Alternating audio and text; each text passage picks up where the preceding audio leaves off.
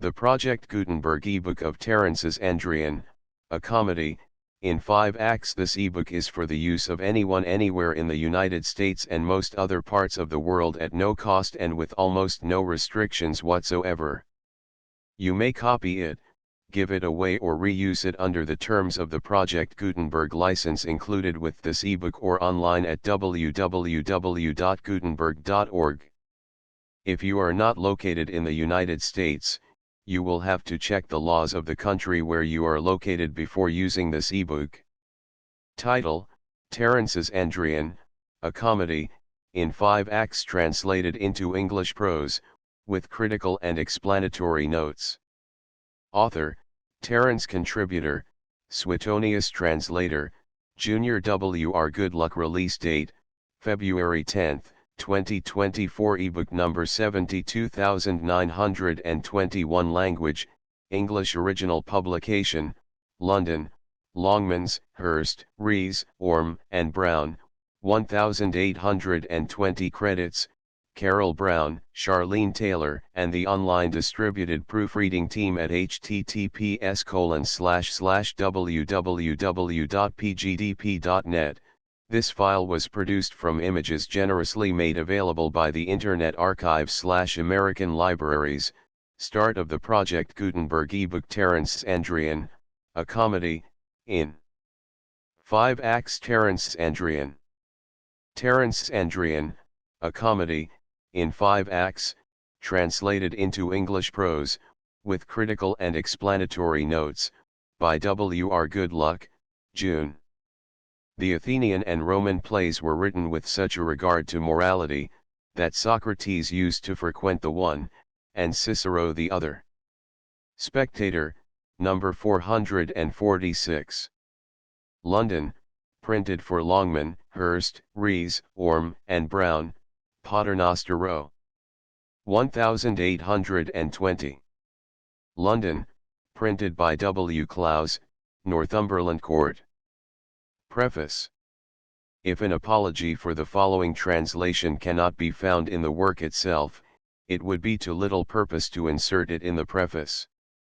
I have attempted to present to the public the most celebrated dramatist of ancient Rome, in such a dress as may enable the English reader, learned and unlearned equally, to relish, in his own language, the beauties of this great poet.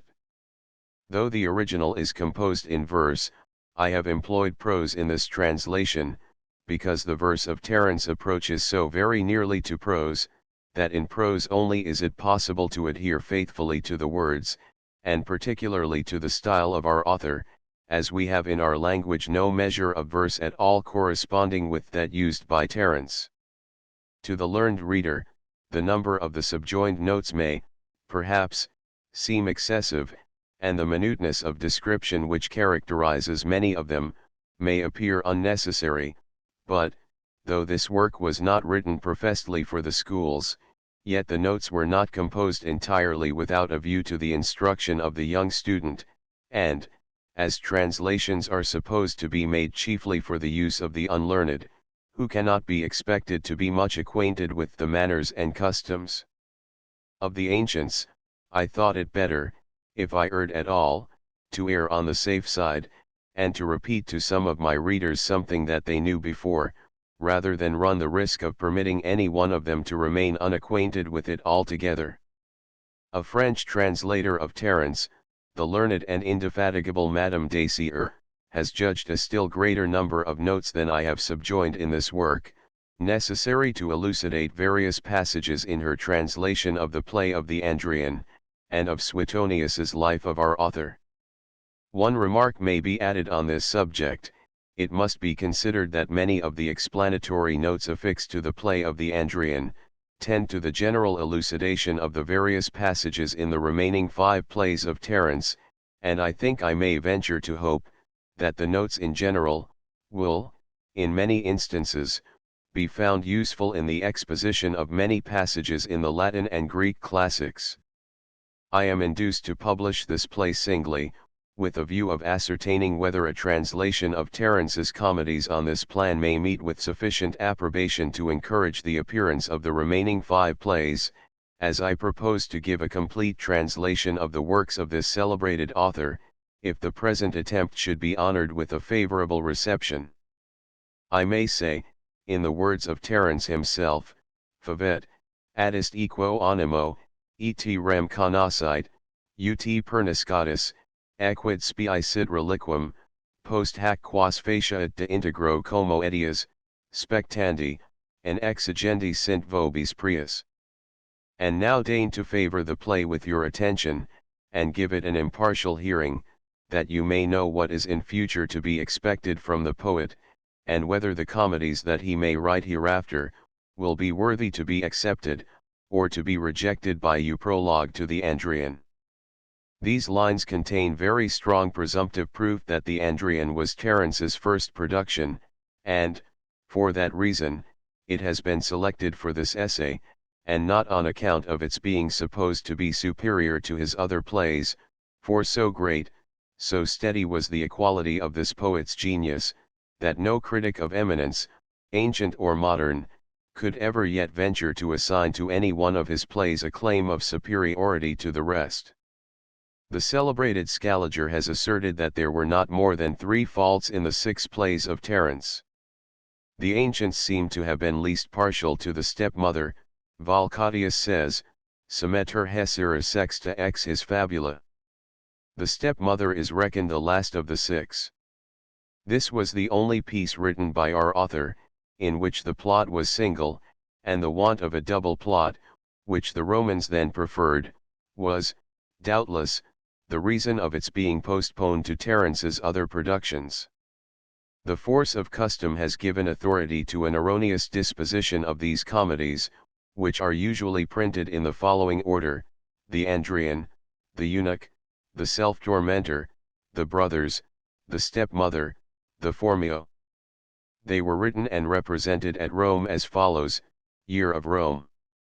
The Andrian 587, the Stepmother 588, the Self-Tormentor 590, the Eunuch 592, the Phormio 592, the Brothers 593. The original cause of the order of these plays being changed by the ancient transcribers is not known, though it is conjectured that they classed them thus, that the 4 plays taken from Menander might be placed together.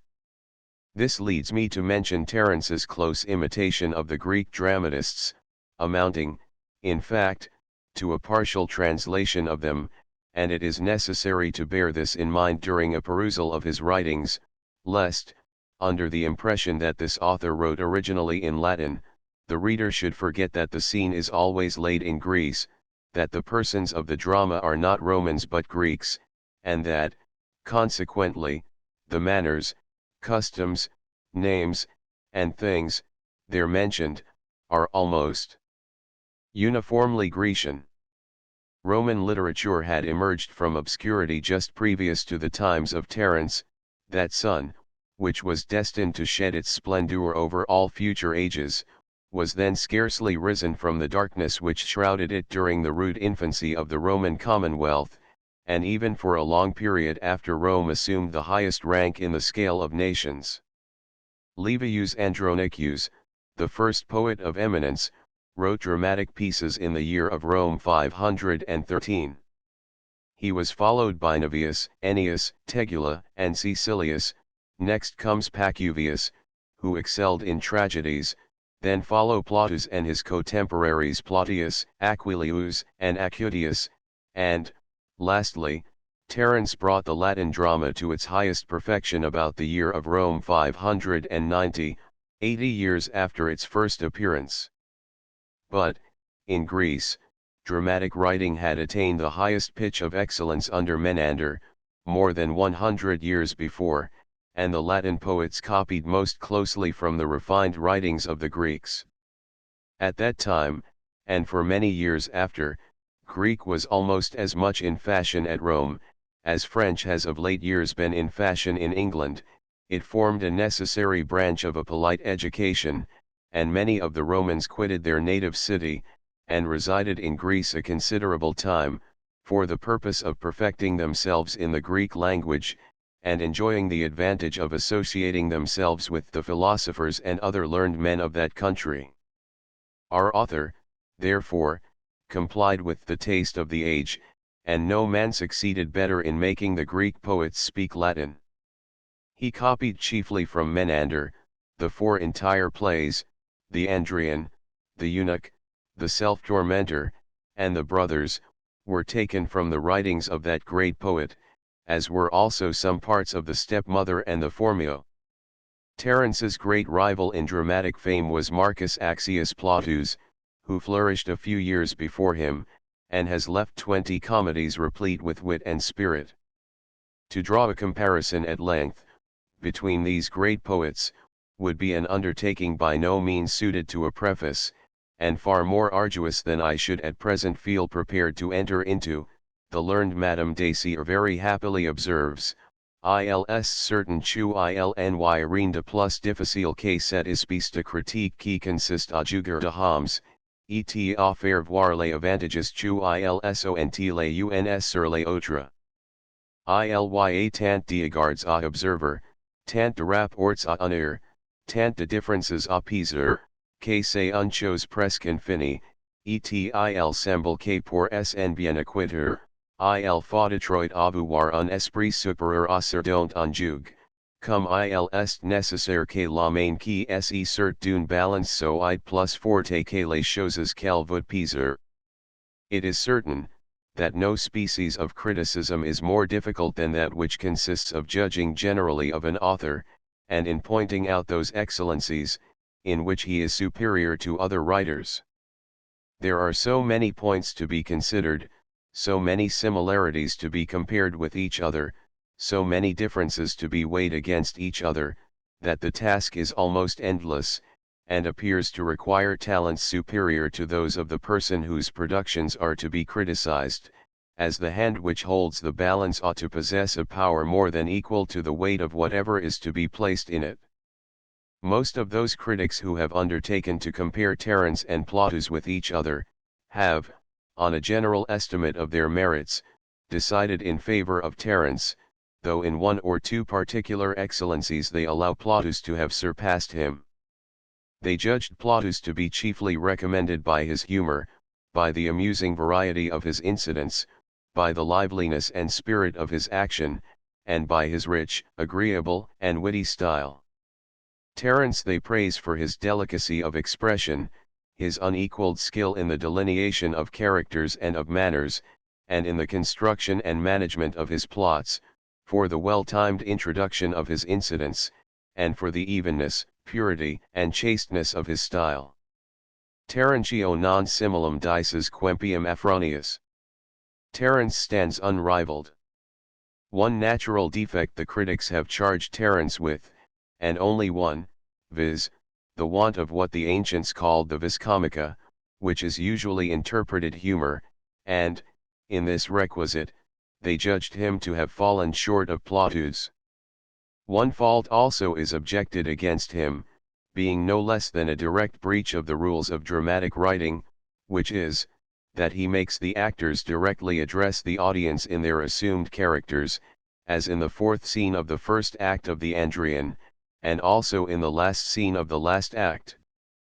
Against the latter charge, no defense can be made, except we urge the authority of custom, but the imputation against our author of a want of humor may, in a great measure, be repelled.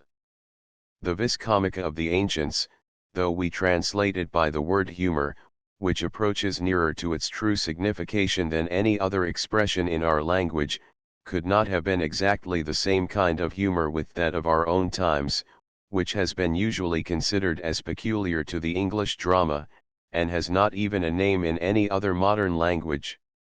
If we allow the vis comica, or comic force, to be divided into 2 species, namely, the vis comica of the action, and the vis comica of the dialogue, and is there not a humor of action, as there is of words, we must also allow, that Terence's writings, far from being devoid of the humor of action, are replete with it throughout.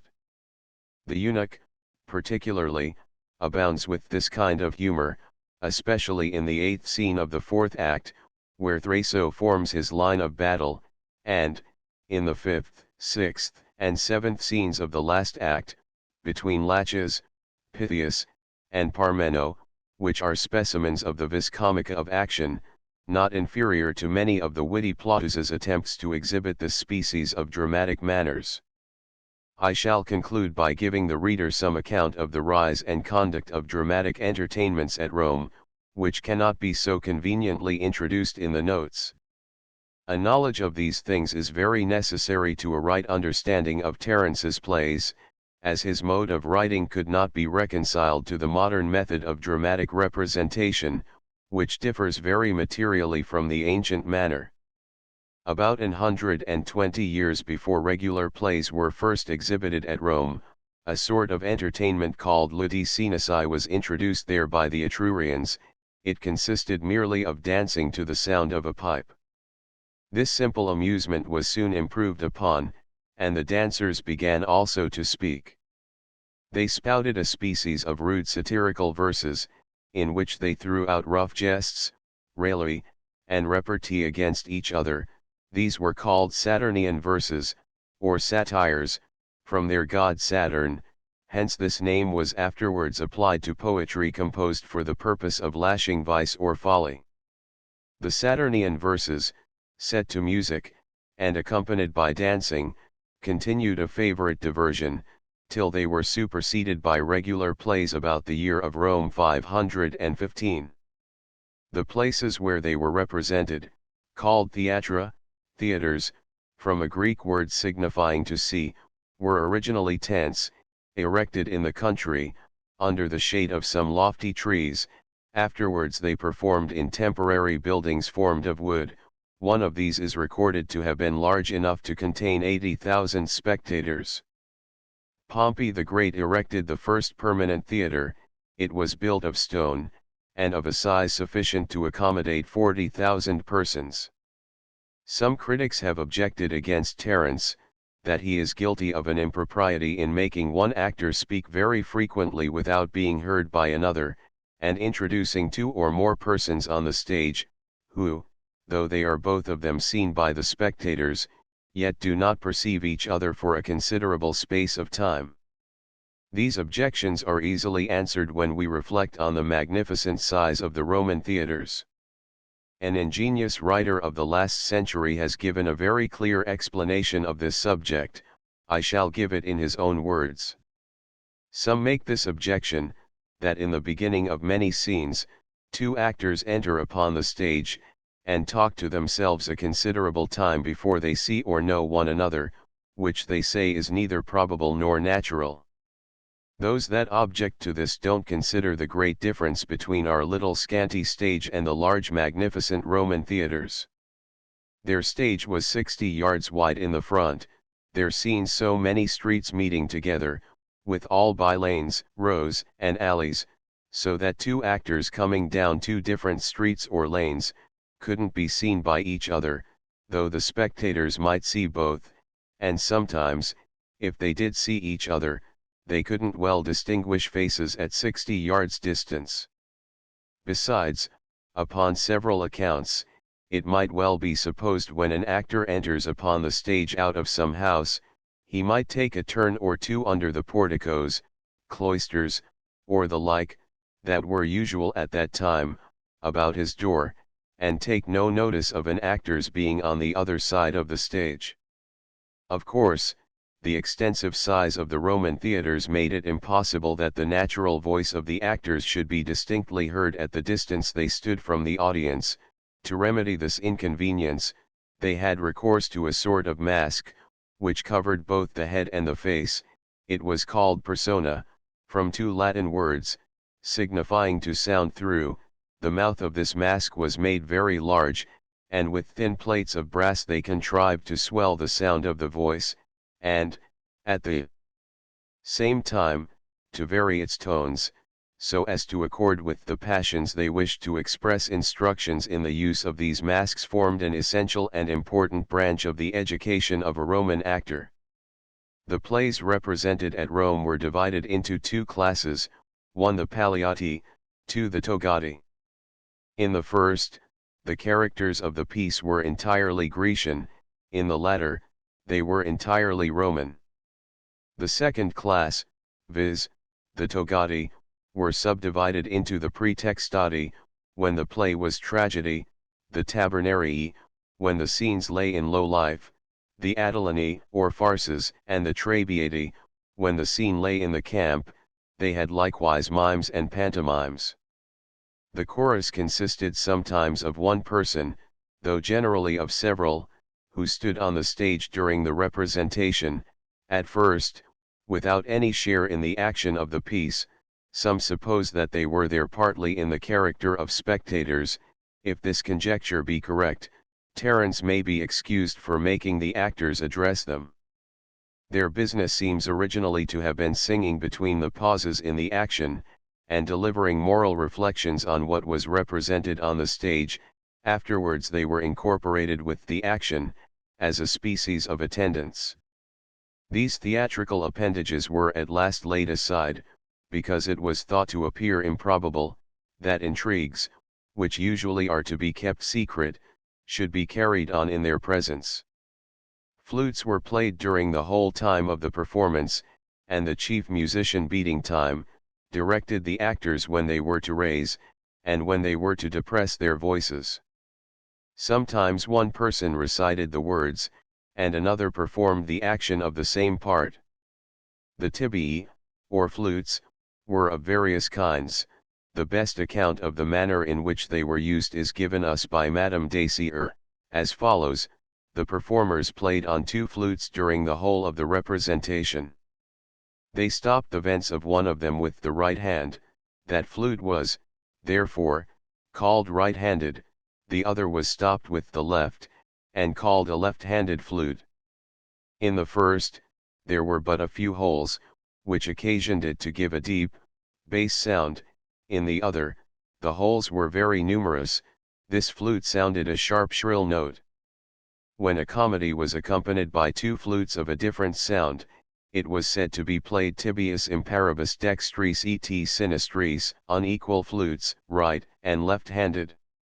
When the flutes were of the same sound, it was said to be played tibius paribus dextris, with equal right-handed flutes, if they were of a deep sound, and tibius paribus sinistris, with equal left-handed flutes, when they were of a sharp shrill sound.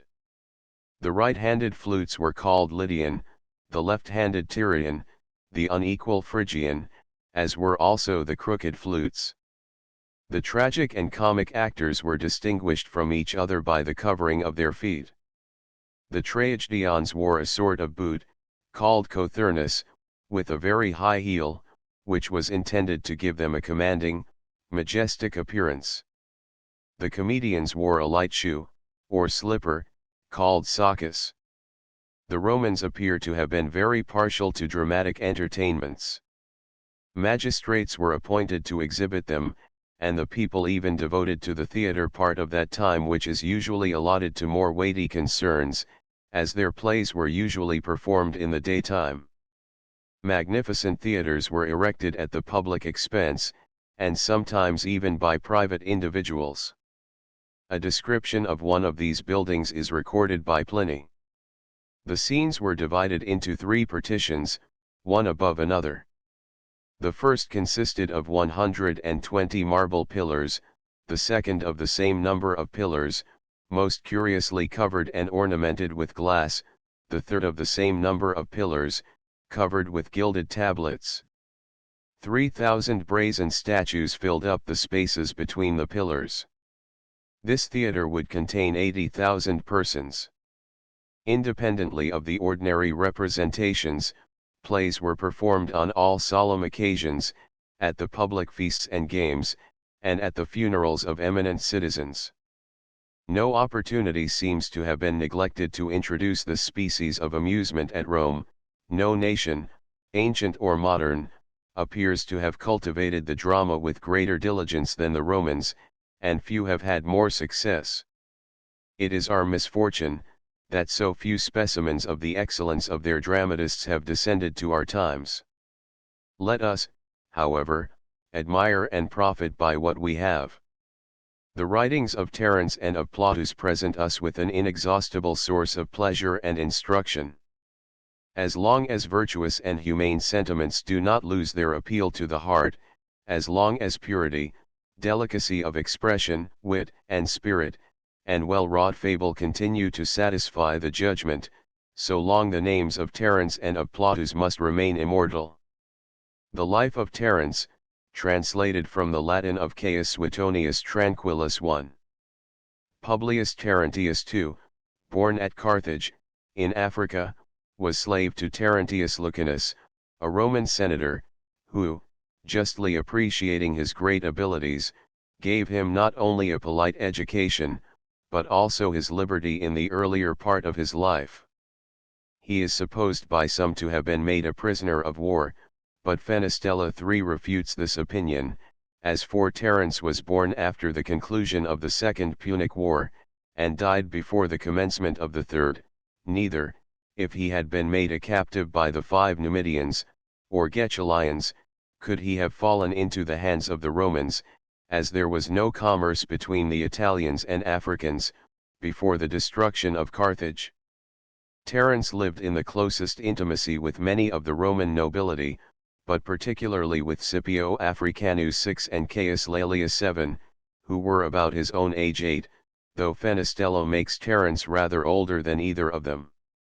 Portius IX commemorates their friendship in the following verses: Dum lascivium nobilium, et fucosas laudes peti, dum Africani vocem divinum inhiat avides oribus, dum ad furiam se siniter et lelium pulchrum putat, dum se amariab his credit, crebro in albinum rapi obi floromitatis sui, ipsa sublatus rebus ad summum inopium redactus est atac conspectu omnium abiat in Gricium interim ultimam.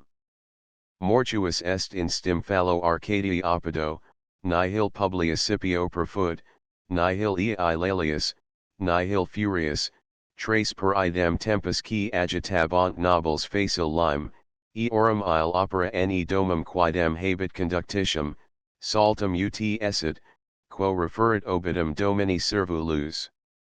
While Terence joins in the pleasures of the nobles, and seeks their empty praise, while he listens with delight to the divine voice of Africanus, and thinks himself most happy to sup with Laelius and with Furius X, while he believes them to be his true friends, while he is frequently carried to the 11 Albanian villa, his property is spent, and he himself reduced to the greatest poverty, on which account he goes, avoiding all mankind, to the most distant parts of Greece, and dies at Stymphalus 12, a town in Arcadia. His 3 great friends Scipio, Laelius, and Furius, give him no assistance, nor even enable him to hire a house, that there might, at least, be a place where his slave might announce to Rome his master's death. He wrote 6 comedies. When the first of them, the Andrian, was presented to the Aediles 13, he was desired to read it to Serius 14, he accordingly repaired to his house, and found him at supper, and, being meanly dressed, was seated on a stool near the couch of Serius 15, where he commenced the reading of his play, but Serius had no sooner heard the first few lines than he invited the poet to sup with him, after which, the play was read, to the great admiration of Serius, who bestowed on the author the most unbounded applause. The other 5 comedies met with equal commendation from the Romans, though Valcatius 16, in his enumeration of them, says, Semeter hesira sexta ex his fabula. The stepmother is reckoned the last of the 6. The eunuch was acted twice in one day 17, and the author received for it a higher price than was ever paid for any comedy before that time, viz., 8,000 sesterces 18, on account of the magnitude of the sum. It is mentioned in the title of that play. Varro 19 even prefers the opening scenes of the brothers of Terence to the same part in Menander. The report that Terence was indebted to Scipio and Laelius, with whom he was so intimate, for parts of his comedies, is well known, and he himself scarcely seems to have discouraged the assertion, as he never seriously denies it, Witness the prologue to the brothers, nam quod isti decunt malevali, homines nobles eum agitare, assiduaci una scriberi, quod illi maledictum via mens existimant, eam laudum hic tusit maximum, cum illis placet qui vobis universis, et populo placent, quorum opera in bello, in otio, in negotio suo quisque tempor usus est sine superbia. And as for what those malicious railers say 20, who assert that certain noble persons assist the poet, and very frequently write with him, what they think a reproach, he considers as the highest praise, that he should be thought to please those who please you, and all Rome, those who have assisted every one in war and peace and even in their private affairs, with the greatest services, and yet have been always free from arrogance. It is likely, that he might wish, in some measure, to encourage this idea, because he knew that it would not be displeasing to Scipio and Laelius. However, the opinion has gained ground, and is strongly entertained even to the present day. Quintus Memmius 21, in an oration in his own defense, says, Publius Africanus, qui a Terentio personam mutuatus, qui domi laserat ipsi, nomini Ilius insinum deculid Publius Africanus, who borrowed the name of Terence for those plays which he composed at home for his diversion. Cornelius Nepos 22 asserts, that he has it from the very first authority, that Caius Laelius being at his country house at 23 Puteoli, on the 1st of March 24, and being called to supper by his wife at an earlier hour than usual, requested that he might not be interrupted, and afterwards coming to table very late, he declared that he had scarcely ever succeeded better in composition than at that time, and, being asked to repeat the verses, he read the following from the Self-Tormentor, Act 4, Scene 3. Satis pol proterv me siri promius huc induxerunt de cm quas mi dare policitus est, quod si is nunc me disperit, cp obsecrans me, ut veniam, frustra veniet, aut, cum venturum dixero, et constituero, cum assert renunciarit, clitophon cum in spe pendibit animi decipium, ac non veniam, cirrus me tergo penis pendet. Truly the Cirrus has coaxed me hither, impertinently enough, with his fine promises that I should receive 10 minae, but, if he deceives me this time, 'twill be to no purpose to ask me to come again, or, if I promise, and appoint to come, I'll take good care to disappoint him. Clitipo, who will be full of eager hope to see me, will I deceive, and will not come, and Cirrus back shall pay the penalty. Santrid 25 thinks, that if Terence had required any assistance in his comedies, he would not have requested it from Scipio and Laelius, who were then extremely young 26, but from 27 Caius Sulpicius Gallus, a man of great learning, who also was the first person who procured 28 the representation of comedies at the consular games, or from 29 Quintus Fabius Labeo, or from 30 Marcus Popilius Laenas, two eminent poets, and persons 31 of consular dignity, and Terence himself, speaking of those who were reported to have assisted him, does not mention them as young men, but as persons of weight and experience, who had served the Romans in peace, in war, and in private business. After the publication of his 6 comedies, he quitted Rome, in the 35th year of his age, and returned no more. Some suppose that he undertook this journey with a view to silence the reports of his receiving assistance from others in the composition of his plays, others, that he went with a design to inform himself more perfectly of the manners and customs of Greece. Valcatius speaks of his death as follows, sed uta for sex populo edidit como etias iter hin in Asiam facit, navem cum semel consendit, visus nunquam est sic vita vacit.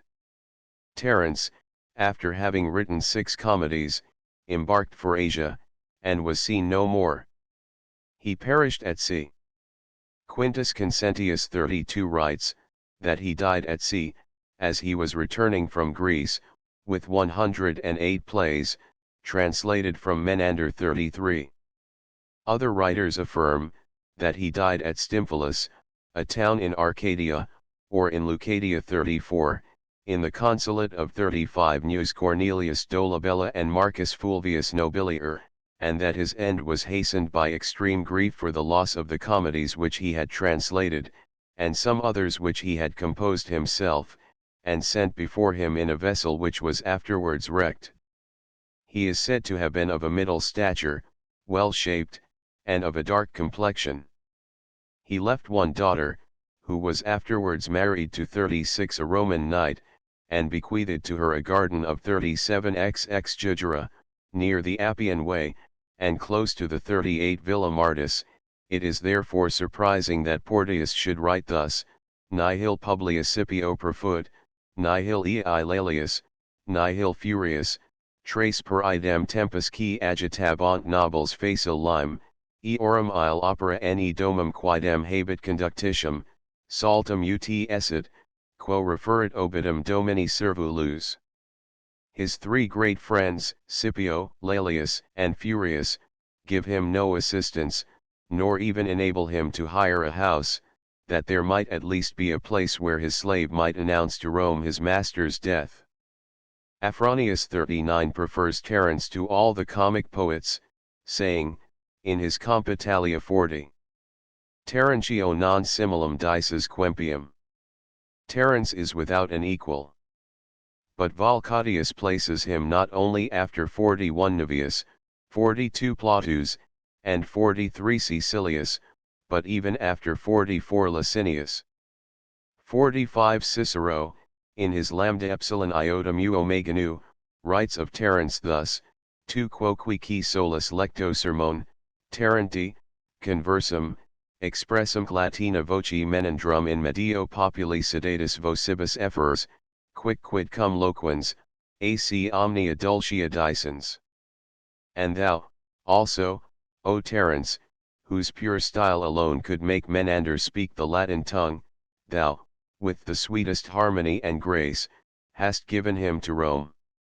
Also Caius Julius Caesar 46, tu quoque tu in summis, o dimitiate Menander, poneris et merito, puri sermonis amatier, lenibus et cutinum scriptus adjuncta foret vis comica ut equato virtus polaret honor, cum grisus nec in hac despectus part jaceres, unum hoc macerer, et dolio tibi dsc Terenti. And thou, also, O thou half Menander, art justly placed among the most divine poets, for the purity of thy style. O would that humor had kept pace with ease in all thy writings, then thou wouldest not have been compelled to yield even to the Greeks, nor could a single defect have been objected to thee. But, as it is, thou hast this great defect, and this, O Terence, I lament. The Andrian, a comedy, acted at the Megaletian Games 47, in the 48 Curule Dilate of 49 Marcus Fulvius and Marcus Glabrio 50, by the company 51 of Lucius Ambivius Turpio, and Lucius Adelius 52, of Praeneste. Flaccus, the freedman of Claudius, composed the music for 53 equal flutes, right and left-handed. 54 it is taken from the Greek, and was published during the consulate of Marcus Claudius Marcellus, and Gnaeus Sulpicius Galba 55. Year of Rome 587 before our Savior 162 authors aged 27. The argument. There were in Athens two brothers, Crims and Phania. The former, making a voyage to Asia, left his infant daughter, named Possibula, under the protection of Phania, who, to avoid the dangers of a war which shortly after convulsed the Grecian states, quitted Athens and embarked also for Asia with the infant Possibula, designing to rejoin his brother Crims.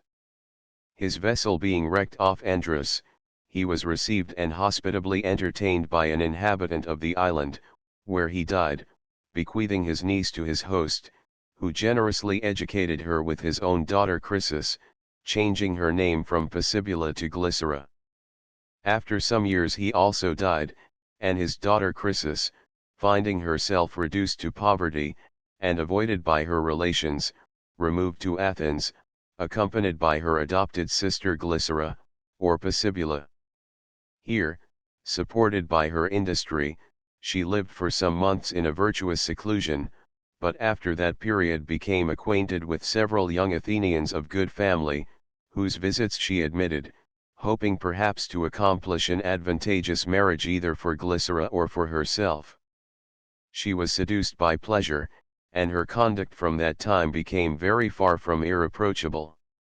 Meanwhile a young man, named Pamphilus, is accidentally introduced at her house, sees Glycera, is enamored of her, she returns his affections, and they are privately betrothed, a short time previous to the death of Chrysis, which happens about 3 years after her removal to Athens.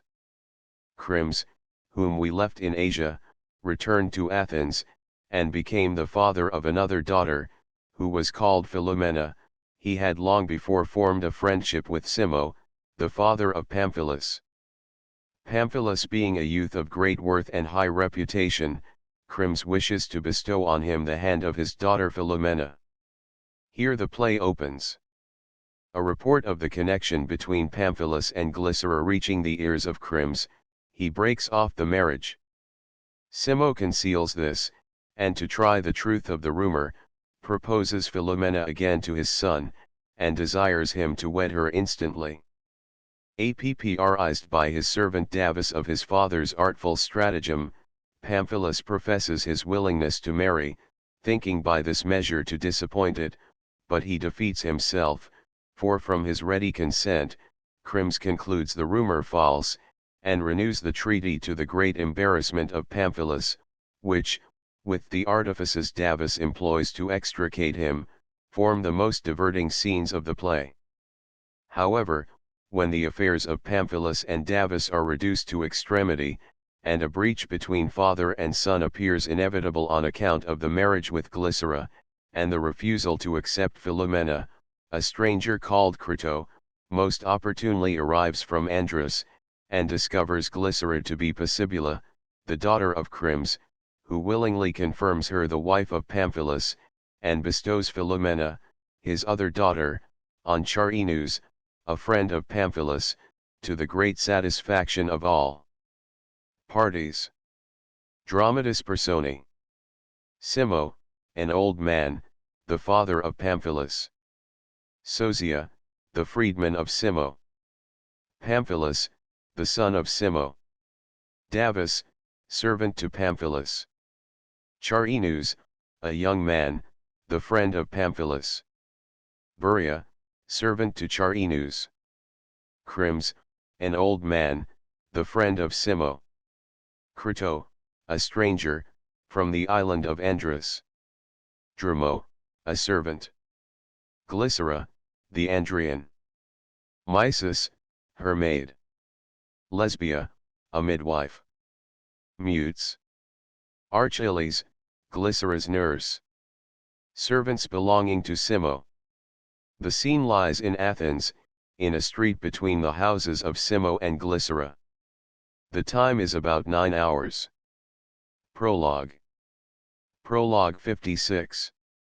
Our poet, when first he bent his mind to write, thought that he undertook no more than to compose comedies which should please the people. But he finds himself not a little deceived, and is compelled to waste his time in making prologues, not to narrate the plot of his play, but to answer the snarling malice of an older poet. 57. And now, I pray you, sirs, observe what they object against our author. Menander wrote the 58 Andrian and Parenthian. He who knows one of them knows both. Their plots are so very similar, but they are different in dialogue, and in style. He confesses that whatever seemed suitable to the Andrian, he borrowed from the Parenthian, and used as his own, and this, forsooth, these railers carp at, and argue against him that comedies thus mixed are good for nothing. But, in attempting to shew their wit, they prove their folly, since, in censuring him, they censure Naevius, Plautus 59, Ennius, who have given our author a precedent for what he has done, and whose careless ease he would much rather imitate than their obscure correctness. But henceforth let them be silent, and cease to rail, or I give them warning, they shall hear their own faults published. And now deign to favor the play with your attention, and give it an impartial hearing, that you may know what is in future to be expected from the poet, and whether the comedies that he may write hereafter, will be worthy to be accepted, or to be rejected by you. The Andrian. Act I scene I Simo, Sosia, and slaves, carrying provisions. Simo. 60 carry in those things, directly. Exeunt slaves. Do you come hither Sosia, I have something to say to you. Sosia. You mean, I suppose, that I should take care that these provisions are properly dressed. Simo. No, it's quite another matter. Sosia. In what else can my skill be of any service? Simo. There is no need of your skill in the management of the affair I am now engaged in, all that I require of you is faithfulness and secrecy, qualities I know you to possess. Sosia. I long to hear your commands. Simo. You well know, Sosia, that from the time when I first bought you as my slave 61 even from your childhood until the present moment, I have been a just and gentle master, you served me with a free spirit, and I gave you freedom, 62 as the greatest reward in my power to bestow. Sosia. Believe me, sir, I have not forgotten it. Simo. Nor have you given me any cause to repent that I did so 63 Sosia. I am very glad, Simo, that my past, and present conduct has been pleasing to you, and I am grateful for your goodness in receiving my poor services so favorably, but it pains me to be thus reminded of the benefits you have conferred upon me, as it seems to upbraid me with having forgotten them 64 Pray, sir, let me request to know your will at once. Simo. You shall, but first I must inform you that my son's marriage, which you expect to take place, is only a feigned marriage. Sosia. But why do you make use of this deceit? Simo. 65 You shall hear everything from the beginning, by which means you will learn my son's course of life, my intentions, and the part I wish you to take in this affair. When my son, Pamphilus, arrived at man's estate 66 of course he was able to live more according to his own inclination, for, until a man has attained that age, his disposition does not discover itself, being kept in check either by his tutor, or by bashfulness, or by his tender years. Sosia. That is very true. Simo.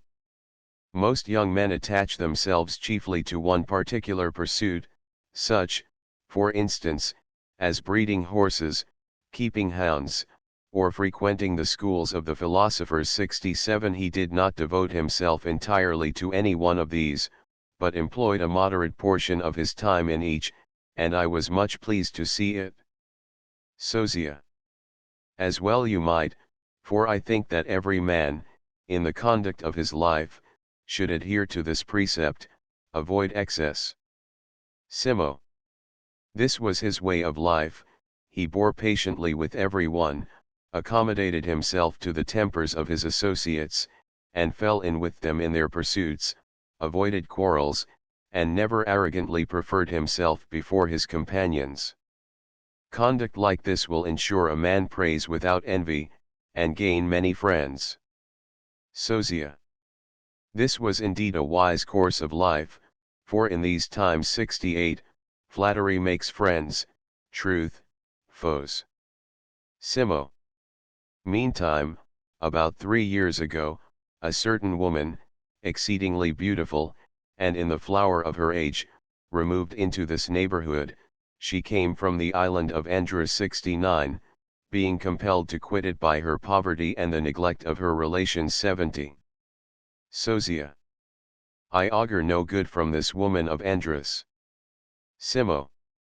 At first she lived chastely and penuriously and laboured hard, managing with difficulty to gain a livelihood 71 with the distaff and the loom, but soon afterwards several lovers made their addresses to her 72, promising to repay her favours with rich presents, and as we all are naturally prone to pleasure, and averse to labour, she was induced to accept their offers, and at last admitted all her lovers without scruple.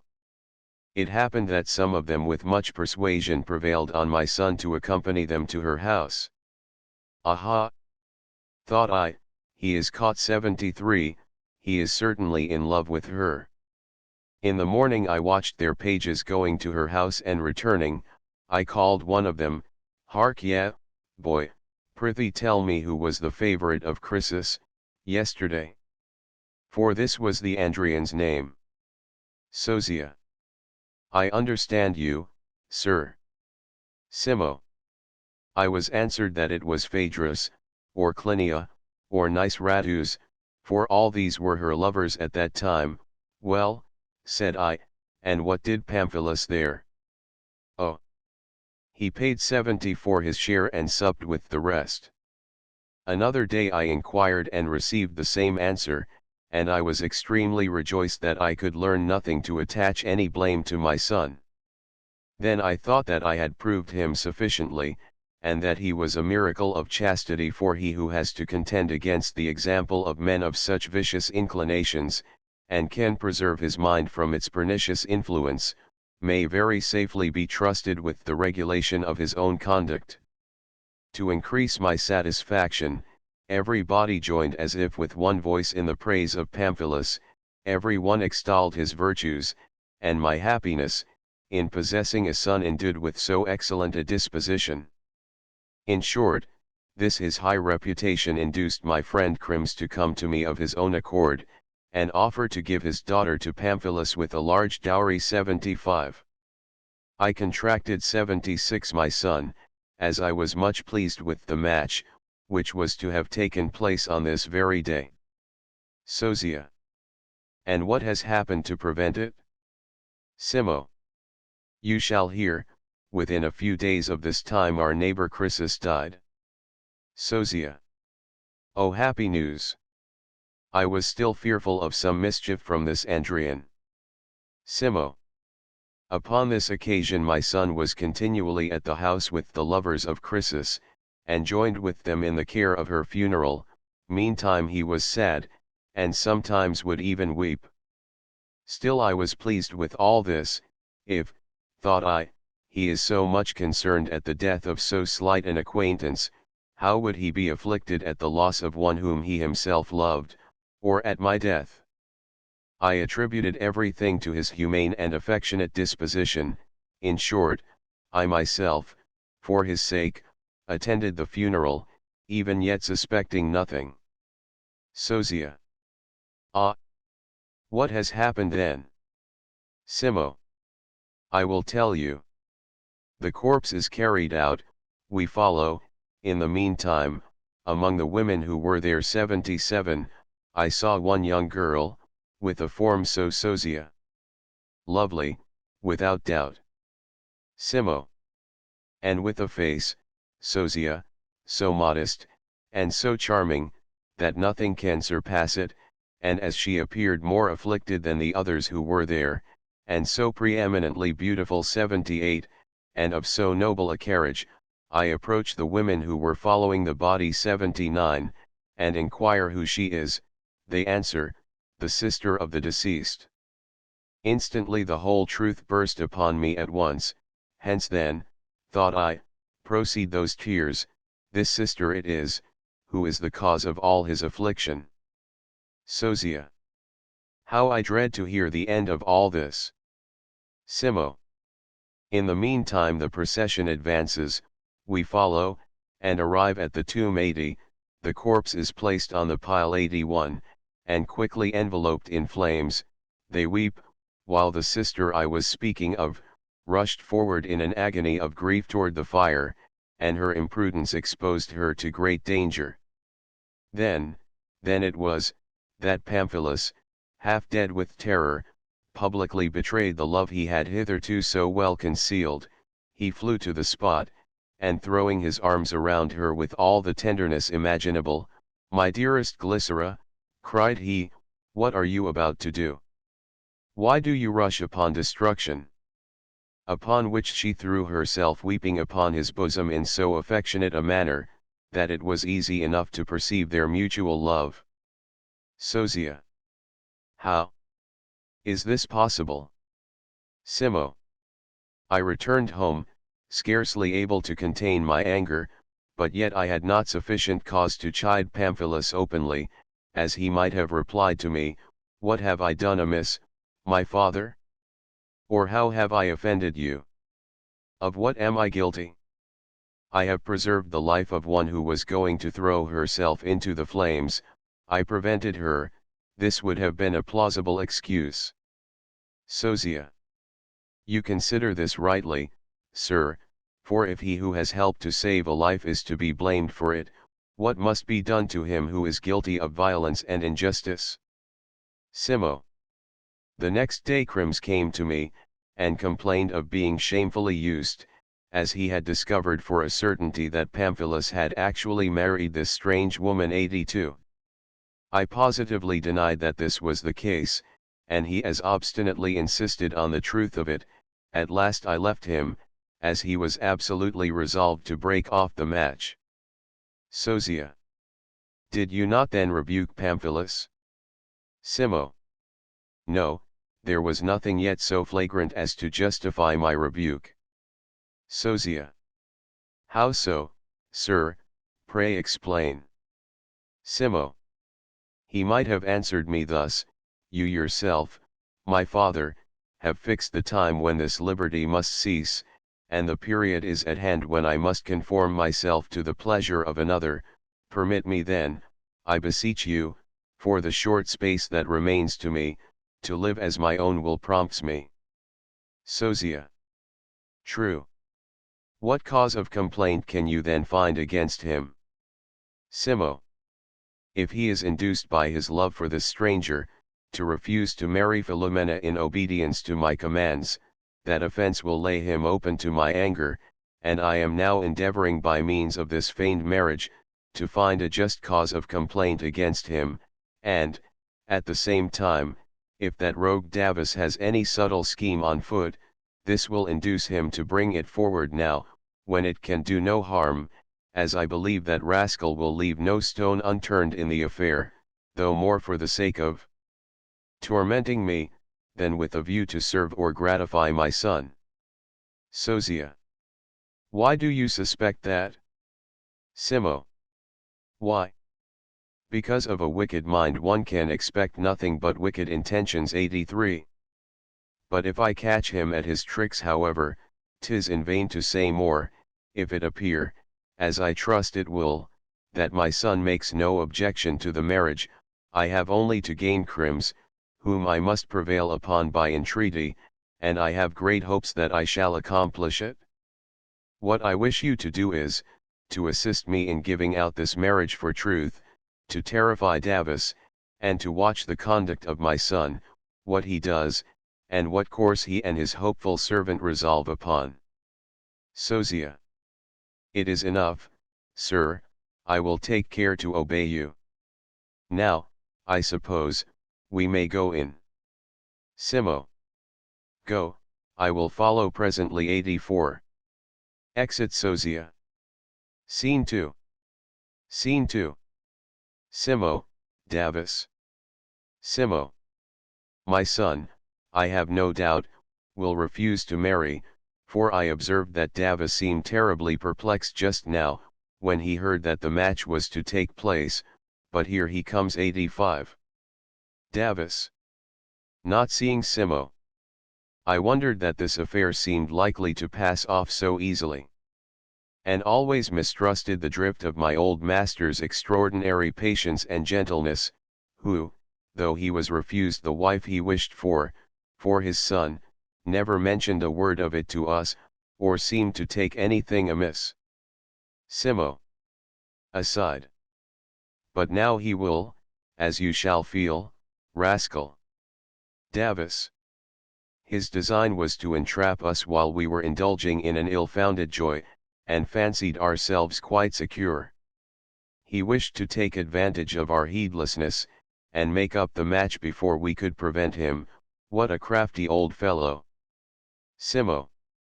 How this rascal prats. 86. Davis. Here is my master. He has overheard me. I never saw him. Simo. Davis. Davis. Who calls Davis? Simo. Come hither, Sirrah. Davis. Aside. What can he want with me? Simo. What were you saying? Davis. About what, sir? Simo. About what, sir? The world says that my son has an intrigue. Davis. Oh. Sir, the world cares a great deal about that, no doubt. Simo. Are you attending to this, sir? Davis. Yes, sir, certainly. Simo. It does not become me to inquire too strictly into the truth of these reports. I shall not concern myself in what he has done hitherto, for as long as circumstances allowed of it, I left him to himself, but it is now high time that he should alter and lead a new life. Therefore, Davis, I command, and even entreat, that you will prevail on him to amend his conduct. Davis. What is the meaning of all this discourse? Simo. Those who have love intrigues on their hands are generally very averse to marriage. Davis. So I have heard. Simo. And if any of them manage such an affair after the counsel of a knave, 'tis 100 to 1 but the rogue will take advantage of their weakness, and lead them a step further, from being lovesick to some still greater scrape or imprudence. Davis. Truly, sir, I don't understand what you said last. Simo. No. Not understand it? Davis. No, I am not Oedipus 87 but Davis. Simo. Then you wish that what I have to say should be explained openly and without reserve. Davis. Certainly I do. Simo. Then, Sirrah, if I discover that you endeavor to prevent my son's marriage by any of your crafty tricks, or interfere in this business to show your cunning, you may rely on receiving a few scores of lashes, and a situation in the grinding house 88 for life. Upon this token, moreover, that when I liberate you from thence, I will grind in your stead. Is this plain enough for you, or don't you understand yet? Davis. Oh, perfectly. You come to the point at once, you don't use much circumlocution, I faith.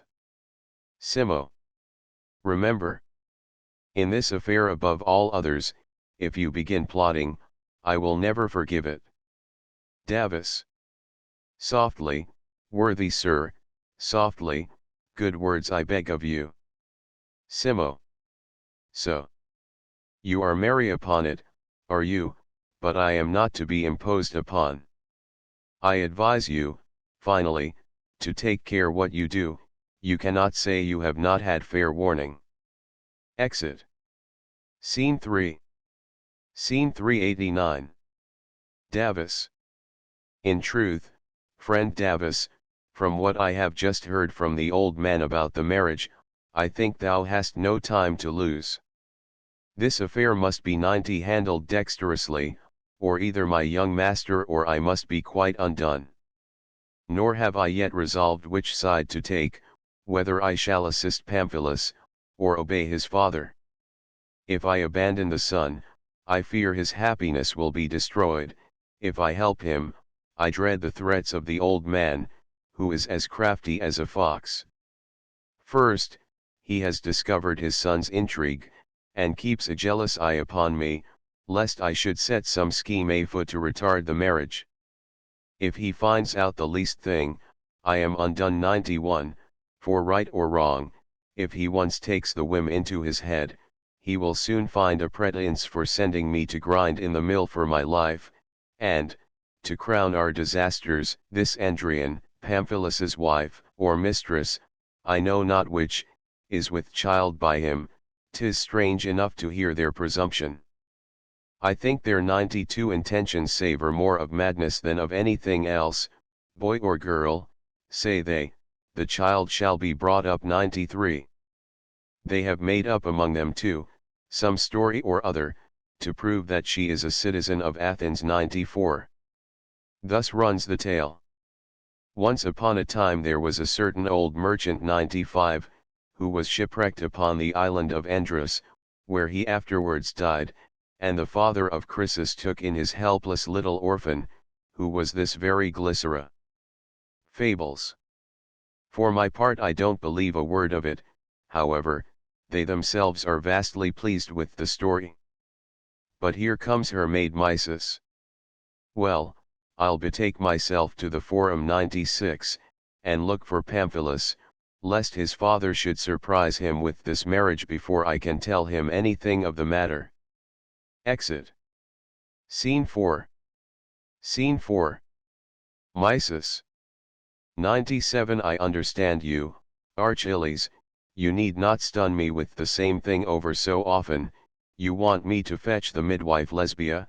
In truth, she's very fond of the dram bottle, and very headstrong, and I should think she was hardly skillful enough to attend a woman in her first labor. However, I'll bring her. Mark how 98 importunate this 99 old baggage is to have her fellow gossip, that they may tipple together. Well, may Diana grant my 100 poor mistress a happy minute, and that Lesbia's want of skill may be shown anywhere rather than here. But what do I see? Here comes Pamphilus, seemingly half distracted. Surely something is the matter. I will stay and see whether this agitation is not the forerunner of some misfortune. Scene v Pamphilus, Mysis 101. Pamphlet. Heavens! Is it possible that any human being, much less a father, could be guilty of an action like this? Mysis. Aside. What can be the matter? Pam. By the faith of gods and men, if ever any one was unworthily treated, I am. He peremptorily resolved that I should be married on this very day. Why was not I informed of this before? Why was not I consulted? Mysis. Aside. Miserable woman that I am! What do I hear? Pam. And why has Crims changed his mind, who obstinately persisted in refusing me his daughter, after he heard of my imprudence? 102. Can he do this to tear me from my dearest Glycera? Alas! If I lose her, I am utterly undone. Was there ever such an unfortunate lover, was there ever such an unhappy man as I am? Heavens and earth! Will this persecution never end? Shall I never hear the last of this detested marriage? How have I been insulted, how have I been slighted?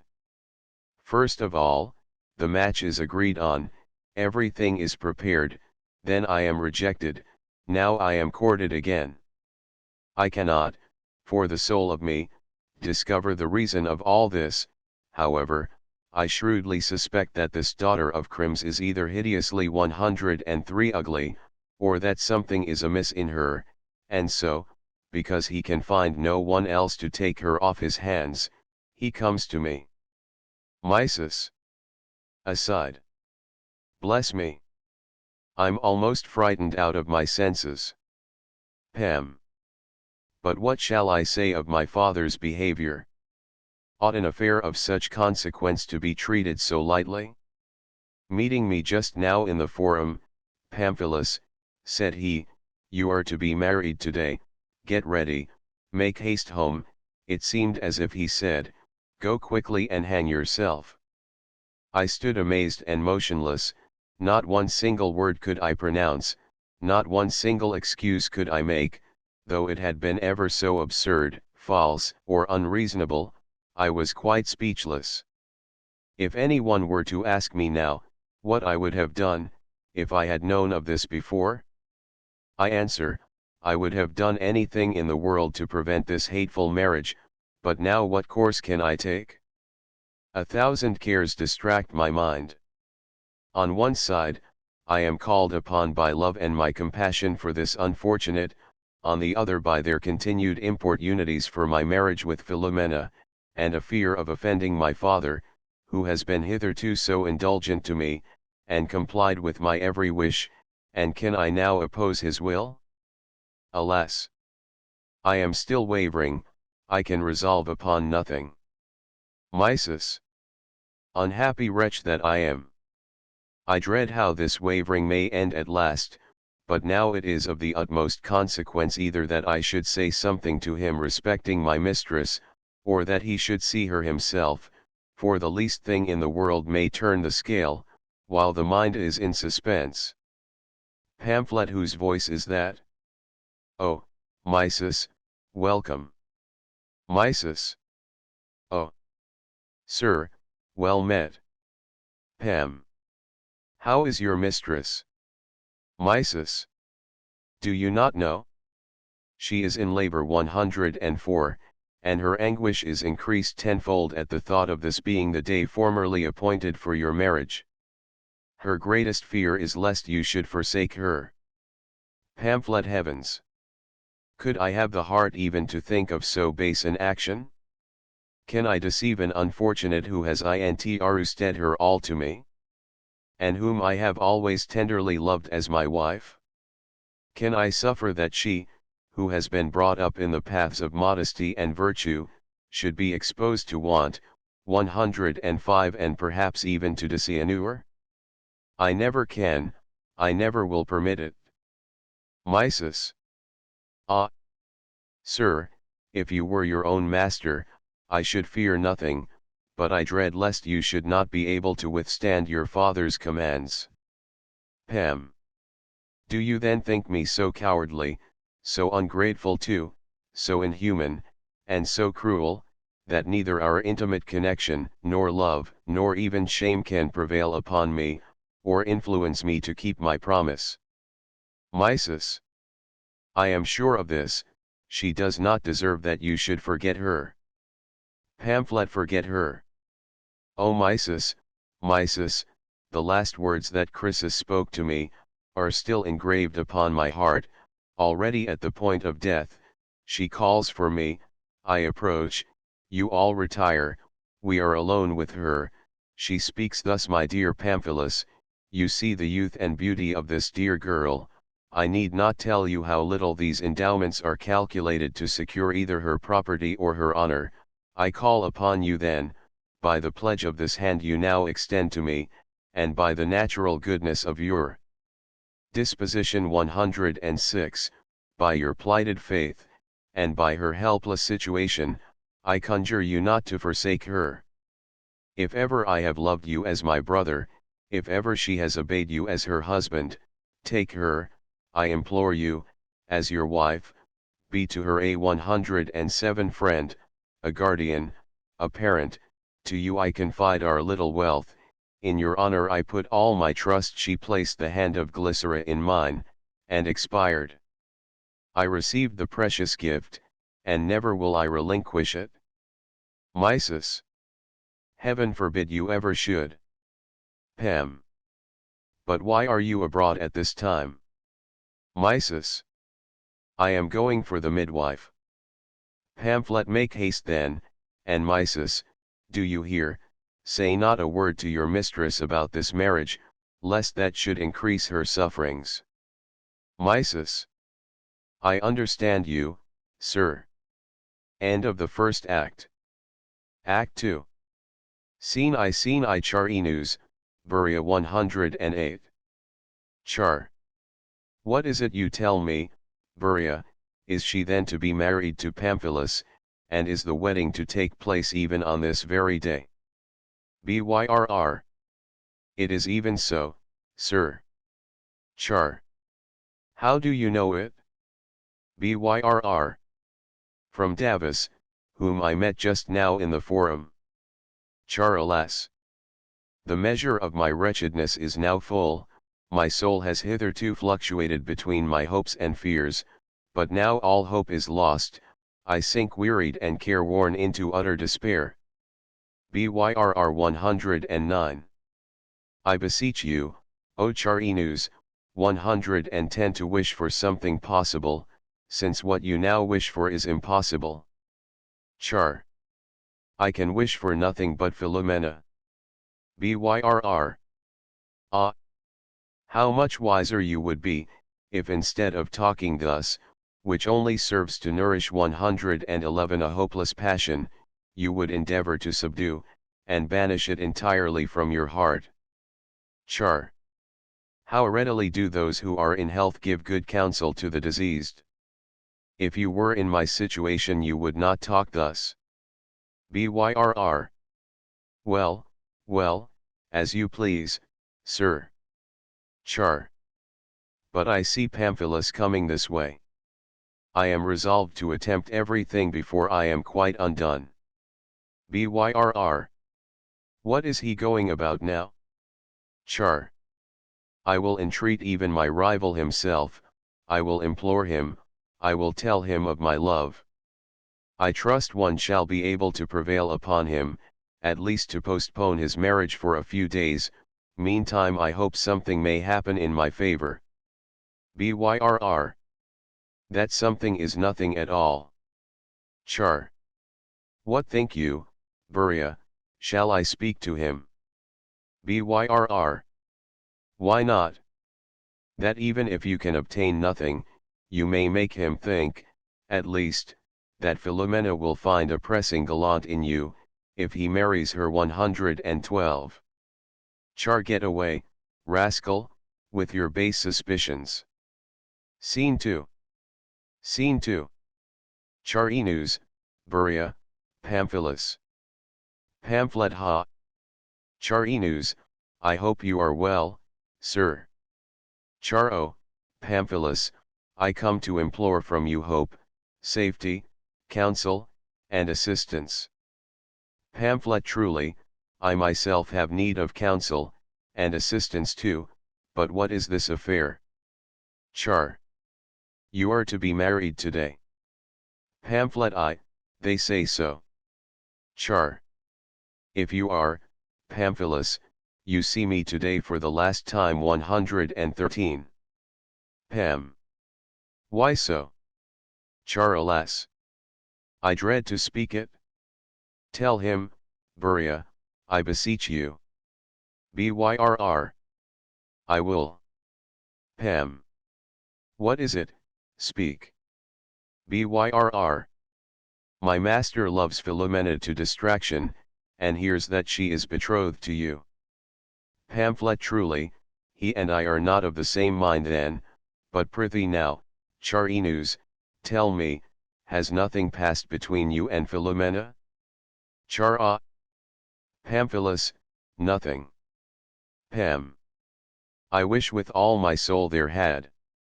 Char. I implore you then, by all the ties of friendship, and tried affection, never to wed her, this is my first request. Pam. Never. If I can help it, believe me. Char. But if you cannot grant me this, and earnestly desire the match, Pam. I desire it. Char. At least defer it for a day or two, that I may go from here, and avoid the misery of being obliged to witness it. Pamphlet, listen to me, Charinus, I think it is by no means the part of a man of honor to claim thanks, where none are due to him. I am more desirous to avoid Philomena, than you are to obtain her. Char. My dearest friend. Your words have given me new life. Pam. Now, if either you, or Buria here, can do anything, for 114 heaven's sake do it, contrive, invent, and manage if you can, that she may be given to you, I meantime will do all in my power to prevent her from being given to me. Char. I am satisfied. Pam. But here comes Davis, most opportunely, I rely entirely upon his advice. Char to Buria. But as for you, you can tell me nothing but what I don't care to hear. Begone, Sirrah. Byrr. With all my heart, sir. Exit. Scene 3. Scene 3. Charinus, Pamphilus, Davus. Davus. Heaven. What a world of good news do I bring! But, to himself where shall I find Pamphilus? That I may relieve him from his present fears, and fill his soul with joy. Char. He seems to be very much pleased at something, he's mighty merry. Pamphlet. 'Tis nothing at all, he does not yet know of this unfortunate affair. Davus. To himself. For if he has heard that he is to be married today. Char. Do you hear what he says? Davus. I'll be bound he's at this very moment half distracted, and seeking for me all over the town, but where shall I find him, or which way shall I now direct my course? Char. Why do you not speak to him? Davus going. Well, I'll go. Pamphlet. Stop, Davus. Davus. Who calls me? Oh. Pamphilus. I was seeking for you everywhere. Charinus, too. Well met, sir, I wanted both of you. Pamphlet. Oh Davus, I am quite undone. Davus. But hear me. Pam. I am quite ruined. Davus. I know all your fears. Char. And as for me, my very existence is at stake. Davus. I know your affair also 115. Pam. A marriage is Davus. I know that also. Pam. This very day too. Davus. You stun me, I tell you I know everything already. You, Pamphilus, fear lest you should be compelled to marry Philomena, and you, Charinus, lest you should not marry her. Char. Exactly so. Pamphlet. 'Tis the very thing. Davus. Then, sir, in that very thing there is no danger at all, take my word for it. Pam. For heaven's sake, Davus, if you can do so, rid me of my fears at once. Davus. I banish them all, Crims does not intend to give you his daughter at present. Pam. How do you know that? Davus. I am sure of it.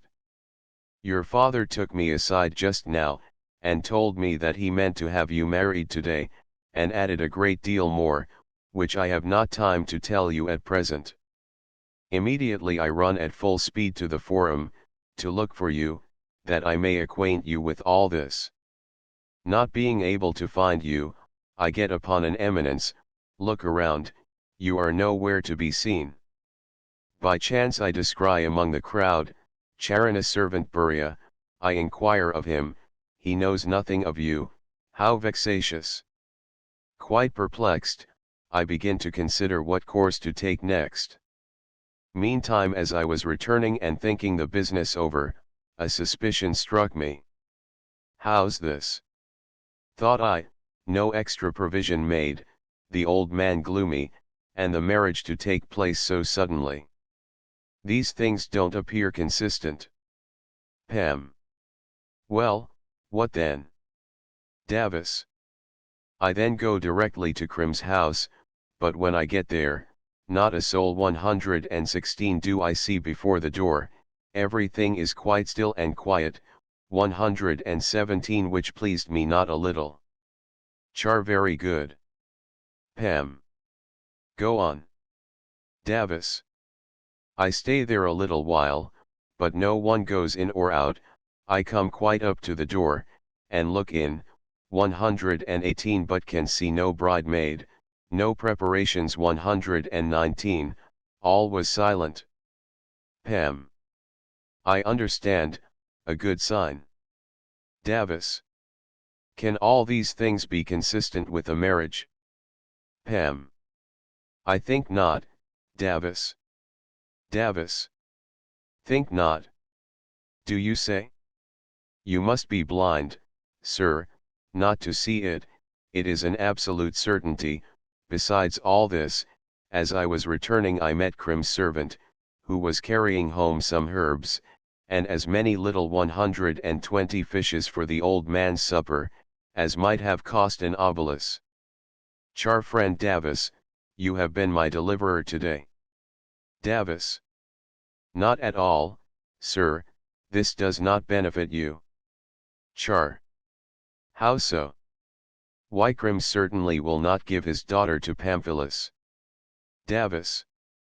Nonsense, as if it followed of course that he must give her to you, because he does not give her to him. If you do not take care, if you do not use all your endeavors, to gain the support of the old man's friends, you will be no nearer your wishes than ever. 121. Char. You advise me well, I will go about it, though in truth this hope has often deceived me before. Farewell. Exit. Scene 4. Scene 4. Pamphilus, Davis. Pam. What then can my father mean? Why does he thus dissemble? Davis. I will tell you, sir. He knows very well that it would be unreasonable in him to be angry with you, because Crims has refused to give you his daughter, nor can he take anything amiss, before he knows how your mind stands affected towards the marriage. But if you should refuse to marry, all the blame will be thrown on you, and a grievous disturbance created. Pam. What then, shall I bear it patiently, and consent to marry? Davis. He is your father, Pamphilus, and it would not be easy to oppose him. Glycera moreover is 122 destitute and friendless, and he would speedily find some pretext or other to banish her from the city. 123. Pamphlet banish her. Davis. I, directly. Pamphlet. O Davis, what shall I do? Davis. Tell him that you are ready to marry. Pamphlet. Davis. What's the matter? Pam. Can I tell him so? Davis. Why not? Pamphlet. Never. Davis. Be advised, sir, tell him so. Pam. Do not attempt to persuade me to it. Davis. Consider the result. Pamphlet. Torn forever from my Glycera, I should be wedded to another. Davis. You are mistaken, sir, listen to me. Your father, I expect, will speak to you to this effect. Pamphilus. 'Tis my will that you should be married today. I am ready, sir, you shall answer. How can he then complain of you? All his plans on which he places so much reliance will be rendered abortive, and entirely frustrated by this reply, which you may very safely make, as it is beyond a doubt that Crims will persist in refusing you his daughter. Therefore do not let the fear of his changing his 124 mind, prevent you from following my advice. Tell your father that you are willing to marry, that when he seeks a cause of complaint against you, he may not be able to find any. As to the hopes you indulge, that no man will give his daughter to you, on account of this imprudent 125 connection that you have formed, I will soon convince you of their fallacy, for believe me, your father would rather see you wedded to poverty itself, than suffer you to continue your present intimacy with Glycera. But if he thinks you are indifferent, he will grow unconcerned, and look out another wife at his leisure. Meantime something may happen in your favor. Pam. Do you think so? Davis. There is no doubt of it. Pamphlet. Be cautious whither you lead me. Davis. Pray, sir, say no more about it. Pam. I will act as you advise me, but we must take care that he knows nothing of the child, for I have promised to bring it up. Davis. 126. Is it possible? Pam. She entreated me to promise this as a pledge that I would not forsake her. Davis. Enough. I will be on my guard, but here comes your father, take care that you do not appear melancholy or embarrassed.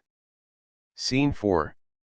Scene v. Davis, Pamphilus, Simo. Simo.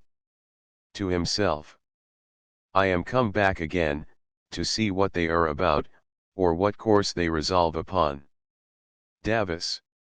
He is fully persuaded that you will refuse to marry, and has been ruminating by himself in some corner, where he has prepared an harangue with which he expects to embarrass you, therefore take care to be on your guard. Pam. I will, Davis, if I can. Davis. Do but tell him that you are ready to marry in obedience to his wishes, and you'll strike the old gentleman dumb, he'll not mention the subject again, I'll answer for it. Scene 6. Scene 6. Simo, Davis, Pamphilus, Berea. Byrr. To himself. My master has given me orders to lay all other business aside and watch Pamphilus today, that I may discover how he acts touching this marriage. So 127. As I saw the old man coming this way, I followed him. Oh! Here is Davis, and his master with him, now then to execute my commission. Simo. Oh! There they are together. Davis. Aside to Pamphilus. Now, sir, be on your guard. Simo. Pamphilus. Davis. Aside to Pamphilus. Turn round suddenly, as if you had not perceived him. Pamphlet. Ha! My father. Davis. Aside. Acted to the life. Simo. I intend, as I told you before, to have you married today. Byrr. Aside. Now for my master's 128 sake, I dread to hear his answer. Pam. You shall not find me tardy in obeying your commands, sir, either on this, or any other subject. Byrr. Aside. Ha! I am 129 struck dumb. What did he say? Simo. You do your duty, when you meet my wishes with a ready compliance. Davis. Aside to Pamphlet. Was I not right, sir? Byrr. Aside. From what I hear, I fancy my master has nothing to do, but to provide himself with another mistress as soon as possible. 130. Simo. Now, Pamphilus, go in immediately, that you may be ready when you are wanted. Pam. I go, sir. Exit. Byrr. Aside. Is there no honor, no sincerity in any man? I find the common proverb to be true. Every man loves himself best. I have seen Philomena, and I remember that I thought her charming. In truth, I cannot much blame Pamphilus, that he had rather wed her himself than yield her to my master. Well, I'll carry him an account of what has passed. I suppose I shall receive an abundance of bad language in return for my bad news. 131. Exit. Scene 7. Scene 7. Davis, Simo. Davis. Aside. The old man thinks I have some scheme on foot, and stay here now to play it off upon him. Simo. Well, what says Davis? Davis. Nothing, sir, just at present. Simo. Nothing. Indeed. Davis. Nothing at all. Simo. But yet I expected something. Davis. Aside. He 132 has missed his aim. I see this nettles him to the quick. Simo. Is it possible that for once you can speak truth? Davis. Nothing can be easier. Simo. Tell me then, does not this marriage very much distress my son, on account of his partiality for this Andrian? Davis. By Hercules, not at all, or if indeed he feels a slight uneasiness for a day or two, you know it will not last longer than that, for he has reflected on the subject, and sees it in its true light, I assure you, sir. Simo. I commend him for it. Davis. While circumstances allowed him, and while 133 his youth in some measure excused him, I confess he did intrigue a little, but then he took care to conceal it from the world, he was cautious, 134 as a gentleman should be, not to disgrace himself by giving room for any scandalous reports, but now as he must marry, he inclines his thoughts to marriage. Simo. Yet, he appeared to me, to be rather melancholy 135. Davis. Not at all on that account, but he is a little vexed with you. Simo. About what? Davis. Oh. A mere trifle. Simo. But what is it? Davis. Nothing worth speaking of. Simo. But tell me what it is. Davis. He says you are too sparing of your purse. Simo. Who? I. Davis. You. My father, said he, has scarcely spent 10 drams for the wedding supper 136, does this look like the marriage of his son? I cannot invite my companions even on such an occasion as this.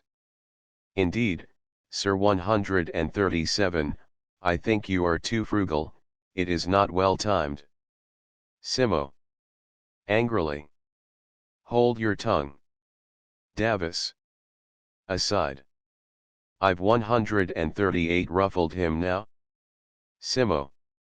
I will take care that everything is as it should be. Away. Exit Davis. What can all this be about? What can this crafty knave mean? If there is any mischief on foot, this fellow is sure to be the contriver of it. End of the second act. Act 3. Scene I Mises, Simo, Davis, Lesbia 139, Glycera 140. Mises. Indeed, Lesbia, what you say is very true, one scarcely ever meets with a constant lover. Simo to Davis. This girl belongs to Glycera. Ha! Davis. Davis. Yes. Mises. But as for Pamphila Simo. Aside. What's that? Mises. He has kept his promise. Simo. Aside. Ha! Davis. Aside. Would to heaven that he were deaf, or that she were dumb. Mises. For girl, or boy, he has given orders that the child shall be brought up 141. Simo. O Jupiter! What do I hear? It is all over, if what she says be truth. Lesbia. What you tell me, is a proof of a good disposition. Mises. His is most excellent, but now let us go, lest we should be wanted before we arrive. Lesbia. I follow you. They go in. Davis. Aside.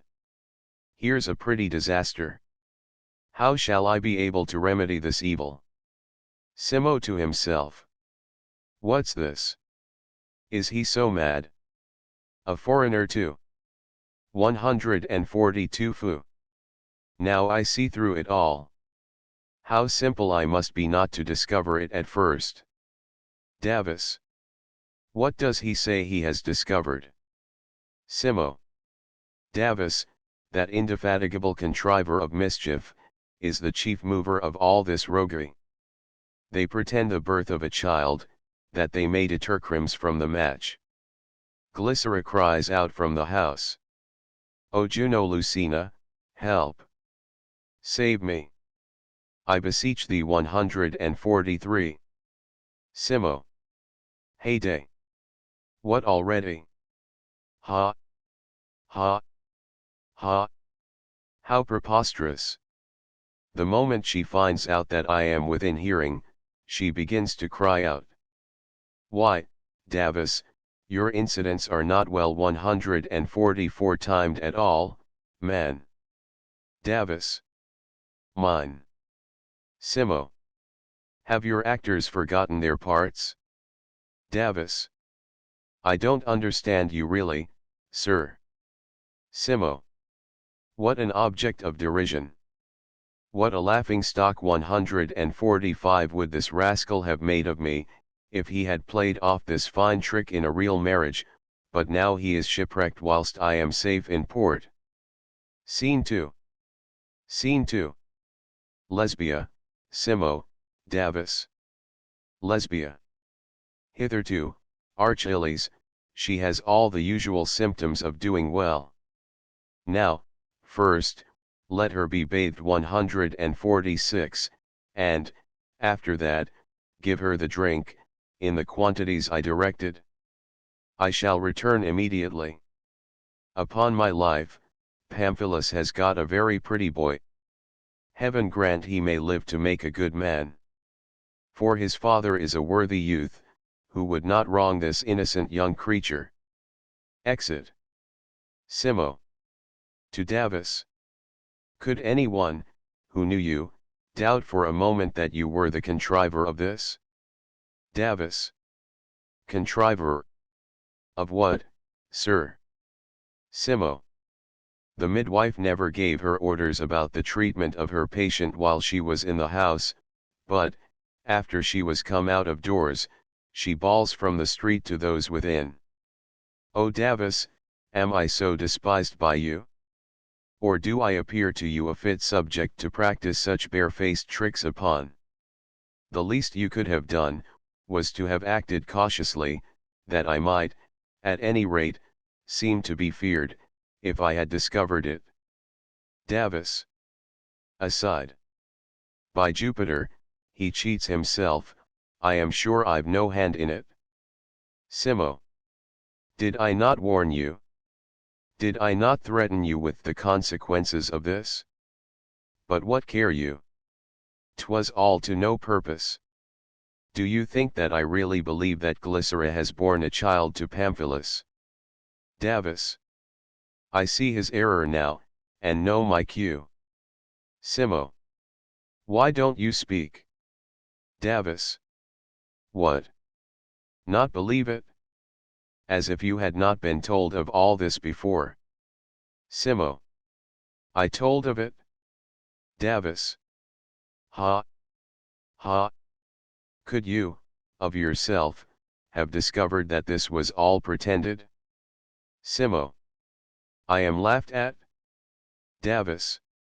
You must have been told of it, how else could you have suspected anything?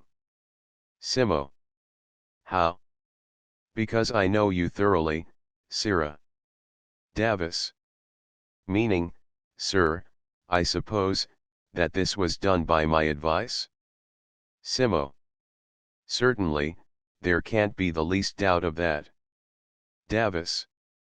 I'm sorry, Simo, that you don't yet know me better. Simo. What? Not know you? Davis. The moment I begin to speak, you imagine that I am trying to impose upon you. Simo. Quite without cause, hey, Mr. Innocence? Davis. Truly, at this rate, I shall hardly dare open my 147 mouth. Simo. One thing I am sure of, that this childbirth is all counterfeited. Davis. You have discovered the truth, but, nevertheless, they will not fail to lay a child at our door very shortly. I tell you, sir, beforehand, that this will happen, that you may be prepared for it, and not afterwards say, that it was done by the advice and contrivance of Davis. Indeed, sir, I wish to remove the unjust opinion you entertain of me. Simo.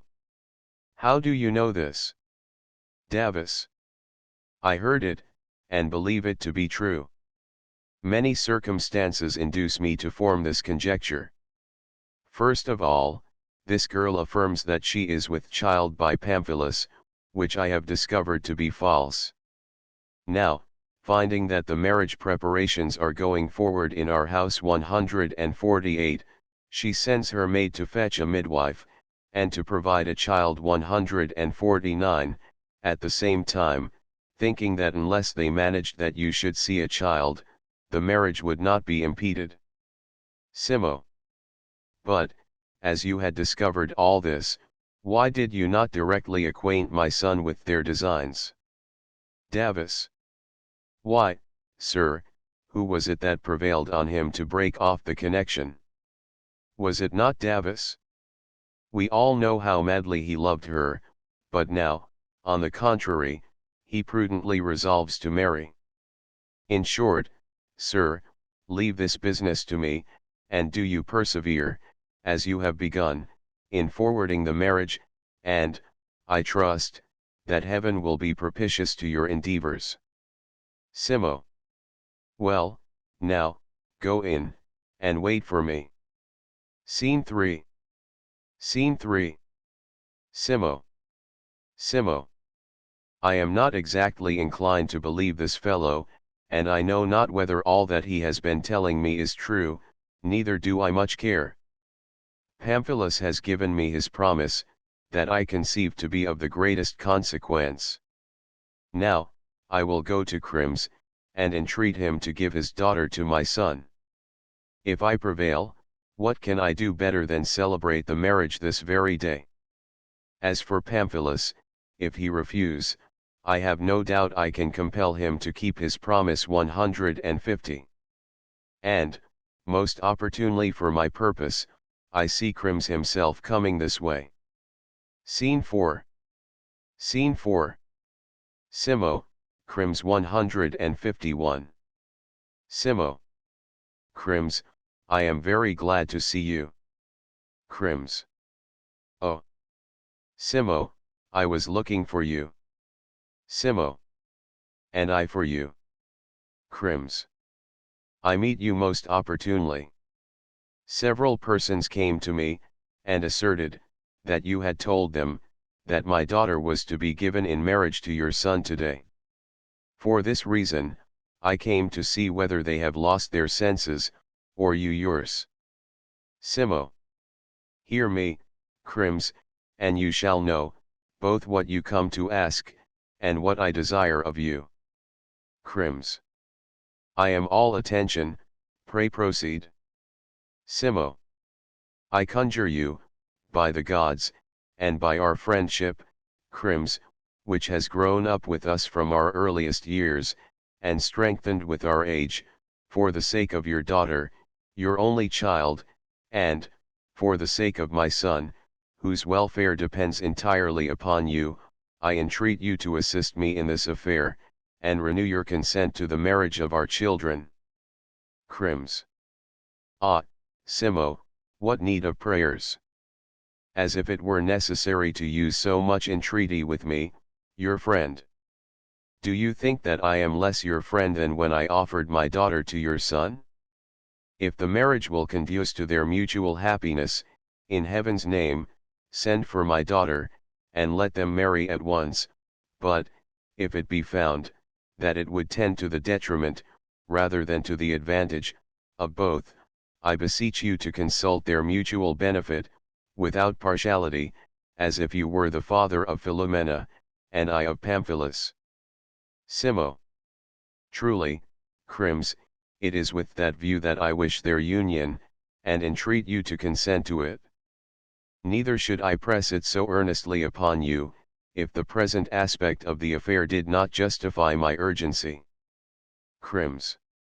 How so, pray? Simo. Glycera and my son have quarreled. Crims. Indeed. I hear you. Simo. And the breach between them is so great, that I trust that we shall be able entirely to detach Pamphilus from her society. Crims. Fables. Simo. Upon my honor, what I tell you is a fact.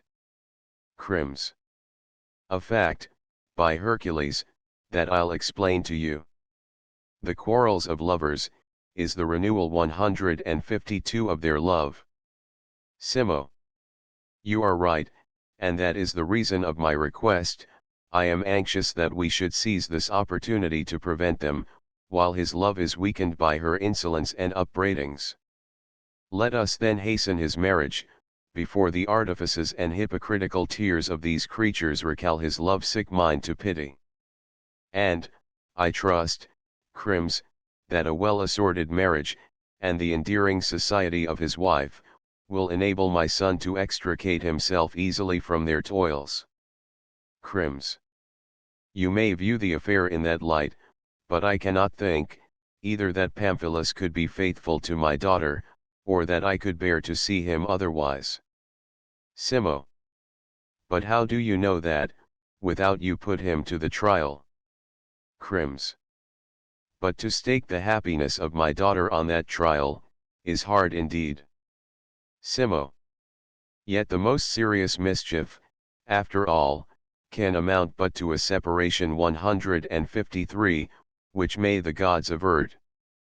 But, on the other hand, if he fulfills our wishes, consider the advantages that will result from the marriage.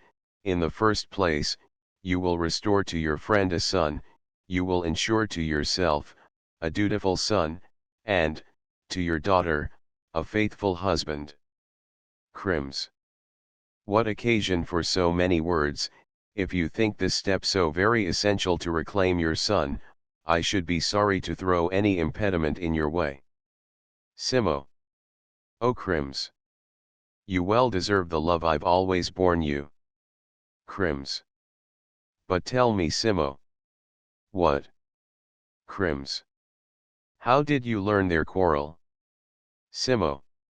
I was informed of it by Davus himself, who is the confidant of all their counsels, and he persuaded me to do all in my power to forward the marriage. Would he have done so, do you think, had he not known it to be consonant to my son's wishes? But you yourself shall hear what he says. Within, there, send Davus hither, but here he is, I see him coming forth. Scene v Simo, Crims, Davus. Davus. I was coming to you, sir. Simo. What is it? Davus. Why is not the bride brought? It grows late 154. Simo. To Crims. Do you hear him? I confess to you, Davus, that, till lately, I have been fearful, that you would prove perfidious 154, like the common herd of slaves, and deceive me in this intrigue of Pamphilus. Davus. I do such a thing, sir. Simo. I did suspect it, and, on that very account, I concealed from you what I will now disclose. Davus.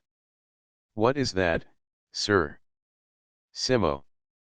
You shall hear, for, at last, I begin to think that I may trust you. Davus. Ah, sir, you now appreciate my character as you ought, you now see what kind of man I am. Simo. This marriage was all counterfeited. Davus. Counterfeited. Simo. Yes, for the purpose of proving you and my son, and to try how you would receive the proposal. Davus. How? Is it possible? Simo. Fact, I assure you. Davus. I never could have fathomed this design, what a profound contrivance. Deep, sir, very deep. Bantering. Simo.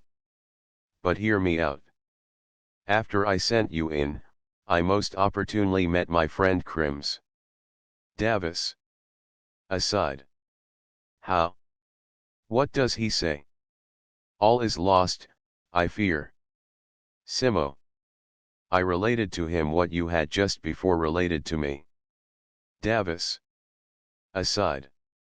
What do I hear? Simo. I entreated him to give his daughter to Pamphilus, and, with great difficulty, prevailed upon him to consent. Davis. Aside. How unfortunate.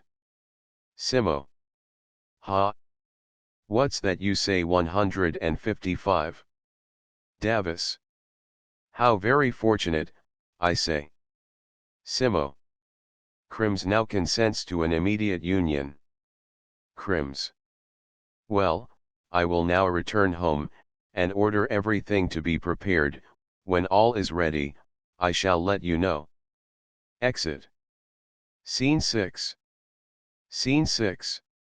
Simo, Davis. Simo. Now, I entreat you, Davis, since you have brought about the marriage entirely by yourself. Davis. Aside. Yes, I have the credit of it entirely to myself. Oh! Curse my unlucky stars. Simo, to use all your influence with Pamphilus to induce him to give up his present connection with Glycera. Davis. I'll do all in my power, sir. Simo. You will find less difficulty now, while he is angry with his mistress. Davis. Be at ease, sir, and rely on me. Simo. About it then at once, but where is my son now? Davis. I should not wonder if he were at home. Simo. I will go and tell him what I have just told you. Scene 7. Scene 7. Davis, alone. I am utterly undone.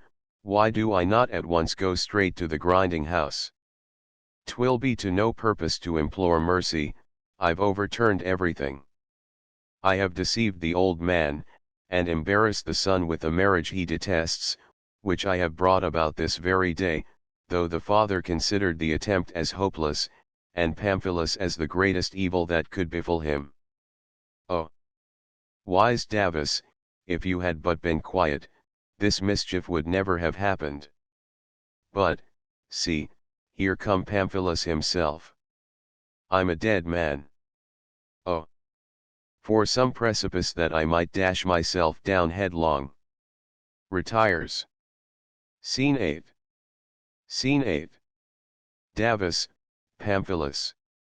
Pam. Where is that villain who has ruined me? Davis. Aside. I'm a lost man. Pam. But I confess that I am justly punished for my imprudence, for my want of common sense.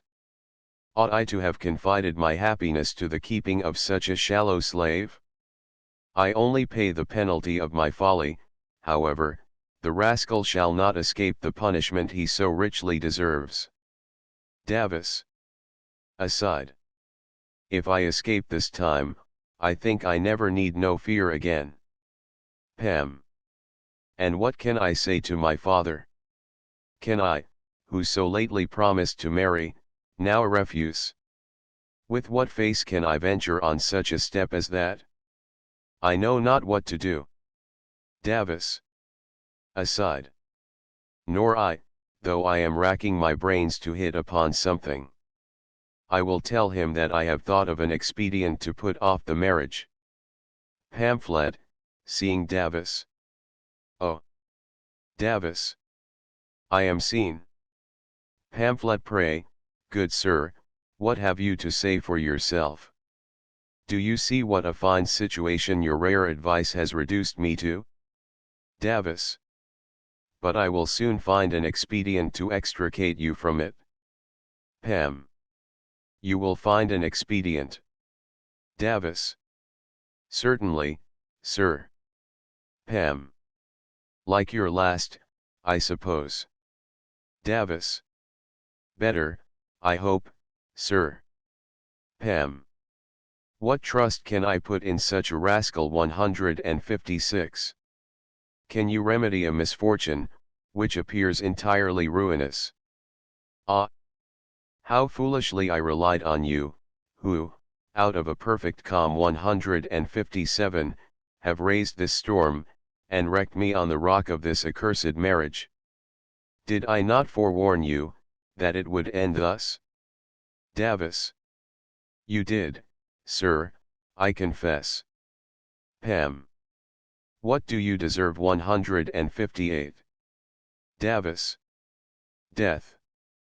But allow me a short time to recover myself, and I will soon consider what is to be done. Pamphlet. Alas! I have not time to punish you as you deserve, the present moment demands my attention to my own wretched affairs, and will not suffer me to revenge myself on you. End of the third act. Act 4. Scene I Charinus. Alone. 159. Is this credible, or to be mentioned as a truth, that any man can be so innately worthless, as to rejoice at the miseries and misfortunes of others, and even turn them to his own advantage? Ah! Is it possible that such baseness can exist? Those men have characters of the very worst description, who make a scruple to deny a favor, and are ashamed 160, or unwilling to give a downright refusal at first, but who, when the time arrives for the performance of their promises, necessarily expose themselves in their true colors, and, though they may hesitate, yet, circumstances compel them to give an absolute denial, and they will afterwards insult you with the most impertinent speeches, as, "Who are you? What are you to me? Why should I resign my mistress to you? Every man for himself, sir, is my maxim." And, if you upbraid them with their want of honor, they are not at all ashamed. Thus, when they ought to blush for their perfidy, they are shameless. And, in the former case, when there was no cause for it, they are shamefaced and timorous. But what shall I do? Shall I go and expostulate with him on his treachery? I will. And overwhelm him with reproaches. If any one tell me that no advantage will result from it, I answer this, that I shall poison 161 his joy, and even that will yield me some satisfaction. Scene 2. Scene 2. Charinus, Pamphilus, Davis. Pamphlet. O Charinus, unless the gods assist us, my imprudence has undone both you and myself. Char. What? Imprudence. So you found an excuse at last. You have broken your promise, sir. Pam. How? At last? Char. Do you think that anything you can say will impose upon me a second time? Pam. What do you mean, sir? Char. As soon as I had told you of my love for Philomena, she pleased you forsooth. Alas! Fool that I was! I judged of your heart by my own. I believed you to be sincere, and you deceived me. Pam. You deceive yourself. Char. Did you think that your happiness would not be complete, unless you could delude an unfortunate lover by nourishing his vain hopes? Well, take her 162. Pam. I take her. Alas, you know not half the miseries that oppress me, nor how my rascal Davis has embarrassed me with his pernicious advice. Char. No wonder. I suppose he follows the fine example you set him. Pam. You would not talk thus if you knew me, or my love. Char, ironically. Oh! I know everything. You have been in high dispute with your father, and he is now most prodigiously angry with you, and has been striving, in vain, all this day, to prevail upon you to wed Philomena. Pam. To prove how little you know of my misfortunes, learn, that no marriage was expected to take place, neither did my father think of constraining my inclinations. Char, oh no. 'Tis your inclinations that constrain you. Pamphlet, hear me, you do not yet understand, Char. I understand but too well that you are about to wed Philomena. Pam. Why do you vex me thus? 163. Hear me, I say, he never ceased urging me to tell my father that I was ready to marry, he prayed, he entreated, until, at length, I was induced to comply. Char. Who did this? Pamphlet Davis. Char Davis? Pamphlet Davis has marred all. Char. Why? Pam. I know not, unless the gods, in their anger, decreed that I should follow his pernicious counsel. Char. Is this so, Davis? Davis. It is indeed but too true. Char. What can you say for yourself, you rascal? May the gods punish you as you deserve. Answer me, slave, I say, if his greatest enemies had been desirous of entangling him in this marriage, what worse advice could they possibly have given him? Davis. I have been deceived, but am not disheartened. Char. Indeed. Davis. Our last plan was unsuccessful, but we'll try another, unless you think that because the first prospered so indifferently, the evil cannot be remedied. Pamphlet, oh, far otherwise. For I have no doubt, that if that wise head of yours goes to work, instead of the one wife you have provided me with already, you'll find me too. Davis. Pamphilus, I am your slave, and, as such, it is my duty to exert myself to the utmost to serve you, to labor for you night and day, and even to expose my life to peril, to do you service, but, 'tis your part, if anything should happen cross, to pardon me. My endeavors have been unsuccessful, 'tis true, but, indeed, I did my best. If you can do better, dismiss me. Pamphlet, certainly, but first place me in the situation in which you found me. Davis. I will. Pam. But it must be done directly. Davis. Hist. Glycera's door opens. 164. Pam. What can that signify to you? Davis. I'm studying for an expedient. Pam. How, at last? Davis. And have no doubt but I shall soon find one. Scene 3. Scene 3. Pamphilus, Charinus, Davis, Mysis. Mysis. Speaking to Glycera within. I will directly, madam, wherever he may be, I'll take care to find your dear 165 Pamphilus, and bring him to you, only, my love, let me beg of you not to make yourself so wretched. Pamphlet Mysis. Mysis. Who is that? Ah. Pamphilus. You come most opportunely. Pam. What's the matter? Mysis. My mistress conjures you by the love you bear her, to come to her instantly. She says, she shall be miserable till she sees you. Pamphlet Heavens. I'm quite distracted, to Davis. Villain. Behold the misery to which we are reduced, this is your work. She has heard of the intended marriage, and therefore sends for me. Char. All would have been quiet, if that fellow had but been quiet. Davis. To Charinus. Well done. If he does not rave enough of himself, do try to make him worse. Mysis. It is the rumor of your approaching marriage with Philomena that makes her so miserable. Pamphlet Mysis, I solemnly swear to you by all the gods, that I never will forsake her, no, though my love for her should make all mankind my foes, I never, never will forsake her. I wooed, and made her mine, our souls accord, and I will hold no communion with those who wish to separate us, death alone shall part us. Mysis. Your words revive me, Pamphilus. Pamphlet 166. The oracles of Apollo are not more true. I wish, that, if it be possible, my father should not think that I throw any impediments in the way of the marriage.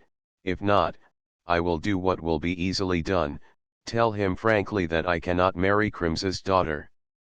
Charinus, what do you think of me? Char. That you are as wretched as I am. Davus. I am studying for an expedient. Char, to Pamphilus. But you are constant and courageous. 167. Pamphlet, to Davus. I know what you would attempt. 168. Davus. I will both attempt, and accomplish it, rest assured, sir. Pam. But it must be done immediately. Davus. It shall be done immediately. Char. What is your plan? Davus. To Charinus. Do not deceive yourself, sir, 'tis not for you, but for my master that I am scheming. Char. Enough. Pam. What are you going to do? Tell me. 169. Davus. I am afraid that this day will scarcely afford me sufficient time for action. I am sure I have none to waste in talking. Let me beg you both to withdraw from this place, you hinder me from putting my designs into execution. Pam. I will go to my Glycera. Exit. Scene 4.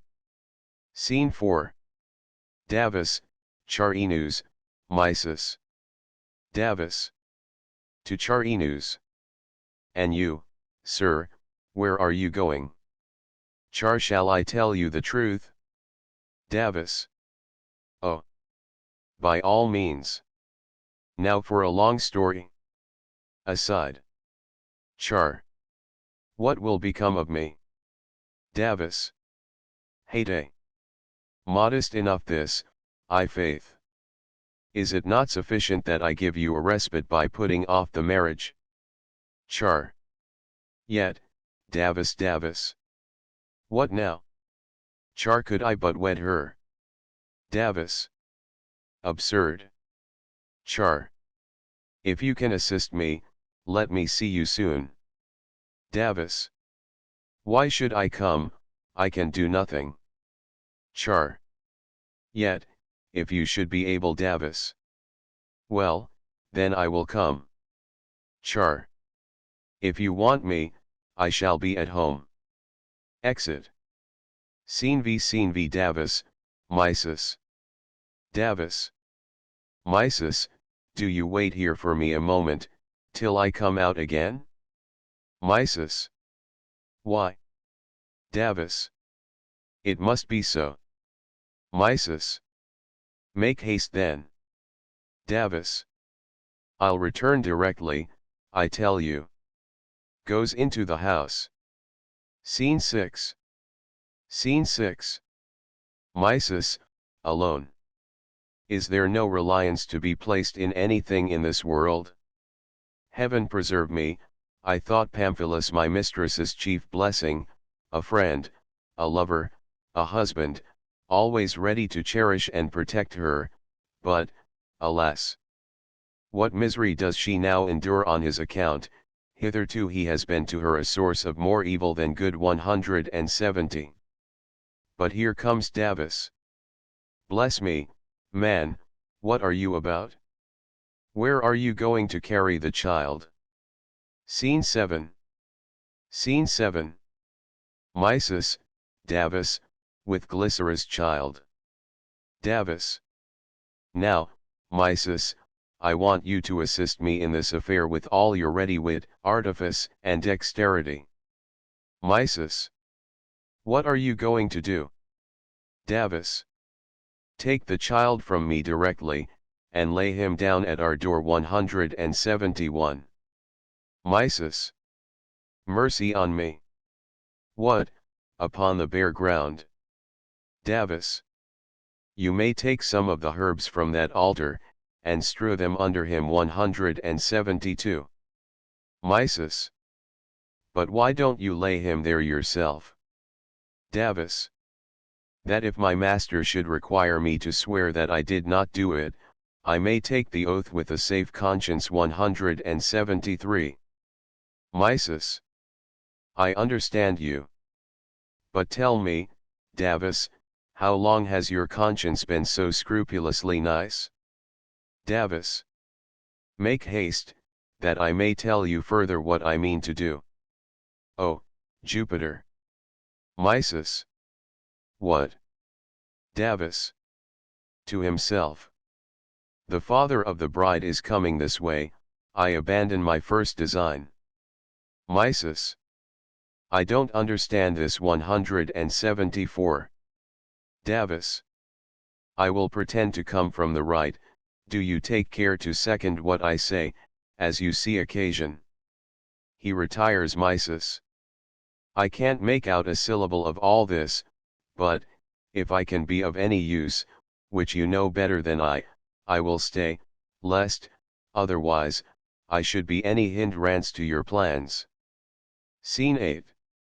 Scene 8. Crims, Mysis, Davis. Crims.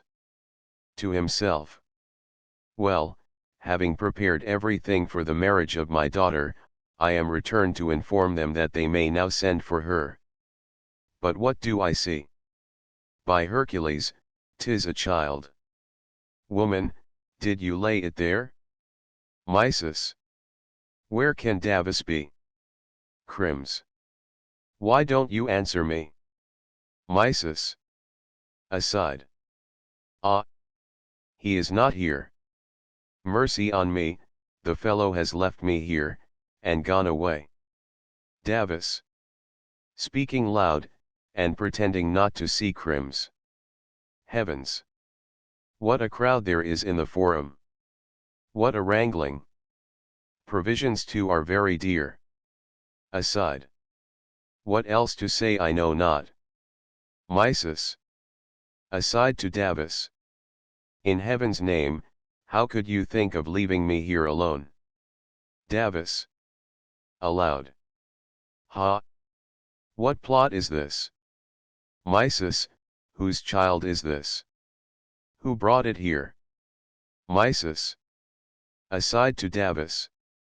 Are you mad to ask me such a question? Davis. Whom should I ask? I can see no one else here. 175. Crims. Aside. I wonder whose child it is. Davis. Will you answer me or not? Mysis. Ah! Davis. Aside to Mysis. Move to the right. Mysis. Are you mad? Was it not yourself? Davis. Aside to Mysis. Take care not to say a single syllable, except exact answers to the questions I put to you. Mysis. Do you threaten me? Davis. Whose child is it? Aside to Mysis. Speak. Mysis. From our house. Davis. Ha! Ha! This woman's impudence is wonderful. Crims. Aside. This girl belongs to the Andrian, I am pretty sure. Davis. Do we seem so fit to be imposed upon? Crims. Aside. I came just in time. Davis. Quite loud. Make haste, and take the brat from our door. Aside to Mysis. Don't stir a step. Mysis. The deuce. 176. Take you, fellow, for terrifying me in this manner. Davis. Do you hear me or not? Mysis. What do you want? Davis. What? Must I tell you again? Whose child have you brought here? Answer me.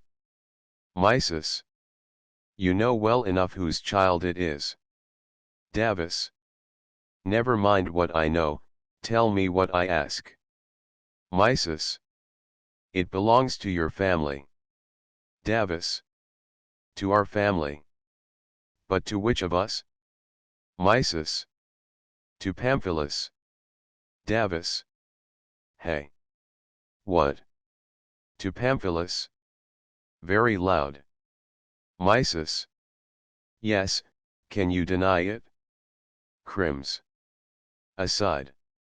I acted wisely in avoiding the match 177. Davis. What a disgraceful trick. It ought to be publicly exposed. Mysis. What are you making so much noise about? Davis. What did I see brought to your house yesterday? Mysis. Oh. Impudent fellow. Davis. 'Tis true, I saw old Kantara, with something under her cloak 178. Mysis. Thank heaven, that there were some free women present when my mistress was delivered 179. Davis. She knows little of the man she wants to practice these tricks upon. Do you think that if Crims saw this child before our door, he would refuse us his daughter on that account? I say he would give her more willingly. Crims. Aside. Not he, indeed. Davis.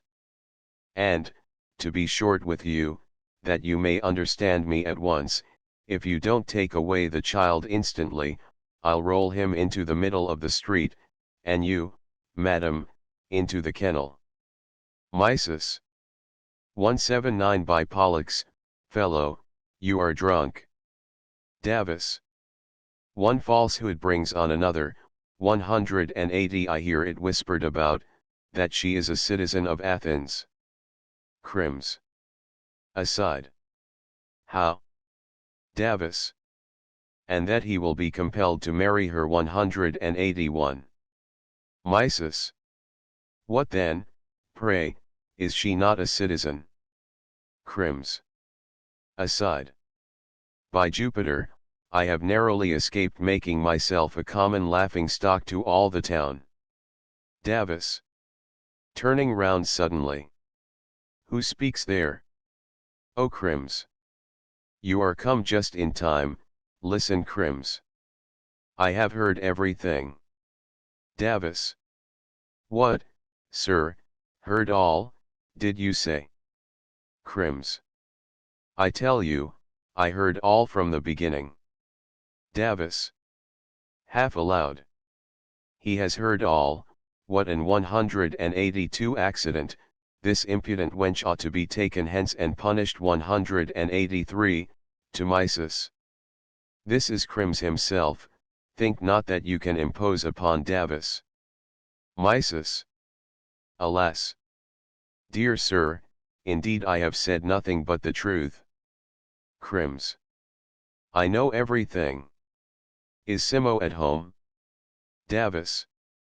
Yes, sir. Exit Crims. Scene 9. Scene 9. Mysis, Davis, overjoyed, offers to take her hand. Mysis. Don't touch me, you villain, if I don't tell my mistress all this, may I be Davis. Heyday. You silly wench, you don't know what we have just done. Mysis. How should I? Davis. 184 That was the bride's father, I wished him to know all this, and there was no other way to acquaint him with it. Mysis. You should have given me notice then. Davis. 185 Do you think a thing of the sort can be done as well by premeditating and studying, as by acting according to the natural impulse of the moment? Scene X Crito 186, Mysis, Davis. Crito. To himself. I am told, that this is the street in which Chrysis dwelt, who chose to amass wealth here, in a manner not the most unexceptionable, rather than live in honest poverty in her own 187 country. That wealth, however, now devolves to me 188. But I see some persons of whom I can inquire. God save you. Mysis. 189 Bless me. Whom do I see? Is not this Crito the kinsman of Chrysis? It is. Crito. Oh, Mysis. God save you. Mysis. God save you, Crito. Crito. Alas. 190 Poor Chrysis is then gone. Mysis. She is indeed, and the loss of her has almost ruined us. Crito. What? You? How so? Has any other misfortune happened to you? How do you live now, Mysis? Mysis. Oh. We live as we can, as the saying goes, since we cannot live as we would. Crito. Has Glycera discovered her parents here? Mysis. Would to heaven she had. Crito. Not yet. In an evil hour then came I here, for, in truth, if I had known that, I would not have set a foot in the city. Glycera was always treated as, and called the sister of, Chrysis, and has in possession what property she left, and the example of others will teach me what ease, redress, and profit, I have to expect from 191 a suit at law.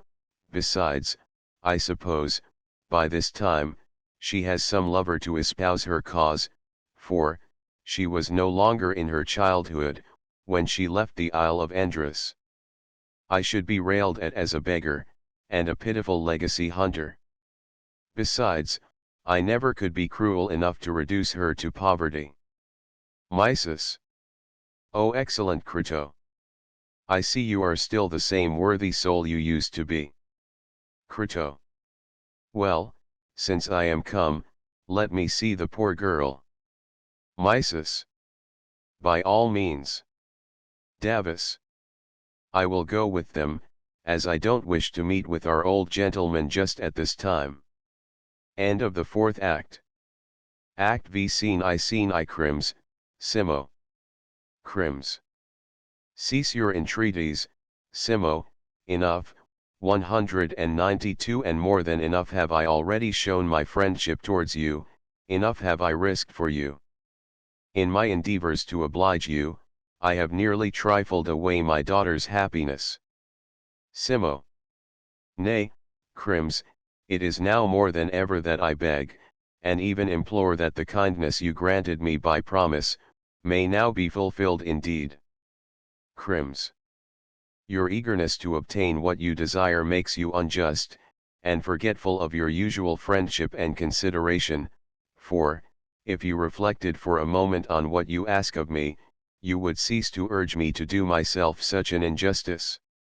Simo. What injustice? Crims. Can you ask? You prevailed on me to choose as my daughter's husband, a young man distracted with love for another, and detesting every thought of marriage. If this union had been consummated, it would have enthralled her with a husband who would not have loved her, and exposed her to all the miseries of an unhappy union, that, at the expense of her happiness, I might attempt the cure of your son. You obtained your request, the treaty went forward, while circumstances allowed of it, but now the affair wears a different aspect. Be satisfied, and bear your disappointment with temper. It is said that Glycera is a citizen of Athens, 193, and that she has a son by Pamphilus. This sets us free. Simo. I conjure you, Crims, by the gods, not to suffer yourself to be led away by those who wish to make their advantage of my son's follies. All those reports are invented and spread abroad, with a view to prevent the marriage. When their cause ceases, they will cease also.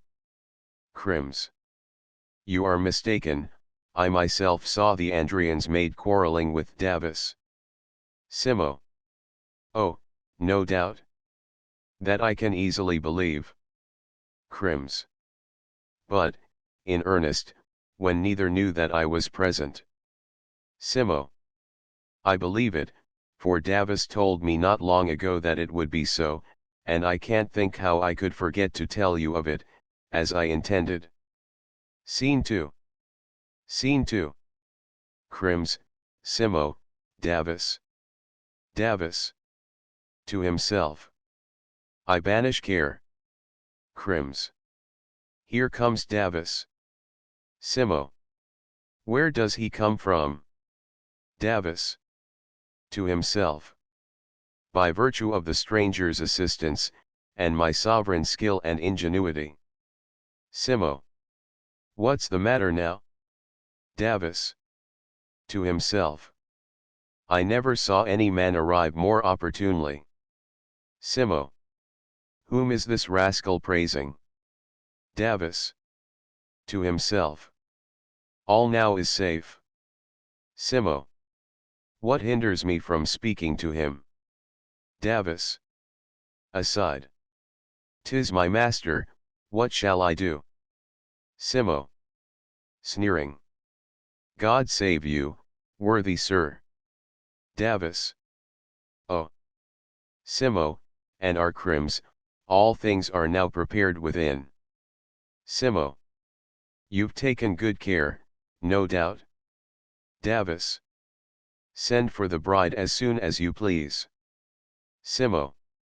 Very well, but Pamphilus is absent now. However, do you answer me, what business had you in that house? Davis. Confused. Who? I. Simo. You. Davis. I, do you say? Simo. Yes, you, I say. Davis. I went in just now. Simo. As if I asked him how long it was ago. Davis. With Pamphilus. Simo. How? Is Pamphilus there? Wretch that I am. I'm half distracted. Ha! Rascal, did you not tell me that they were at variance? Davis. So they are. Simo. Why then is he there? Crims. Sneering. Oh. He's gone to quarrel with her, no doubt. Davis. Oh yes, and Crims, I will tell you of a most curious affair. An old man, whose name I know not, arrived here just now. He seems both shrewd and confident, his manners and appearance command respect, there 194 is a grave severity in his countenance, and he speaks with boldness. Simo. What's all this about, sirrah? Davis. Nothing, truly, but what I heard him say. Simo. And what does he say? Davis. That he can prove Glycera to be a citizen of Athens. Simo. In a passion. Ho. Dramo. Dramo. Davis. What's the matter? Simo. Dramo. Davis.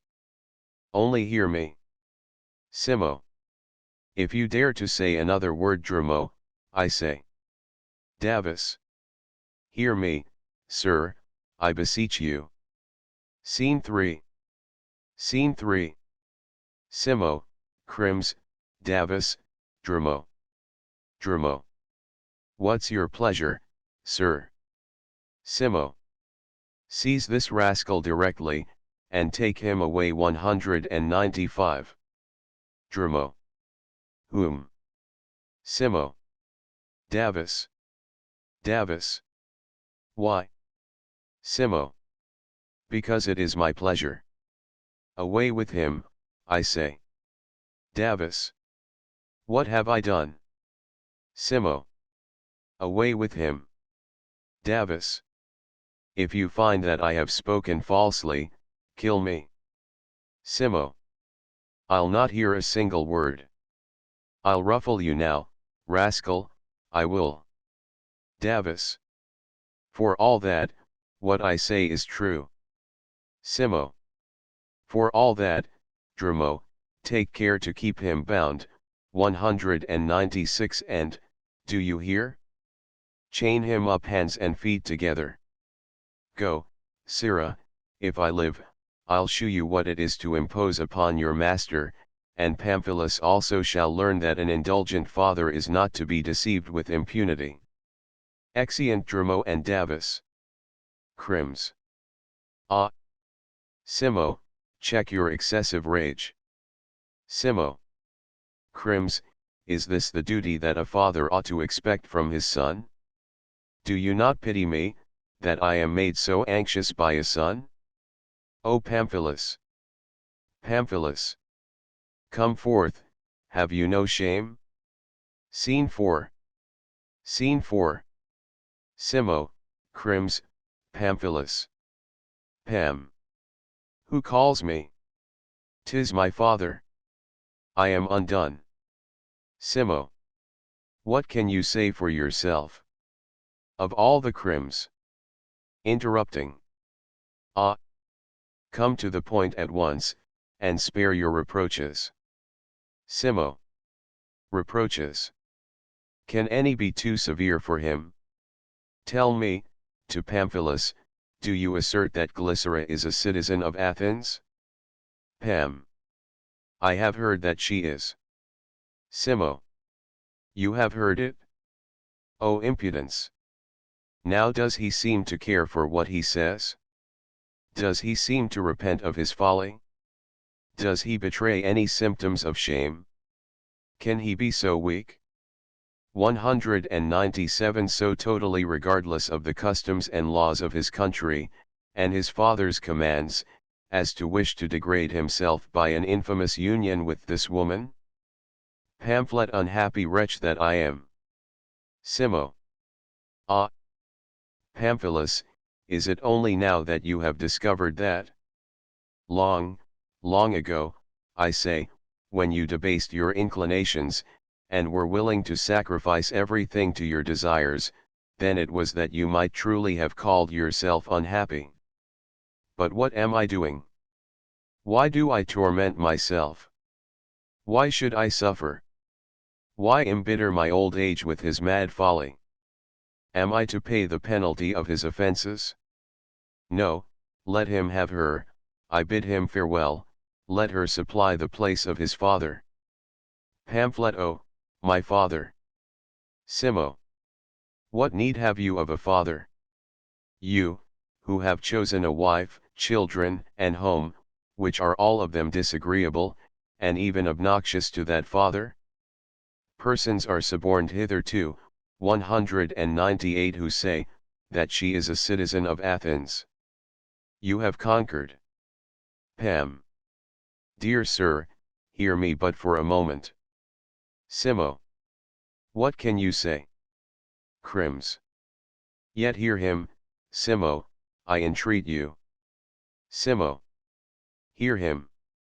O Crims, what shall I hear? Crims. Nevertheless, permit him to speak. Simo.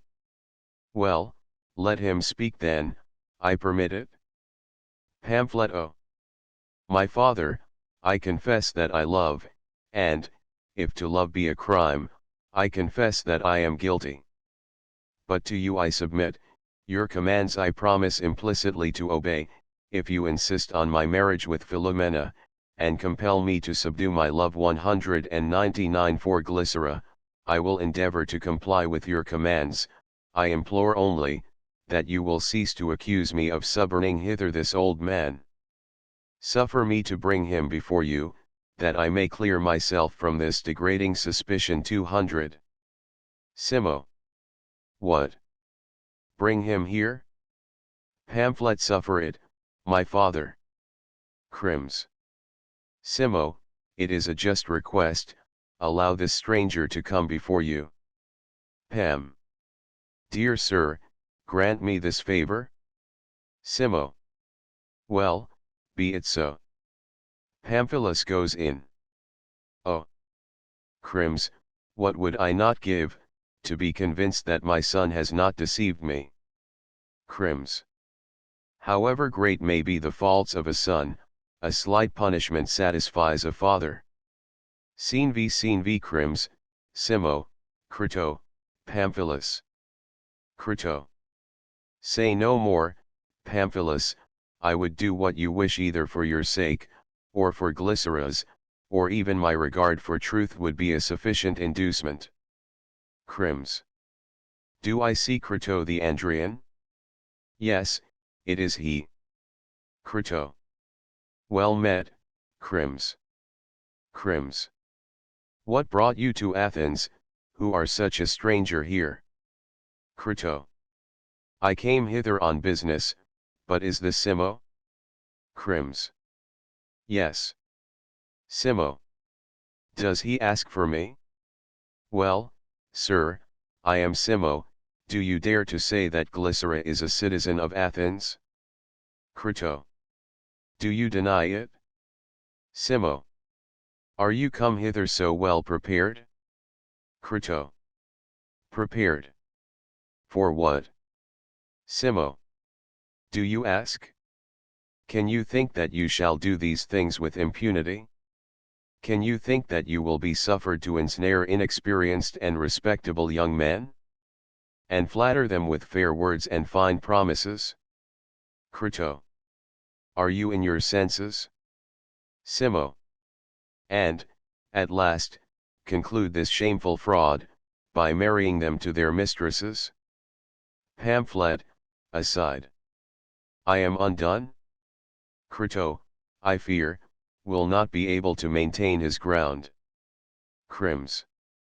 201 Simo, if you knew this stranger as well as I do, you would think better of him, he is a worthy man. Simo. He a worthy man? But yes, it was very good of him to be sure to come here so opportunely on the day of my son's marriage. He, who was never at Athens before. Crims, ought such a man to be believed?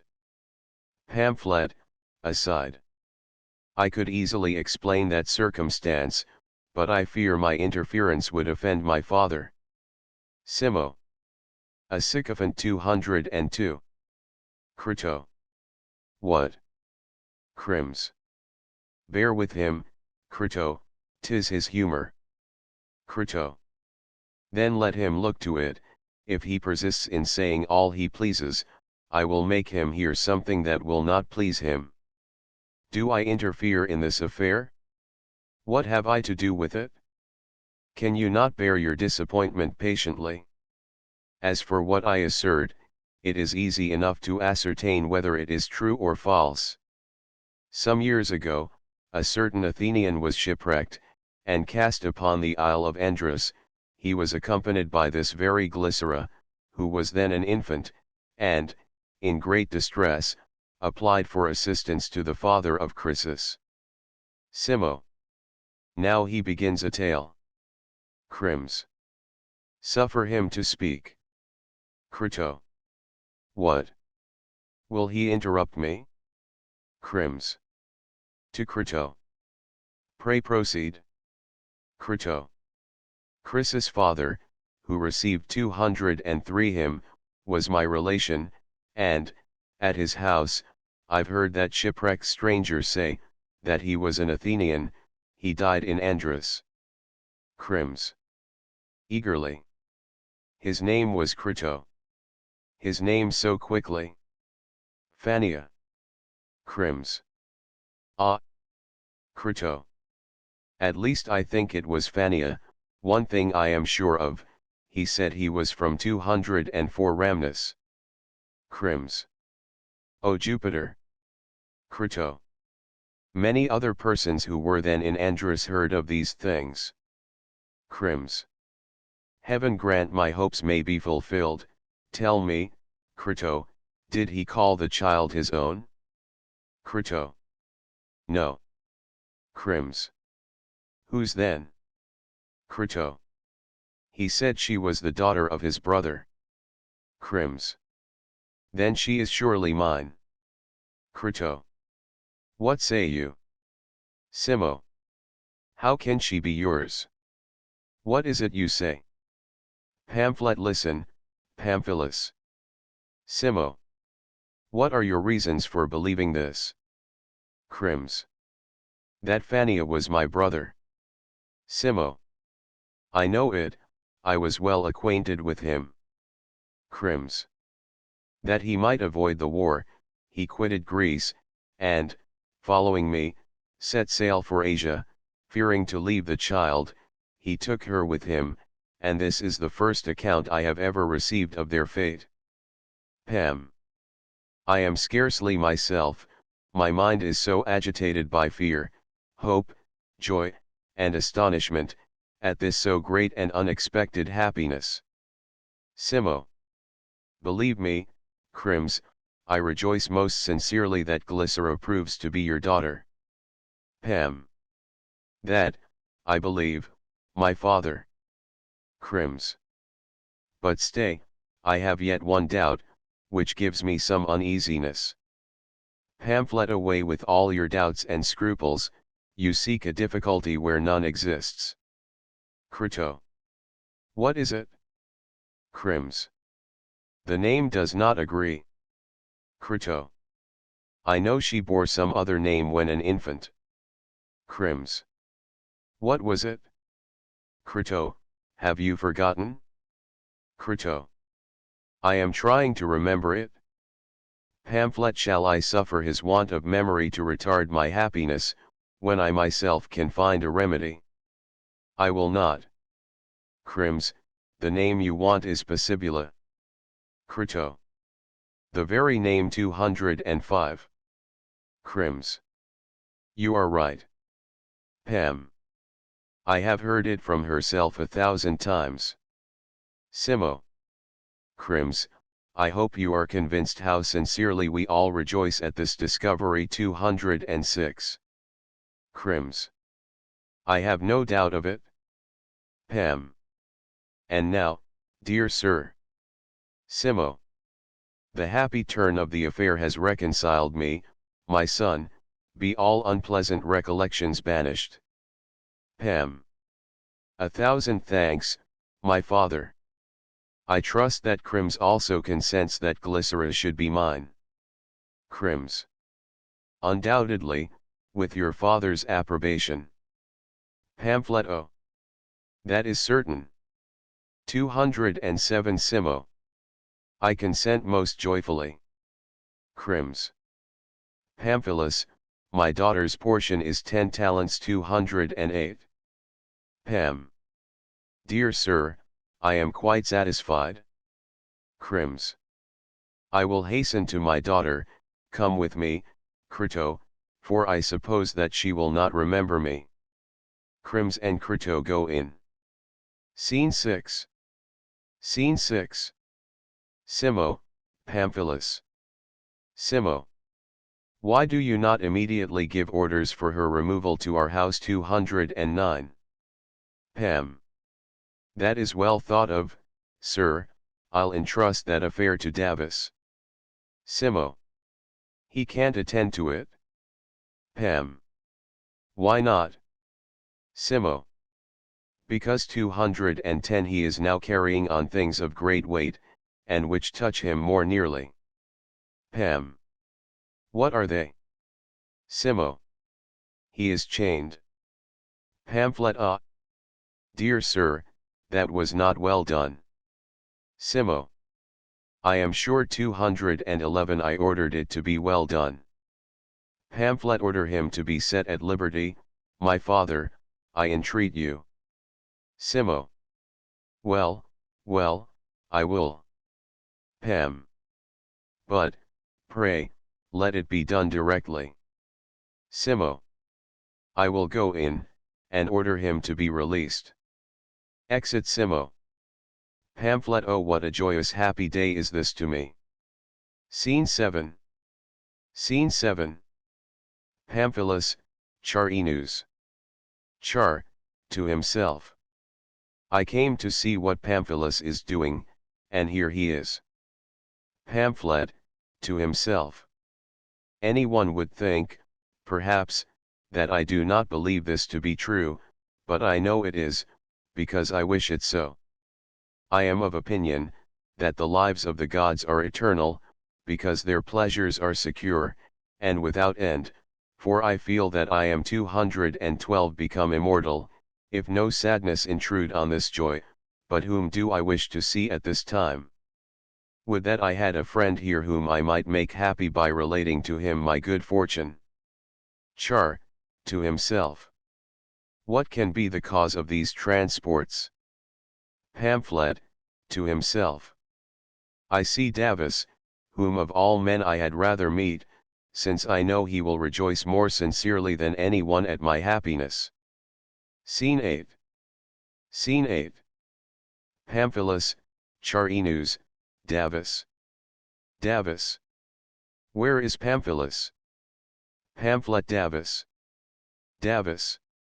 Who is that? Pamphlet. 'Tis I Davis. Oh, Pamphilus. Pam. You do not know what has happened to me. Davis.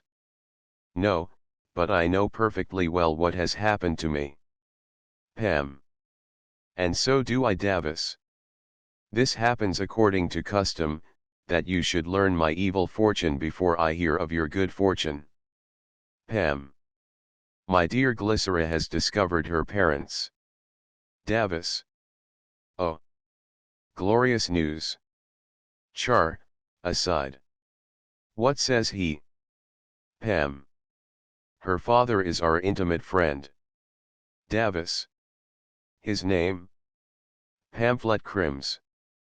Davis. I'm transported with joy. Pam. There is now no impediment to our marriage. 213. Char, aside. This man is 214 dreaming of what he wishes when awake. Pam. Then, Davis, as for the child Davis. Ah, sir. Say no more, you are one of the chief favorites of the gods. Char, aside. I am restored to life if these things be true. I will speak to them. Pam. Who is that? Ah. Charinus, you come in a most auspicious hour. Char. I wish you joy. Pam. How? Have you heard then that Char? I have heard all, and let me conjure you, my friend, to think of me amidst your happiness. Crims is now your own, and will, I am very sure, consent to anything you request of him. Pam. I will not be unmindful of your happiness, I assure you, and, as it would be tedious for us to wait their coming out, accompany me now to my Glycera. Do you, Davis, go home, and order some of our people hither, to 215 remove her to our house. Why do you loiter? Go, don't lose a moment. Davis. I am going. To the spectators. 216 You must not expect their coming out, she will be betrothed within, where all will be concluded. Farewell, and clap your hands. 217. 218 End of the fifth act. Notes.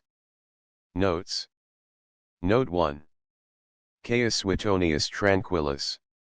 The history of the life of Terence is enveloped in more obscurity than might have been expected, considering his many eminent qualities, and the times in which he lived. Suetonius's account is not very comprehensive. It is, however, the best which has reached us, and indeed the only one at all to be depended on. Caius Suetonius Tranquillus, a correct and impartial biographer, was secretary to the Emperor Andrian, and enjoyed the friendship of Pliny the Younger. He flourished about AD 115. Note 2. Terentius. This appellation was conferred on the poet by his patron Terentius Lucanus. His true name is unknown, even conjecture is silent on this subject. Slaves, who received their freedom, usually bore the name of the person who manumit them. Sometimes also, during their slavery, they were called by the name of their master. Terentius Lucanus does not appear to have been a person of any particular note, as he is never mentioned but as the friend and patron of Terence, to whom he is indebted for rescuing his name from oblivion. Note 3. Fenestella. Rome could never boast of a more accurate historian than Lucius Fenestella. He was likewise a very learned antiquarian. He lived at about the end of the reign of Augustus, or the beginning of that of Tiberius, and wrote many things, particularly annals. None of his works are now extant. Madame Dacier. Note 4. Terence was born after the conclusion of the Second Punic War, and died before the commencement of the Third. The Second Punic War ended 201 BC in the year of Rome 553, and the Third commenced 150 BC in the year of Rome 604, about 3 years before the destruction of Carthage. Terence was born 189 BC, which was 12 years after the termination of the Second Punic War, and he died at the age of 36, 3 years before the beginning of the Third Punic War. If we suppose Terence to have been a freeborn Carthaginian, it is very difficult to account for his being a slave at Rome, because the Romans could not have taken him prisoner in war, as they were at peace with the Carthaginians during the whole of his life. Neither is it probable that he was made a prisoner, and sold to the Romans either by the Numidians, or by the Gaetulians, as his perfect knowledge of the Latin and Greek languages, at 25 years of age, is a most forcible reason for believing that he was removed to Rome in extreme youth, long before he could have been able to undergo the fatigue attendant on a military life. I can solve this difficulty in no other way than by supposing, either that the parents of Terence were themselves slaves at Carthage, and consequently he also was the property of their master, as the children of slaves shared the fate of their parents, or that he was sold to the Carthaginians by the Numidians, or by the Gaetulians. In either of these cases, it is by no means improbable that during the peace which followed the Second Punic War, Terence might in his infancy have been sold by his Carthaginian master to one of those Romans who visited Carthage during the peace. Note 5. The Numidians or Gaetulians. Numidia and Gaetulia, or Getulia, at the time of Terence's birth, formed a part of the dominions of the celebrated African prince Masinissa, who so eminently distinguished himself as the firm and faithful ally of the Roman Republic, and as the formidable enemy of the Carthaginians. Numidia was situated SW of the territories of Carthage, and is now that part of southern Barbary, known by the name of Bilgil-Jared. Gaetulia, the boundaries of which were afterwards regulated by Marius, was a most extensive country, and lay SW of Numidia. It is now very little known, and reaches from the south of Barbary, or the country of dates, across the Great Desert or Sahara, almost as far south as the river Niger. It may be conjectured that the northern region only of this vast country was subject to the control of King Masinissa. Note 6. Scipio Africanus. Publius Cornelius Scipio Aemilianus Africanus Numantinus was the son of Paulus Aemilius, whose conquest of Macedonia procured him the title of Macedonicus. The young Aemilius was adopted, during the life of his father, by the son of the conqueror of Hannibal, Publius Cornelius Scipio Africanus, whose name he afterwards bore, in conformity with the established custom, and it is not a little remarkable, that the appellation of Africanus which the son of Aemilius then acquired by adoption, he afterwards claimed in his own right, as the destroyer of Carthage. The title of Numantinus was conferred on this hero, as a tribute to his valor and conduct in the war against the inhabitants of Numantia, who were totally destroyed with their city, after a long and desperate resistance. Scipio was born in the year of Rome 569, and died in the year 624. Some persons have been misled by a singular coincidence of circumstances relative to the two Scipios, into a belief that it was the elder of the two who honored Terence with his friendship. The error is evident, as the death of the first Scipio Africanus took place before Terence was 10 years of age. The elder Scipio honored with his particular regard Caius Laelius, who obtained the consulship in the year of Rome 563, the connection between them was cemented by the strict ties of a virtuous friendship. It is a circumstance worthy of remark, that the chosen intimate of the younger Africanus was also called Caius Laelius. Note 7. Caius Laelius. Caius Laelius, whose virtues procured him the appellation of Sapiens, or the Wise, is supposed to have been the son of the Laelius who enjoyed the friendship of the elder Scipio. Caius Laelius Sapiens was the senior consul or consul prior in the year of Rome 613. Cicero's treatise De Amicitia, in which he represents Laelius discoursing on the nature and delights of a pure and delicate friendship, is a monument of the attachment of Scipio and Laelius, worthy of them and of himself. Note 8. Who were about his own age. Those who have read Suetonius in the original, will perceive that I have passed by an imputation recorded by that writer against Scipio, Laelius, and our author, the refined delicacy by which the sentiments of those eminent persons were distinguished, ought to protect them from so disgusting and degrading a suspicion. Note 9. Portius. Licinius Portius, a Latin poet, who flourished about the year of Rome 610, he excelled as an epigrammatist. Fragments only of his writings now remain. Note 10. Furius. Publius Furius, an eminent statesman, was the intimate friend of Scipio and Laelius. He received the surname of Philus or the Lover. Furius was elected the consul prior in the year of Rome 617. Note 11. While he is frequently carried to the Albanian villa. There were in Latium 2 towns called Alba, each of which were situated on the borders of a lake. Alba Longa, now called Albano, was built by Ascanius, and distant 16 miles from Rome. Alba Fucentis, situated about 3 times that distance from the capital, on Lake Fucinus, is now known by the name of Celano.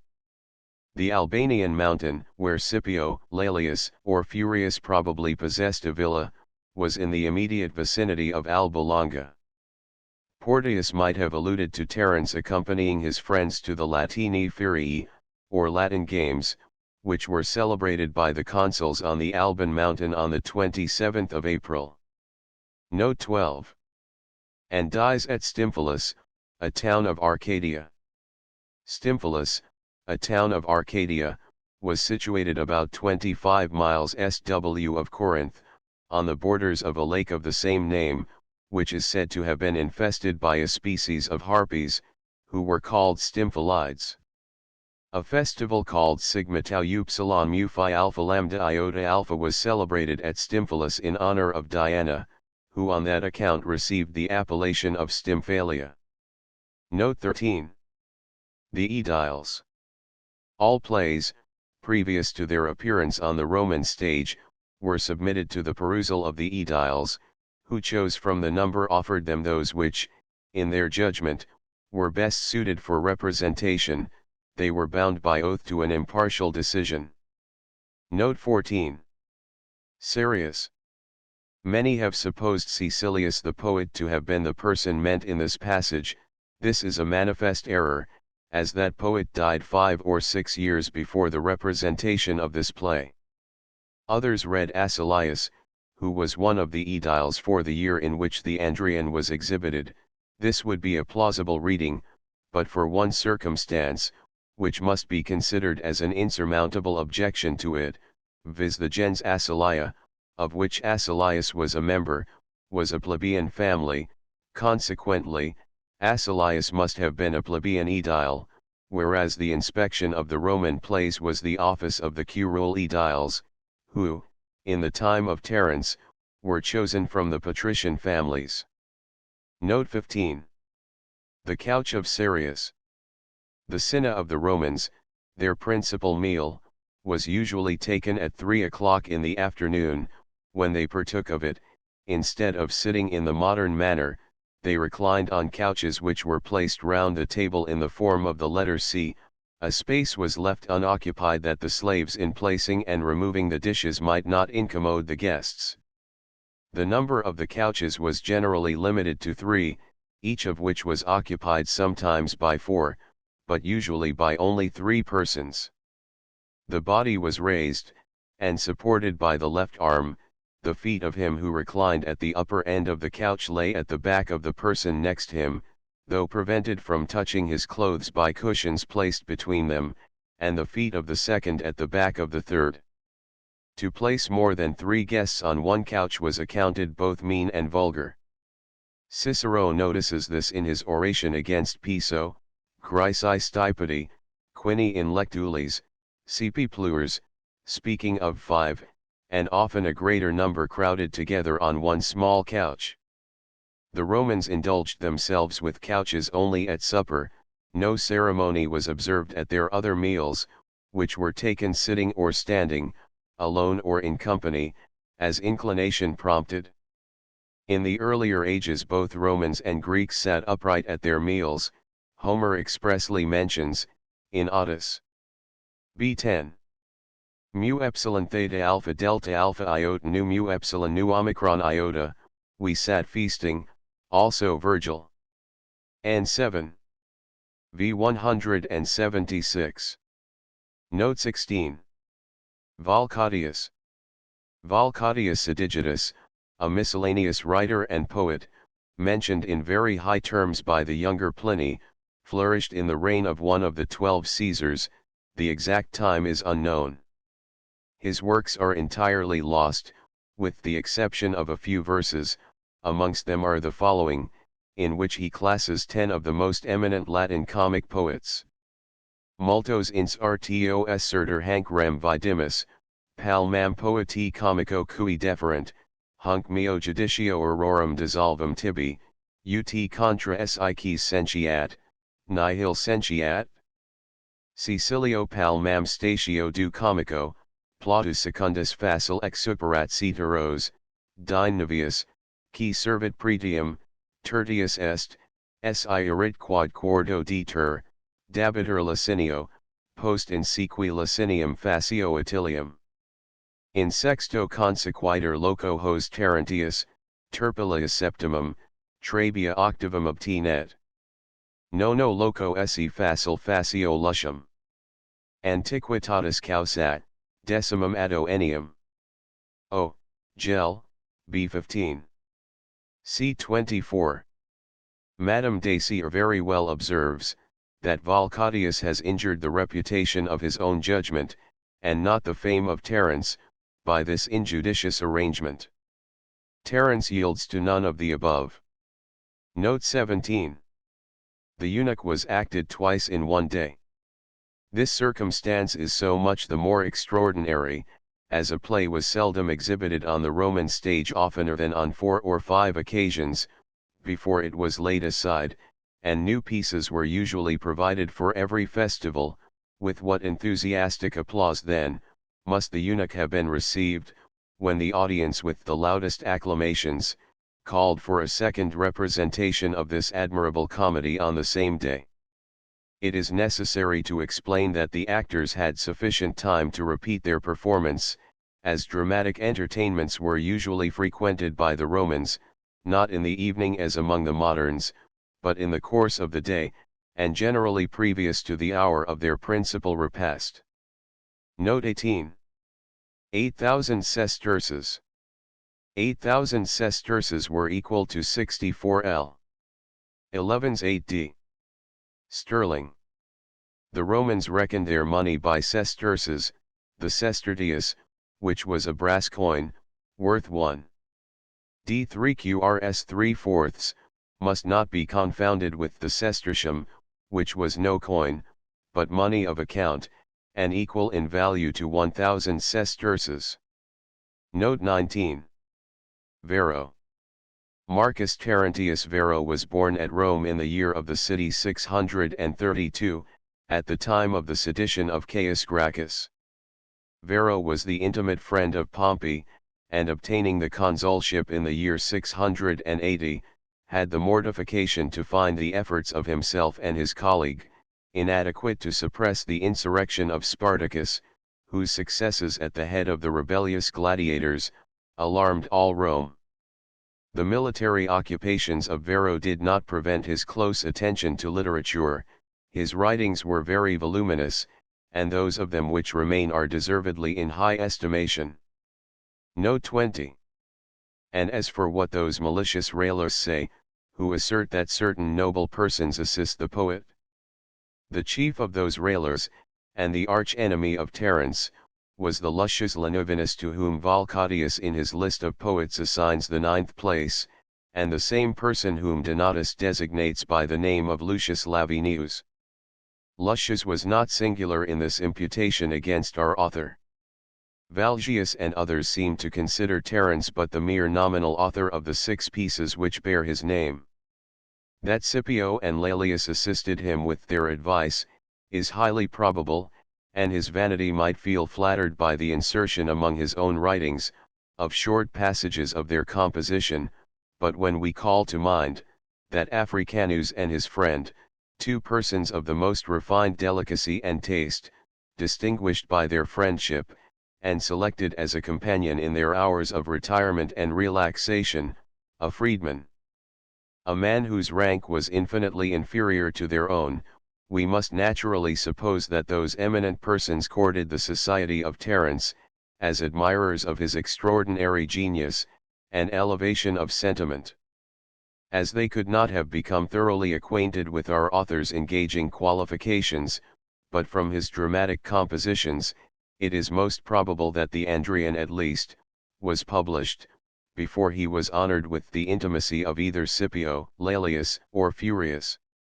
Indeed, there can be but little doubt that the success of this play, which he wrote when he was too little known, perhaps, to receive assistance from any one, was the means of drawing him from the obscurity of his low rank, and of obtaining the notice and approbation of the great men of his age, and their patronage for his future productions.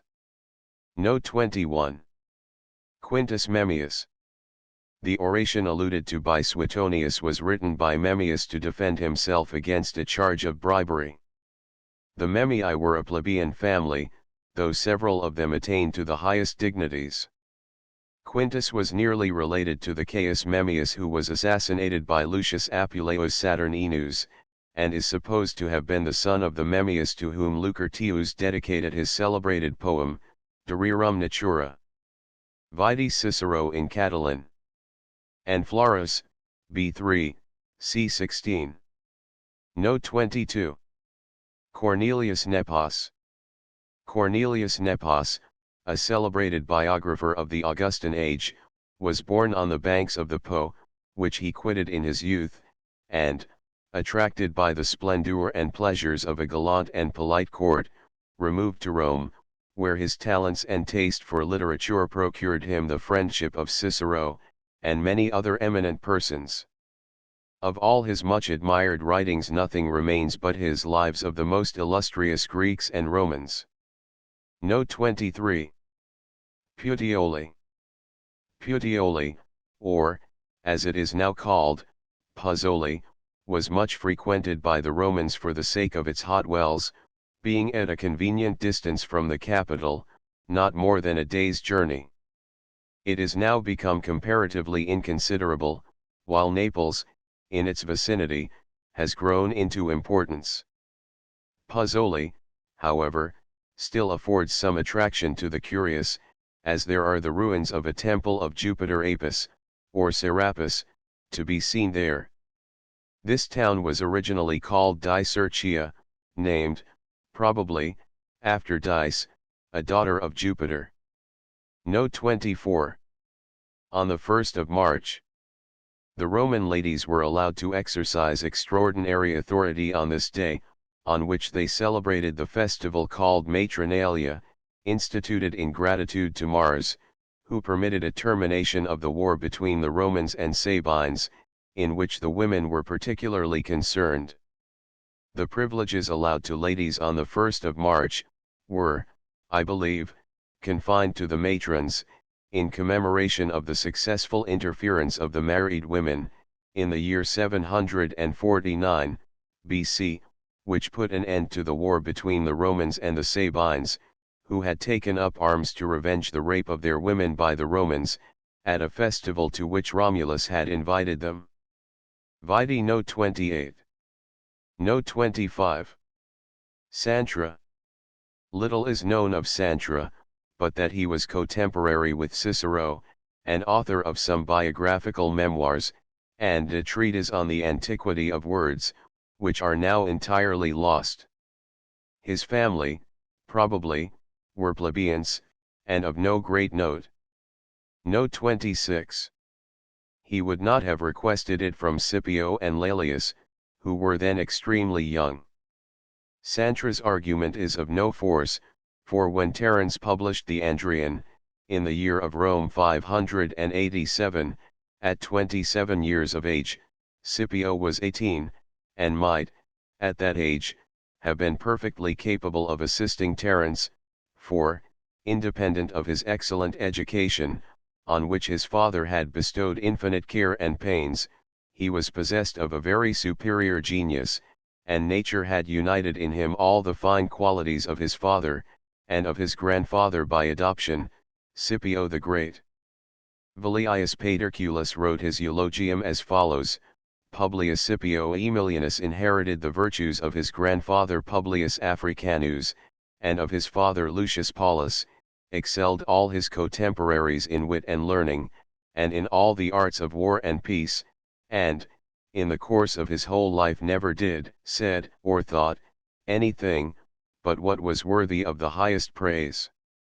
We have seen princes in France, who, at the age of 18, were capable of assisting a poet, as well with respect to the conduct and arrangement of his subject, as in what related to the manners, the diction, and the thoughts.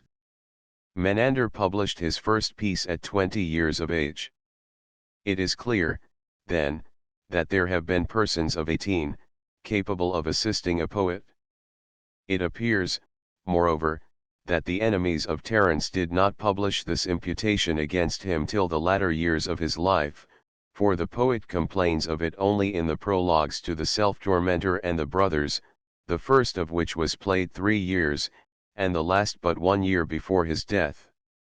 When the first appeared, he was 31, and Scipio 22, and when the last was published, he was 34, and Scipio was 25. Madame Dacier. Note 27. Gnaeus Sulpicius Gallus.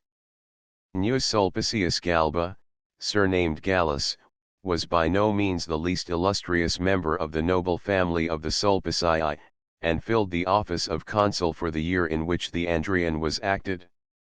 The first of the Sulpicii took the name of Galba, from his diminutive stature, that word signifying a small insect, and the name was afterwards assumed by several of his descendants. Note 28. Who procured the representation of comedies at the consular games.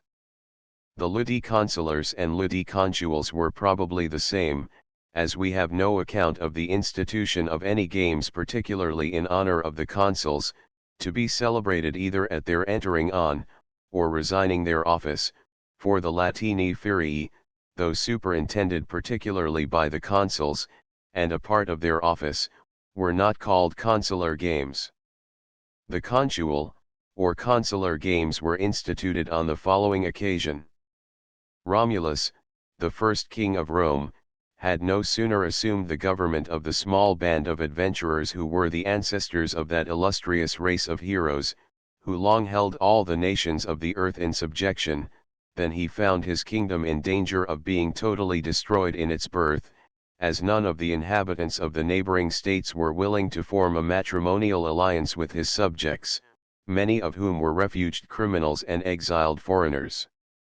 To obtain wives for his people, he was compelled to have recourse to a stratagem, which Plutarch describes as follows: he, Romulus, circulated a report that he had discovered, concealed underground, the altar of a certain god, whom they called Consus, the god of counsel, whose proper appellation is Neptunus equestris, or Neptune, the inventor of riding, for, except at horse races, when it is exposed to sight, this altar is kept covered in the great circus, and, it was said, that it was not improperly concealed, because all councils ought to be kept secret and hidden. Romulus, having found the altar, caused proclamation to be made, that, on an appointed day, a magnificent sacrifice would be offered, and public games and shows exhibited, which were to be open to all who should choose to attend them. Upon this, great numbers went there. The king, dressed in a purple robe, was seated on high, surrounded by the chief patricians. He was to arise, take up his robe, and throw it over him, as a signal for the attack. His subjects, with ready weapons, kept their eyes intently fixed upon their sovereign, and, when the sign was given, they drew their swords with a shout, and seized, and carried off the daughters of the Sabines, who fled, without offering resistance. Plutarch. The games which were instituted on this singular occasion were afterwards celebrated annually on the 12th of the calends of September, and considered to be an imitation of the Olympian games of the Greeks. The contuels, being celebrated in the circus, were sometimes called circenses. The conduct of the Romans in the before-mentioned circumstances, and that of the Benjamites in a like predicament, is so uniformly similar, that whoever attentively compares them, cannot think it very improbable that Romulus derived the idea of his stratagem from that passage of Jewish history. Vide Judges, c. 21. Note 29. Quintus Fabius Labeo. If the accuracy of Plutarch may be depended on, Santra must have been mistaken in supposing Quintus Fabius Labeo to be still living at the time of the Andrian's publication, or for several years before its appearance. This conclusion is deduced from the following circumstances. Quintus Fabius Maximus, whose prudent method of delaying a battle, and harassing his enemy, in his campaigns against Hannibal, procured him the surname of Cunctator, or delayer, enjoyed the dignity of the consulship 5 several times. He was first chosen in the year of Rome 525, and, supposing that he obtained that office in what Cicero calls suo anno, his own year, that is, as soon as he had attained the age required by law. Fabius must then have been 43 years of age, and, as he died in his 100th year, he could not have been alive after the year 582. Quintus Fabius Labeo, who was the son of this hero, died, Plutarch informs us, some years before his father, and, consequently, could not have assisted Terence, even in his first play, the Andrian, which did not appear till the year of Rome 587. That Quintus Fabius Maximus Cunctator was the father of Quintus Fabius Labeo can admit of no doubt, though some authors who have mentioned them have omitted to notice their relationship. Plutarch expressly informs us, that the son of Quintus Fabius Maximus was of consular dignity, and, with the exception of the Cunctator, Quintus Fabius Labeo was the only Fabius whose name appears on record as consul, from the year of Rome 521 to the year 611. Note 30. Marcus Popilius Laenas. Madame Dacier thinks that the person here meant was Caius Popilius Laenas, who shared the consular government with Publius Aelius Ligur in the year of Rome 581, but that learned and celebrated lady assigns no reason why we should suppose either Suetonius or Santra to have been incorrect in affirming Marcus the brother of Caius to have been the reputed assistant of Terence. Marcus was a man of high reputation, and eminent abilities. The following anecdote, related by Velius Paterculus, Book I Chap 10, will afford some idea of the resolute decision of his character. The king of Syria, Antiochus Epiphanes, or the Illustrious, was at that time besieging Ptolemy, king of Egypt. Marcus Popilius Laenas was sent ambassador to Antiochus, to desire him to desist. He delivered his message, the king replied that he would consider of it, upon which Popilius drew a circle round him in the sand on which they stood, and told him, that he insisted on his final answer before he quitted that circumscribed space. This resolute boldness prevailed, and Antiochus obeyed the Roman mandate.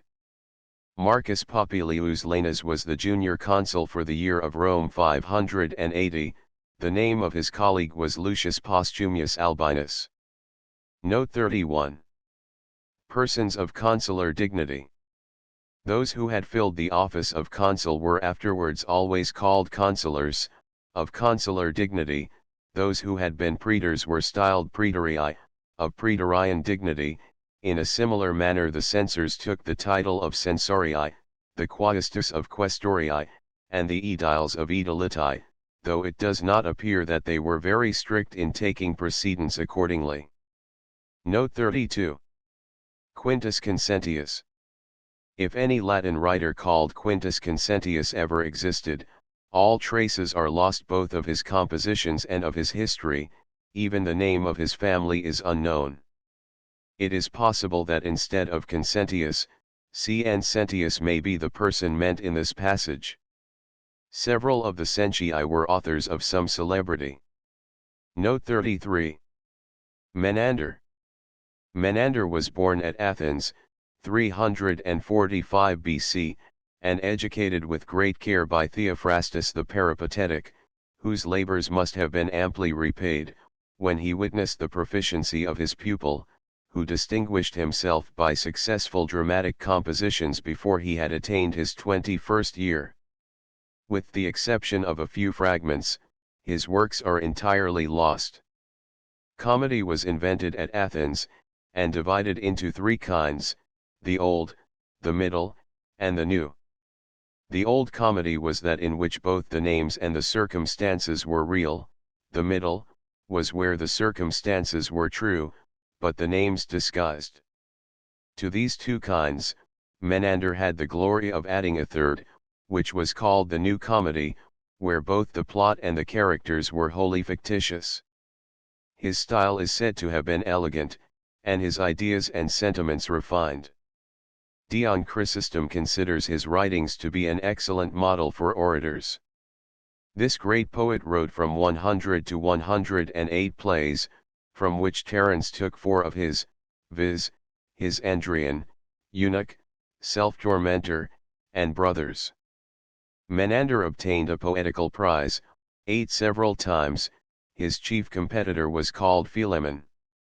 Note 34. Leucadia. Leucadia, or as it is now called Santa Mora, or Lefkathia, is an island about 50 miles in circumference, in that part of the Mediterranean which was known among the ancients by the name of the Ionian Sea. This island was rendered famous by one of its promontories called Leucas, and Leucate, which overhangs the sea at a very considerable perpendicular height. A leap from this promontory into the water beneath, was reckoned among the Greeks as an infallible cure for unhappy lovers of either sex, and most of those who made the experiment, found their love, and all the rest of their cares effectually terminated by this wise step. The famous poetess Sappho perished in this leap. Vide the Spectator, NOS 223, 227, 233. Note 35. The consulate of Gnaeus Cornelius Dolabella, and Marcus Fulvius Nobilior. This was in the year of Rome 594, and about 7 years after the appearance of our author's first play. As his last production, The Brothers had been published but 1 year before this period, this circumstance alone is sufficient to decide the degree of credit which ought to be accorded to the absurd report of Terence having translated 108 plays from Menander. Note 36. A Roman Knight. The Romans were divided into 3 classes. 1. The patricians, or nobility. 2. The equites, or knights. 3. The plebeians, or the commons, that is, all who were not included in the 2 first ranks.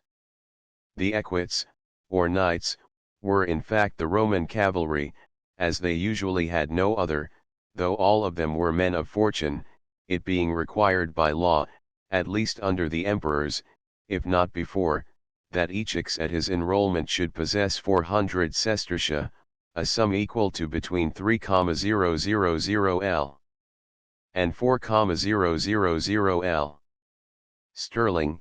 A person worth double that sum might be chosen senator. Each knight was provided with a horse, and a gold ring, at the public expense, and at a general review, which took place every 5 years, the censor was empowered ignominiously to deprive of his horse, and degrade from his rank, any knight who by disgraceful conduct had proved himself unworthy of his dignity. Note 37. A garden of XX jugera. The jugerum, or Roman acre, contained 28,800 feet, consequently, Terence's estate must have been equal to rather more than 13 English acres, and, as a garden, must have been of considerable value. Land in Italy, especially in the vicinity of the capital, bearing a high price, though not so high as in the reign of Trajan, who passed a law that every candidate for an office should hold a third part of his property in land. The Romans were particularly partial to gardens. To improve and beautify them, they bestowed great care, and expended large sums of money. Some of these gardens were of vast extent, and most magnificently embellished with statues, paintings, aqueducts, and sea, as were those of Caesar and Sallust. Note 38. The Villa Martis. The ancient Roman villas were built with extraordinary magnificence, according to those descriptions of them which have reached modern times, and are not unworthy of attention. The great pleasure the Romans took in their villas, and gardens adjoining, may be seen in the writings of many of the most eminent among them. Varro, Cicero, Pliny, Cato, and others, have described these delightful retirements in a particular manner. In the villas of the richest, were concentrated all the attractions that art or nature could be made to yield, and magnificence was everywhere blended with convenience. For the site of a villa of this description they chose the center of a fine park, well stocked with game and fish. The building was generally lofty, nearly 100 feet in height, for the advantage of an extensive view, as the cinatio where the family met at meals was selected in the upper story. The villa was divided into 2 parts, called urbana and rustica. The first contained the chambers used by the family and guests, together with the places of amusement and refreshment, as the baths, terraces, and sea. The villa rustica was that part allotted to the slaves and domestics, who were extremely numerous. Those who wish for a minute description of the habits and manners of the Romans, in the country, may be fully gratified by consulting the following writers on the subject: Varro and Cato de Re Rustica, Dixon on Roman Agriculture, and the works of Columella, and Dionysius Halicarnassus. Note 39. Afronius. Lucius Afronius, a comic writer, was contemporary with Terence, and elevated himself into notice, by his imitations of that favorite poet, and of his great prototype Menander. Fragments of the compositions of Afronius are still extant. In his work quoted by Suetonius he probably gave a poetical description of the festival called Compitalia or Compitalitia, and mentioned Terence as the author of comedies, which had been represented at that festival. Note 40. Compitalia. The Compitalia or Compitalitia were originally ceremonies, for nothing could be more improperly denominated festivals, of a nature at once extraordinary, disgusting and barbarous. It was never possible to ascertain where, or by whom, they were first instituted, though it is generally agreed that they were revived by Servius Tullius, the 6th king of Rome, who first introduced the observance of them among his subjects about the year 200. They were celebrated in honor of the goddess Mania, and of the Lares, who were supposed to be her offspring. The Lares were the household gods of the Romans, and placed in the innermost recesses of their houses. These household gods were small images of their ancestors, which they always kept wrapped in dog's skin, which was intended for an emblem of watchfulness, as being for the protection of the house and its inhabitants. They were also called the manes of their forefathers, from mania. It was pretended, that on consulting an oracle respecting the religious means to be employed for ensuring domestic security, the oracular response commanded that heads should be sacrificed for heads, meaning, that as divine vengeance required the lives of the culprits, the people should offer the heads of others instead of their own, and accordingly the compitalia were instituted on this occasion, and human victims were on this preposterous pretense sacrificed with a sow, to ensure family safety. The Romans, however, had too much good sense to suffer a long continuance of this diabolical folly, and they threw off the yoke of the tyrannical Tarquin, and this obnoxious custom at the same time.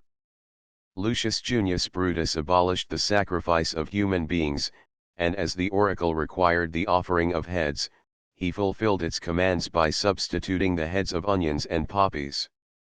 They afterwards made figures of wool, which they suspended at their doors, imprecating all misfortunes on the images, instead of themselves. Slaves were allowed their liberty during the celebration of the compitalia, and with freedmen officiated as priests on the occasion. Being rendered harmless by Brutus' convenient interpretation of the oracle, the compitalia were continued till the reigns of the emperors. The word compitalia is by some derived from compita, crossways, because during the ceremonies, the statues of the Lares were placed in a spot where several streets met, and crowned with flowers. I think it not improbable that the original name was Capitalia, from capita, heads, because heads were the requisite offerings. Note 41. Navius. Gnaeus Navius flourished about the year 500, and acquired great fame by some successful comedies which are now lost. He offended Lucius Caecilius Metellus, a man of great power, and consular dignity, by whose influence the unfortunate poet was banished to Africa, where he died. Valcatius assigns to Navius the third place. Note 42. Plautus.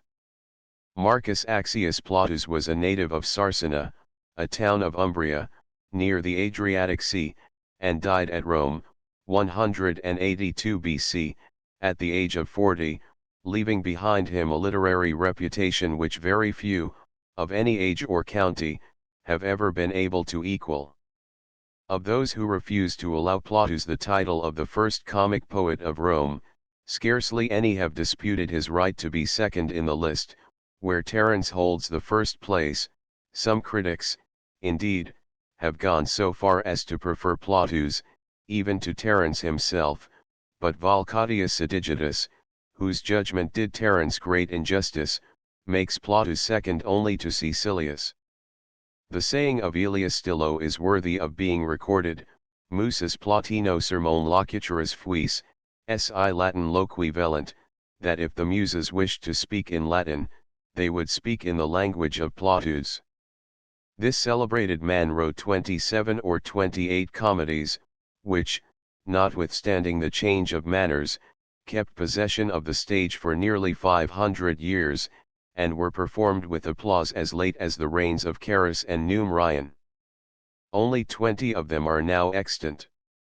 The following is the poet's epitaph, written, as is supposed, by Varro, though Pietro Crinato affirms it to be the production of Plautus himself, of whom Crinato has written a biographical account. Post quam est mort captus Plautus, como edia lugit, scena est deserta, diindrisus, ludus jocusque et numeri in numeri simul omnes calacrimerunt. The comic muse bewails her Plautus dead, and silence reigns o'er the deserted stage. The joyous train that graced the scene are fled, and weep to lose, the wittiest of his age. While jests and sports their patron's death deplore, and even laughter, now can smile no more. Note 43. Caecilius. Caecilius Statius was born in Gaul, and raised himself into eminence, from the condition of a slave, by his poetical talents. He died at Rome 5 or 6 years before the Andrian was first published. Volcatius gives Caecilius the first place. Horace draws a sort of comparison between him and Terence in the following line: Vincere Caecilius gravitate, Terentius arte. Caecilius excelled in force, and grandeur of expression, Terence in art. Quintilian tells us, Caecilium veteres laudibus erunt. The ancients resounded the praises of Caecilius also vero, path vero, Caecilius facile moverat. That Caecilius knew how to interest the passions. Caecilius wrote more than 30 comedies, now lost. Note 44. Licinius. Publius Licinius Tegula, a comic poet, flourished during the Second Punic War. Aulus Gellius mentions him by the name of Caius Licinius Imbrex, author of a comedy called Neaera, but there can be little doubt but that Imbrex, and the Tegula above mentioned were the same person. Note 45. Cicero in his Lambda Epsilon Iota Mu Omega Nu. Cicero wrote a poem, to which he affixed the title of Lambda Epsilon Iota Mu Omega Nu, a Greek word signifying a meadow. He gave it this name, probably, because, as meadows are filled with various kinds of flowers, his work was a numerous collection of flowers, of literature, affording an agreeable variety. This poem, it seems, consisted entirely of panegyrics on illustrious persons. Nothing can be more erroneous than a supposition that these verses were the forgery of some grammarian. The Latin is too elegant, and they are too finely written, to allow us to suppose them a spurious production, and if Cicero had never written any lines inferior to these, his fame as a poet might have equaled his fame as an orator. Ausonius had these verses in his mind, when he wrote Tu quoque latium lecto sermone Terenti, comes, et stricto percursus pulpita sacco. What is still more remarkable, Caesar commences his lines on Terence, in Cicero's words, Tu quoque, and c. For there is not the least doubt but that Caesar undertook this work, merely with a view to irritate, and to contradict Cicero. Madame Dacier. The name of Cicero is too well known, to need any further mention here. Suffice it to say, that this great orator was totally unsuccessful in his poetical attempts, the chief fault of which was want of harmony in the measure.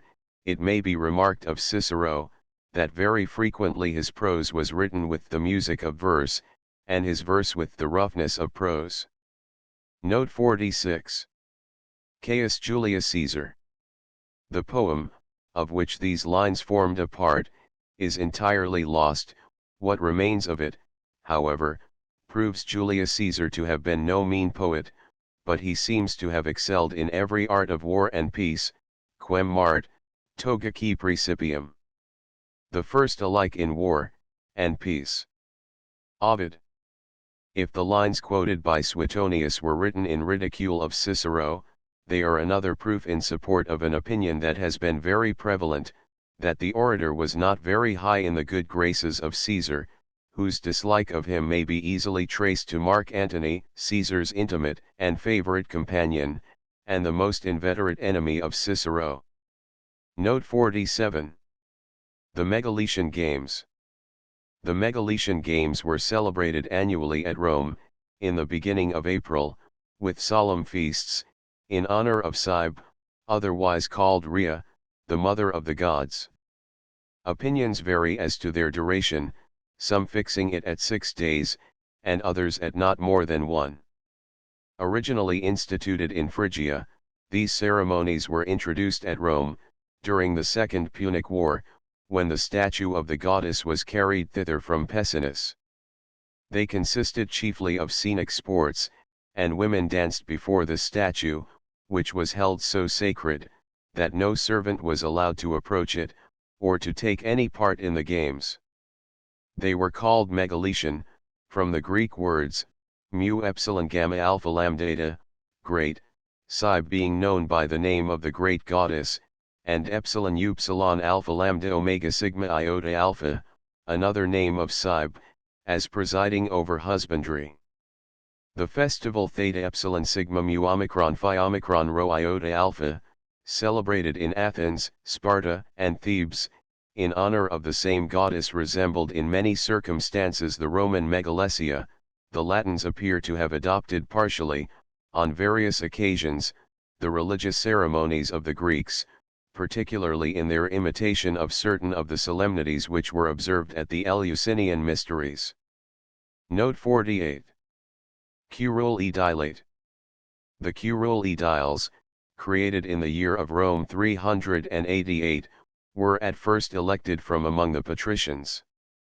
These magistrates were appointed to inspect all public edifices, whence their name, to fix the rate of provisions, to take cognizance of disorders committed within the city, and to examine weights and measures, but their chief employment was to procure the celebration of the various Roman games, and to exhibit comedies and shews of gladiators, on which account, though inferior in rank to the consuls, they precede them in the title of this play.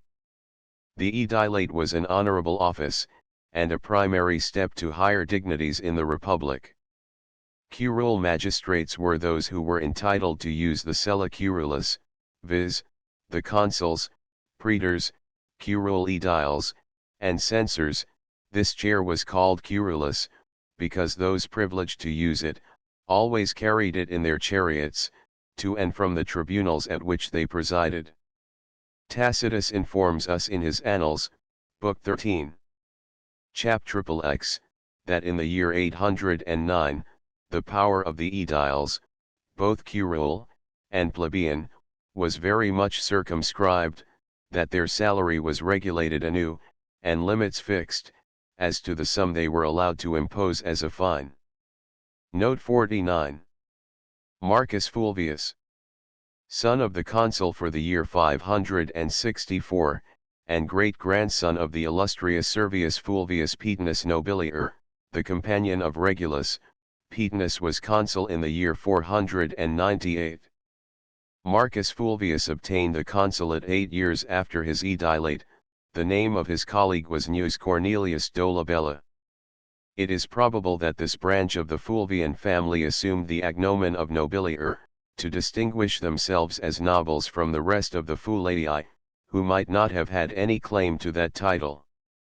None but those, and the posterity of those, who had borne some curule office, vide note 48, were nobles, or nobles. The nobles possessed the exclusive right of making statues of themselves, which were carefully preserved by their posterity, and usually carried in procession on solemn occasions. They painted the faces of these images quid prodest, pontus, longo sanguine censori, pictasque ascendir vultus majorum. What avails it to be thought, of ancient blood? And to expose to view, the painted features of dead ancestors? Juvenal. Note 50. Marcus Glabrio. This person was doubtless distinguished by another appellation which is not set down in the title to this play. Under the name of Glabrio, there is no account of him extant. As Glabrio does not appear to have been the name of any gens, or family in Rome, it was probably the agnomen of Marcus only, and not common to his kindred. Note 51. By the company of Lucius Ambivius Turpio, and Lucius Adelius. These were the principal actors of their company, but otherwise persons of little note, for contrary to the customs of Greece, where men of the highest rank thought it no degradation to appear on the stage, the actors at the Roman theatres were not treated with that consideration to which persons of talent, who furnish the public with a polite and rational amusement, united with instruction, have a just and undeniable claim. However unjust the Romans might have been in this particular, they made an exception in favor of transcendent merit, as in the case of the admirable Roscius, though the mention made of this favorite performer by his friend Cicero, shews the truth of the foregoing remark. Cum artifex ejus modi sit, ut solus dignus videator esse qui in scena spectitur, tum vir ejus modi foot, ut solus dignus videator qui non accedit, so excellent an actor, that he only seemed worthy to tread the stage, and yet so noble a man, that he seemed to be the very last person that ought to appear there.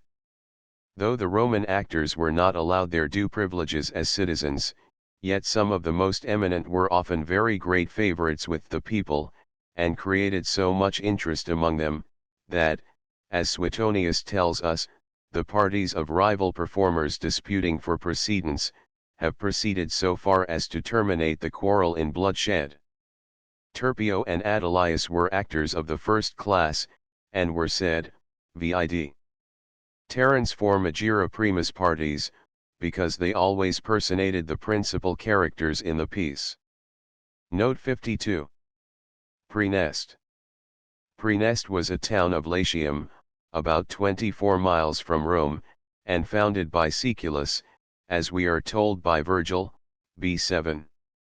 Nec Praenestini fundator defut urbis, vulcanogenitum omnes quem creditit ita Caeculus. Nor was the founder of Praeneste absent, Caeculus, the reputed son of Vulcan. Praeneste was deemed a place of military importance, from its situation, and Cicero, in Catull, tells us that Catiline, when foiled in his attempt to seize the capital, endeavored to make himself master of Praeneste. This town was particularly celebrated for very cold springs, which were held in high esteem, as Strabo assures us, and Horace mentions the circumstance in one of his odes. Scu mei frigidum praeneste, scu tiber supinum, scu liquidi placurabia. Note 53. Equal flutes right and left-handed. Flutes were called in Latin tibiae, because they were made of the shank or shin bone of some animal, until the discovery of the art of boring flutes, when they began to use wood, longae multifori delectat tibia buxi. Ovid. The manner in which these instruments were played on the stage, and the distinction of right and left-handed flutes, has never been ascertained with any degree of certainty. Few subjects have more obstinately baffled the researches of the learned. The most perspicuous detail of all that the moderns are acquainted with respecting the ancient flutes, is written by the learned Madame Dacier, part of which is quoted in the preface to this translation. Note 54. It is taken from the Greek. All Terence's comedies were of this class, which was called palliati, viz., plays in which the scene was laid in Greece. The class, called togati, were pieces entirely Roman. The palliati were generally new comedies, of which Menander was the inventor, but Pacuvius wrote the middle, and Livius Andronicus the old comedy. Vide note 33. In the age in which Terence wrote his comedies, the Romans were some degrees less advanced in the refinements of civilization, than the Greeks.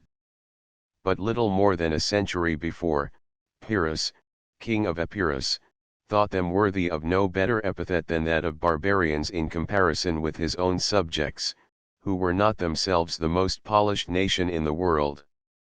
The Romans, therefore, omitted no opportunity of improving the manners and perfecting the education of their youth, by sending them to mix with the Greeks, and to unite themselves to the disciples of those Grecian sages, who, as far as the light of reason, unassisted by divine revelation, could penetrate, dispelled the clouds of ignorance, and taught their followers that happiness and wisdom can be attained only by the virtuous. It was, doubtless, on this account, that Terence chose Greece as the scene of his comedies, which he intended should portray to the Romans the manners, customs, and characters of those whom they often held up as a pattern of polished refinement, worthy the imitation of the rising generation. It is to this, doubtless, that we must attribute Terence's choice of Athens in preference to Rome as the scene of his plays, as, particularly, in the comedy which the critics call the comedy of intrigue, the best judges agree that the scene is preferably laid in that country in which it is meant to be performed. but the comedies of Terence were more of that description which Dr. Blair denominates the comedy of character, and preferable to what he calls the comedy of intrigue, because it exhibits the prevailing manners which mark the character of the age in which the scene is laid. Incidents should afford a proper field for the exhibition of character. The action in comedy, though it demands the poet's care in order to render it animated and natural, is a less significant and important part of the performance than the action in tragedy, as, in comedy, it is what men say, and how they behave, that draws our attention, rather than what they perform or what they suffer. Note 55. The consulate of Marcus Claudius Marcellus, and Gnaeus Sulpicius Galba. The consuls, the chief magistrates of the Roman Republic, were first created at the expulsion of the kings in the year 244, they were 2 in number, and chosen annually. The consuls were the head of the Senate, which they assembled and dismissed at pleasure, though it was not their exclusive privilege. As a dictator, his master of the horse, the praetors, military tribunes, and even the tribunes of the people, might also, on certain occasions, assemble the Senate.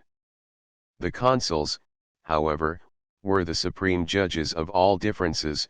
They commanded the armies of the Republic, and, during their consulate, enjoyed almost unbounded power, which could only be checked by the creation of a dictator, to whom the consuls were subordinate. It was requisite that every candidate for the consulship should be 43 years of age, and that he should previously have discharged the functions of praetor, aedile, and quaestor. The consuls were always patricians till the year 388, when, by the influence of their tribunes, the people obtained a law, that henceforth one of them should be a plebeian.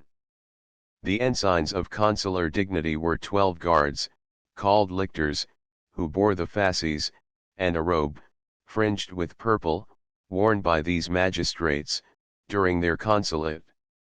The names of the consuls are mentioned in the title of this play, merely to fix its date, as the Roman method of reckoning their years was by the names of the consuls. This custom continued for 1,300 years. Marcus Claudius Marcellus was the grandson of the great Marcellus, slain in the year 545, for Gnaeus Sulpicius Galba, vide note 27. Note 56. Prologue. Madame Dacier grounds on the first line of this prologue an opinion, that the Andrian was not Terence's first play, but, if that learned and justly celebrated lady had attentively considered the relation the 16 following lines of the prologue bear to the first, she could not have made this deviation from her usual extreme accuracy. Whether the Andrian was, or was not, our author's first production, is a question of more curiosity than real importance.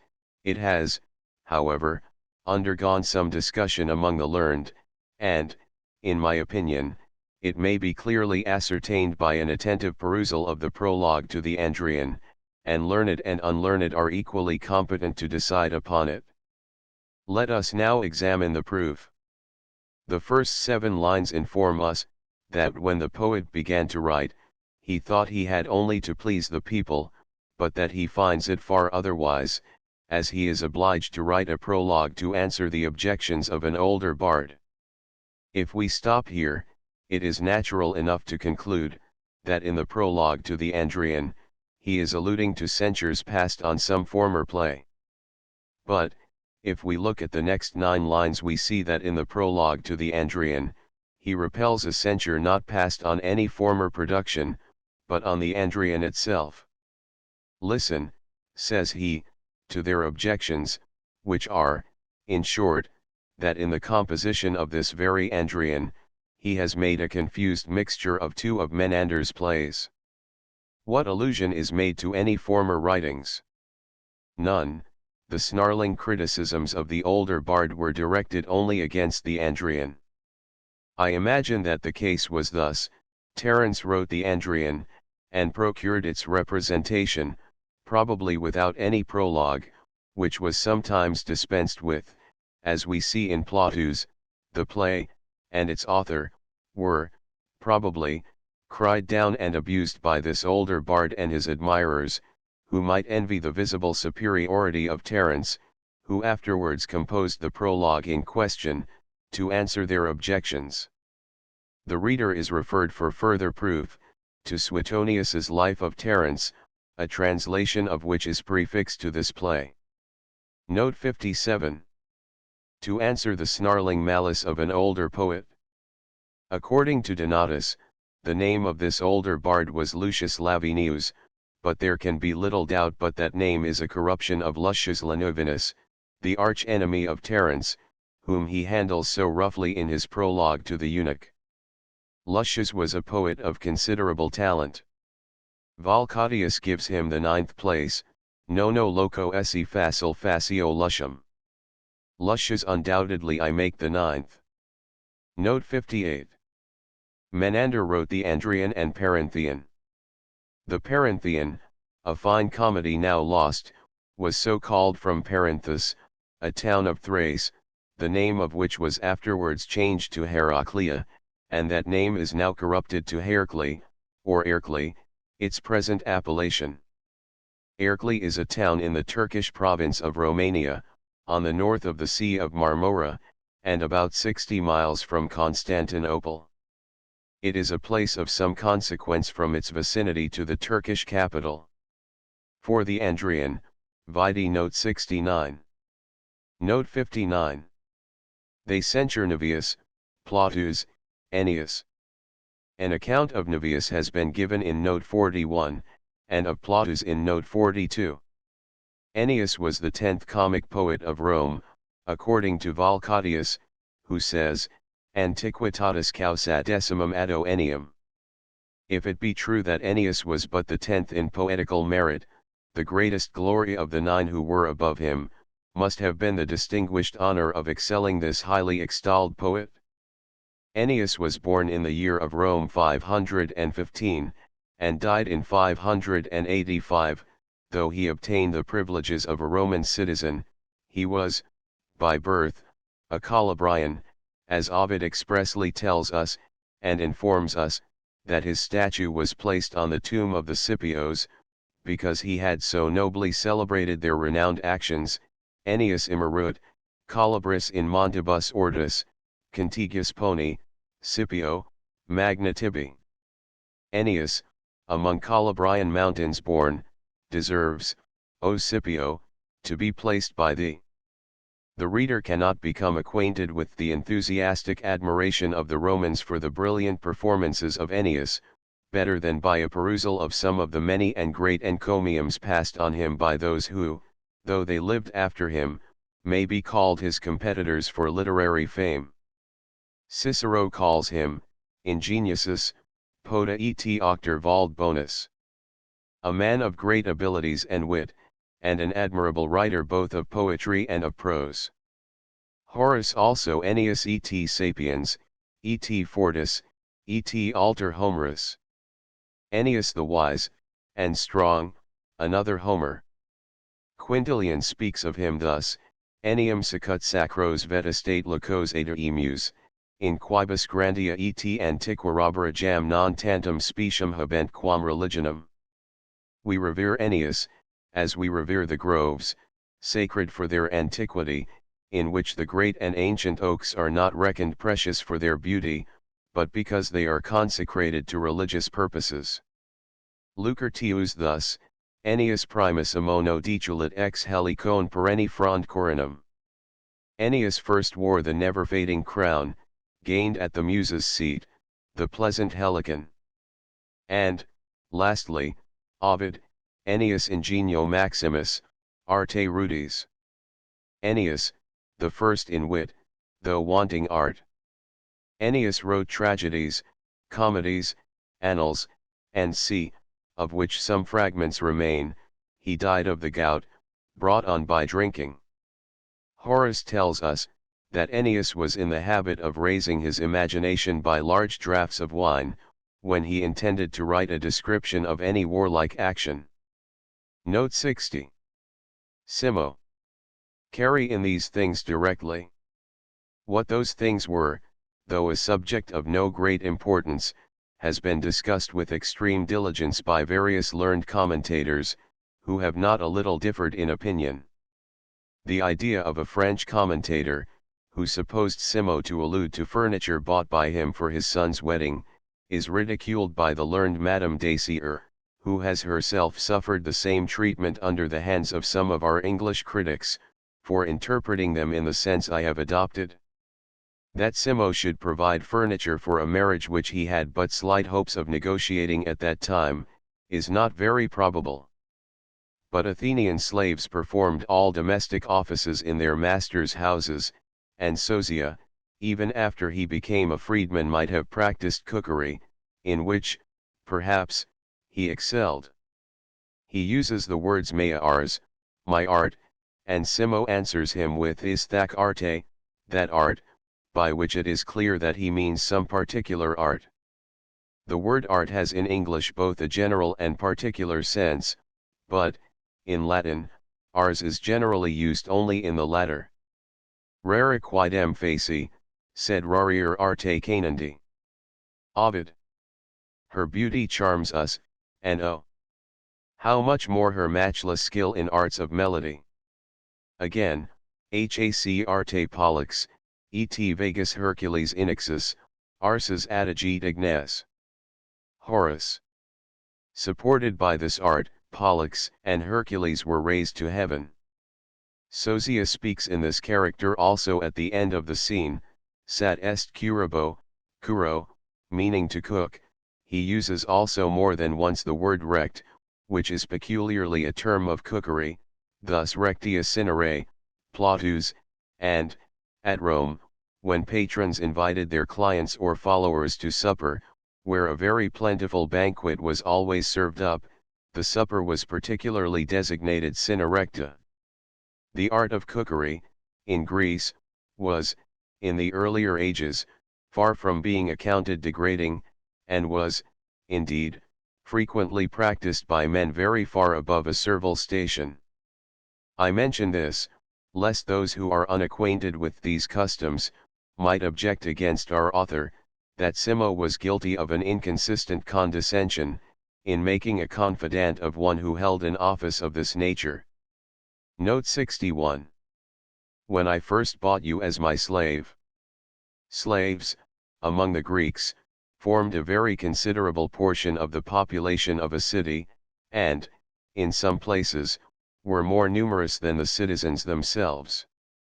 In Athens, all domestic offices were performed by slaves, who were employed also in the capacities of tutors, scribes, stewards, overseers, and husbandmen, according to their respective talents.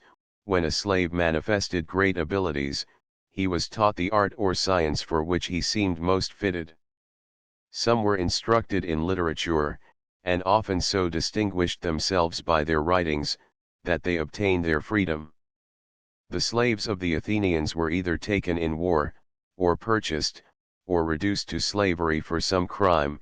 They were divided into two classes, one those who were natives of some part of Greece, who had the privilege of redeeming themselves, who, if cruelly treated, might appeal to the archons, and change their master, and whose lives were not in their master's power, to those slaves who were transported from barbarous nations, who were wholly at the disposal of their owners in every respect. The price of a slave varied according to his qualifications. Some were worth about 10 sterling, some were valued at 20 and others much higher. The Athenians were celebrated for the gentleness with which they treated their slaves. Xenophon informs us, that they frequently spoiled them by excessive indulgence. Slaves were made free, if they rendered any essential service to the government, and frequently received their liberty as a reward for their fidelity and attachment to their master, and his family. For further information respecting the Athenian slaves, and remarks on their habits and manners, vide notes 62, 63, 64, 68, 86, 88, 110, 131, 154, 195, 196. Note 62. I gave you freedom. The ceremony of pi epsilon lambda epsilon theta epsilon rho iota alpha, or giving a slave his liberty, was performed in Athens as follows: the slave kneeled down at the feet of his master, who struck him a slight blow, saying, "Be free," or he took the slave before a magistrate, and there formally declared him at liberty. These ceremonies were extremely similar to those used by the Romans on the same occasion. The Greeks sometimes set their slaves at liberty in a public assembly, which Aeschines describes as follows: lambda lambda omicron iota delta tau iota nu epsilon pi omicron kappa eta rho upsilon xi mu epsilon nu omicron iota, tau omicron alpha tau nu omicron kappa tau alpha phi epsilon sigma alpha nu pi epsilon lambda epsilon upsilon theta rho omicron upsilon, mu rho tau upsilon rho alpha tau pi epsilon lambda epsilon upsilon theta epsilon rho alpha tau omicron lambda lambda eta nu alpha pi omicron iota omicron mu epsilon nu omicron iota dot. Others, when they had obtained silence by means of the heralds, gave their household slaves their liberty, and made the assembled Greeks witnesses of their manumission. The same author mentions a very singular law, which stigmatized with infamy any person who should proclaim the freedom of a slave in the theater. Kappa alpha delta eta nu pi alpha gamma omicron rho epsilon epsilon iota mu tau epsilon omicron kappa tau eta nu pi epsilon lambda epsilon upsilon theta epsilon rho omicron nu tau theta epsilon tau rho tau iota mu omicron nu epsilon nu alpha iota tau nu kappa rho upsilon kappa alpha dot. And this law clearly forbids that any person shall manumit a slave in the theater, and decrees infamy to the herald who shall proclaim his freedom there. Slaves were called omicron kappa tau alpha iota, and pi epsilon lambda tau alpha iota, but, after they became free, received the appellation of pi epsilon lambda epsilon theta epsilon rho omicron iota, and enjoyed all the privileges granted to the new theta omicron iota, or illegitimate citizens, who were not admitted to all the rights of those whose parents were both freeborn Athenian citizens. It was usual for a freedman to continue with his master, who was called his pi rho omicron sigma tau alpha tau eta, or patron. He was also allowed to choose a sort of guardian, who was called pi tau rho omicron pi omicron. Note 63. Nor have you given me any cause to repent that I did so. An emancipated slave was bound to perform certain services for his former master. He was to assist him in any emergency to the utmost of his power, and, if he proved remiss in these duties, was liable to a severe punishment. No freedman could appear in a court of justice against his patron, either to give evidence in his own suit, or in that of another.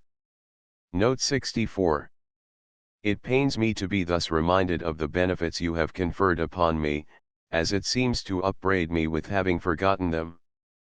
By the Athenian laws, any freedman convicted of ingratitude to his former master, was reduced a second time to a state of slavery, but, if a freedman was brought to a trial on a charge of this nature, and acquitted of it, he was declared tau epsilon lambda omega lambda epsilon theta epsilon rho omicron, perfectly free, and was then wholly released from all obligations of service to his former patron. Note 65. You shall hear everything from the beginning. This is the Inidium Narrationis, the first part of the narration, and, by far the longest. It is, in the original, inimitably beautiful.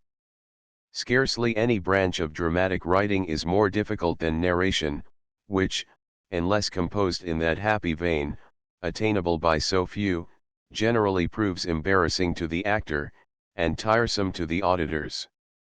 The writings of Terence abound with narrations, a necessary consequence of his strict adherence to the unities.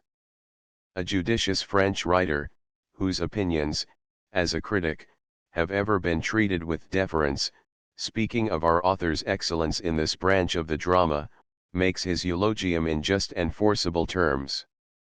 Terence is without a rival, especially in his narrations, which flow along with a smooth and even course, like a clear and transparent river. We see no parade of sentiment, no glare of obtrusive wit, no smart epigrammatical sentences which Nicole and Rochefoucauld only can make acceptable. When he applies a maxim, it is in so plain and familiar a manner, that it has all the simplicity of a proverb. He introduces nothing but what appertains to the subject. I have perused, and reperused the writings of this poet with the greatest attention, and have laid them aside with the impression that there is not a scene too much in any play, nor a line too much in any scene. Diderot on Dramatic Poetry. For further remarks on the narrations of the Andrian, vide notes. NOS 89. 95 101. I shall postpone a continuance of observations on the very obvious inconvenience attendant on narrations, and pursue a remark made in the commencement of this note, respecting the source from which has flowed so many of these narrations, which require all the art and wit of a Terence to prevent them from seeming too prolix. This source may be found in those irksome unities of time and place, those leaden fetters of dramatic genius, which, by chaining down the imagination and talents of many of the ancient, and even some of the modern, dramatic writers, have deprived the world of more, than the embellishments they may have given to composition can ever repay. Terence, in all his works, in compliance with the reigning taste of his age, observed the unities of action, time, and place, with the most scrupulous exactness, and this observance is the chief reason that his comedies can never succeed on any modern stage. His plays are crowded with narratives, which, however beautifully written, will never yield that attraction to an audience, which they find in busy and lively action. He cannot bring on the stage what is supposed to happen in the next street, or adjoining house, it must therefore be related. All the story of the piece must be supposed to pass in a very few hours, all those events which cannot be imagined to take place in one day, and which, when represented to the spectators in the modern drama, are often of the greatest interest, must, by the law of the unity of time, be related. Of what a scene, to instance one of many, has the unity of place robbed us in Terence's Eunuch? Where Laches, Act 5, rushes into the house of Ties. How many modern plays, in which the unities were preserved, ever kept the stage a month? None, if we except Ben Jonson's Silent Woman, The Adventures of 5 Hours, and a very few others, and it may well be doubted whether even our immortal Shakespeare himself, if he had shackled his genius with these rules, would not have been generally confined to the closet.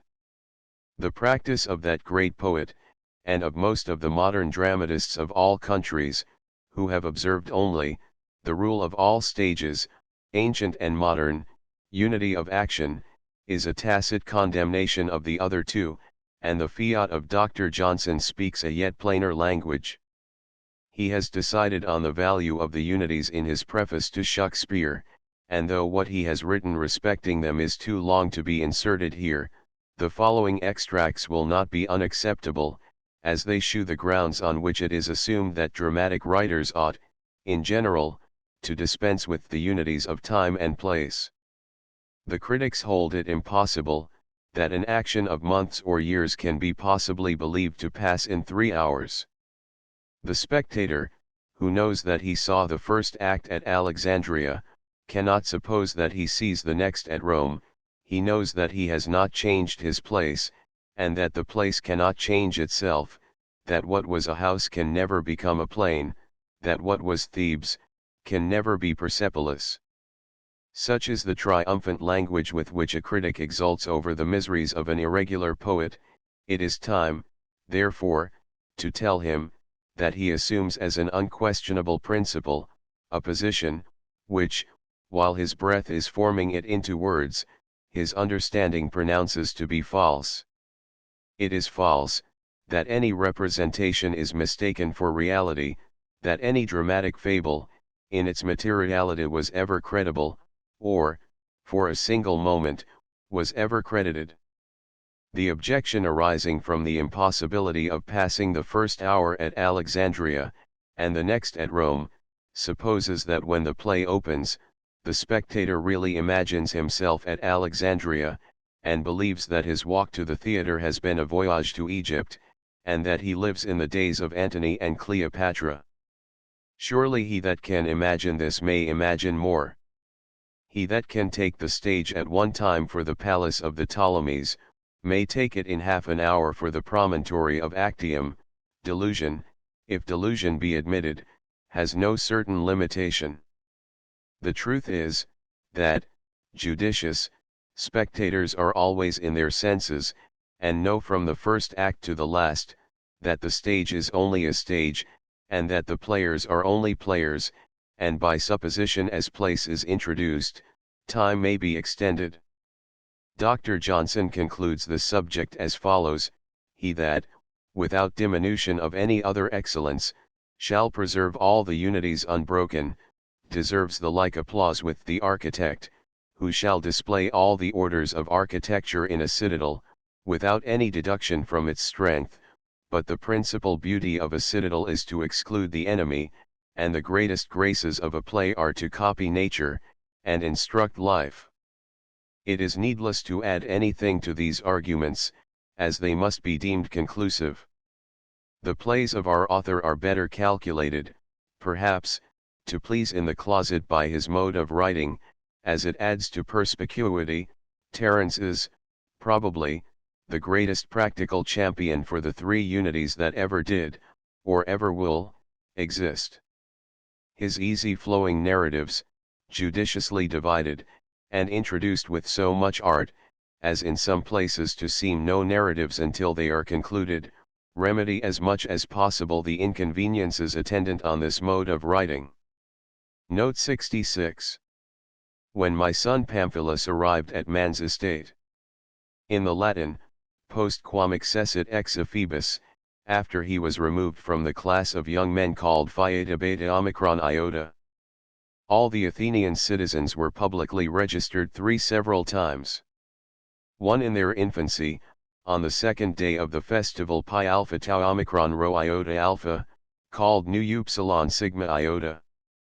2 when they were 18 years of age, they were registered on the third day of the Pi Alpha Tau Omicron Rho Iota Alpha, called Kappa Omicron Upsilon Rho Epsilon Tau Iota, when they received the title of Phi Eta Beta Omicron Iota. 3 at 20 years of age, they were registered for the last time at the feast called Beta Epsilon Nu Delta Delta Epsilon Iota Alpha on the 19th of the month, Dargelion, when they were said to be admitted among the men. These ceremonies were used to prevent the intrusion of persons, who had no claim to the title of Athenian citizen, which was an honor, that even foreign kings thought worthy of their pursuit. Having quitted the class of the Phi Eta Beta Omicron Iota, Pamphilus, at the time mentioned by Simo, must have been 20 years of age. Note 67. The schools of the philosophers. Several schools of philosophy were established at Athens, in which philosophers of different sects presided, and gave instructions to those of Athens, and of other countries, whose fortunes allowed them leisure to pursue studies of this nature. The buildings in which the philosophers delivered their lectures were provided at the public expense. They were called gymnasia, and built in divisions, some for study called Sigma Tau Omicron Alpha, and others for various exercises, as wrestling, pugilism, dancing, and these were denominated Pi Alpha Lambda Alpha Sigma Tau Rho Alpha. The principal gymnasia in Athens were the Lyceum, where Aristotle taught, the Academy, in which Plato presided, and, lastly, the Cynosarges, which gave the name of Cynics to that sect of philosophers, founded in this place by Antis thence. Vid Plutarch's Life of Themistocles. Note 68. In these times flattery makes friends, truth, foes. Madame Dacier has elucidated this passage in an elegant and ingenious criticism, which clears Pamphilus from the charge of flattery which Sosia appears to insinuate against him. The sentence in the original runs thus: Nam hoc tempor obsequium amicos veritas odium perit. When Simo spoke of the obliging temper of his son, he intended to describe him as behaving with that complacent politeness which is as remote as possible from flattery, the practice of which never requires of a man anything inconsistent with the laws of truth and candor, otherwise he would have blamed his son, instead of praising him. But Sosia, following the example of people of his own rank, who always look on the dark side of everything, takes this opportunity of censuring the manners of the age, by declaring that people were unwilling to hear the truth. Thus he mistakes obsequium, which really means an amiable mildness of manners, for assentatio, servile flattery, a vice which shows weakness of mind, and baseness of heart, and which renders those of our friends who practice it, more dangerous than even our enemies themselves. There is more ingenuity in this passage than appears at first sight. Madame Dacier. For some further very valuable critical observations, the reader is referred to the preface to a translation of Phaedrus's Fables, published at Paris, about the middle of the 17th century. Besides very able remarks on the Andrian, and the rest of Terence's plays, the translator gives an ingenious comparison between fable and comedy. He also translated into French 3 of Terence's comedies, viz., the Andrian, the Brothers, and Phormio. Note 69. The island of Andros. This island is situated in the Aegean Sea, or, as it is now called, the archipelago. It is distant from the Piraeus, or port of Athens, about 500 of the Stadia Olympica, or rather more than 50 English miles. It retains its original appellation. Bacchus seems to have been the reputed patron of this island, which was also called Antandros, and has been mistaken by some for the Antandros of Phrygia Minor, where Aeneas built his fleet. Vide Ovid's Meta. Book 13, L 623-670. Note 70. The neglect of her relations. The relations of unmarried women in Greece were bound by law to provide for them, either by seeing them married to some suitable person, or to furnish them with the means of support according to their rank in life, or if a woman had no near kindred, this duty devolved upon a guardian called Kappa Upsilon Rho Iota Omicron. It is probable that this obligation extended equally to the paternal and maternal relations, though the latter generally acted only in case of the former becoming extinct. Terence warrants the supposition of relations on both sides, being compelled to act, as he uses the word cognitus, which signifies strictly a relation by the mother's side. Agnatus, on the contrary, is never employed but to designate a kinsman by the father's side, though cognitus is often used as a common term for both, and such is its meaning in this passage, for if the law had been confined to the father's relations, Terence would certainly have used agnatus, and thereby clearly designated the particular persons who were bound to observe it. Note 71. The distaff and the loom. The Greek and Roman women led generally very domesticated lives, and passed a considerable portion of their time in spinning and weaving. The simple manners of the earlier ages obliged each family to depend, in a great measure, on itself, for the supply of its various wants, and the kings and heroes of antiquity might doubly prize a mantle or a vest, wrought by the hands of those who were dearest to them. Wool was usually worn, but linen, though highly valued, seems to have been but rarely used. When the Greeks became more refined, this simplicity of manners among women of rank gave place to less laborious habits, and slaves were instructed in the art of spinning and weaving. Note 72. Several lovers made their addresses to her, and c. This passage has been elegantly and chastely softened by an ingenious French writer, who flourished about the year 1650. I shall subjoin in this, and other subsequent notes, the various alterations made by this judicious editor, together with the original passages. The lines he has introduced are beautifully written, and a close imitation of the style of Terence, I cannot doubt but they will be considered worthy of a perusal. They are a proof of a laudable delicacy, which was but too rarely to be met with in many of the poets of both England and France, in the 17th century. The original passage runs thus: primum hecputus vitam, pars, ac du writer agibat, lana ac tela vitam queritans, sed post quam amans accessit, pretium polisens, unus, et item alter, ita ut ingenium est omnium hominum oblabor proc live ad libitum m, accepit conditionum, dine questum occipit. Which is altered by the French translator to the following: primum hecputus vitam, pars, ac du writer agibat, lana ac tela vitam queritans, sed post quam ad illum accessit adolescent ulus, unus, et item alter, ita ut ingenium est omnium hominum oblabor proc live ad decidium, sprens s equipium illorum uxarum for, fami hauded pepper seed, illusc in domum suum lubens admisit nimium familiariter. At first she lived chastely and penuriously and laboured hard, managing with difficulty to gain a livelihood with the distaff and the loom, but soon after several lovers made their addresses to her, and as we are all naturally prone to idleness, and averse to labour, and as they made her promises of marriage, she was too negligent of her reputation, and admitted their visits oftener than was prudent. Note 73. Aha! Thought I, he is caught. In the Latin, cert captus est habet.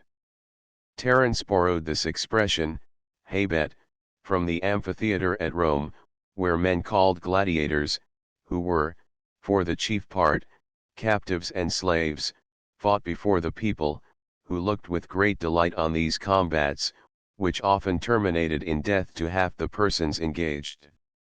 When a gladiator was wounded, the people exclaimed habet, he has it, and thus the word was often used at Rome, in the sense adopted by Terence. Note 74. He paid his share, and supped with the rest. In the Latin symbolum dedit, he gave his ring as a token, or pledge. This phrase is an allusion to a custom which prevailed chiefly at Rome. When a party agreed to dine together at their own expense, or, in other words, to club together for an entertainment, each of the party gave his ring to him who had the care of providing the feast, as a symbol or token that he, the owner of the ring, was to join the company, and defray his share of the expense. Hence, he who paid nothing, was called asymbolus. Rings were also given in contracts instead of a bond, and used for tokens of various kinds. The Greeks also seem to have called rings by the same name, sigma mu beta omicron lambda alpha. Note 75. To give his daughter to Pamphilus with a large dowry. The word dowry, which is called, in Greek, pyro omicron xi, or mu epsilon lambda iota alpha, or delta nu alpha, originally meant the sum which a man gave to the family of the woman he married, and with which he might be said to purchase his wife, but, as the Greeks grew more refined, and also more wealthy, this custom was wholly abolished, and the dowry was given by the wife's relations to the husband, to assist him in the maintenance of her and of her children.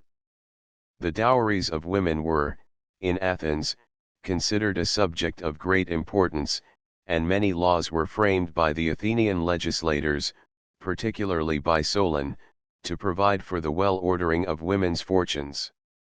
An heiress could be disposed of in marriage, only by her father, grandfather, or brother. If she had neither of these relations, the archons determined who was to be her husband, and it was held so important to keep her estate in the family, that at one time a law prevailed, that if an heiress had no children by her first husband, she was taken from him by the authority of the archons, and given to her nearest relation. A wife, who brought a fortune to her husband, was called gamma upsilon nu, she who brought none pi alpha lambda alpha kappa. Solon, apprehensive of mercenary unions, at one time, passed a law, that a woman should carry to her husband only some furniture, and 4 or 5 changes of dress. But this seems to have been little observed. The large dowry which Simo says Crims offered with Philomena, we may fairly suppose to have been 20 talents, as Crims imagined he had but one daughter to portion off. When he had discovered Glycera, he gave her a dowry of 10 talents, and we must suppose that he reserved as much more for Philomena. This will give us an idea of what the portions of the Athenian women usually were, and of the fortune of a citizen. 20 Greek talents were nearly equal to 5,000 L. sterling, according to some authors, though writers differ widely as to the amount of the Attic talent. Dr. Arbuthnot makes it equal to 193 L. 15s, Mr. Raper to 232 L. 3s. It is agreed on all sides that the Attic talent consisted of 6,000 drachmae, but the value of the drachma was never correctly ascertained. Vide the table of monies in Note 208. Note 76. I contracted my son. The Athenian youth were not allowed to dispose of themselves in marriage without consulting their parents, who had almost unlimited authority over them. If they had no parents, guardians, called Pi iota, were appointed to control them. But it does not appear that any particular ceremonies were used in Athens, in contracting a bride and bridegroom, previous to the day of marriage, and I rather imagine, Terence, in order to make the subject clear to his Roman auditors, alluded, by the word despondi, to the Roman custom of betrothing, called sponsalia, which they performed as follows: some days before the wedding, the intended bride and bridegroom, with their friends, met together at the lady's residence, and the parent or guardian of each, as I imagine, asked each other, Spons, do you betroth her or him? Then the other party answered, Spondio, I do betroth, and see. Then the deeds were signed, the dowry agreed on, and the day appointed for the marriage. Note 77. Among the women who were there I saw one young girl. Women were frequently hired on these occasions, to appear in the funeral procession as mourners, of whom Horace says, Ut qui conducti plorant in funere, decunt et facient pro plura dolentibus ex animaci. Like those, who, hired to weep at funerals, exceed, in noisy grief, a faithful friend. Note 78. She appeared more afflicted than the others who were there, and so preeminently beautiful, and of so noble a carriage. I approach. To understand the full force of Simo's remark, when he says how much he was struck with the contrast between Glycera and the rest of the mourners, it is necessary that the reader should be informed, that, in Athens, no woman under 60 years of age was allowed to appear at a funeral, except the relations of the deceased. Solon imposed this law upon the Athenians. Note 79. I approach the women who were following the body. Literally, the women who were walking after the body. Though those women who were hired to follow a corpse, walked in procession, it was very usual in Greece, to attend funerals in carriages, and on horseback, but Chrysis, not being represented as a citizen, the ceremonies, in respect to the procession, must be supposed to be different. The interment of the dead was considered of such extreme importance throughout the whole of Greece, that to want the rites of sepulture, was deemed by the natives of that country, a much greater misfortune than even death itself. The Greeks, and many other nations, believed that the spirit of a person whose corpse was unburied, could never obtain admittance to the Elysian fields, their imaginary place of reward for virtuous men after death. Two different methods of disposing of the dead prevailed in Greece. The most ancient of the two, as is generally allowed, was much the same as the modern practice: the corpse was interred in a coffin, and deposited in the earth. The other mode was to burn the body, and to preserve the ashes. The Athenians seem to have used both methods indiscriminately. Their funerals were usually conducted by torchlight. On the third or fourth day after death, though the time was varied according to circumstances, the corpse was placed on a bier, with the feet towards the door, and an obbolus put into its mouth, to defray the passage across the Styx. A certain form of words was then pronounced over the body, which was afterwards carried out, and followed by the mourners. Those of the same sex as the deceased were to be nearest the corpse, when it was placed on the pile, and a second form of words recited over it. Some one of the mourners, usually the nearest relation, applied a torch to the wood, and, if the deceased was of high rank, animals of various kinds, and sometimes even human victims, were slaughtered, and thrown into the flames. The ashes of the dead were collected from the extinguished pile into an urn, and with some further ceremonies deposited in a sepulchre. The Romans burned their dead in a similar manner. For a further mention of Greek funerals, vide notes 77, 78, 80, 81. Note 80. We follow, and arrive at the tomb. Tombs, called by the Greeks tau phi omicron iota, or tau mu beta omicron iota, which signify both the grave and the monument, were not allowed to be within the city of Athens, but were placed either in the public burial place, or in private grounds belonging to the relatives of the deceased. It was not unusual to erect them by the roadside at some distance from the city, whence the expression, so common on monuments, sist viator, stay traveler. The public burial place of the Athenians was in that part of the Ceramicus situated beyond the city. It was very extensive. The other part of the Ceramicus contained the old forum, called Rho Chi Alpha Alpha Gamma Omicron Rho. Note 81. The corpse is placed on the pile, and quickly enveloped in flames. They weep, while the sister I was speaking of, rushed forward, in an agony of grief, toward the fire, and her imprudence exposed her to great danger.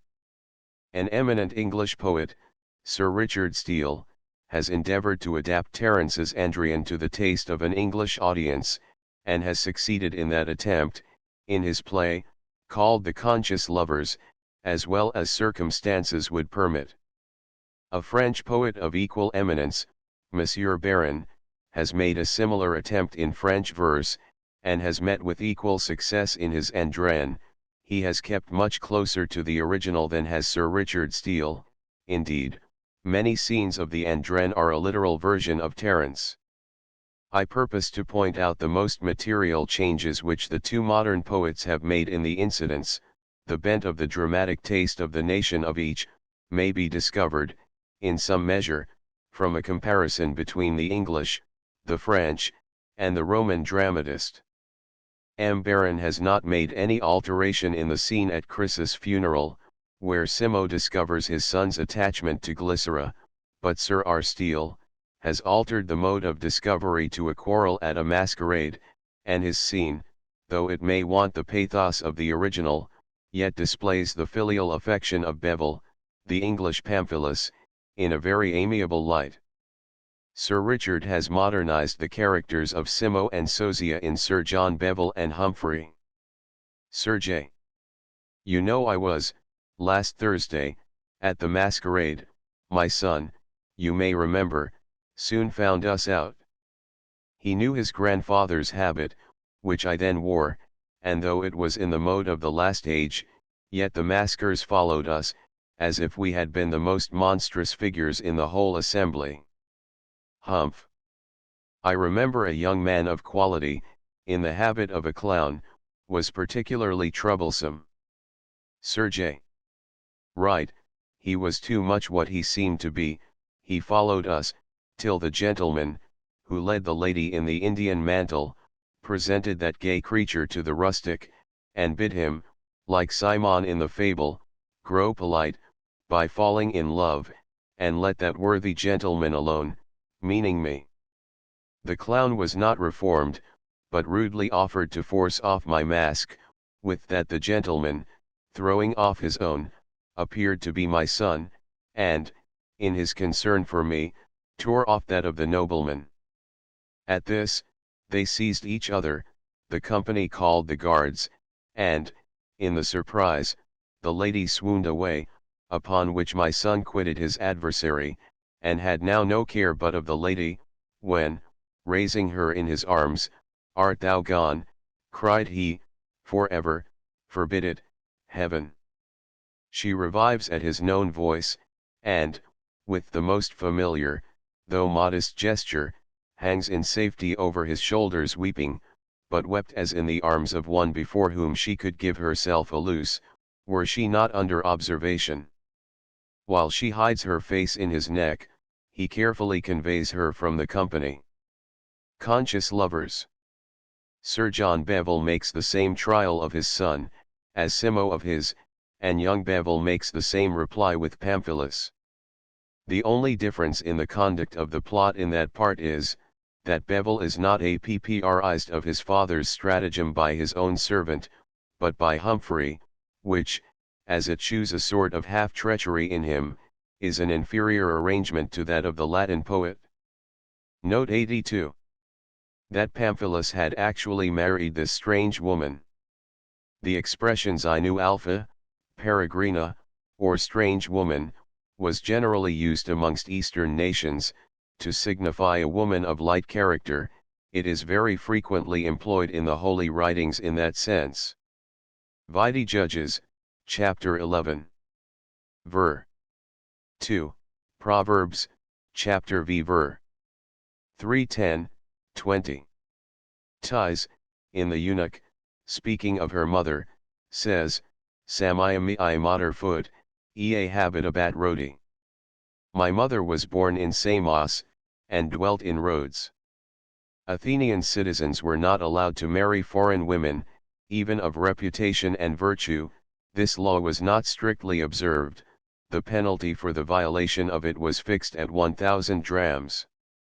Simo mentions the epithet Peregrina, as what Crim said he had heard Glycera called, but does not himself drop the slightest hint against her, but, on the contrary, praises her modest demeanor, as he must have been well aware, that she did not deserve such an epithet, being her opposite neighbor, and having seen her abroad, Xinu Alpha Iota, or strange women, when they appeared in public, were obliged to wear striped dresses, to distinguish them from women of innocent conversation.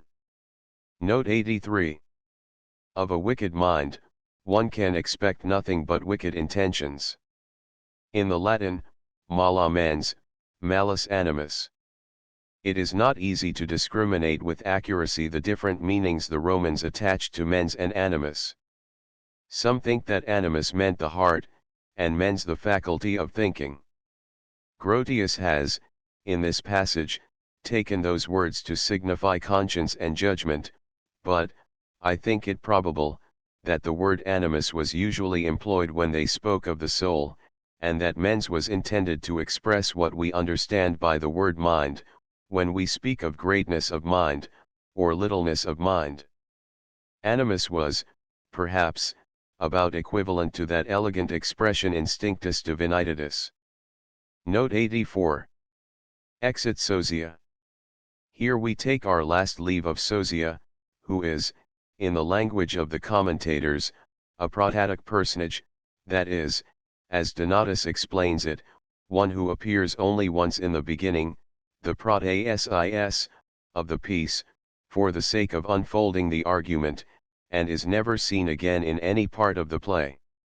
The narration being ended, says Donatus, the character of Sosia is no longer necessary. He therefore departs, and leaves Simo alone to carry on the action.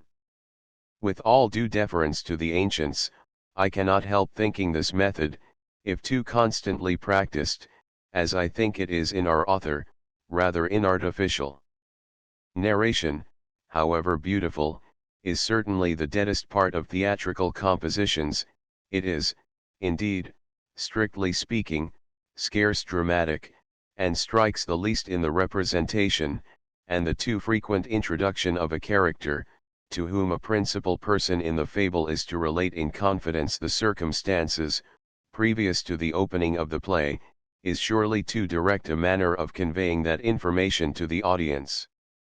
Everything of this nature should come obliquely, fall in a manner by accident, or be drawn as it were perforce, from the parties concerned, in the course of the action, a practice, which, if reckoned highly beautiful in epic, may be almost set down as absolutely necessary in dramatic poetry.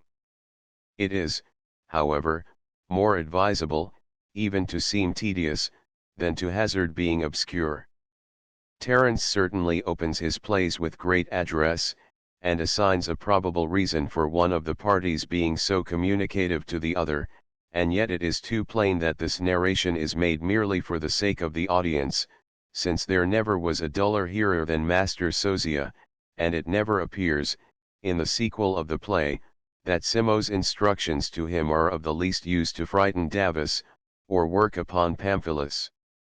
Yet even this protadic personage is one of the instances of Terence's art, since it was often used in the Roman comedy, as may be seen even in Plautus, to make the relation of the argument the express office of the prologue. Coleman. Monsieur Baron does not dismiss Sosia here, but brings him on the stage again, once in the third act, and once in the fourth. Sir R. Steele introduces Humphrey again in the first act, and also in the fifth.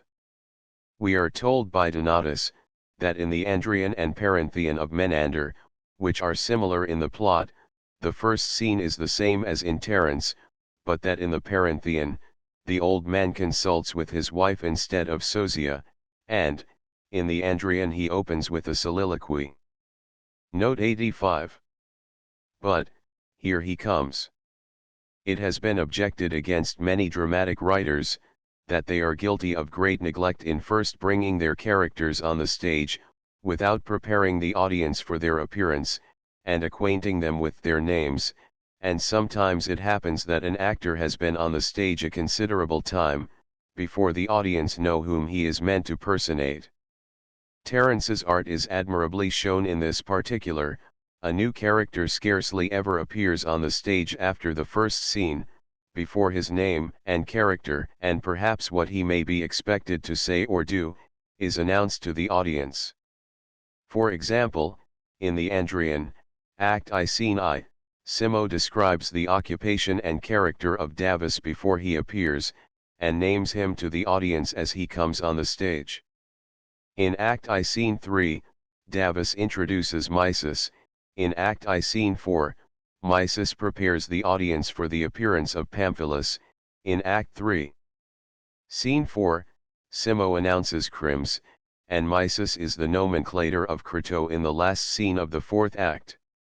This rule of preparation for the next scene was called, among the ancients, pi alpha rho alpha sigma kappa epsilon upsilon. Note 86. How this rascal prats? Carnifex qui loquitur. Carnifex, or carnifex, means literally an executioner. This was one of the most opprobrious epithets used by the Romans. Of all their public servants, the carnifex was the lowest in rank. His office extended only to crucifixion, which was never inflicted in Rome on any but those who were considered as the very worst of criminals. The person of the carnifex was held in such abhorrence, that he was never suffered to reside in Rome, and rarely, though sometimes, permitted to enter the city. Vide Cicero's oration for Rubrius. Carnifex means literally a butcher, and most of the writers of later ages have used it in that sense. Note 87. No, I am not Oedipus, but Davus. This is as much as to say, I am a plain man, I am no reader of riddles, because Oedipus, king of Thebes, was particularly celebrated for solving an enigma, which had long baffled the penetration of all the Thebans. Ancient writers relate the story thus: Europa, the sister of Cadmus, the first king of Thebes, having been carried off by Jupiter, Juno, in her jealousy, wreaked her vengeance on Europa's family, and persecuted Cadmus and his descendants with the most inveterate hostility. During the reign of Creon, one of the successors of Cadmus, Juno sent to destroy Thebes, a dreadful monster, called Sphinx, which was described as having the face and voice of a woman, the wings of a dragon, the body of a dog, and the claws of a lion. This extraordinary monster dwelt in a cave, immediately in the neighborhood of Thebes, and seizing every one that ventured to approach, proposed the following well-known riddle: what walks in the morning on 4 legs, at noon on 2, and at night on 3? Those who were unable to solve the enigma were instantly torn in pieces, and, as the Thebans were, in general, so remarkable for their slowness and sluggishness, that they were called Theban pigs by the rest of Greece, it may be readily believed that the monster's question long remained unanswered. When the city was in danger of total demolition, Creon the king offered his daughter Jocasta, and his crown, to him who should solve the riddle, as the oracle declared that to be the only means of deliverance. This was at last accomplished by Oedipus, who replied, that it was man, who crawls in his childhood, walks upright in the vigor of his age, and who uses a crutch when he grows old. On hearing this answer, the Sphinx slew herself. Some commentator on Terence very ingeniously observes, that Davus, by saying that he is not Oedipus, and cannot understand his riddle, covertly insinuates that Simo is a second Sphinx. Note 88. The grinding house. Terence has rendered by the word pistrinum, the Greek sigma omega phi rho omicron nu iota sigma tau rho iota omicron nu, or house of correction, whither criminals were sent for the various terms of imprisonment proportioned to their offenses. Slaves, while in this prison, were employed chiefly in grinding corn, which, from a deficiency of mechanical knowledge, was, in those times, a very laborious employment. The Athenians, who were universally celebrated for their kind and gentle treatment of slaves, were very reluctant to proceed to severer punishments than whipping or imprisonment, but when a flagrant delinquency rendered it necessary to make an example, they either burned the criminal with a hot iron, in the offending member, if possible, or put on his feet a torturing instrument, called chi omicron nu iota xi. If the law required the criminal to suffer death, which happened in very few cases, he was either hung, beaten to death with clubs, or cast into a deep pit, called beta rho alpha theta rho omicron nu, filled at the bottom with sharp spikes. They sometimes had recourse to other extraordinary modes of punishment, but the before-mentioned were the most common. Note 89. In truth, friend Davus, from what I have just heard, this scene contains the second part of the narration, which possesses all the requisites enumerated by Cicero: perspicuity, probability, brevity, and sweetness. It is introduced with Terence's usual art, and enough is said respecting Glycera's birth, to prepare the mind for the denouement in the last act. This scene, and that before it, are omitted in The Conscious Lovers, and a dialogue between Humphrey and Tom, and another between Tom and Phyllis, the English Davus and Mysis, are substituted instead of them, but Phyllis is the servant of Lucinda, the lady Sir J. Bevel wishes his son to marry, and not of Indiana, the modern Glycera. The two scenes above mentioned contain only one incident, the conveyance of a letter from young Bevel to Lucinda, apprising her of his disinclination to the match. Note 90. This affair must be handled dexterously, or either my young master or I must be quite undone. The original of this passage is as follows: Quies I nonus to providenter, me, aut harem pessundabunt. A deviation from the customary mode of expression sometimes occurs in our author's writings. I shall set down the most remarkable words of this nature that are to be found in this play. Abutter, with an accusative. Alterco, for alterker. Astu, for astucia. Complacita est, for placuit. Catus. Claudier, for Claudi. Conflictator, cum ingenius adjustmentes. Duint, for dent. Diacula. Emergere se, for emergere. Face, for fac. Intraspicere. Ipsis. Immutarere, for immutary. Morigera.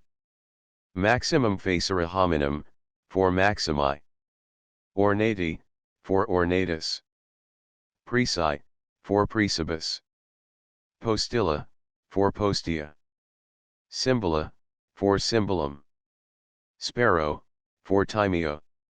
Subsarcinatam. Titulit. Tumulti, for tumultus. Note 91. If he finds out the least thing I am undone. Terence has the art of making us feel interested in the favor of almost all his characters. They insensibly gain ground in our good opinion. Even this Davus, who certainly has a spice of the rogue about him, creates a warm interest in his favor by his fidelity to Pamphilus, and his generosity in risking his own safety to serve him. He braves the threats of Simo, when, by assisting him, and betraying Pamphilus, he must have secured the old man's favor, and consequently great advantages to himself. But very few of the worst characters in Terence's plays seem to us to be wholly unamiable. Note 92. I think their intentions savor more of madness than of anything else. Terence plays upon the words in the original of this passage, which is as follows: Nam inceptio est amentium, haudit amantium. Literally, for they act like mad people, not like lovers. This pun cannot be preserved in an English translation, till two words can be found alike in sound, one meaning mad people, and the other lovers. The only attempt in English is the following, but the author has rather altered the sense. For they fare as they were lunatic, and not lovesick. Bernard. Terence plays upon words in this manner several times in this play: maledicere, malefacta ne nascant sua. Solicitando, et policitando eorum animos lactis. Quia habet aliad magis ex sisi, et magis. Quojur, quae injuria. Ipsus sibi esse injurius videator, nec id injuria. P quid vispacer? De pater est Pamphile. The ancients manifested very great partiality for this species of wit, which the Greeks called pi alpha rho alpha nu omicron mu alpha sigma alpha, and the Romans agnominatio. The writings of Plautus abound with puns above all others, and he is thought to have applied them with great ingenuity.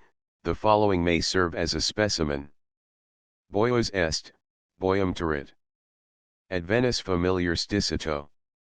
Nescio quam tu familiaris es, nisi accitum hin abis, familiaris, accipiere faxo haudit familiariter optumo optum optumam operam das.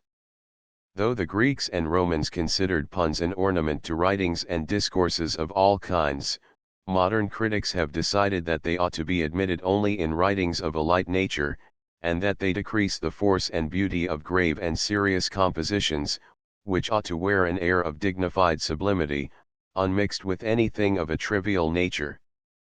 The lines immediately preceding the before-mentioned passages are thus altered by a French editor. Vide note 72. Ad hec mala hoc entium mei accedit, hec Andria, quam clam patra uxarum duxit Pamphilus, gravita obio est. The original lines are: ad hec mala hoc entium mei accedit, hec Andria, sine ista uxor, sine amica est gravita o Pamphilo est. Note 93. Boy or girl, say they, the child shall be brought up. In the Latin, quid peperisset decreverunt tolera. Boy or girl, they have resolved that it shall be taken up. The words taken up allude to the custom which prevailed in Greece, of destroying children. This barbarous cruelty was practiced on various pretenses. If an infant was, at its birth, deformed in any of its members, or if it appeared extremely feeble or sickly, the laws allowed, and even enjoined, that it should be exposed. Sometimes illegitimacy was considered a sufficient cause for the exposure of a child. Though the parents were generally allowed to choose whether their offspring should be destroyed or preserved, in some parts of Greece all the inhabitants were compelled to send their newborn infants to officers appointed to examine them, who, if they found them not robust and healthy, cast them immediately into deep caverns, called pyomicron theta tau alpha iota, which were dedicated to this purpose. It was customary, in Athens, to place a newborn infant on the ground at the feet of its father. If he then took it up in his arms, it was considered that he bound himself to educate and provide for the child, hence, the expression tolera, to take up.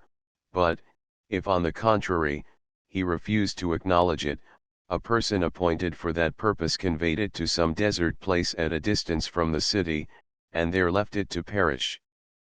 The Thebans are said to have been the only people in Greece, among whom this barbarous custom did not prevail, but the story of Oedipus, a prince who was exposed, though afterwards preserved, is a proof that they did not altogether abstain from this practice. Note 94. To prove that she is a citizen of Athens. Women were allowed to enjoy the privileges of Athenian citizens, and, at the building of Athens, by Cecrops, they carried a point of no less importance than the choice of a name for the new city, in opposition to the votes of the men. Varro tells us that Neptune wished the new-built city to be called after his name, and that Athena, or Minerva, rivaled his pretensions. The question being put by Cecrops to his people, the men all voted for Neptune, but the women voted for Minerva, and gained, by one vote, the privilege of naming the city. The women were wholly excluded from any share in the government of Athens, in later ages, though they still retained various privileges as Athenian citizens. For a further explanation of the rights of the Athenian citizens, and for some account of the city of Athens, vide notes 150, 179, 180, 181, 193, 197. Note 95. Once upon a time, a certain old merchant. The title of merchant we are to suppose to be added by Davus to embellish the tale. Neither Crims nor Phania are described as merchants. This addition is well managed by the author, as Davus, who thought the whole a fabrication, imagined he was more likely to gain credit by telling the tale that way, as a considerable traffic was carried on between Athens and the island of Andros, which was a very fertile spot. M. Baron has translated the scene with great fidelity and beauty. Davus develops in it a plan to break off the dreaded match with Philomena, by introducing glyceride to Crims, which incident is substituted instead of the birth of the child. There is a break in the French lines which renders them inimitably beautiful. De ci viard fogias pour commer la furie, quoi? Ne pour riens nous parisidre glycerie à venir à ses pides lui demander? Hellas. Glycerie est malade, etjeny songe pas. Baron. Note 96. Well, I'll betake myself to the Forum. A forum, both in Athens and Rome, was a large open space within the city, dedicated to various purposes. The Forum was a place where the people met for public worship, for the administration of justice, and to debate on the public affairs. In the Forum, also, were the temples, hospitals, sanctuaries, and the markets of all kinds. In short, it was a place of general rendezvous for men of all ranks and professions, and was, in many respects, very similar to those places of meeting we call by the name exchange. In Rome there were 6 great forums: 1. The Roman, 2. The Julian, 3. The Augustan, 4. The Palladian, 5. The Trojan, 6. The Forum of Sallust. In Athens, the principal forum was called Rho Chi Alpha Alpha Gamma Omicron Rho. It was extremely spacious, and decorated with some very fine buildings, and statues of eminent persons. There were also many others, but the most considerable was called the Forum, by way of distinction. Note 97. Act I Scene 4. Of all writers ancient or modern, except Seneca, Terence was the most indefatigable in endeavoring to embellish his writings with all the ornaments that alliteration could give them. It is not my intention to enter in this place into a discussion of the advantages, or disadvantages that verses may derive from alliteration, a subject on which critics differ as widely as they can on any other point. The practice of many first-rate writers, however, both ancient and modern, who have thought that alliteration adorned their compositions, entitles it to attention.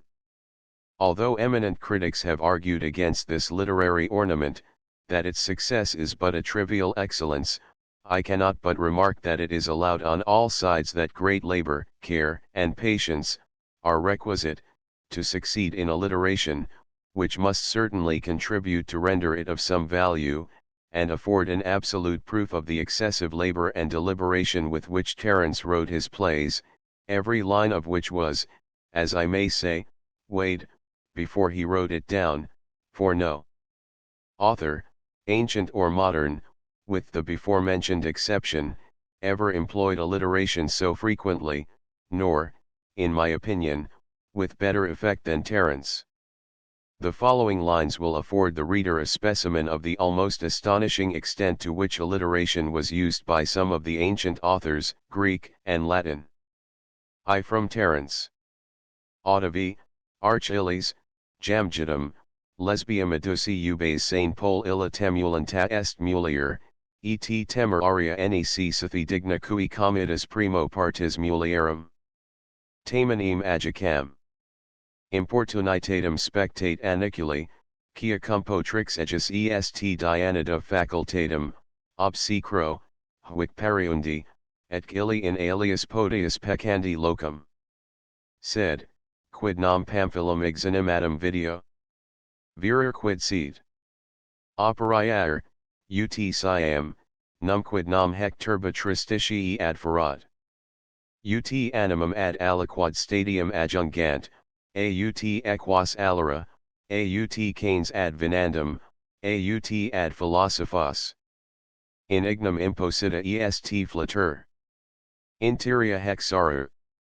Mala mens, malus animus. Quem quidem ego si censero.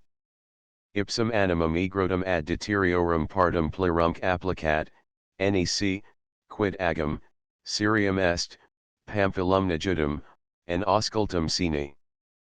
Facite, fingite, invenite, efficite, qui de tertibi.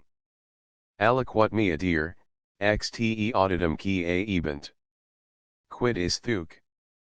Si ita is thuc animum induxti esse utile, mala ingeram multa? Et aliquisticat, nihil promoveris.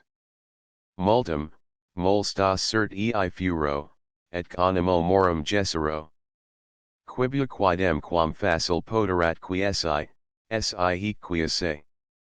Age, si hic non insanit satis sua spont, instiga. Ausculta. Audivi jam omnia. And tu omnia? Audivi in quama principio. Audiston? Optivit perere hic dvtias, podius quam in patria honest pauper vivere. Sathi jam sathi simo, spectata. In alio occupato amore, abhorrenti abri uxaria. Pro peccato magno paulum supplicii satis est patri. Nam hunc sio mea solide solum gavigerum gaudia. Solus est quem diligunt did.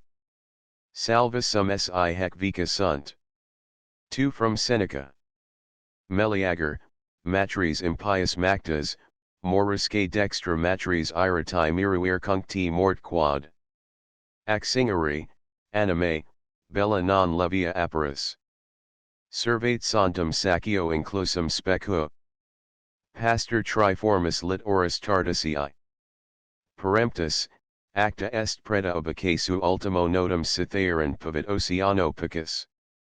Penetra jussus solis estivi plagas. Conquesta domum, licet ipsi velit claris niveos inter olares, istrum signus tanum collans, extrema loqui, licet alcian siccus suum fluxu levitur. Plangente sonant, cum tranquillo male confici credunt interim. Obliquatque, oculos, aurac. Tandem venias victor ad victam domum. 3 from Cicero.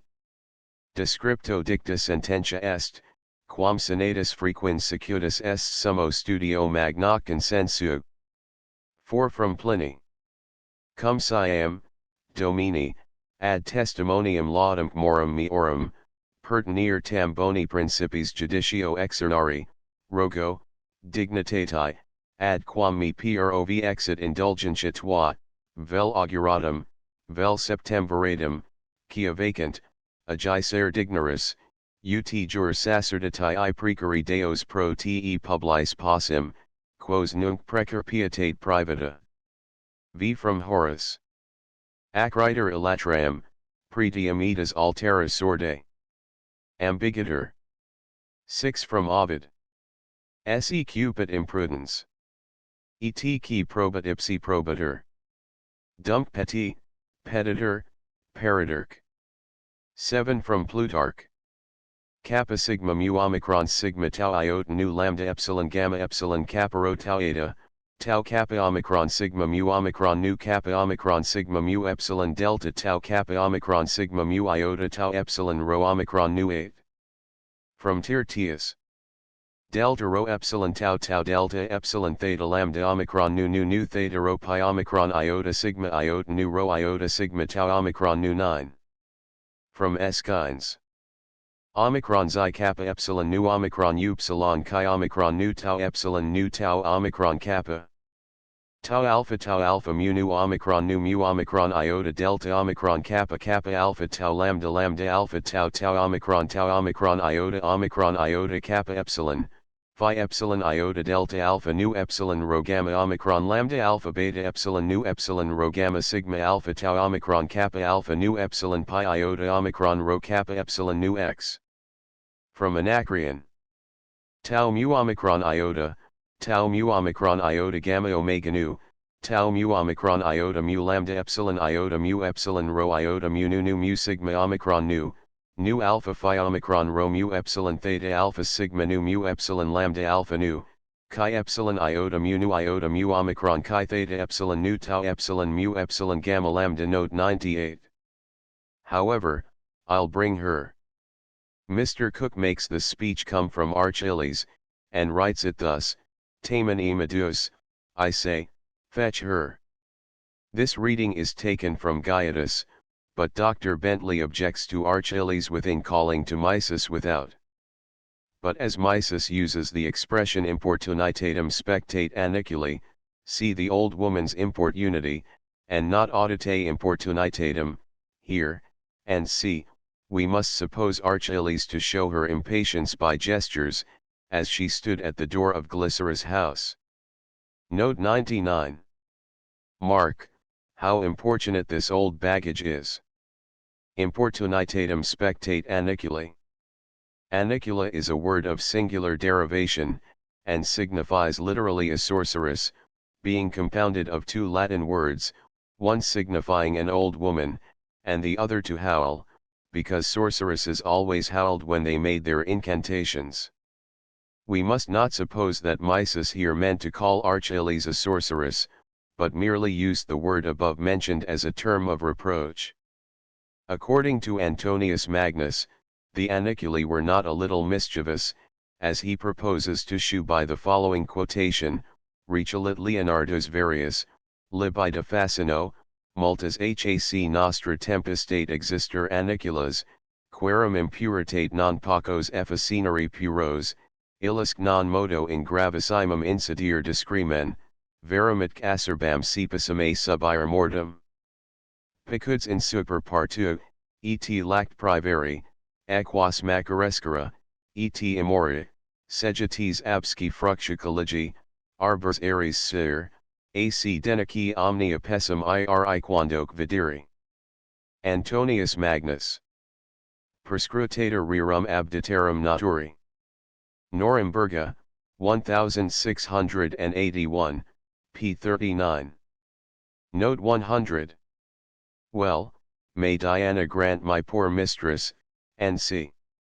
The common reading of this passage is, Didate facultatem, may the gods grant, and c. But I should rather imagine that Terence wrote, Dianada facultatem, may Diana grant, and c. Because, on these occasions, the Greeks never invoked the assistance of all the gods, but usually requested the help of Diana, as Glycera does afterwards, when she calls upon her by the name of Juno Lucina, vide note 143. Diana was supposed to preside over women in childbirth, and was called epsilon lambda epsilon theta upsilon iota alpha note 101. AISV Pamphilus, Mysis. This scene contains the third and last part of the narration, which is entirely pathetic, and its length is very artificially and successfully relieved by the figure called by the Greeks pyro omicron sigma omega pi omicron iota alpha, which is introduced with so many moving and pathetic graces, as afford ample proof that Terence was as great a master of the passions, as even Trabea, Adelaius, and Caecilius themselves, who were so highly extolled by the ancients for their excellence in compositions of that nature. Terence has admirably relieved the necessary length of his narration in this play, by his judicious method of dividing it. The first part is serious, vide note 65, and raises our curiosity. The second part is comic, vide note 89, and excites our laughter. The third part is pathetic, and moves our pity. The lines in which Pamphilus describes the death of Chrysis are so extremely moving, that some of the most eminent critics have considered them at least equal, if not superior, to all attempts in the pathetic both ancient and modern.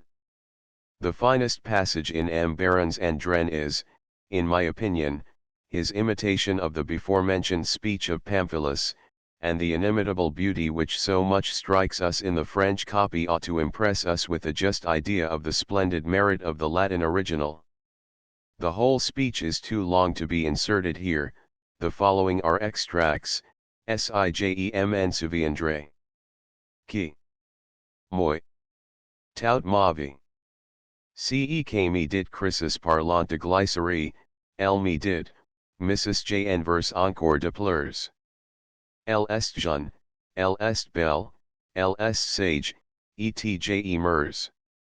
Je vous conjure don pars a main que je tiens, par la foi, par l'honneur, par mes pleurs, par les signes, par ce dernier moment qui va finir, ma vie, de ne vous séparer jamais de glycerie.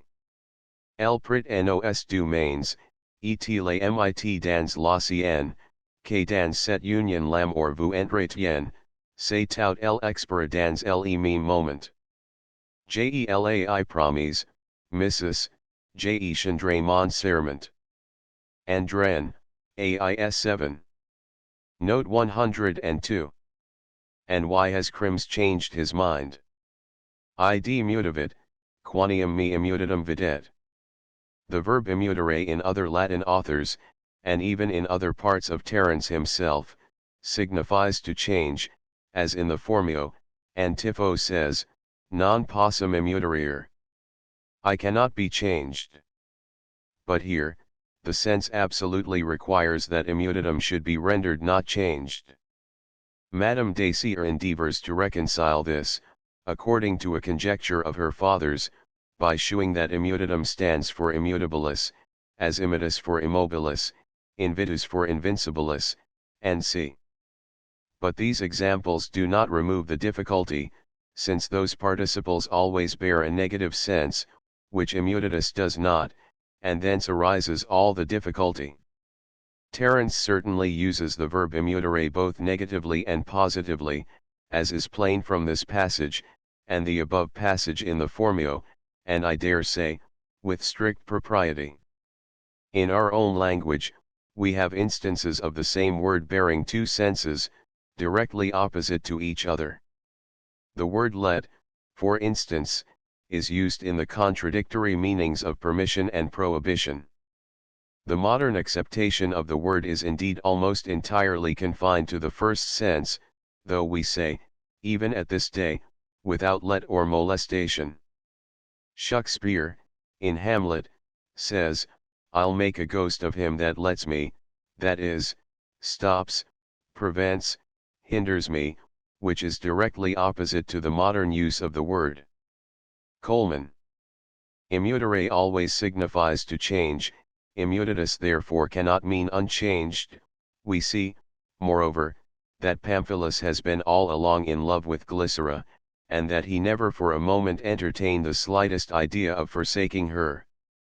This passage was very difficult, but my father has made it easy, by shewing that immutatus is put for immutabilis, and that composed adjectives, which are derived from passive participles, do not always express what is done, but sometimes what may be done, that is to say, they become potentials. For example, immitus for immobilis, infectus for what cannot be done, invitus for invincibilis, invisus for invisibilis, indomitus for indomabilis, thus immutatus is for immutabilis. Madame Dacier. The reader will judge whether the arguments used by these two learned and ingenious critics, will justify them in translating immutatus in a sense directly opposite to its usual meaning, in the writings of Cicero, and the most learned of the Roman authors. With all the respect which is unquestionably due to the preeminent talents of Madame Dacier and Mr. Coleman, I am inclined to believe that the sense of this passage is made more clear by the reading I have adopted. If we allow their arguments to be of force, we must translate the sentence thus: "Is Crims changed because he sees that I am unchanged?" But if we allow immutatus to retain its usual signification, the sentence must be read thus: "Is he changed because he sees that I am changed, i.e., because I, who had so high a character for prudence, am changed, and by my connection with Glycera have proved that I am imprudent." It is, in short, as if he said, Crims has changed his mind once on account of my connection with Glycera, and now, I suppose, he changes it again for the same wise reason. This would not, in my opinion, be an unnatural expression for an impatient man, and the sequel of the same speech seems to favor this interpretation. Note 103.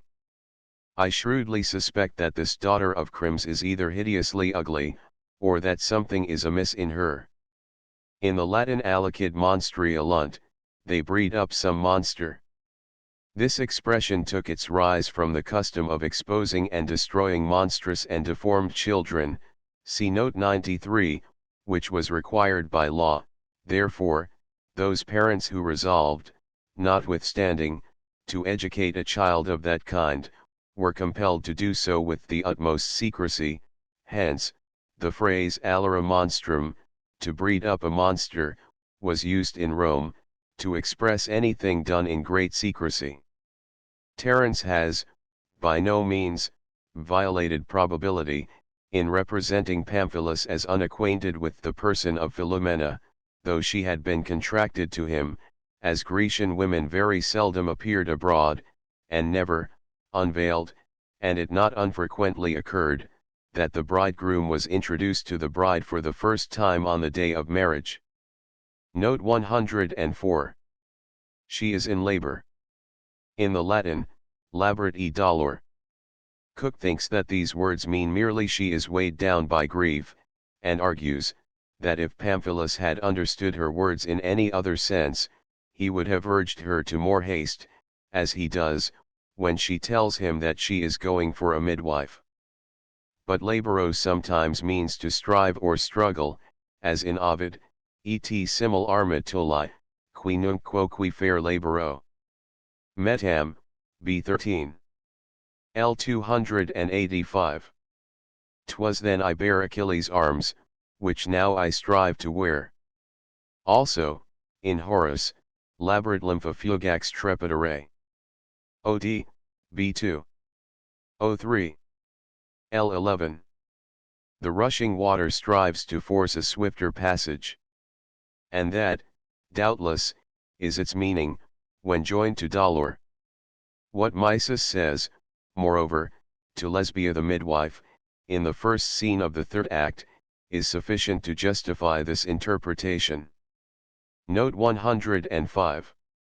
Can I suffer, that she, who has been brought up in the paths of modesty and virtue, should be exposed to want, and, perhaps, even to disiannuor? By the expression sinam coactum egestate ingenium immutarere? Shall I suffer her innocence to be endangered by want? I am inclined to believe that Terence meant, the want of friends and protection, and not poverty, because we are told afterwards, Act 4, that Glycera was possessed of the property of Chrysis, which we are to imagine, from what Crito says concerning it, to have been something considerable. I believe egestate is often put for want of any kind.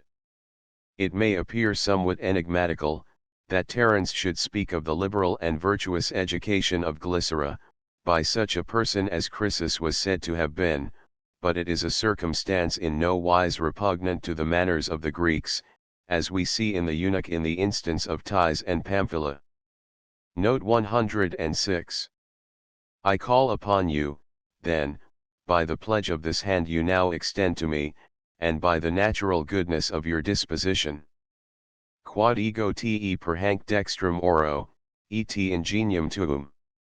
Some read genium, by your genius, or by your good angel, and quote the following passage from Horace in support of this reading, Quod te per genium dextramque, Diosque penates obsecro et obtester.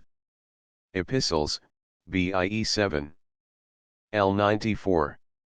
The difference, however, between the genius and the ingenium, is not very material, as the ingenium or disposition, was supposed by the ancients to be prompted by the genius, or tutelar spirit, who presided over and directed all the actions of mankind.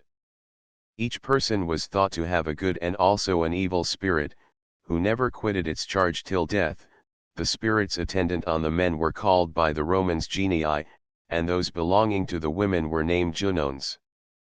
The Greeks considered these aerial beings as of a nature between that of gods and men, and that they communicated to the latter the will of the former by oracles, dreams, and C. Apuleius takes the genius to be the same as the lar and larva, but it is most probable, that the larvae, lemures, and daemons, were all used as names for what were termed the evil genii. Note 107. Be to her a friend, a guardian, a parent. Amicum, tutorum patram. The word tutorum in this line, alludes to the Roman custom of appointing guardians, which was usually performed with great ceremony, frequently on a dead bed. The person who intended to constitute a tutor or guardian, made use of a set form of words, which were spoken before witnesses, when the ward was delivered to the guardian, with these words, Hunc, vel hanc, tibi commendo, tutor esto. I commend him, or her, to your protection, be to him a guardian. Thus Ovid, Haec progeniusque mea est hanc tibi commendo. Trist, B3. EL 14. L14. To your protection I commit my offspring. Some words were also addressed to the ward, as Hunc tibi tutorum do, I appoint this person your guardian. Donatus observes, that the line te isti virum do, amicum, tutorum, patram, ought to be read with a long pause between each word, as Terence intended to describe the broken, interrupted voice of a person at the point of death. Note 108. Charinus, Buria. These two characters were not in the works of Menander, but were added to the fable by Terence, lest Philomena's being left without a husband, on the marriage of Pamphilus to Glycerium should appear too tragical a circumstance. Donatus. Madame Dacier, after transcribing this remark, adds, that it appears to her to be an observation of great importance to the theatre, and well worthy our attention. Important as this dramatic arcanum may be, it were to be wished, that Terence had never found it out, or, at least, that he had not availed himself of it in the construction of the Andrian. It is plain that the duplicity of the intrigue did not proceed from the imitation of Menander, since these characters, on which the double plot is founded, were not drawn from the Greek poet. Charinus and Buria are indeed but poor counterparts, or faint shadows of Pamphilus and Davus, and, instead of adding life and vigor to the fable, rather damp its spirit, and stop the activity of its progress. As to the tragical circumstance of Philomena's having no husband, it seems something like the distress of Prince Prettyman, who thinks it a matter of indifference, whether he shall appear to be the son of a king or a fisherman, and is only uneasy lest he should be the son of nobody at all. I am much more inclined to the opinion of an ingenious French critic, whom I have already cited more than once, than to that of Donatus or Madame Dacier. His comment in this underplot is as follows: it is almost impossible to conduct two intrigues at a time without weakening the interest of both. With what address has Terence interwoven the amours of Pamphilus and Charinus in the Andrian? But has he done it without inconvenience? At the beginning of the second act, do we not seem to be entering upon a new piece? And does the fifth conclude in a very interesting manner? Diderot. It is but justice to Sir Richard Steele to confess, that he has conducted the underplot in The Conscious Lovers in a much more artful and interesting manner than Terence in the play before us. The part which Myrtle sustains, though not wholly unexceptionable, especially the last act, is more essential to the fable than Charinus in the Andrian. His character also is more separated and distinguished from Bevel, than Charinus from Pamphilus, and serves to produce one of the best scenes in the play. Coleman. The following extract will explain Mr. Coleman's allusion. Thimble. Brave Prettyman, it is at length revealed, that he is not thy sire who thee concealed. Prettyman. What oracle this darkness can evince? Sometimes a fisher's son, sometimes a prince. It is a secret, great as is the world, in which I, like the soul, am tossed and hurled. The blackest ink of fate sure was my lot, and when she writ my name, she made a blot. Exit. Bass. There's a blustering verse for you now.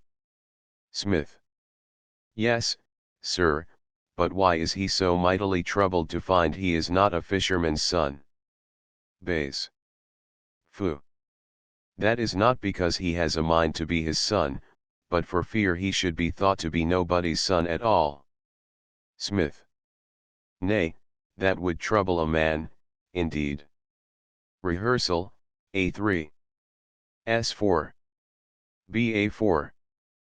SI Note 109. Buria, I beseech you, O Charinus. Quiso Oedipole, Charine. Oedipole means literally by the temple of Pollux, being an abbreviation of the words per templum Pollucis, as pole was used for per Pollicem, and Hercule for per Herculum. These ancient expletives are of a similar nature to those in modern use, which are almost all of religious derivation. To affirm a thing by the temple of Pollux, was a very common expression among the ancients, and is frequently used in the plays of Terence, where it seems to have been particularly the oath of slaves. It was natural enough that Athenian slaves should asseverate by this temple, as it was the place where they were bought and sold by the inhabitants of Attica. This splendid building, which was so unworthily employed, was situated in the Capitao Megapi Lambda Iota, or the lower city, towards the sea, and was called Nu Kappa Epsilon Iota Omicron Nu, because Castor and Pollux were called Nu Alpha Kappa Epsilon. In the Greek mythology, Castor and Pollux were the twin sons of Leda.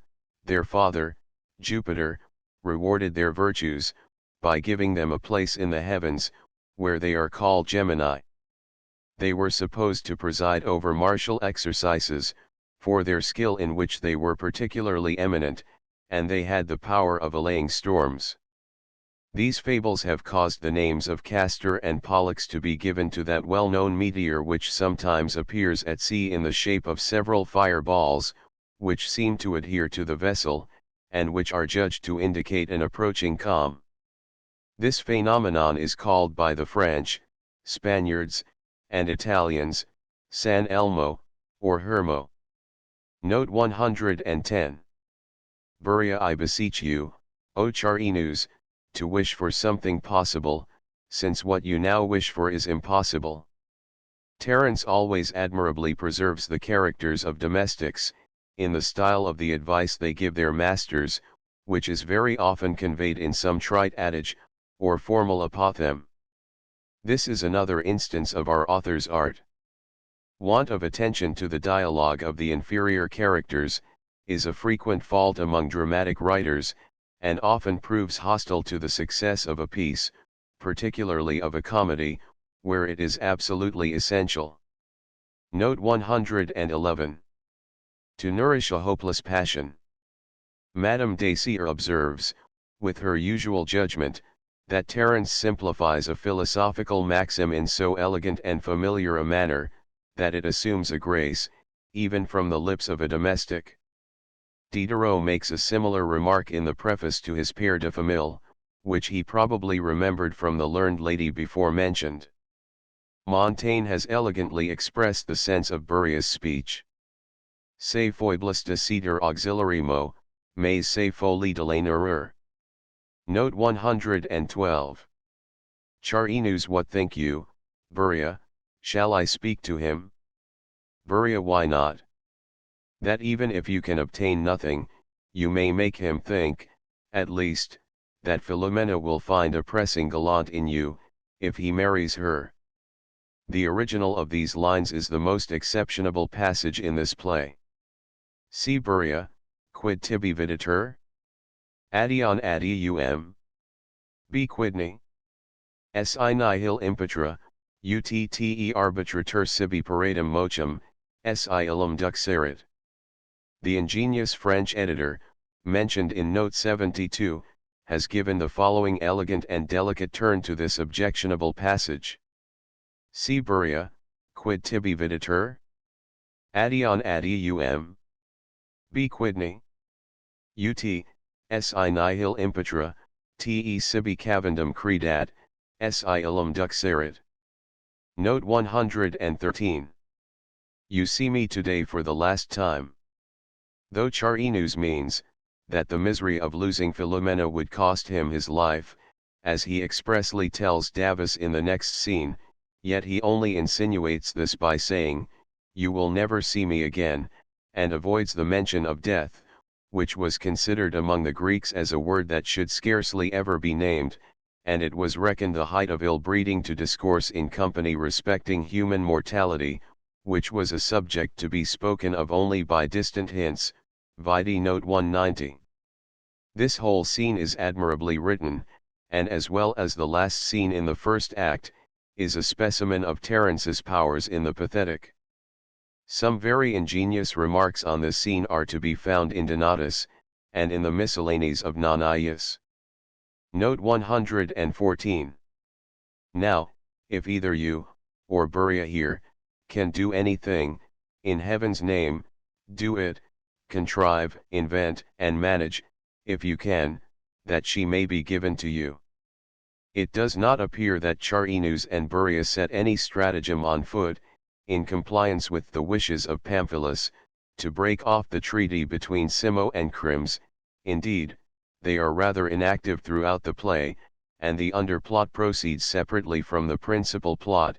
This, I attribute to Terence's close imitation of Menander, in what respects Pamphilus's intrigue, as the characters of Charinus and Buria were added by Terence, Menander's play being written with a single plot, which was doubled by our author, in compliance with the taste of his age. It is supposed that Terence's reputation for art was gained chiefly by his success in combining two intrigues in one play, a mode of dramatic writing which the Romans in those times considered a great novelty. The Stepmother is the only play written by Terence, in which the plot is single, and though critics in general argue with Volcatius, Semeter Hesera Sexta ex his Fabula, that it is not equal to the rest of his productions, many persons, very eminent for their judgment, have attributed the superiority of the other 5 plays, to the advantages they possess over the Stepmother, both in portraiture of character, and in the conduct of the catastrophe, and of the fable in general, rather than to any additional attraction which they can derive from a double plot. The Charon and Bury of M. Baron, are, in every respect, the counterparts of the Charinus and Buria of Terence, but Sir R. Steele has very much enlivened the character of Charinus. His Myrtle is one of the most entertaining personages in the piece. Vide notes 108, 159, 162, 163. Note 115. I know your affair also. From Buria, whom he had just parted from, as he afterwards relates, this, though a trivial circumstance, shews Terence's great art. Donatus reads the sentence, et tu quid Timaeus eo, but the measure of the verse does not seem to admit of Timaeus. Note 116. Not a soul do I see before the door. The marriage ceremonies of the Greeks were, in many respects, very similar to those of the Romans. In Athens, as at Rome, sacrifices were deemed necessary preliminaries to the celebration of a marriage, and the bride, accompanied by bridewomen, whom the Latins called pronubi, the Greeks nu upsilon mu phi epsilon tauro iota alpha iota, was conducted to her husband's house with great ceremony. If the parties were of rank, the bride's train was increased by the attendance of many of her friends and relatives, who previously assembled at her father's house. It is to the absence of the bride's train, and of the musicians who usually assembled before her door, and attended her to her new habitation, that Davus alludes, when he says, that he could perceive no company in the house, or before the door. For further information respecting the marriages of the Greeks and Romans, vide notes 70, 75, 76, 117, 118, 148, 149, 181. Note 117. Everything is quite still and quiet. Cecrops, the first king of Athens, seems to have been the reputed founder of marriage ceremonies among the Greeks. The Athenians accounted it so dishonorable to grow old in a single state, that their laws peremptorily required, that all the alpha tau omicron kappa rho tau omicron rho epsilon, sigma tau rho alpha tau eta gamma omicron, pi omicron lambda mu alpha rho chi omicron iota, and tau alpha xi alpha rho chi omicron iota, who were the principal military officers, also the rho chi omicron nu tau epsilon and epsilon rho omicron phi lambda alpha kappa epsilon, or chief priests, as well as the archons and other chief magistrates, should be chosen from the married men only. Numerous ceremonies were always performed at Grecian marriages, many of which were performed at the house of the bride, and in procession from it. It is exceedingly well managed by Terence, that Davus should discover Simo's stratagem, by finding Crim's house quite still and quiet, because the house of a bride was generally full of noisy company. The following extracts from a learned writer on antiquities will afford some valuable information respecting the Greek marriages. The Athenian virgins were presented to Diana before it was lawful for them to marry. This ceremony, which was performed at Brauron, an Athenian borough, was called Rho Kappa Tau Epsilon Alpha.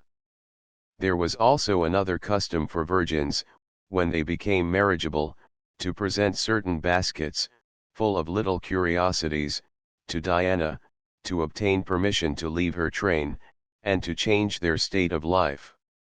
Indeed, we find Diana concerned in the preparatory solemnities before all marriages, for a married state being her aversion, it was thought necessary for all who entered upon it, to ask her pardon for dissenting from her.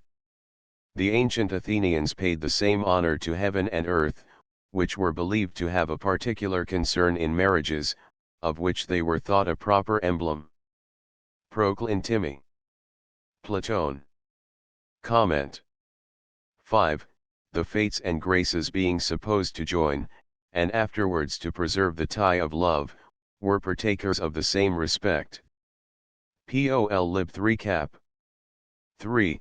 Before the marriage could be solemnized, the other gods were consulted, and their assistance also implored by prayers and sacrifices.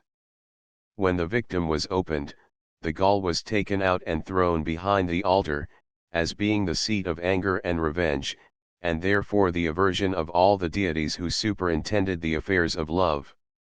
The married persons, with their attendants, were richly adorned, according to their rank. The house, in which the nuptials were celebrated, was also decorated with garlands. Hierocl in frag pi epsilon rho gamma mu omicron nu, stab. Serm. 186, Seneca. Thebed. V507 A pestle was tied upon the door, Pol lib 3 cap. 3 seg. 37 And a maid carried a sieve, id ibid, the bride herself bearing phi-rho-gamma epsilon tau omicron nu, phi-rho-gamma epsilon tau rho omicron nu, or phi-rho-gamma eta tau rho omicron nu, which was an earthen vessel, in which barley was parched, Pol lib I cap. 12 seg. 246, Hesic, and which was intended to signify her obligation to attend to the business of a family. The bride was usually conducted in a chariot from her father's to her husband's house in the evening. She was placed in the middle, her husband sitting on one side, and, on the other, one of his most intimate friends, who was called Pyro Omicron Chi Omicron. They were sometimes accompanied by bands of musicians and dancers, Hom. Il Sigma. V491. The song with which they were entertained on the road was called Rho mu tau epsilon iota omicron nu mu lambda omicron, from Rho mu alpha, the coach in which they rode, and the axle tree of which they burned as soon as they arrived at the end of their journey, thereby signifying that the bride was never to return to her father's house.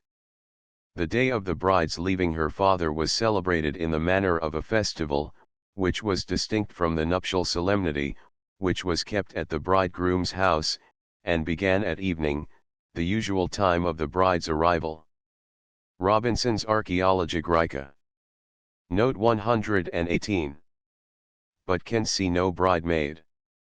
Matronum nullam. Some commentators think that matrona and pronuba have a similar meaning, but though it is clear that both those words were used to describe females who attended the bride at a Roman marriage, I am inclined to believe that they have each a distinct signification. The Latin poets used matrona as a name for all married women without distinction. Thus, Horace evidently speaks of wives in general, when he says, matroni praeter faciam nil cernere passes, cetera, demisav est te jantis. The matron muffled in her modest stole, will scarce allow her features to be seen. Because married women only were allowed to wear the stilla, a large robe which covered the person from head to foot.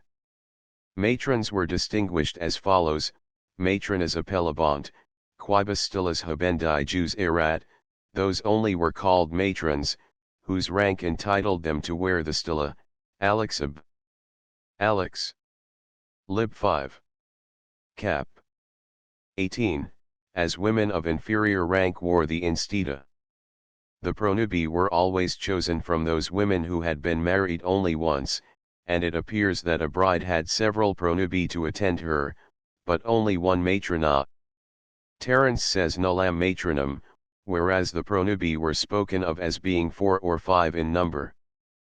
I think it not unlikely that the first in rank of the pronubii was chosen to preside over the rest of the bridemaids, and to attend immediately on the person of the bride, whence she was called matrona pronubarum, the chief of the bridemaids. Servius thinks that matrona was used to designate a woman who had one child, and thus distinguished from the materfamilias who had several. But Aulus Gellius is of opinion that all married women were called matroni, whether they had any children or not.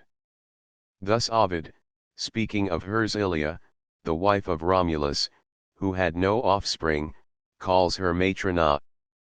Oet de Latia, oet de hente Sabina praecipium matrona decus, dignissima tanti, and thou, O matron, ornament of Latium, the chiefest glory of the Sabina race, most worthy consort of so great a hero. Nonius supports Gellius in this opinion. Note 119. All was silent. Nil tumulti.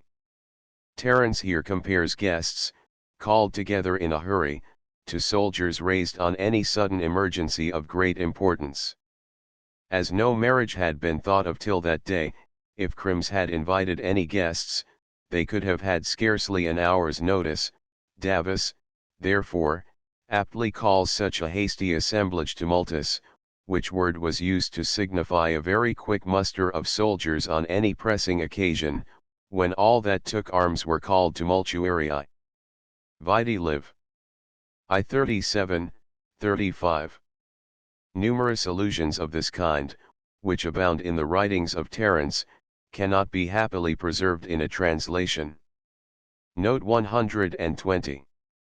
Besides all this, as I was returning, I met Crim's servant, who was carrying home some herbs, and as many little fishes for the old man's supper, as might have cost an obolus. What a supper for a man of fortune! As we must suppose Crims to have been, since he could give Glycera and Philomena each a dowry of 10 talents. The Athenians were remarkable, even to a proverb, for their extreme frugality. To tell a person that he lived tau iota capitero or like an Athenian, was to tell him in other words that he lived penuriously. The food of the common people was very coarse, being such as they could procure at a slight expense. Zeta alpha, a very common food among them, was a mixture of meal, salt, water, and oil, and another, called mu upsilon tau omega tau nu, was a composition of garlic, eggs, and milk. Many of those who drank water, drank it warm, as the water of the hot fountains, of which there are many in Greece, was reckoned highly restorative. This simple diet, however, soon gave place to greater delicacies, and, in Greece, as in all other countries, refinement and luxury kept pace with each other. For the value of an obolus, see the table of money in note 208. An obolus worth of food was, probably, as much as would furnish a course meal for one person. Plutarch tells us, that the Athenian women were forbidden, by law, to travel with more food than could be purchased with an obolus. This harsh law must have been formed with a view to prevent them from making any long stay abroad. Vide note 71, 103. Note 121. If you do not use all your endeavors to gain the support of the old man's friends, you will be no nearer your wishes than ever. Nisi vides, nisi sinus amicos auras, ambes. The meaning of ambes in this line is very equivocal. Ambire means to solicit, and also to run round. Some commentators give ambes the same sense with auras, but that makes Davus's speech incomplete. I have seen an attempt to support this reading by making Pamphilus speak the word ambes, with which he breaks in upon Davus. The learned reader will judge what degree of attention ought to be paid to this reading. I have adopted that which seemed to me to be most agreeable to the sense. If frustra had been added, the line would have been more intelligible. Ambit has much the same meaning in the following passage, locum, quo me dia texerat insius ambit. Ovid. Note 122. Glycera, moreover, is destitute and friendless. Terence here alludes to the Athenian law, which compelled all sojourners in Athens to choose a patron and protector. We must suppose that Glycera had neglected that ceremony after Chrysis' death. Davus insinuates that it would afford Simo a sufficient pretext to drive her from the city. If a suit at law, called pi omicron sigma tau alpha sigma omicron upsilon delta kappa eta, was instituted against a sojourner in the before-mentioned circumstances, all the offender's property was confiscated to public use. Note 123. To banish her from the city. Banishment, among the Athenians, was of three kinds: 1. Phi upsilon gamma, temporary exile, the length of which was fixed by the judges. 2. Sigma tauro alpha kappa iota sigma mu, 10 years banishment, during which the exile was allowed to receive the proceeds of his estate. 3. Epsilon iota phi upsilon gamma alpha, perpetual banishment. The last kind was chiefly inflicted on murderers, the second on men, who grew so extremely popular and powerful as to endanger the security of a republican government. Mr. Cook thinks, with Dr. Bentley, that the original of this passage should be read, im ischiat opido, instead of im ehisciat opido. He supports this reading by the following quotation: Titire, Passantes afflumen reis capellas Virgil, where the measure determines the spelling. In the three manuscript copies of Terence, in the possession of Dr. Mead, 2 of them have ischiat, and what is worthy the reader's notice, that which has ehisciat is written in the manner of prose. Note 124. Therefore, do not let the fear of his changing his mind prevent you from following my advice. Nec tu ea causam inueris hec qui facis, ne is suum mutet sententiam. It is impossible to ascertain, beyond a doubt, what Terence meant to express by these lines, and the most ingenious critics have differed entirely respecting their true signification. Some think this sentence should be interpreted thus: be careful not to discontinue your visits to Glycera, lest Crims should think you have broken off your connection with her, and change his mind in consequence, and resolve to give you his daughter. In short, don't quit your intrigue, and reform, lest Crims should hear of it, and give you Philomena. Among those who read the words in this sense, the most eminent are Bernard, Eckhard, M. Baron, the authors of the Old Paris edition of 1671, and of the Old English edition with notes. At the head of those who have adopted a contrary interpretation are Cook, Coleman, and Madame Dacier, who translate the lines thus: let not the fear of Crims changing his mind, and resolving to give you his daughter, make you hesitate in doing this, i.e., in telling your father that you'll marry. I have adopted the latter translation, which seems more pertinent to the subject on which Davus and Pamphilus were conversing. The word hec, moreover, usually refers to something immediately present, as was the topic of Pamphilus consenting to the marriage to deceive Simo. Terence, I think, if he had intended to allude to the visits, letters, and to Glycera, would have used the word isthesi. I conclude this note with the opinion of Madame Dacier respecting this passage, which that learned lady translates as follows: Carque Crims ne veil pas vous donner sa fille, cela est orditude. Gardez vous don bien que la crainte tu il ne change de sentiment, et ne veil que vous soyez bon gendre, ne vous fasse changer quelque chose au concile que je vous ai donné. This passage is extremely difficult. I have been obliged to take a little latitude to make it clear. I shall explain the words literally: nec tu ea causam inueris hec qui facis, ne is mutet suum sententiam.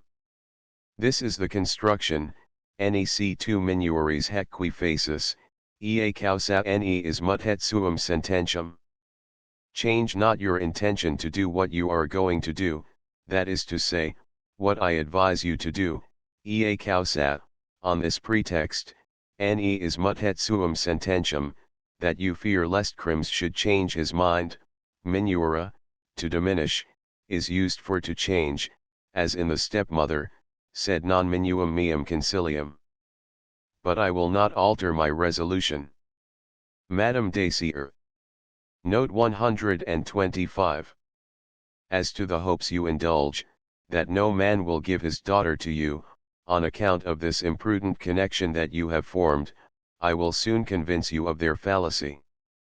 We must not suppose, that the sentiments of Pamphilus were really such as Davus here insinuates.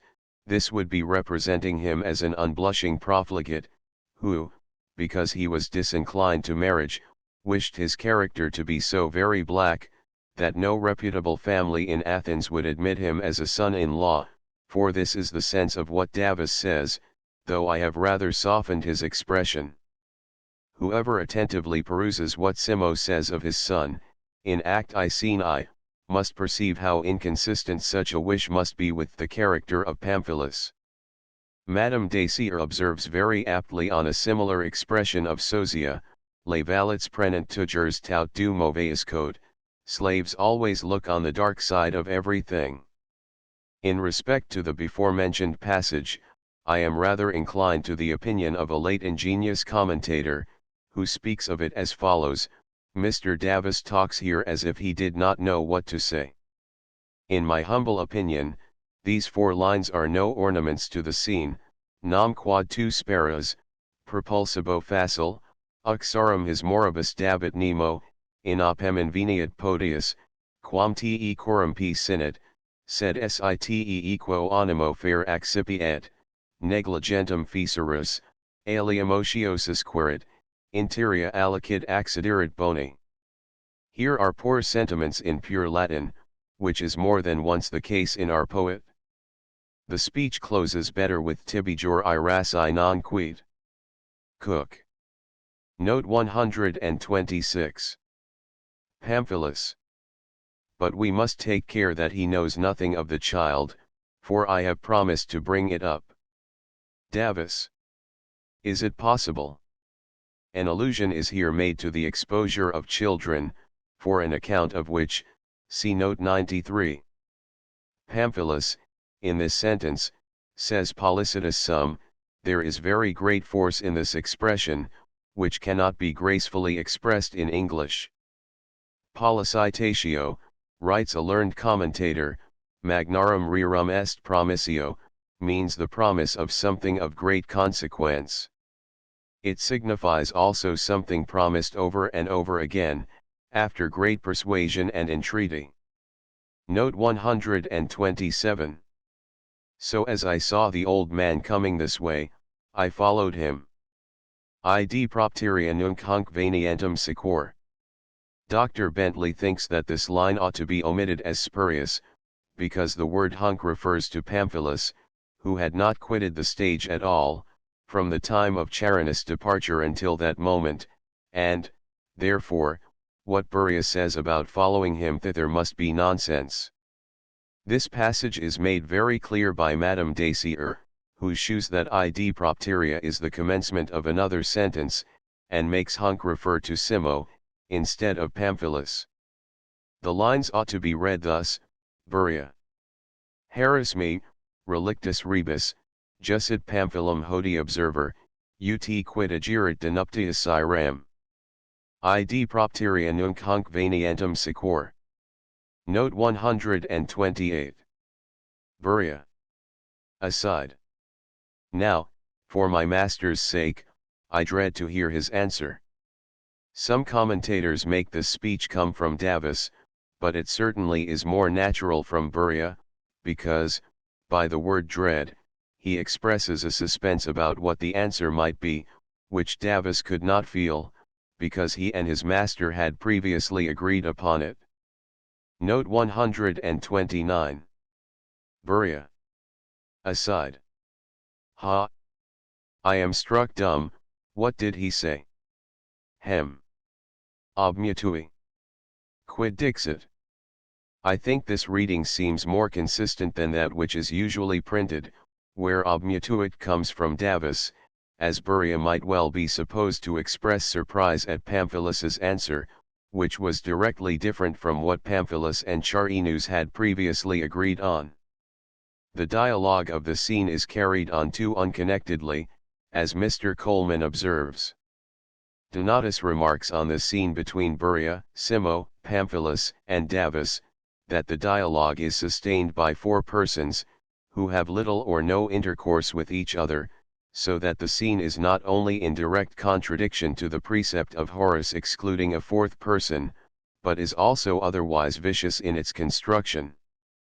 Scenes of this kind are, I think, much too frequent in Terence, though, indeed, the form of the ancient theatre was more adapted to the representation of them than the modern.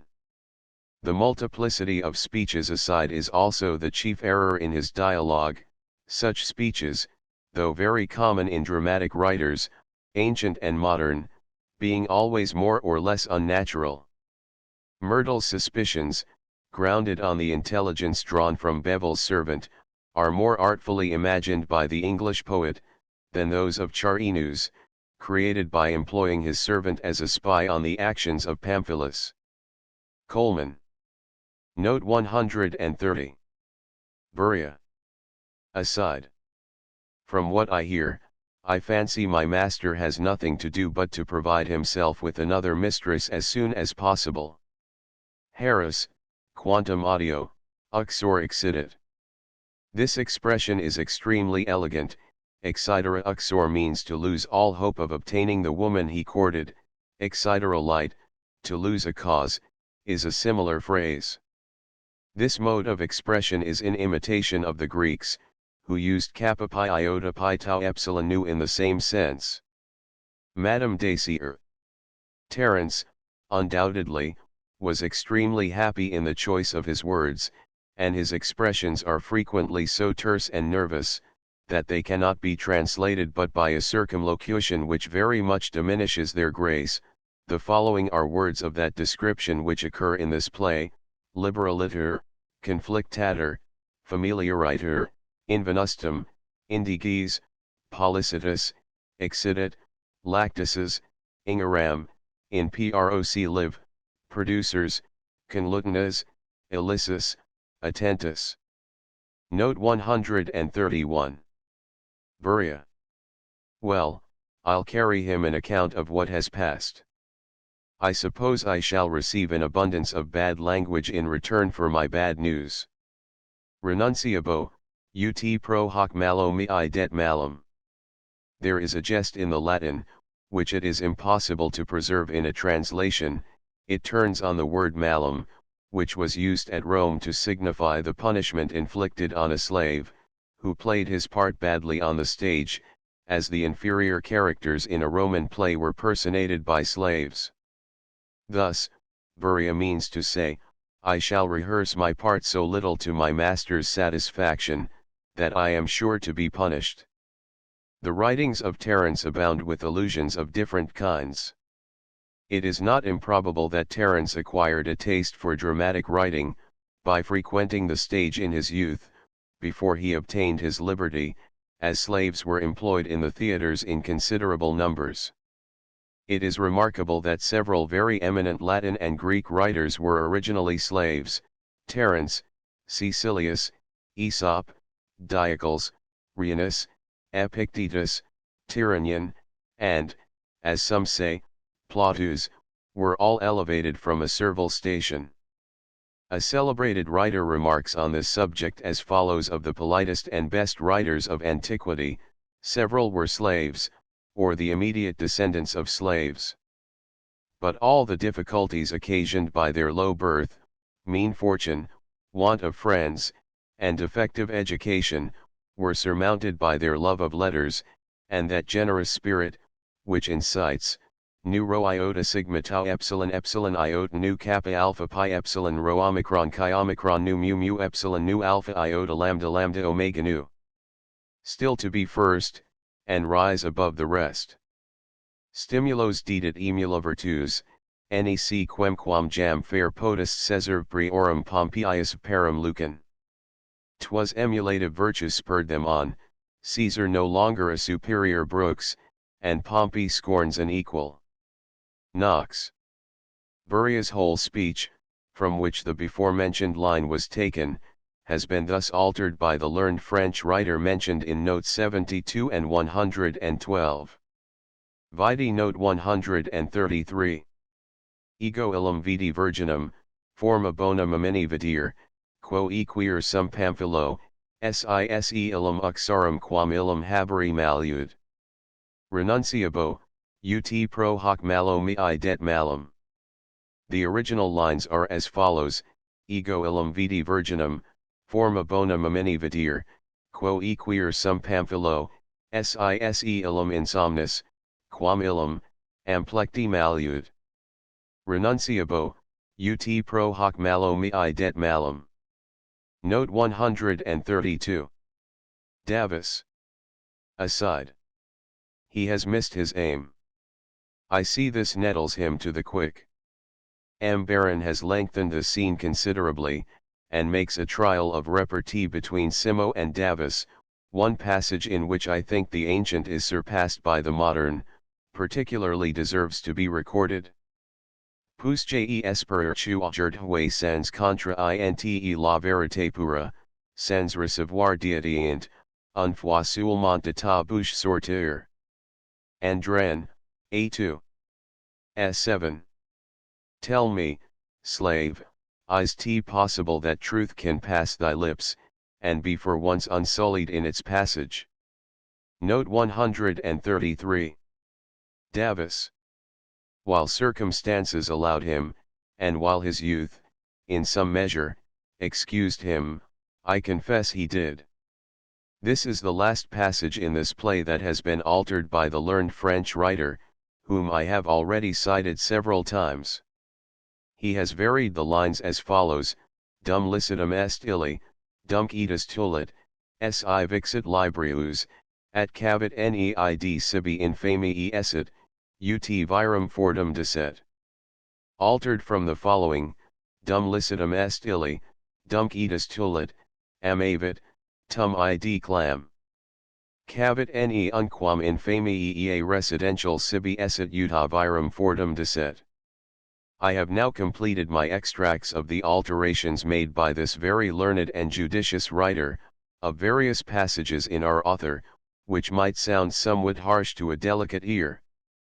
I cannot but think that these alterations are worthy of the attention of the editors of Latin classics, who might adopt them with advantage in those editions of Terence, which are intended to be introduced into schools.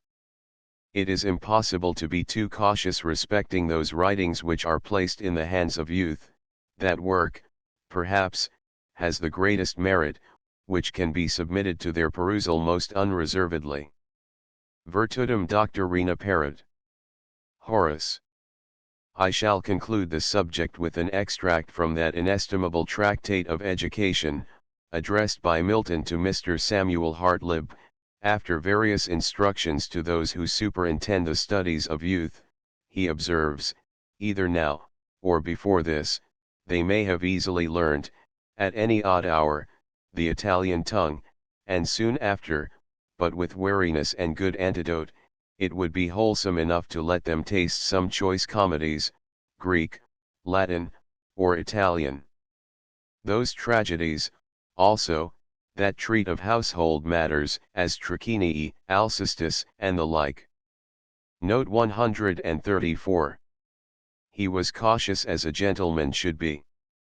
Cavit ut virum fordum disset. The words virum fordum in this passage do not mean a brave man, but a noble, well-bred, or honorable man. Latin authors sometimes used fortis in that sense. Thus, Ovid, speaking of Polyxena, says, Rapta sine matris, quam jam prope sola fobat, fortis, et infelix, et plus quam fomina, virgo duciter ad tumulum, diroque fit hostia busto. The noble maid, her mother's only hope, torn from her fostering arms by barbarous force, was led a victim to Achilles' tomb, where, to appease the hero's angry shade, they offered up the life of her he loved. The Romans used virtus also in a similar manner to signify virtue, bravery, and nobleness. The Greek word kappa alpha lambda was of the same signification with the Latin fortis. It meant sometimes a brave, sometimes a virtuous man.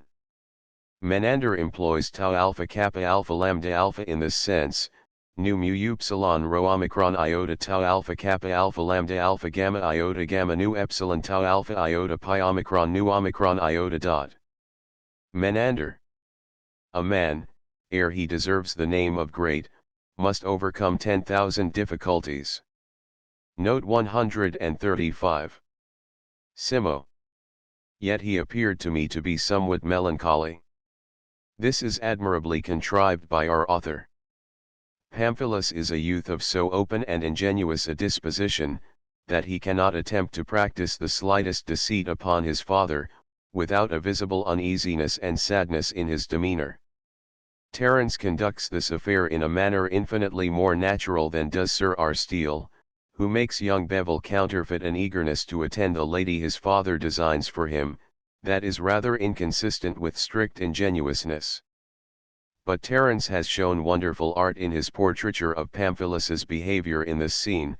He asks his father no questions, he is silent and spiritless, and sedulously avoids mentioning anything connected with his marriage, or his intended bride, and, as Mr. Coleman ingeniously suggests, Pamphilus's dissimulation may find some palliations in the artful instigations of Davus. Note 136. 10 drams for the wedding supper. Instead of referring the reader to the table of money in Note 208, for the value of the drachma, I purpose to enter more at large, in this place, into a subject that has so much occupied the attention of the learned.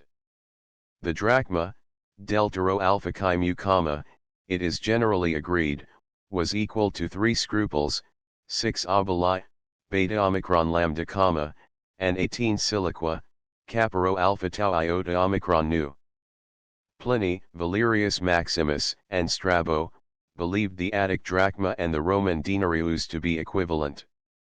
But, if we admit of the correctness of this estimation, it affords us no certain information, as authors can agree as little on the value of the denarius, as on that of the drachma.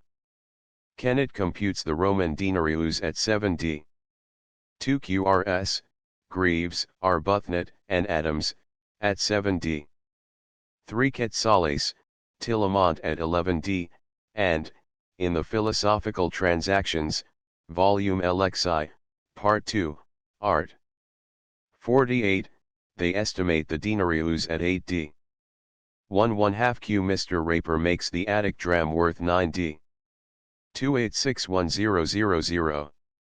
Greaves reckons it equal to 67 grains, which, supposing silver to be sold at 5s per ounce, fixes the dram at 8d. 1/2 Qr. Dr. Arbuthnot computes at 6d. 3 Qr 136847004. Others fix the Attic talent at 187 L. 10s, and the dram at 7d. 2 Qrs, or the eighth part of an ounce of silver. If we take the mean of these computations, we may suppose the Attic dram to have been equal to 8d, the Aeginean to 13d. 3 Qrs, the Insular to 16d, and the dram of Antioch, to 48d. The learned Madame Dacier speaks of the Attic dram thus: La drachme Attici vale à peu près 5 sols. No person, I think I may venture to assert, was ever more habitually correct than Madame D. Note 137. Indeed, sir, I think you are too frugal, it is not well timed. Tu quoque perp arsenamium non laudo. Donatus thinks, that the force of quoque in this line is as follows: he, Pamphilus, is much to blame for his childish petulance in taking offense at so trifling a circumstance, and you, Simo, also are to blame for having made so sparing a provision for your son's wedding supper. Terence has managed the whole circumstance very artfully, Simo, intending to deceive Pamphilus and Davus, had provided to the amount of 10 drams, which was 60 times more than the expense of Crim's supper, which cost but an obolus, vide note 120, and accounts for what he said to Sosia, Act I Scene I, vide note 60. But we are meant to suppose, that his frugality would not allow him to support the deceit by purchasing a plentiful wedding supper, which, among the Athenian citizens of rank, was a most expensive entertainment. Vide Herodot. B1. C 133. Arion, B7. C 26. Note 138. Davus. Aside. I've ruffled him now. Simo is supposed to overhear the speech of Davus. Vide note 210. The whole of the second act, as well as the first, has been preserved in Baron's Andrian, without alteration. In The Conscious Lovers, the second act varies considerably. Instead of the scene between Davus and his master, Indiana and Isabella are introduced, and afterwards Indiana and Bevel, but both these scenes are entirely barren of incident. Bevel protects Indiana, as Pamphilus protects Glycera, but the former is on the footing of a protector only, and remains an undeclared lover until the fifth act. Terence has wrought up the second act of this play with the utmost art and caution. A particular beauty in the pieces written by this great poet appears in the judicious disposition of his incidents, and in his so industriously concealing his catastrophe until the proper time for its appearance. This is a circumstance of great importance in dramatic writing, to which some authors pay too little attention. An ingenious critic of the last age has pointed out a very extraordinary instance of a total deficiency of art in this respect, where both the plot and the catastrophe are completely revealed in the very title. This piece is Venice Preserved, or The Plot Discovered, which is, in other respects, a very fine production. How much such a title as this must deaden the interest that an audience would otherwise feel from their suspense. This is a point which admits of no argument.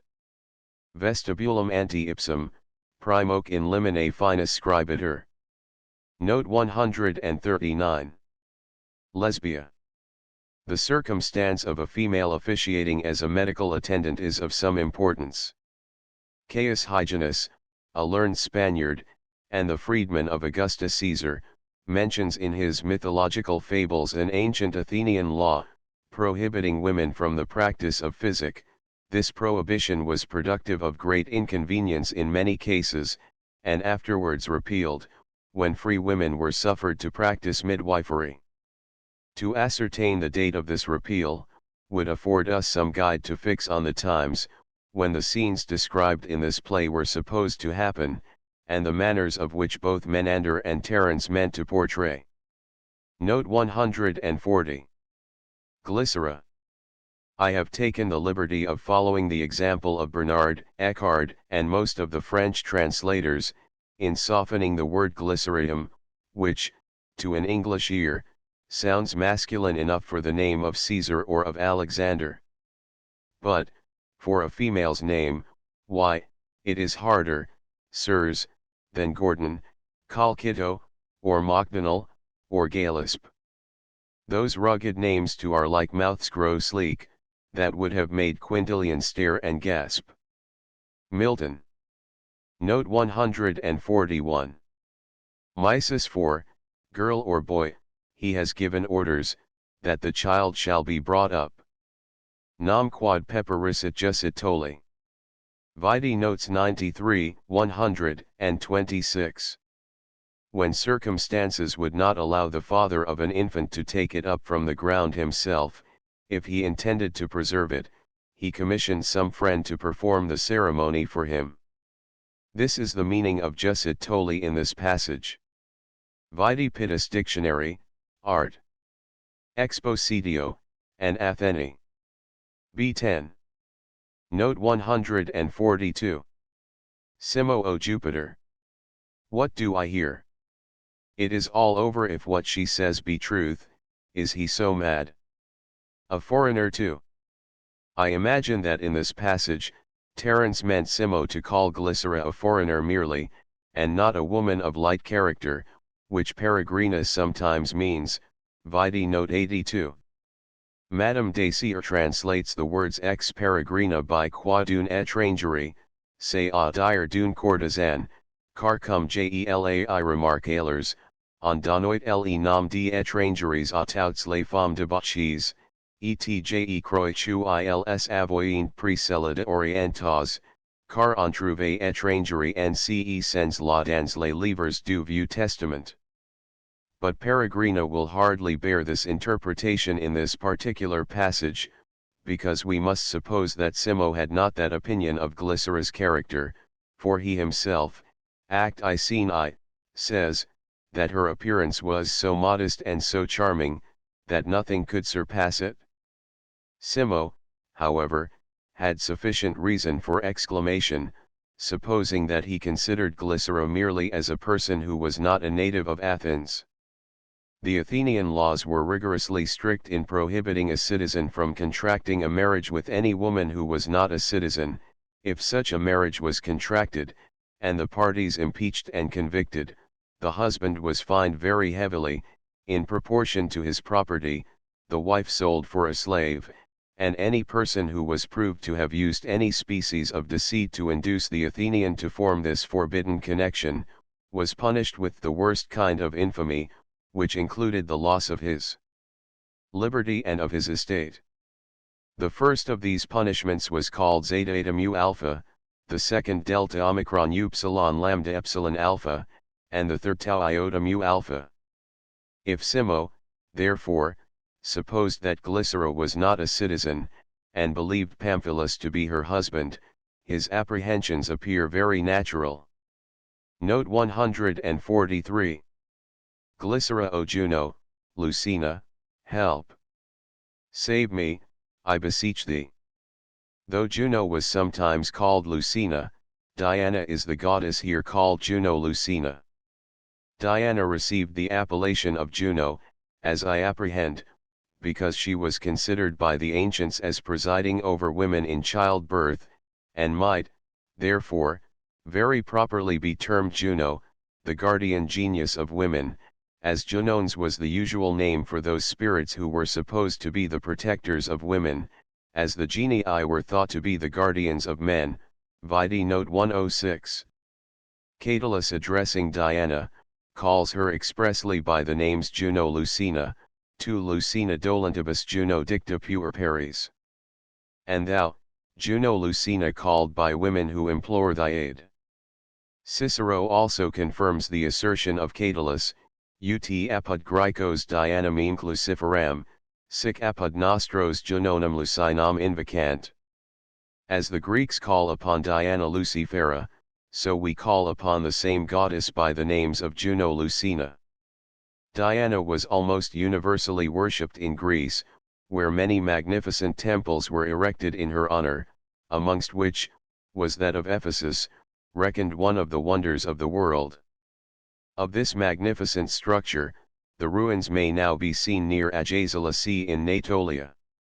The temple was purposely burned by Eratosthenes, who adopted this mode of perpetuating his name. The Greek festivals celebrated in honor of their imaginary deities were almost innumerable, and those dedicated to Diana, shew the high estimation in which she was held.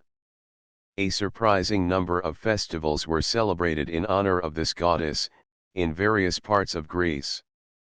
The following are the names of the chief of those held in Athens: Tau epsilon sigma sigma alpha rho alpha kappa omicron sigma tau nu, mu omicron upsilon nu upsilon chi alpha, theta alpha rho gamma lambda iota alpha, lambda iota mu nu alpha tau delta iota alpha, rho tau epsilon mu sigma iota alpha, beta rho alpha upsilon rho nu iota alpha, lambda alpha phi eta beta lambda iota alpha vide Athen, delta epsilon iota pi nu omicron sigma omicron, B14. Note 144. Why, Davis, your incidents are not well timed at all, man. Non sat commode divisa sunt temporibus tibi, Dave, Heck. Another allusion to the drama, Simo compares Davis's supposed plot to a comedy, and Davis the contriver of it he calls Magister, which was the title of the person who instructed the actors in their parts, or perhaps the title of the author. Simo accuses Davis of bringing forward his catastrophe too soon, and asks him whether the actors in his piece, Discipuli, had forgotten their parts. Ancient dramatic writers were very strict in adhering to their rules of composition. According to Vossius, the ancients divided a comedy into 3 parts, 1 protasis, 2 epitasis, 3 catastrophe. The protasis occupied Act I, and was devoted to the explanation of the argument. The epitasis took up Act II. 3-4, contained the incidents, and wrought up the mind to a degree of interest, taking care to leave it in doubt, which brought on the catastrophe, which unraveled and cleared up the whole, and is defined by Scaliger thus: conversio negotii exagitatii in tranquillitatem non expectatum, a sudden changing of the hurry and bustle of action into unexpected tranquillity. The same learned critic adds a 4th part to the before-mentioned 3, which he calls catastasis, and places immediately before the catastrophe. He defines the catastasis as follows: vigor ac status fabulae, in qua residential missitur in ea fortuni tempestate, in quam subducta est that liveliness and issue of the plot, in which the various incidents are mixed up in such a commotion of fortune as to be in a proper state to be brought down to the catastrophe. Note 145. What a laughing stock would this rascal have made of me! Quos mihi ludos rederet. This is an allusion to the games which were exhibited among the ancients with a view to entertain the people, and also to create in them a spirit of emulation in glorious actions. Games, both in Greece and Rome, constituted a part of religious worship. They were divided into 3 classes: 1. What the Romans called ludi equesters, or horse and chariot races; 2. Ludi agonales, or combats of gladiators and others, and also of beasts; 3. Ludi scenici et musici, or dramatic exhibitions of all kinds, music, dancing, and c. The chief games among the Greeks were: 1. The Olympic, dedicated to Jupiter; 2. The Pythian, to Apollo; 3. The Nemean, to Hercules; 4. The Isthmian, to Neptune; 5. The games celebrated at the observation of the Eleusinian mysteries, in honor of Ceres and Proserpine; 6. The Great Panathenaea, dedicated to Minerva. Those who obtained the victory in these games, were universally distinguished, and their success reflected glory on their family, and even on the cities from whence they came, part of the wall of which was thrown down to admit them in triumph on their return. Those Athenians who were conquerors in the Olympic Games, were afterwards, at their own option, maintained at the public charge, and enjoyed various extraordinary privileges. Among the Romans, the principal games were: 1. The Ludi Romani, dedicated to Jupiter, Juno, and Minerva; 2. The Seculares, to the deities and the fates; 3. The Contuels, to Neptunus Equestris; 4. The Capitolini, to Jupiter Capitolinus. The Romans celebrated their games chiefly in the Circus Maximus, which, as a place of entertainment, was magnificently extensive. Pliny asserts that it would contain 250,000 of spectators, and more modern authors have augmented that number to 380,000. Note 146. Now, first, let her be bathed. Nunc primum facut leves.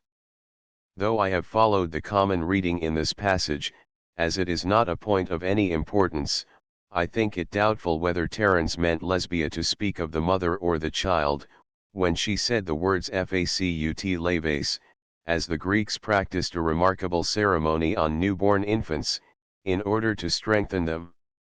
A mixture of water, oil, and wine, was made in a vessel kept for the purpose, which they called lambda omicron upsilon tauronu and chi tau lambda omicron, and, with this liquid, they washed the children, as some think, they wished to try the strength of the infant's constitution, which, if weak, yielded to the powerful fumes of the wine, and the children fell into fits.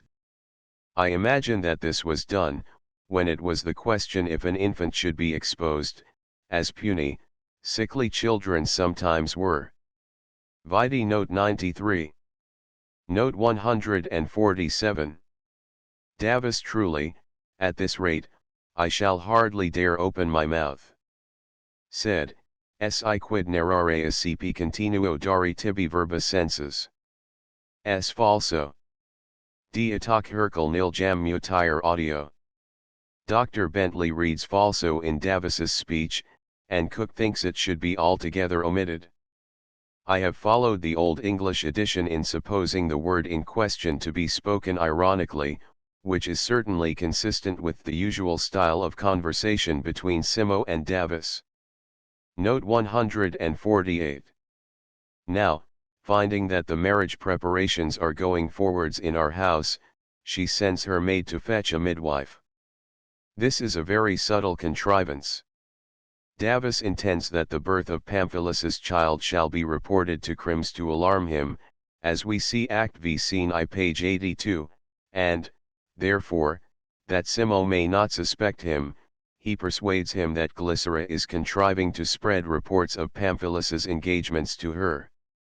M. Baron has entirely omitted the incident of the birth of the child.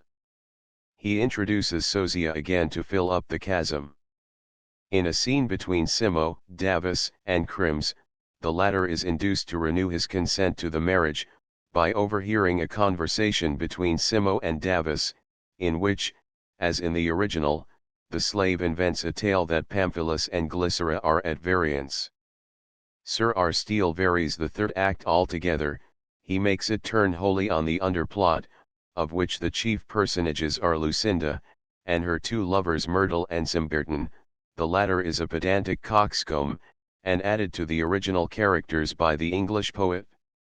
Note 149.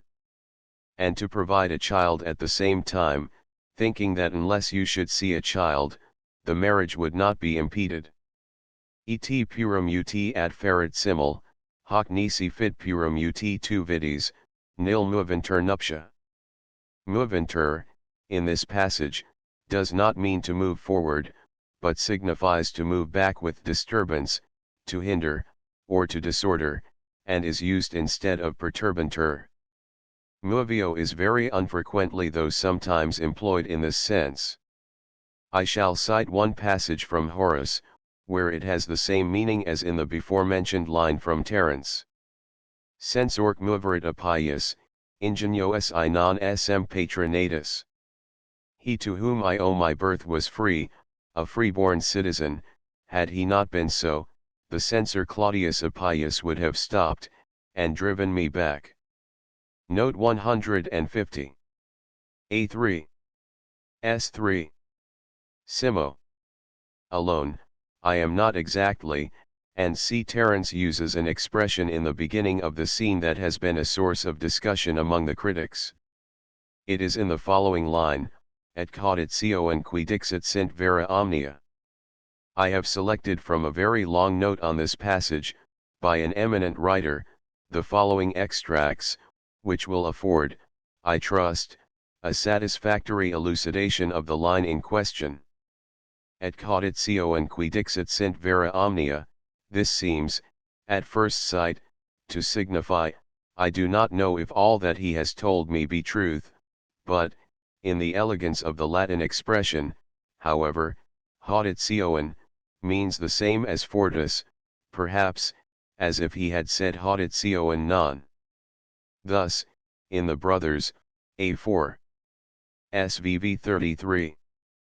Qui infelix hauditioen illum misere non amat, which does not mean, I do not know whether he loves her, but, on the contrary, I do not know that he does not love her. Also, in Cicero's epistles, b9. L13, Istud quidem magnum, et cauditio and maximum, this is a great thing, and perhaps the greatest of all, or, I do not know but it is the greatest of all. And, also, in his oration for Marcellus, when he said that future ages would form a juster estimate of Caesar's character than could be made by men of his own times, he says, Servus iis entium indicibus qui multis post seculis de te judicabunt, et quidem hauditio, and incorruptius quam nos. There are numberless examples of this kind in the writings of Cicero, and I know that there are some which make for the opposite side of the question, as in his book on old age, speaking of a country life, he says, et cauditio annula possit esse bicier vita.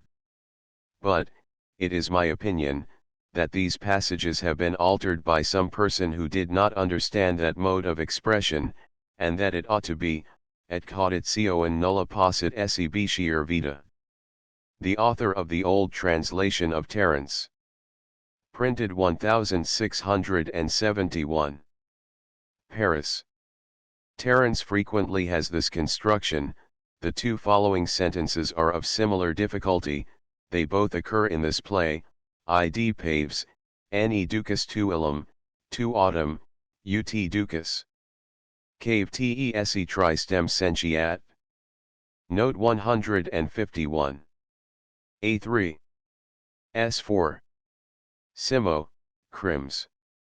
Simo Crims, I am very glad to see you. Jubeo cremidum, Silura, the last word is not spoken, because the speaker is interrupted by Simo. It is necessary to observe that jubeo does not always signify to command, but sometimes means to wish, to desire, especially when the speaker's wish is afterwards verbally expressed, according to what Donatus observes on this passage, collumus animo, jubmus verbis. Old Paris edition. Terence has portrayed Crims as a very amiable character, he is mild and patient, and the most benevolent sentiments issue from his lips. It was necessary, as Donatus observes, to represent Crims with this temper, for, had he been violent and headstrong, he could not have been supposed to seek Simo, and afterwards renew his consent, which is a very important incident, upon which the remainder of the epitasis entirely hinges.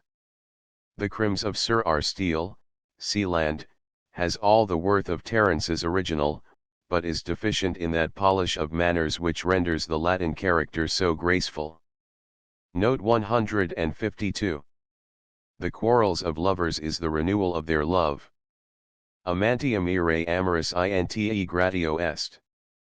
In this sentence I have followed the Latin grammatical construction, and I believe it is also allowable in English, in such a case as this, to choose at pleasure either the antecedent or the subsequent for the nominative case. Very few sentences from profane writers have, I imagine, been more frequently repeated than amantium ire amoris inte gratio est, an observation which is undeniably just. This sentence has been repeatedly imitated. As by Seneca, Plisth. Redire pietas, unde summita est, solet. Reparat vires justus emissus amor. Thyestes, A3. Si affection, though repelled, will still return, and faithful love, though for a moment curbed, or driven away, will, with augmented strength, regain its empire. And also by Ovid, qui modo pugnarent jungunt sua rostra columbi, querum blandi ties verbac murmur habet. Ovid, Art. Am, B2. V 465. Note 153. Simo yet the most serious mischief, after all, can amount but to a separation, which may the gods avert.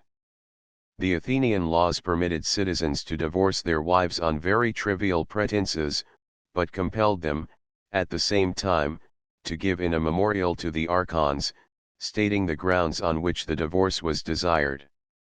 A citizen might put away his wife, without any particular disgrace being attached to either the husband or the wife, and when the divorce was by mutual consent, the parties were at liberty to contract elsewhere. He who divorced his wife, was compelled to restore her dowry, though he was allowed to pay it by installments. Sometimes it was paid as alimony, 9 oboli each month. For a very flagrant offense, a wife, by the Athenian laws, might divorce her husband. If the men divorced, they were said pi omicron pi mu pi epsilon iot nu, or pi omicron lambda epsilon epsilon iot nu, to send away their wives, but if the women divorced, they were said pi omicron lambda epsilon iot nu, to quit their husbands. Vide Potter's Archgrice, Volume 2. B4. C12. Terence artfully makes Simo use the word dissectio instead of divortium, or dissidium, or repudium, which means the worst kind of divorce. Dissectio, among the Romans, was nearly the same as a separation among us. By separation, I mean what our lawyers call divorce mensa et thura, which does not dissolve the marriage, and which they place in opposition to divorce vinculo matrimonii, which is a total divorce. In the earlier ages of the Roman Republic, the wife had no option of divorcing her husband, but it was afterwards allowed, as we see in Martial. Mens novo iani veterum, proculia, maritum deseres, et cubes residential sibi haberi suis.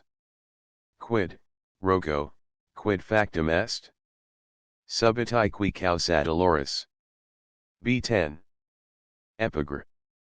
39 Note 154. Why is not the bride brought? It grows late. An Athenian bride was conveyed to her bridegroom's house in the evening by torchlight, attended by her friends. Vide notes 116, 117, 118, 119. Various singular customs prevailed among the Athenians at their marriages. When the bride entered her new habitation, quantities of sweetmeats were poured over her person. She and her husband also ate quinces, and the priests who officiated at marriages, vide Saint Basil, Hom 7, Hexam, first made a repast on grasshoppers, tau iota gamma epsilon, cicadae, which were in high esteem among the Athenians, who wore golden images of this insect in their hair, and, on that account, were called tau iota gamma epsilon. Grasshoppers were thought to have originally sprung from the earth, and, for that reason, were chosen as the symbol of the Athenians, who pretended to the same origin. Note 154. I have been fearful that you would prove perfidious, like the common herd of slaves, and deceive me in this intrigue of Pamphilus. Ego dudum non nil veritas sum. Donatus makes a remark on the style of this sentence, which deserves attention. Gravis oratio ab hoc pronomen, ego, plurum concoitur. A speech which begins with the pronoun ego is generally grave and serious, to which some commentator has added the following remark respecting the before-mentioned passage from Terence: est autem hoc principium orationis similis a benevolentia per antithesin. The remarks of Donatus and Nonius on the style of our author, are generally very acute and ingenious. Scaliger, Muretus, and Trapp, may be added to the critics before mentioned. The learned writer last named has composed a treatise in Latin De Dramate, which contains many very valuable hints relative to dramatic writing. Note 155. Simo ha. What's that you say? There is a play upon words here, which I have endeavored to preserve in the English. The Latin is as follows. Davus. Oxidi. Simo. Hem. Quid dixisti? Davus. Optium in quam factum. If the requisite similarity of sound was preserved in this pun, it may be conjectured that the Latin I was not pronounced very differently from the I of the modern Italians. Vide note 92. Note 156. Pamphlet. What trust can I put in such a rascal? Oh! Tibi ego ut credum furcifer? The epithet furcifer, rascal, is of singular derivation, and, though it was an appellation of great reproach in the times of Terence, yet, in later ages of the Roman Republic, it bore a very different signification. The name of furcifer, which was originally given to slaves, took its rise from the Roman custom of punishing a slave who had committed any flagrant offense, by fastening round his neck a heavy piece of wood, in the shape of a fork, and thence called furca. This occasioned the delinquent to be afterwards called furcifer, furcam fair. 3 modes of punishment by the furca were practiced at Rome, 1 ignominious, 2 penal, 3 capital. In the first, the criminal merely carried the furca on his shoulders for a short period; in the second, he wore the furca, and was whipped round the forearm; in the third, after having been tied to a large furca, somewhat like a modern gallows, he was beaten to death. Slaves were treated more severely by the Romans than by the Athenians, who were celebrated for their mild and gentle behavior to that class of persons. The furca was afterwards employed in a very different manner, and, from a badge of disgrace, was changed to a serviceable implement. Caius Marius, nearly 100 years after Terence composed this play, introduced the use of the furca among his soldiers.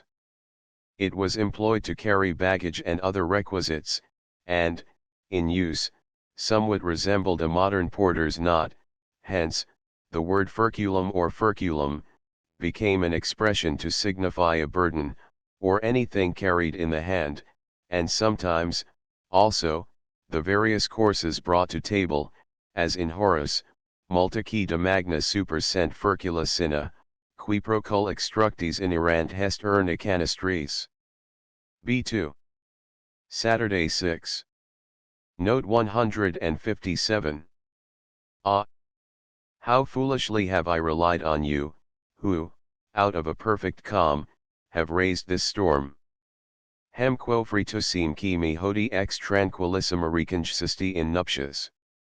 My father reads this passage thus, and quo fritus sum, that is, the rascal on whom I relied, and see Madame Dacier.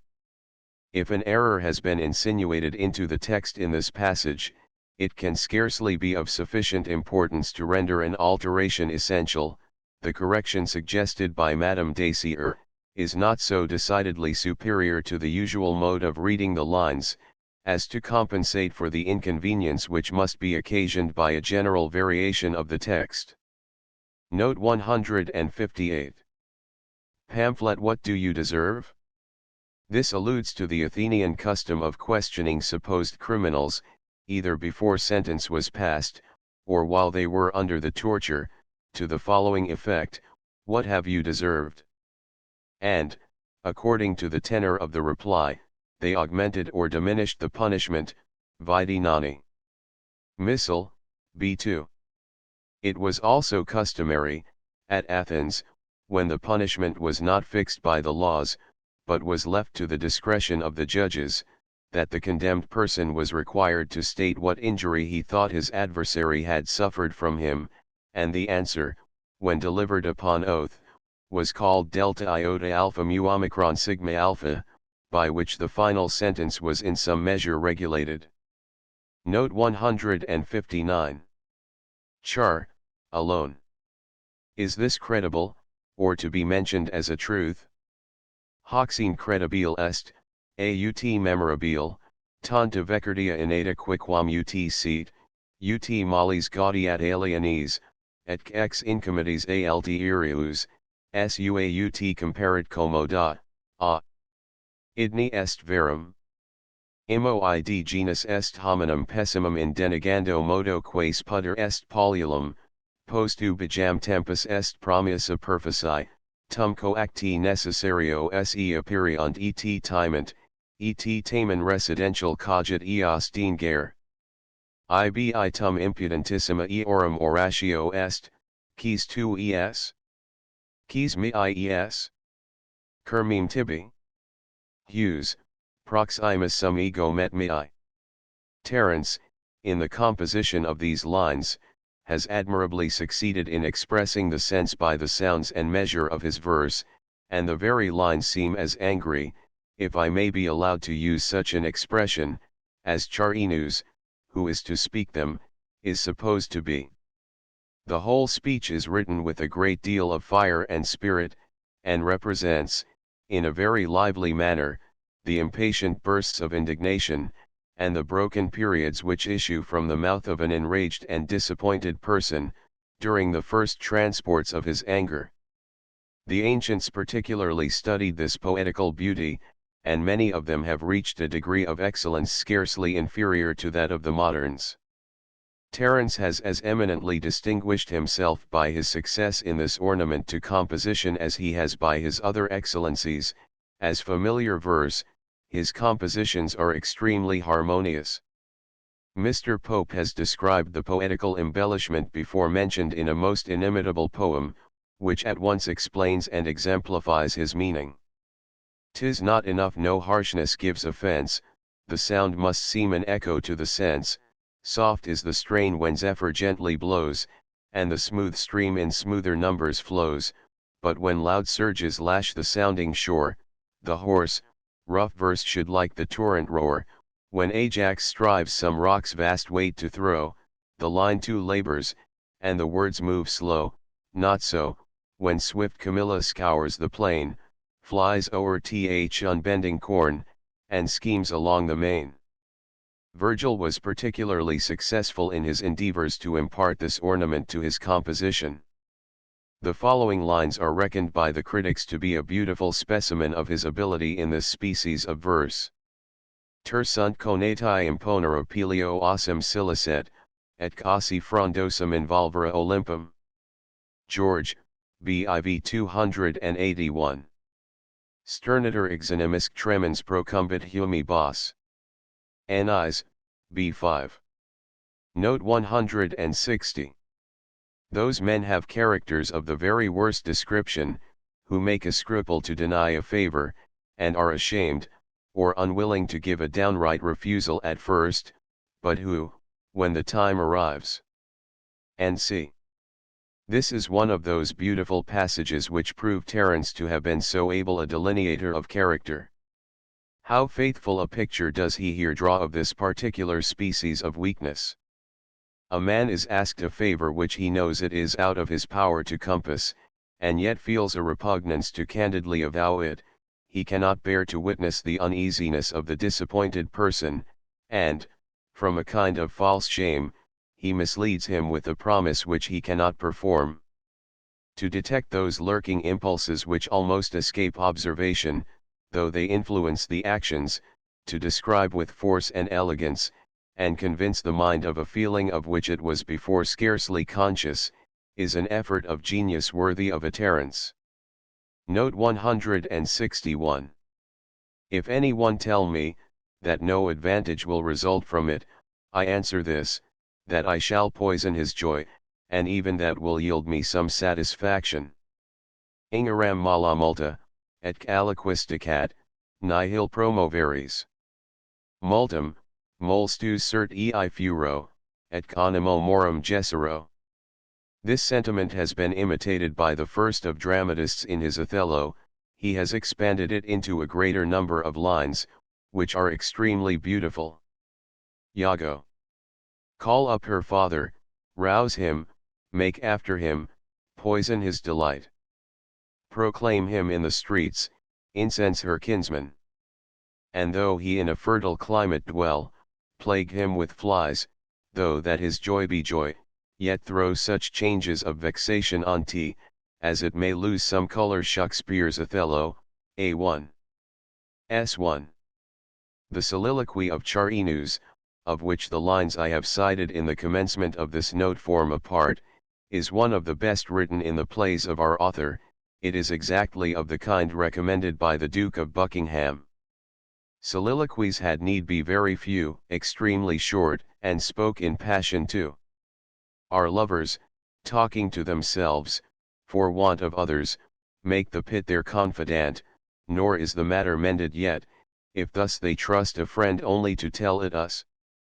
A soliloquy is introduced with most success, when the speaker of it is supposed to be deliberating with himself on doubtful subjects, but, when narration is to be introduced, it is brought forward with more advantage in the shape of a dialogue between the speaker and his confidant. But a skillful dramatist can often employ a preferable method to either of those I have just named, for the disposition of narration. Papias lays it down as an absolute rule for the composition of soliloquies, that they must be deliberations only. Note 162. Well, take her. Sir R. Steele, in his play, called The Conscious Lovers, does not represent Myrtle as comporting himself in his disappointment with the moderation observed by Charinus. He challenges Bevel, though the duel is afterwards prevented by the patience and forbearance of the latter, who communicates to his angry friend a letter which he had received from Lucinda, expressive of her favorable thoughts of Myrtle. The ingenious author of The Conscious Lovers imagined, no doubt, that to an English audience, Charinus's easy resignation of his mistress to Pamphilus would appear tame and unnatural. In nothing do the manners of the ancients and the moderns differ more widely than in their respective behavior in cases of private injury, real or imagined. Among the ancient Greeks and Romans, dueling was totally unknown. Alexander and Pyrrhus, Themistocles, Leonidas and Epaminondas, the Scipios and Hannibal, Caesar and Pompey, all men whose fame will never be surpassed, and a countless number of the heroes of antiquity, would have scorned to draw their swords in a private quarrel. It was reserved for Christians, to introduce and countenance this barbarous practice, which ought to be the shame of civilized humanity. Barbarous, however, it can scarcely with justice be called, for those nations whose unpolished manners caused them to be termed barbarians, were never known to have adopted it, nor has a single instance occurred, where men, in a state of uncultivated nature, have been known to sacrifice a brother's life in the mortal arbitration of a private quarrel. Dueling was originally practiced among northern nations. Those who wish to entertain just ideas on this subject cannot do better than to consult a discourse on dueling, by the Reverend Thomas Jones, A.M., Trinity College, Cambridge. Note 163. Pamphlet Why Do You Vex Me Thus? Kermi Enicus. Enico and Enico are thought by some critics to have been exactly similar in signification, but Enico generally means to kill, as in Plautus Anguis Enicavit, whereas Enico signifies only to tease, or to torment, as in the passage in Terence before mentioned. Vide Horace EP, BIEP 7. L87. Note 164. Davus hist. Glycera's door opens. Hem. St. Main, crepuit a glycerio ostium. Literally, a noise is made on the inside of Glycera's door. As all the street doors in Athens opened towards the street, it was customary to knock loudly on the inside, before the door was thrown open, lest, by a sudden and violent swing, the heavy barrier should injure any of the passengers. The Greeks called this ceremony psi omicron phi epsilon nu theta upsilon rho alpha nu. All the doors of the Romans opened inwards, unless, which rarely happened, a law was passed to allow any particular person to open his door towards the street. This was considered a very great honor, and never conferred but as a reward for very eminent services. In Sparta, a law prevailed that no instrument but a kind of saw should be employed in making the doors of the houses. This regulation was intended to prevent luxury, and wasteful expense. Both in Athens and Rome, the first room within the door was made extremely large, and highly ornamented. This room was called aula by the Romans, and, by the Greeks Alpha Lambda. Here were placed the trophies gained by the master of the house, and by his family. In later and more luxurious ages, the doors were made of more costly materials, sometimes they formed them of metal, either iron or brass, sometimes also ivory was used for this purpose, or scarce and curious kinds of wood. Note 165. Mysis. Speaking to Glycera within. I will directly, madam, wherever he may be, I'll take care to find your dear Pamphilus, and bring him to you, only, my love, let me beg you not to make yourself so wretched. Sir R. Steele and Monsieur Baron have brought both Glycera and Philomena on the stage, but, in the Latin drama, the principal female characters, if they appear at all, are generally mutes. It is a circumstance worthy of our attention, that, except in one instance, Terence never brings on the stage any female character of rank and consideration. The women who take a part in the dialogue are generally either attendants, or professional people, as nurses, midwives, and But this exclusion, though our author has been compelled to sacrifice to it all those embellishments which the portraiture of the Athenian ladies must have added to his scenes, is in strict conformity with the manners of the Greeks. Grecian women of rank seldom appeared in company, and closely confined themselves within doors, occupying the most remote parts of the house. Unmarried women were scarcely allowed to quit the rooms they inhabited, without giving previous notice to their protectors. Terence was instructed clearly in this point, by his great original Menander, who expressly says, that the door of the Alpha Lambda, or hall, was a place where even a married woman ought never to be seen. Women, among the Greeks, seldom inhabited the same apartment with the men, their rooms were always kept as retired as possible, usually in the loftiest part of the house. Vide Hom. Il.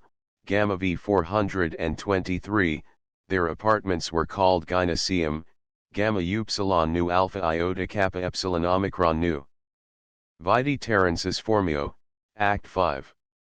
S6, where he says, ubi in gynoecium ire occipio, pure ad me occurrit meta. These rooms were sometimes called alpha, which signifies also eggs.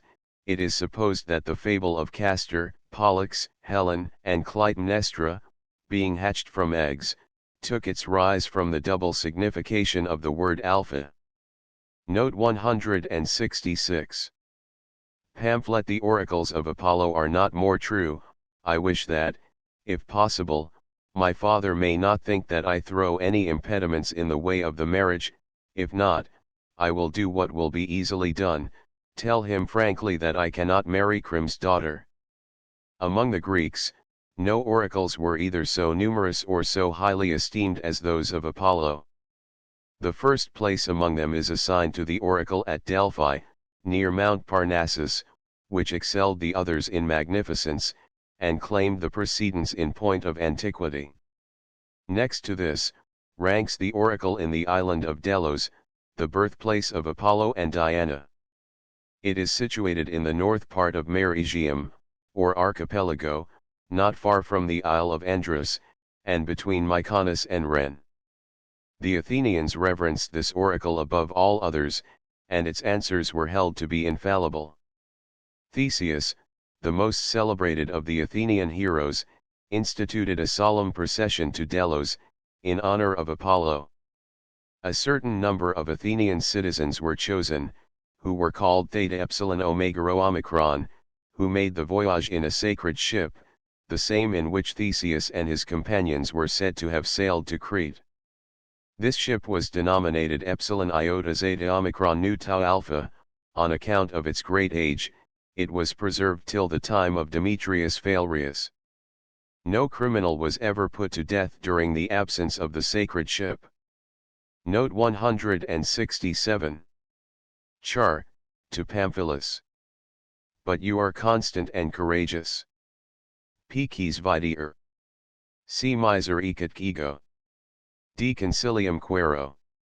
See Fortis. Critics have differed considerably respecting this passage. Some think the word fortis should be understood as addressed to Davus. I have adopted the interpretation which M. Lefebvre, Madame Dacier's father, has given of this passage. Pamphilus, after expressing his resolution to remain faithful to Glycera, turns to Charinus, expecting a compliment on his behavior. After a jest on his friends having reduced himself to such a forlorn situation, by following the advice of Davus, Charinus, by the word fortis, pays him the compliment his handsome conduct deserved. Note 168. Pamphlet, to Davus. I know what you would attempt. Pamphilus, in this speech, alludes to his jest upon Davus in the previous scene, where he says, I have no doubt, that if that wise head of yours goes to work, and see, Vide p. 67, L8. Pamphilus means, I imagine, when he says, I know what you would attempt, I suppose you are going to provide the 2 wives I was speaking of. He could not mean that he really knew Davus's plan, because he asks him afterwards, page 70, line 10, what he intended to do. Note 169. Pamphlet, what are you going to do? Tell me. The Davus of M. Baron, instead of laying the child at Simo's door, makes a false report to Mysis, that Pamphilus intends to desert Glycera, and to espouse Philomela. Mysis communicates this to her mistress, who, in her distress, throws herself at Crim's feet, and shews him the contract of her marriage with Pamphilus. This induces Crims to favor Glycera, and to break off the intended marriage. Note 170. Hitherto, he has been to her a source of more evil than good.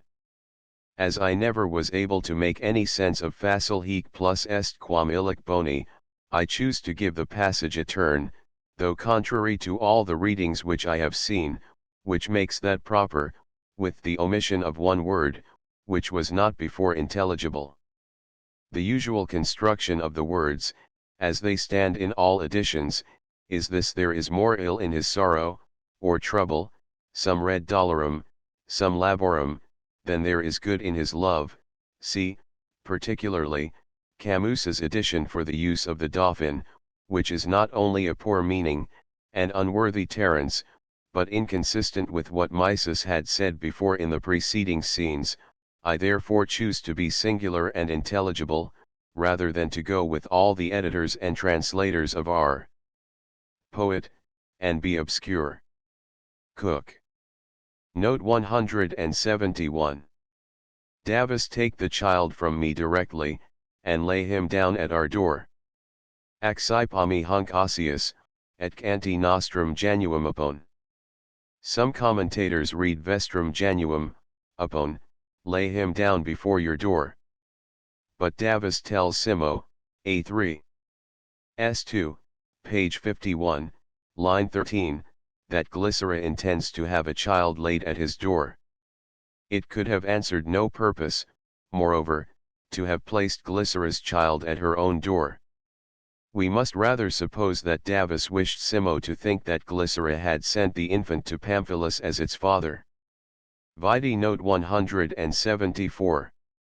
Note 172. Davus, you may take some of the herbs from that altar, and strew them under him. Altar, era, a place or pile whereon to offer sacrifice to some deity. Among the Romans, the altar was a kind of pedestal, either square, round, or triangular, adorned with sculpture, with bassorelievos, and inscriptions, whereon were burnt the victims sacrificed to idols. According to Servius, those altars set apart for the honor of the celestial gods, and gods of the higher class, were placed on some pretty tall pile of building, and, for that reason, were called altaria, from the word alta and era, a high elevated altar. Those appointed for the terrestrial gods, were laid on the surface of the earth, and called Uri. And, on the contrary, they dug into the earth, and opened a pit for those of the infernal gods which were called Beta Omicron Theta Rho Omicron Iota Lambda Alpha Kappa Kappa Omicron Iota, Scrobiculi. But this distinction is not everywhere observed. The best authors frequently use era as a general word, under which are included the altars of the celestial and infernal, as well as those of the terrestrial gods. Witness Virgil, Ecl. 5 Quachu or Eros, where Eri plainly includes Altaria, for whatever we make of Daphnis, Phoebus was certainly a celestial god. So Cicero, Pro Quint. Eros de Lubraci Hecates in Grycia Vidimus.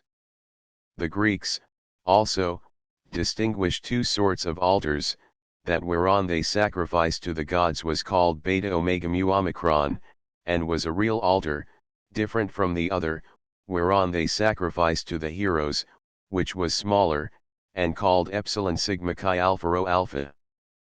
Pollux makes this distinction of altars in his Onomasticon. He adds, however, that some poets used the word Epsilon Sigma Chi Alpha Rho Alpha, for the altar whereon sacrifice was offered to the gods. The Septuagint version does sometimes also use the word Epsilon Sigma Chi Alpha Rho Alpha, for a sort of little low altar, which may be expressed in Latin by cradicula, being a hearth, rather than an altar. Chambers Cyclopedia. Scaliger thinks that the altar mentioned by Terence was the altar usually placed on the stage of a theatre during representation, and consecrated to Bacchus in tragedy, and to Apollo in comedy. It is most probable, that one of the Sigma Chi Rho Alpha Iota is alluded to by our author in this passage. The Sigma Chi Rho Alpha Iota were low altars which stood before the doors in Athens. They were dedicated to the ancient heroes. Note 173. Davis that if my master should require me to swear that I did not do it, I may take the oath with a safe conscience. The Greeks paid very great regard to oaths. They divided them into two classes. The first kind was the Mu Gamma Alpha Rho Kappa Omicron, or Great Oath, when the swearer called the gods to witness his truth. The second was the Mu Iota Kappa Rho Kappa Omicron, when the swearer called on other creatures.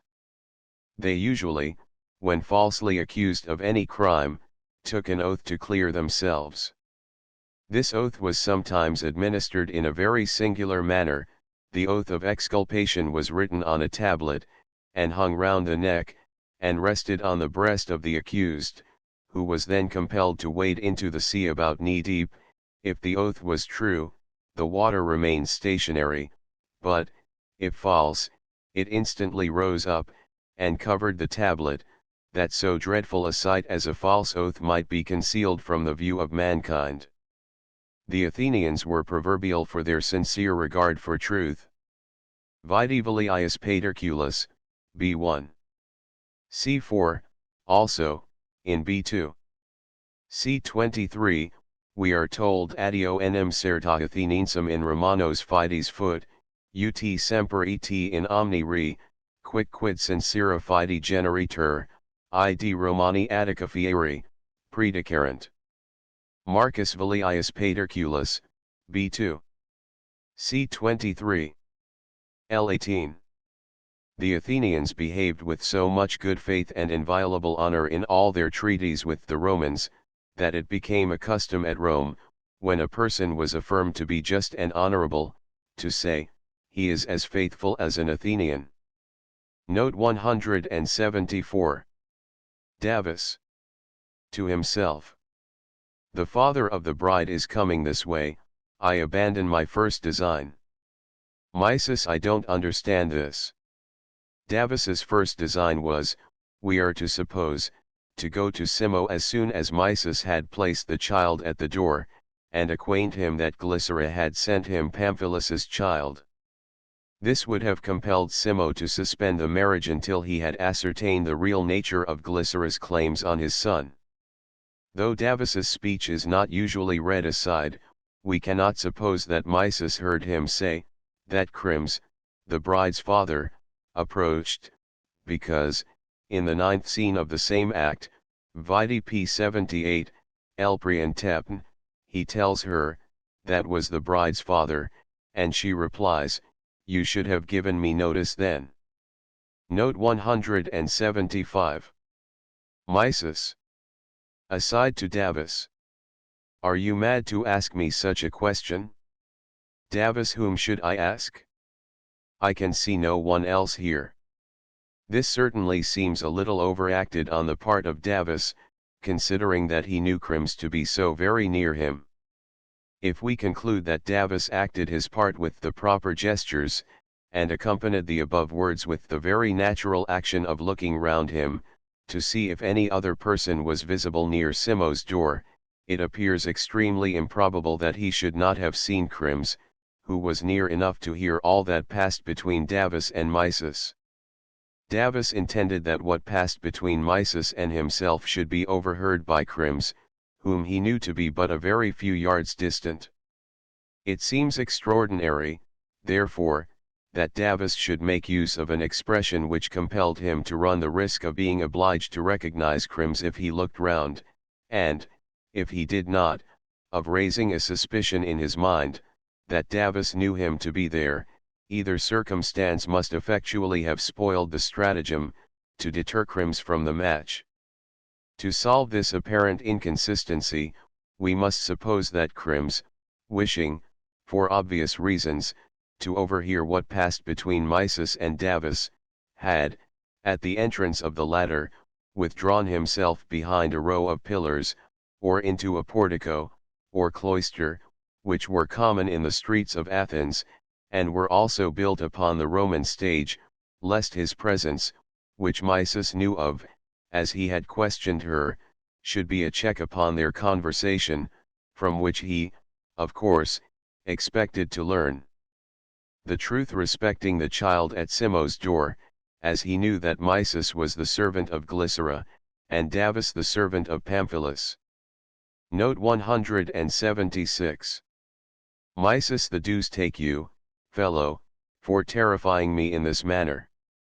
Dite iradicent, ita me misram ter itas. Literally, may the gods root you up. An ingenious French critic informs us, that the Romans borrowed this expression from the Greeks, who say, to destroy a man to the very root, and, that the Greeks borrowed it from the Eastern nations. We have a similar expression in English, to destroy root and branch. Note 177. Crims. Aside. I acted wisely in avoiding the match. Rect ego fugio has nuptias. The general way of reading this line is as follows: Rect ego semper fugi has nuptias. I acted wisely in always avoiding the match. This reading must be erroneous, because, so far from having always avoided the match, Crims himself originally proposed it to Simo, vide p15, l18, and afterwards renewed his consent to it.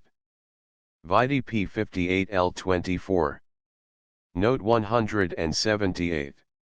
Davis, 'tis true, I saw old Kantara, with something under her cloak. There is great ingenuity displayed in the conduct of this scene. Davis affirms this, as Donatus observes, hoc dicit ut levitur redarguat Mysis, non ut vincator, that Mysis may easily confute him, and prove that it is the child of Pamphilus which must terrify Crims. He contradicts her, that she may, in Crims' hearing, enter into the proof of what she says. Instead of Cantharam, Nonius thinks that Terence meant Cantharum, a large jug, and that he intended Davis to say, that the child was brought to Glycera's house in a large Cantharus. Vide Nonius's Missal, B1, and his remarks on the whole of this scene. Note 179. Mysis, thank heaven, that there were some free women present when my mistress was delivered. No person could appear as a witness in the Athenian courts of justice, who was not freeborn, and also possessed of a fair character. Those who were tau iota mu omicron iota, infamous, were not permitted to give testimony. In particular cases, strangers and freedmen were admitted as witnesses.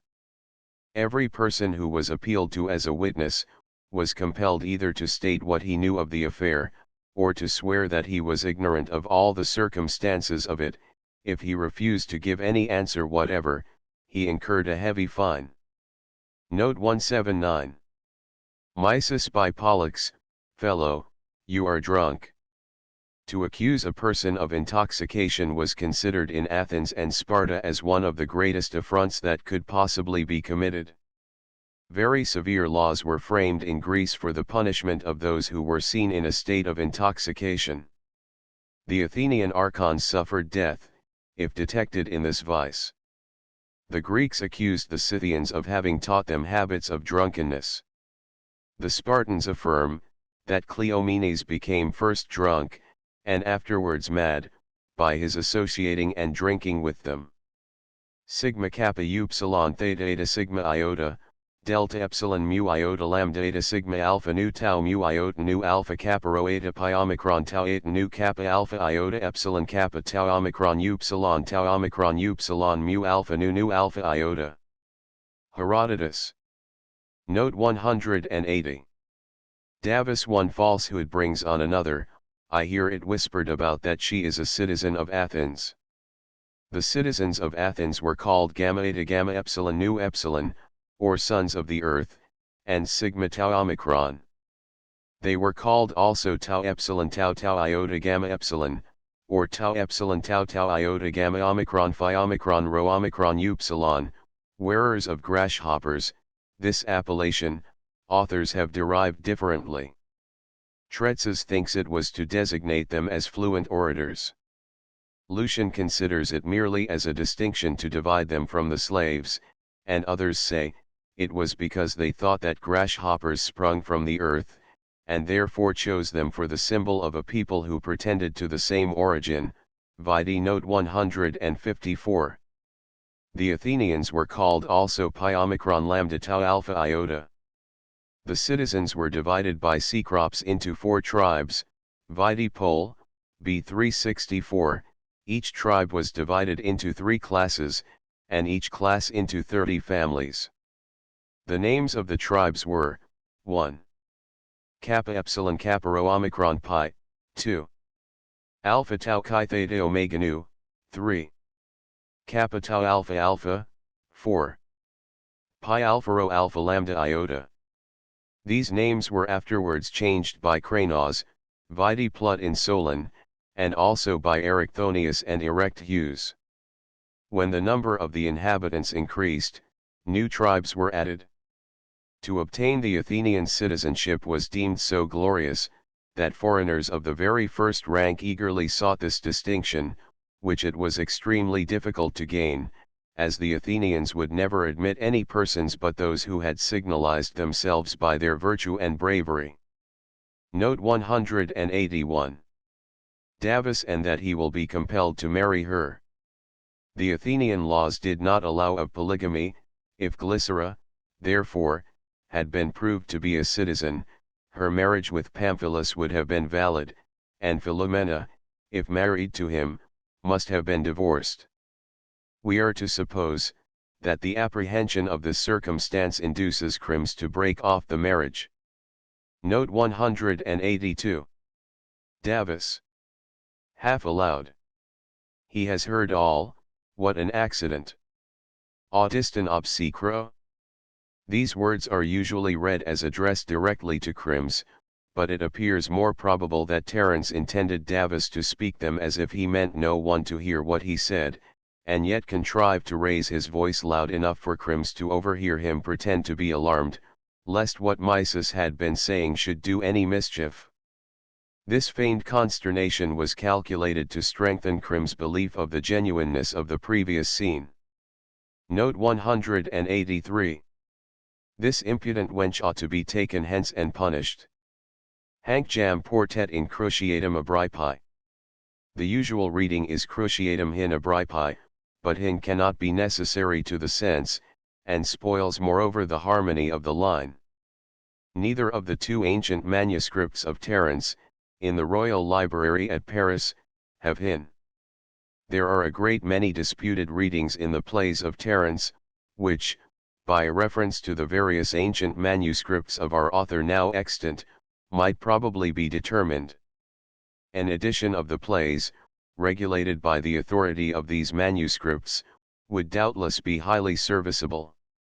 The most learned woman of her age, Madame Dacier, whose translation of Terence is alone sufficient to perpetuate his name and her own, in her preface to that inestimable work, speaks at length, and in very high terms, of the manuscripts of Terence, in the library of His Most Christian Majesty. She expresses herself as follows: "I found in them, the manuscripts, several things which gave me the greatest pleasure, and which satisfactorily prove the correctness of the most important alterations which I have made in the text, as to the division of the acts, which is of great consequence." Madame D. reckons the manuscripts to be 800 or 900 years old. Vide Madame Dacier's translation of Terence, edition of Rotterdam, 1717, preface, page 38. Among the books which His Holiness Pope Sixtus V caused to be removed to the Bibliotheca Vaticana, which he placed in the old Vatican Palace, or the Palazzo Vecchio, there was a very curious Ms. of the Comedies of Terence, which was particularly valued for the representation which it contained of the personae, or masks, worn by the ancient actors. It was also extremely curious in other respects. Those who enjoy an opportunity of consulting this Ms. might derive much and very profitable amusement from a perusal of it. If it still remain in Rome, it may be seen, on application to the chief librarian, who is generally a member of the Sacred College. A very curious Ms. of Virgil, of the 4th century, written in the Literae Unciales, and Henry VIII's Ms. de Septem Sacramentis, were formerly shown to strangers with the before-mentioned Ms. of Terence. Note 184. Davis, that's the bride's father. I wished him to know all this, and there was no other way to acquaint him with it. Terence here, say the critics, obliquely praises himself, and the art which he has displayed in this scene. The only scenes of a similar nature, I mean where the plot is carried on by a concerted conversation intended to be overheard by some person who thinks it genuine, which are equal to the scene in the Andrian, are the 9th scene of the 2nd act, and the 1st scene of the 3rd act of Shakespeare's comedy of Much Ado About Nothing. The before-mentioned scene from the Andrian has been wholly omitted by Sir R. Steele. Sealand does not renew his consent to the marriage till the end of the 5th act. M. Baron has introduced Crito earlier than he appears in the Latin play, and closes the 4th act with Glycera's appeal to Crims, and 2 subsequent scenes between Glycera, Mysis, Pamphilus, and Davis. Glycera's appeal to Crims is extremely pathetic. It concludes with the following lines: Vous en qui j'ai croit voir un protecteur, un père nem abandonné pas à tout ma misère en m'ôtant mon époux, vous me donnez la mort. Vous pouvez d'un seul mot faire changer mon sort. C'est dans entre vos mains que aujourd'hui j'ai confie mon repos, mon honneur, ma fortune, et ma vie. Andrian, A4. S8. Note 185. Davis, do you think that a thing of the sort can be done as well by premeditating and studying, as by acting according to the natural impulse of the moment? It is an observation of Voltaire's, in the preface to his comedy of L'Enfant Prodigue, that although there are various kinds of pleasantry that excite mirth, yet universal bursts of laughter are seldom produced, unless by a scene of mistake or equivoque. 1,000 instances might be given to prove the truth of this judicious observation. There is scarce any writer of comedy who has not drawn from this source of humor. A scene, founded on a misunderstanding between the parties, where the characters are all at cross purposes with each other, never fails to set the audience in a roar, nor, indeed, can there be a happier incident in a comedy, if produced naturally, and managed judiciously. The scenes in this act, occasioned by the artifice of Davis concerning the child, do not fall directly under the observation of Voltaire, but are, however, so much of the same color, that, if represented on the stage, they would, I doubt not, have the like effect, and be the best means of confuting those infidel critics who maintain that Terence has no humor. I do not remember a scene in any comedy where there is such a natural complication of pleasant circumstances. Davis's sudden change of his intentions on seeing Crims, without having time to explain himself to Mysis, her confusion and comical distress, together with the genuine simplicity of her answers, and the conclusion drawn by Crims from the supposed quarrel, are all finely imagined, and directly calculated for the purposes of exciting the highest mirth in the spectators.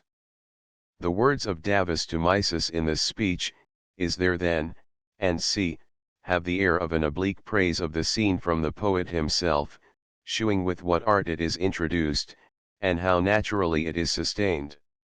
Sir Richard Steele had deviated so much from Terence in the original construction of his fable, that he had no opportunity of working the scene into it.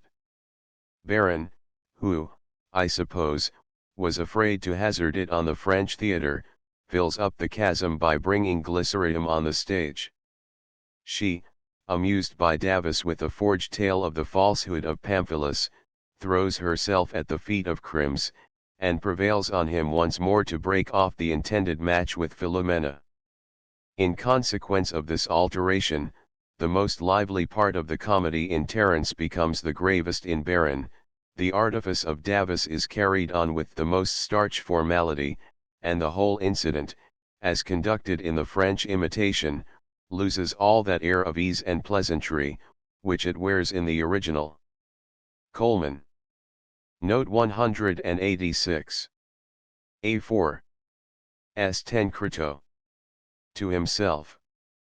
I am told, and C. Crito is what Scaliger calls a catastatic character, because he is the chief personage of the catastasis, kappa alpha sigma iota comma, vide note 144, and introduced for the purpose of leading the way to the catastrophe of the piece. Note 187. Rather than live in honest poverty in her own country. Qui se in honest optivit perere hic dvtias podius, quam in patria honest pauper vivere. Some editors, vide Joan. Rivus, read this passage differently, qui se in honest optivit perere hic dvtias podius, quam in patria honest pauper vivere. Others, instead of qui se read qui cc, this is a very elegant pleonasm. Note 188. That wealth, however, now devolves to me.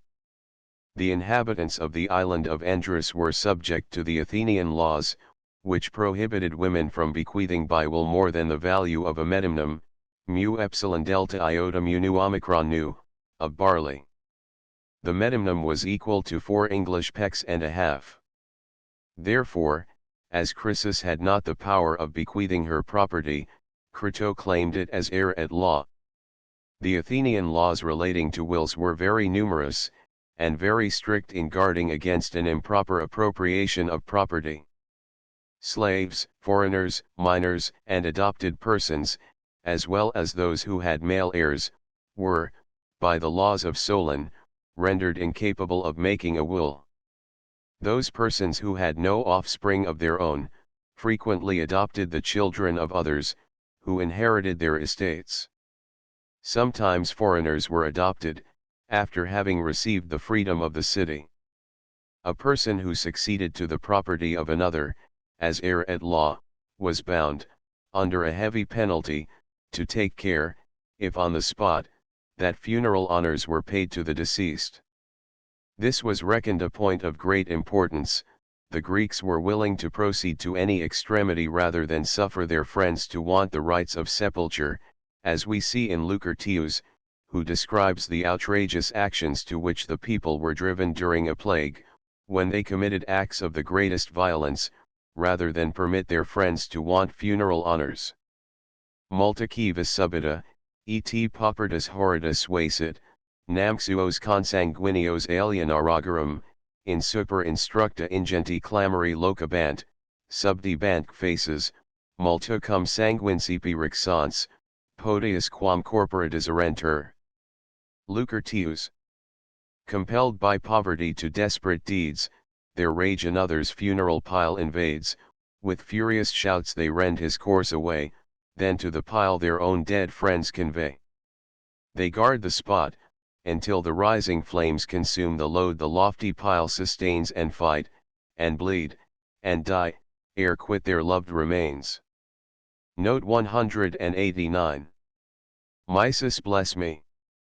Whom do I see? Is not this Crito, the kinsman of Chrysis? It is. Quem video? Est nihi Crito, sobrinus Chrysides. Sobrinus means literally a mother's sister's child, or what we call in English, a maternal cousin German, but this particularity is not admissible in a translation. Note 190. Crito alas. Poor Chrysis is then gone. Here is an additional instance of Terence's infinite attention to manners, and of his success in presenting to his readers a perfect copy of the customs and habits of the Greeks. Crito, though he alludes to the death of Chrysis, avoids any mention of death, and breaks off in a manner which is infinitely more expressive than words could have been. Some of the ancients, the Greeks in particular, studiously avoided, as much as possible, any direct mention of death, which they accounted to be ominous of evil, and always spoke of human mortality, when compelled to mention it, in soft and gentle expressions. They were even averse to write theta alpha nu alpha tau omicron, death, at full length, and not unfrequently expressed it by the first letter theta. Thus, if they wished to write down the circumstance of any person's decease, they wrote the name of the deceased, and affixed to it the letter theta, vide note 113, also Isidore. Hispel. Arig B1. C23. In brevicules, quibus militum nomina contini banter, propria nota erat apud veteris, qui respiceriter, quanti ex militibus supersent, quanti in bello excitescent, tau in caput versiculi pacitas superstitium designabat, theta vero ad unius cujusque defuncti nomen ad ponbater. Note 191. And the example of others will teach me what ease, redress, and profit, I have to expect from a suit at law. Besides, I suppose by this time, she has some lover to espouse her cause. Madame Dacier, in a brilliant and acute critique, has explained this passage in a most perspicuous and comprehensive manner. Nunc me hospidum lite sequi, quam hic me sit facilit giotile, aliorum exempla comminent. Presentem on chuon étranger cum moi ale entreprendre de procès, les exemples de autres me font voir combien cela serait difficile dans une ville comme celle-ci. I have found, in a copy of Terence's plays, a marginal note, in my father's handwriting, to the following effect: Hunc locum non satis potest intelligere qui librum Xenophontus pi epsilon rho theta it nu alpha omega nu pi omicron lambda iota tau epsilon alpha non legerit. He who has not read the short treatise of Xenophon on the civil government of the Athenians, can never perfectly comprehend the full force of this passage. I profited by this information. I have read this short treatise, and have been extremely pleased with it. The trouble the perusal cost me has been amply repaid, as I have ascertained by reading this treatise, that the inhabitants of those cities and islands which were subject to the Athenian government were obliged, when they had a suit at law pending, to plead it in Athens, before the people. It could be decided nowhere else. Crito, therefore, could not have expected impartial judgment from that tribunal, which would certainly have favored Glycera, the reputed sister of Chrysis, who had settled in Athens, in preference to a stranger like Crito. So much for the success of the affair. Next the delays are to be considered, which, to a stranger, are so doubly annoying. For lawsuits at Athens were protracted to an almost endless length. The Athenians were such a very litigious people, and had so many lawsuits of their own, and celebrated so many festivals, that they had very few days to spare, and the suits of strangers were so lengthened out, and deferred from time to time, that they were almost endless. In addition, moreover, to the uncertainty, and the delay, there was a third inconvenience, still more disagreeable than either of the others, which was, that in a case of that kind, it became necessary to pay court to the people at a great expense. Crito, therefore, had sufficient reason to feel repugnant to engage in a process which might be so protracted and so expensive, the event of which, to say no worse, was extremely precarious. I hope I have rendered this passage perfectly clear. Madame Dacier. Note 192.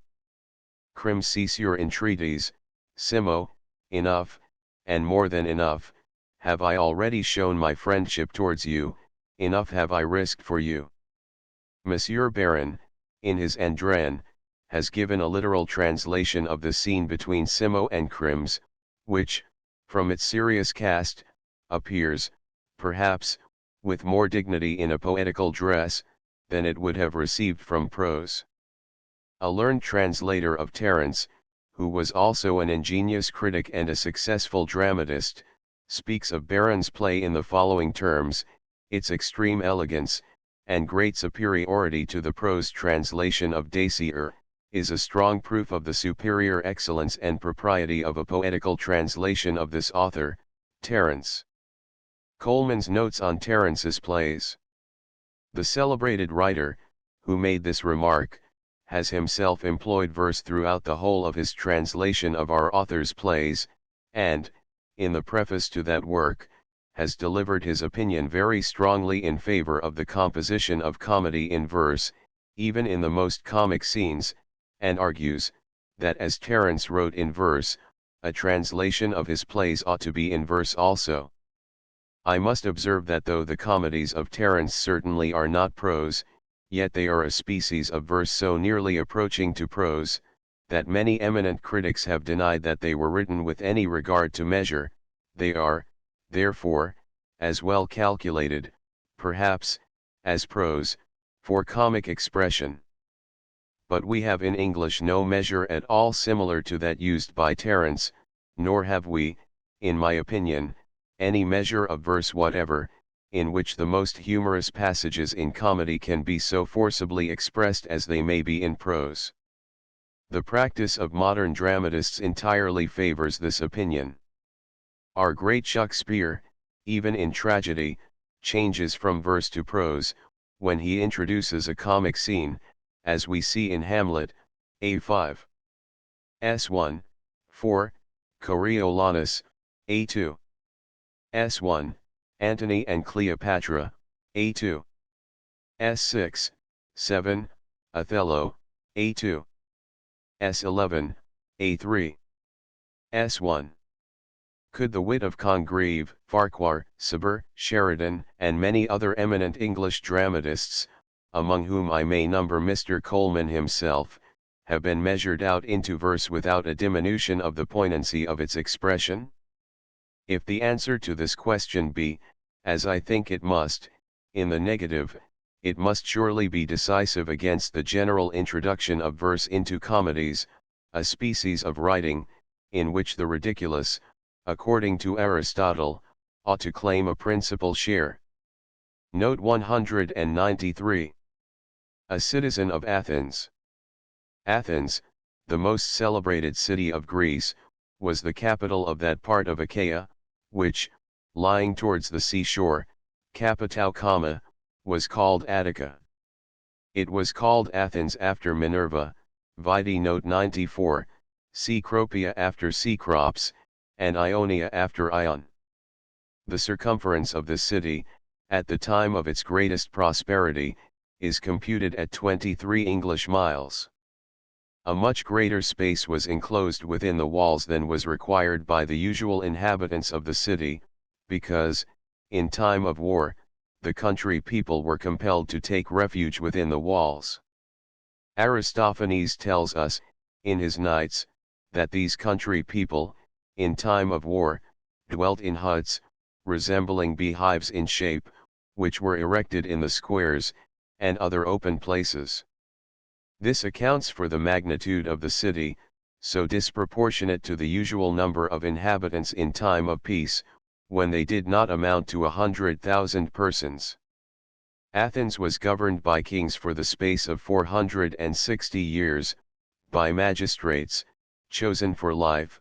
During about 300 years more, after that time, their rulers were allowed to hold their offices for 10 years only, and, at last, for no longer than one. The citadel, or upper city, which was called the Kapparopyomicron Lambda Iota, was ornamented with the most magnificent temples, monuments, and statues. It contained the temples of Minerva, Neptune, Agouros, Venus, and Jupiter. Dicerchus tells us, that the enormous disproportion in the size of the temples which were magnificent, and of the houses which were low and small, considerably diminished the beauty of the city. Athens was sometimes called the Academy of the Roman Empire, and the fountain of learning. Learned men, and philosophers of different countries, resorted to this celebrated city in great numbers.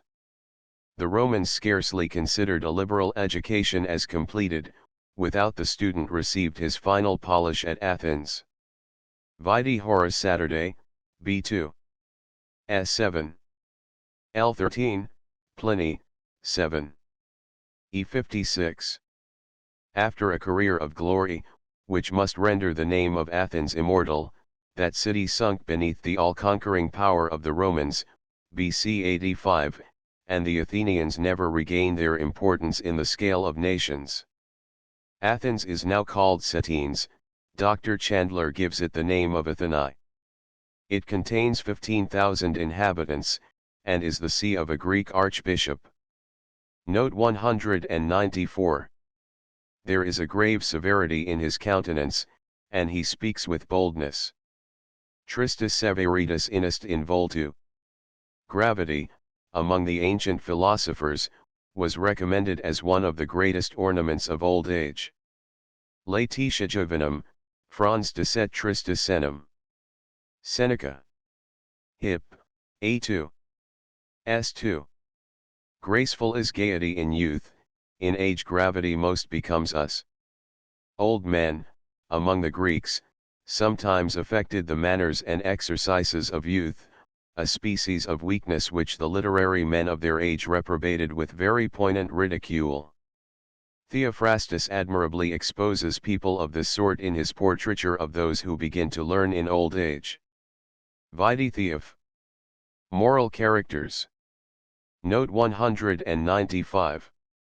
Simo sees this rascal directly, and take him away. Sublimem hunc intro rape quantum potes. There is a sort of pun here upon the word sublimem. Terence alludes to the prisons where slaves were confined, which, in Athens, were usually in the loftiest part of the house, so that Simo says, take him up, and also take him up to the top of the house. This is the force of the word sublimem in this passage. Slaves, in Greece, were treated with great indulgence, and never chained but for some heinous fault, or when they were brought into the slave market. Vide Plautus's captives, A1. S2, and then they were only worn for a short time. As Simo here commands that Davus should be put into chains, we are to suppose him to be exasperated to the utmost, which naturally leads ad finem epitasias, to the end of the epitasis. The anger of Simo, the distress of Pamphilus and Glycera, the imprisonment of Davus, and the anxious suspense of Charinus, are what Scaliger, poet, B1. C9, calls the negotia exagitata, or the confused and disturbed state of affairs, which the catastrophe is to reduce in tranquillitatem non expectatum, into a sudden and unexpected tranquillity. Note 196. Simo I'll not hear a single word. I'll ruffle you now, rascal, I will. Davus, for all that, what I say is true. Simo, for all that, Dramo, take care to keep him bound. S nihil audio.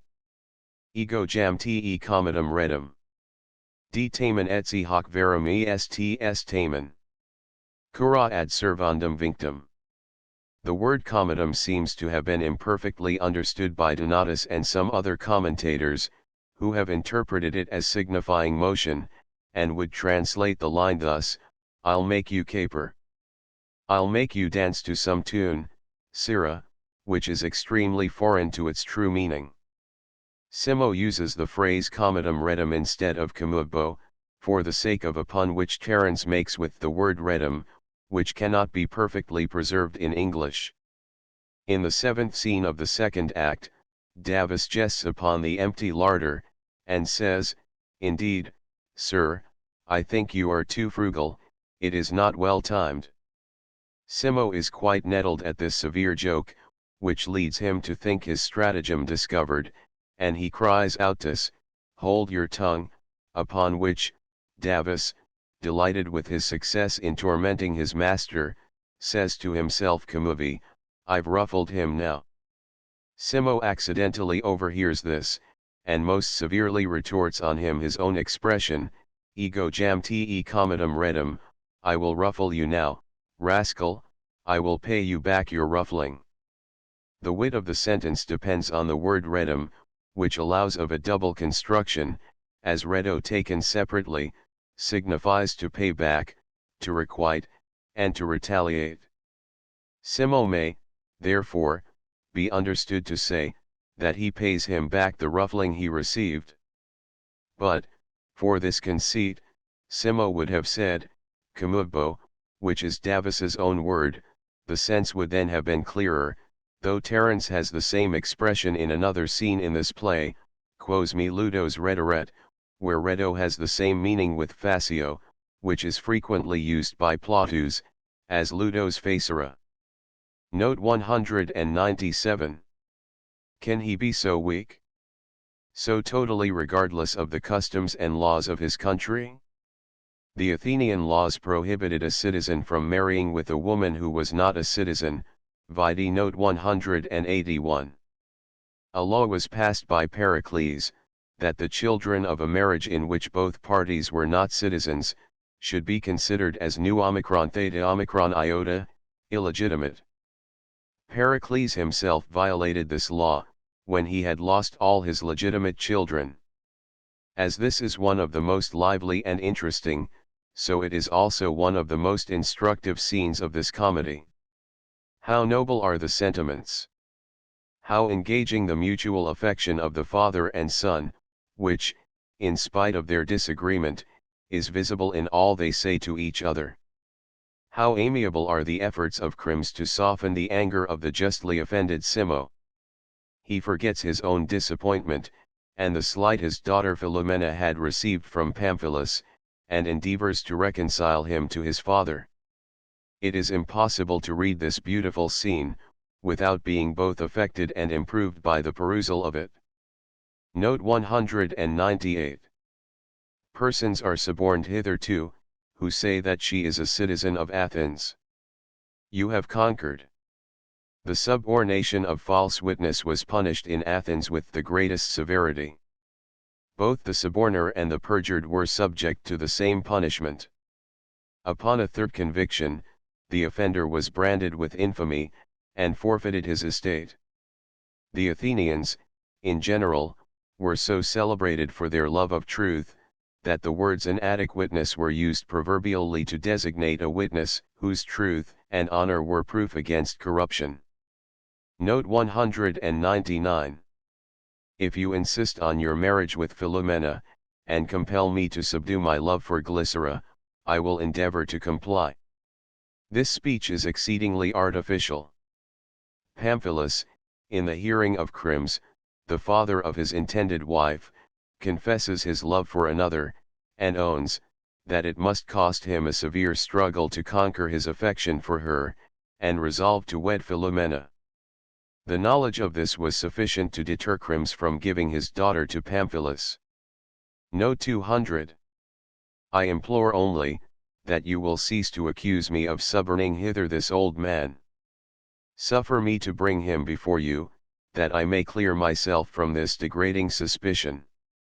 Pamphilus had all the reason in the world to endeavor to bring Simo and Crito together, that so he might clear himself of such a scandal as his father very reasonably imputed to him.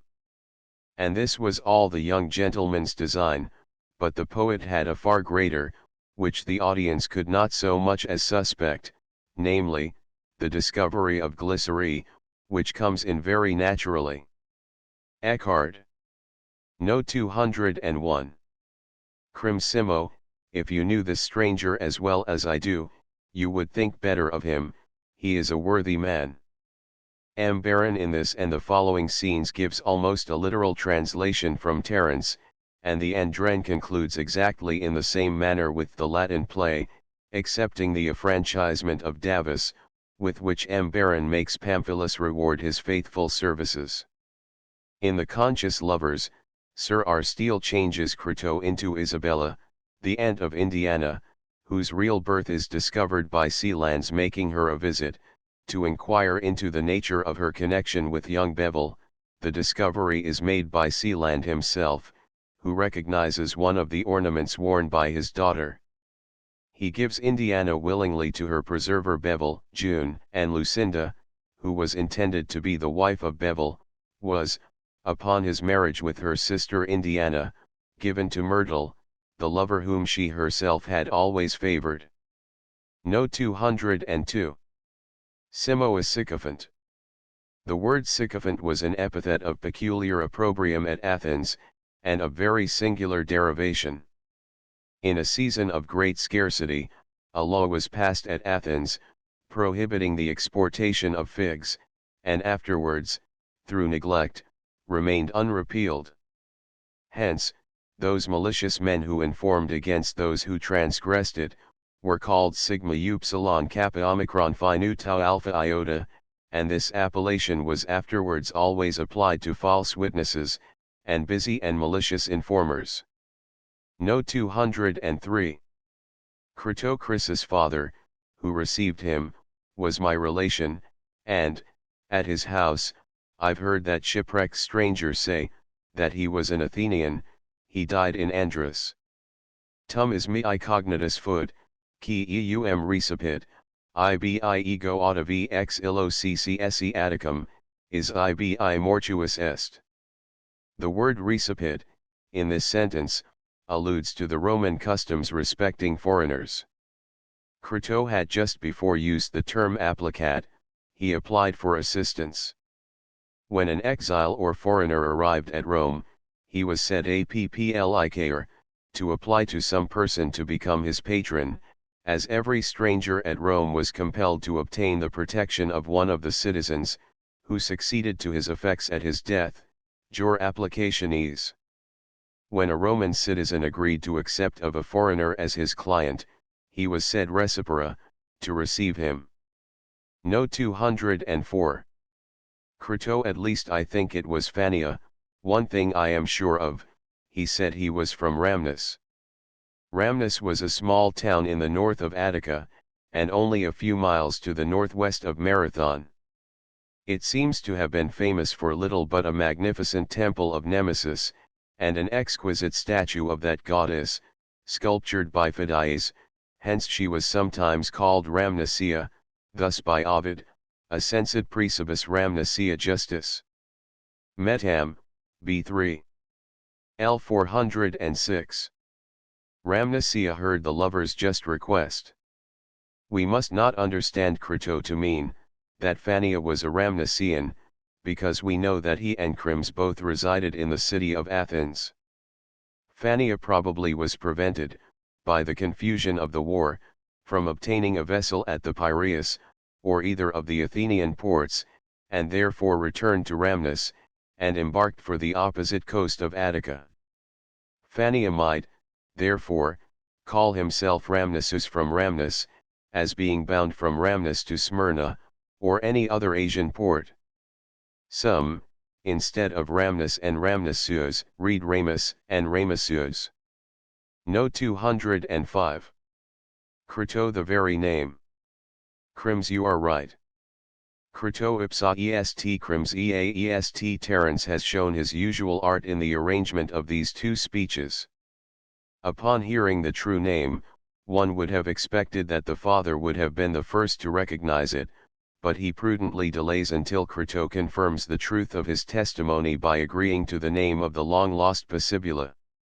This is finely imagined by the author, as Crims might very well be supposed to suspect that this discovery was a trick of Davus, who might have heard of the loss of this infant daughter, and taken Crito for an accomplice in the conceived imposture. Crims, therefore, waited to know whether Crito recognized the name of Possibula, which, if the story had been false, must have been unknown to him, for the high character of Pamphilus placed him beyond the reach of suspicion. No 206. Simo Crims, I hope you are convinced how sincerely we all rejoice at this discovery. S omnes nos gaudere hoc, crim, te credo credere. In many of the old editions of our author, this passage is written omnis nos gaudere. This variation has a reference to the measure of the verse. I have seen one edition in which the line is written omnes nos gaudere. No 207. Pamphleto. That is certain. Simo I consent most joyfully. P. Nemp. S. Silicet. Some commentators interpret these words from Pamphilus and Simo, Nemp and Silicet, as a hint to Crims, respecting the dowry which they expected to receive with Glycera, and think that the actor who personates Simo ought to produce a bag of money, that he may suit the action to the word.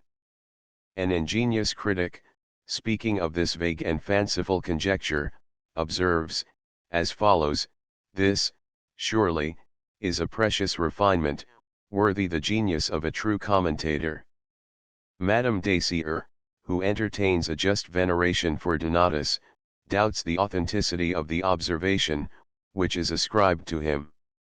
Certainly, if either of the words could be wrested to such a meaning, it must be Nemp, but Terence has represented Pamphilus as a character, so noble, generous, and high-spirited, that we cannot consistently suppose that he would suffer any mercenary considerations to delay for a single moment his acceptance of his beloved Glycera, when offered to him by her father.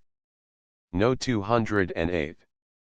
Crims Pamphilus, my daughter's portion is 10 talents. A table of the money current in Greece. Equal to worth, sterling, pound.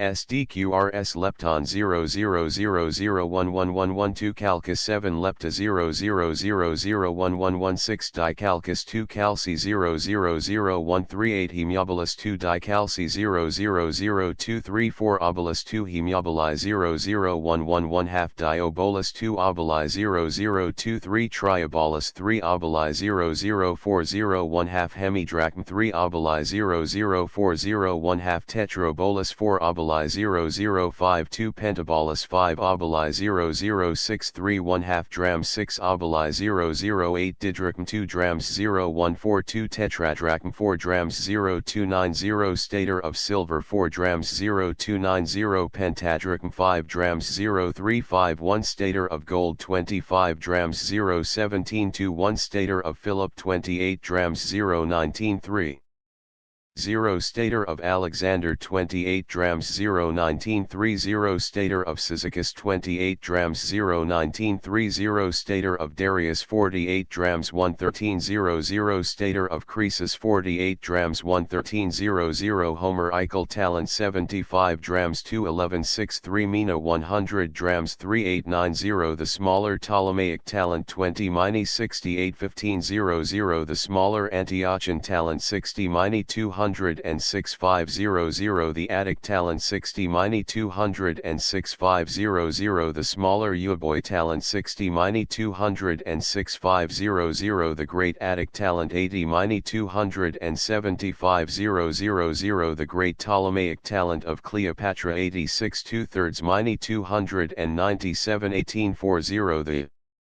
The Aegean talent 100-343-1500. The Rhodian talent 100-343-1500. The Insular talent 120-412-1000. The Great Antiochian talent 360-1237-1000. Those who wish for complete information respecting the ancient and modern real money, and money of account, may be fully satisfied by consulting the following writers on the subject: August News, Arbuthnot, Buttius, Boissard, Burchirod, Bonneville, Bouterouet, Camden, Dubost, Dis, Folks, Fleetwood, Goltzius, Guthrie, Gerhardt, Greaves, Hardouin, Joubert, Krause, Kelly, Lowndes, L. Blanc, Locke,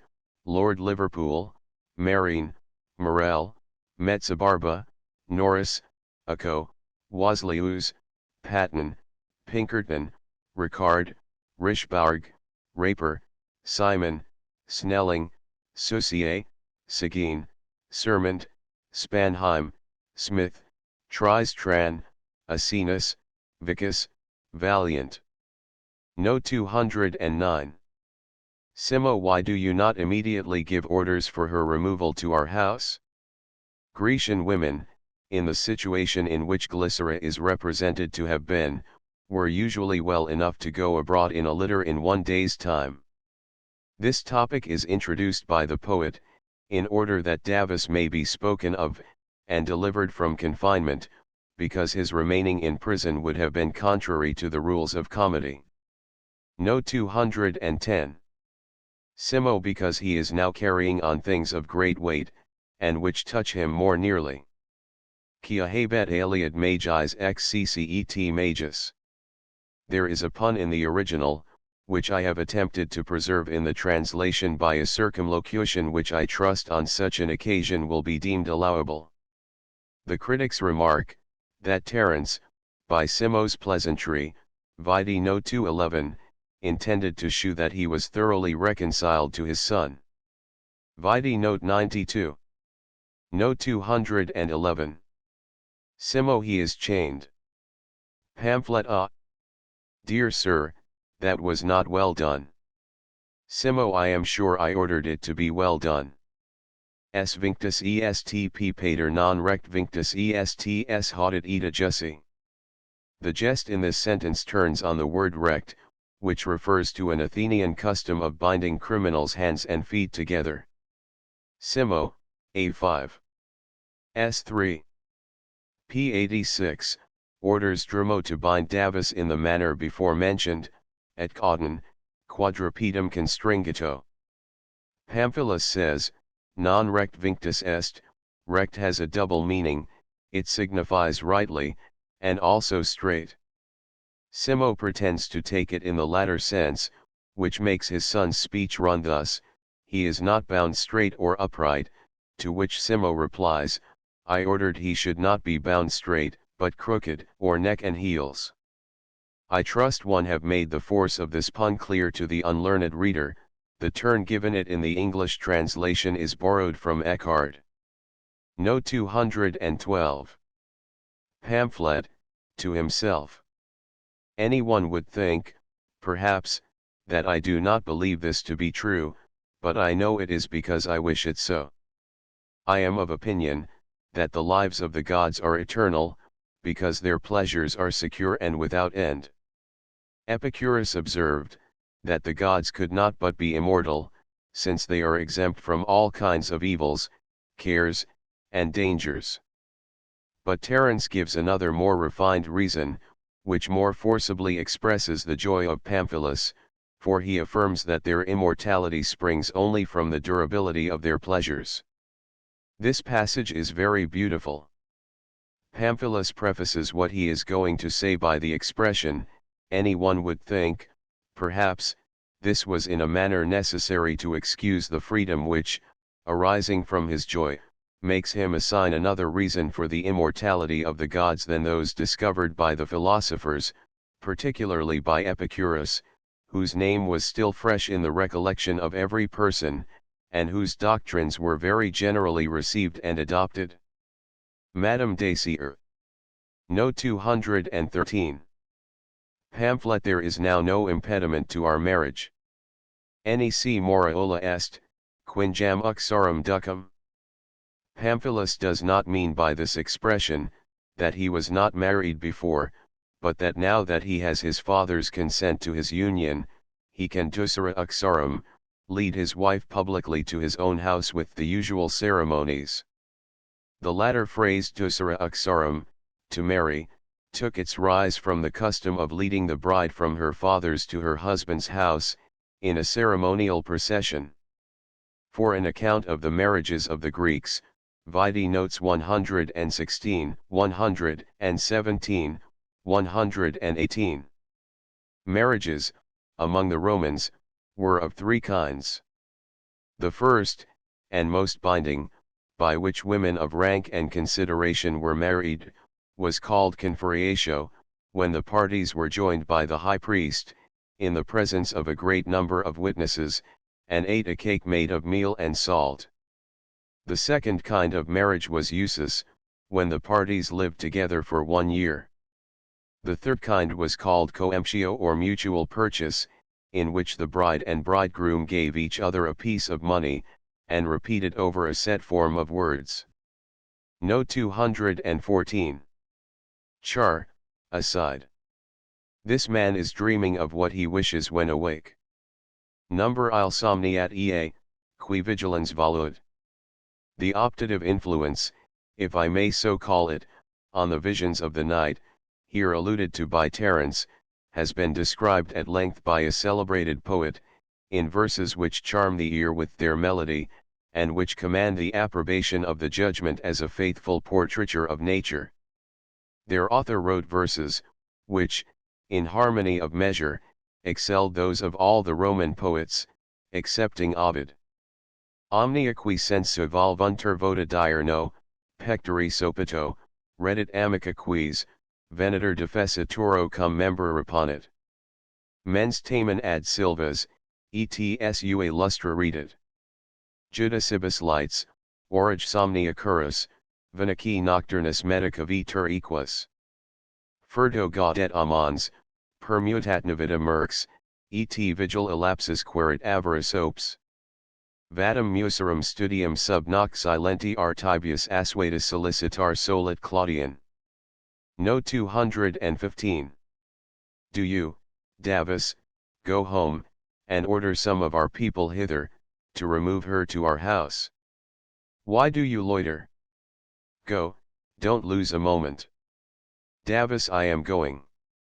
You must not expect their coming out, she will be betrothed within, and see. The concluding lines of the play from "you must not expect," and "see," were not originally spoken by the actor who personated Davus, but formed a sort of epilogue, spoken by a performer, called cantor, who also pronounced the word plaudite, with which the comedies and tragedies of the Romans usually terminated. Vide no. 217, also Quintilian, B6. C1, and Cicero and Cato. Horace expressly tells us, that the cantor said the words, vos plaudite. Tu quid ego, et populus mecum desideret audi. Si plauserus eges alia monentis, et usque cesuri, dunac cantor vos plaudite decat, etatis cujusque notandi sunt tibi mores, mobilibusque decor naturis dandus et annus. Art of Poet, L 153. Attend, whilst I instruct thee how to please him whose experience guides thee, and the taste that rules the present age. If thou wouldst charm our listening ears, until the scene be done, and in our seats detain us till the cantor requests applause, give to each stage of life its attributes and justly paint the changes, wrought by the hand of time. No 216. You must not expect their coming out.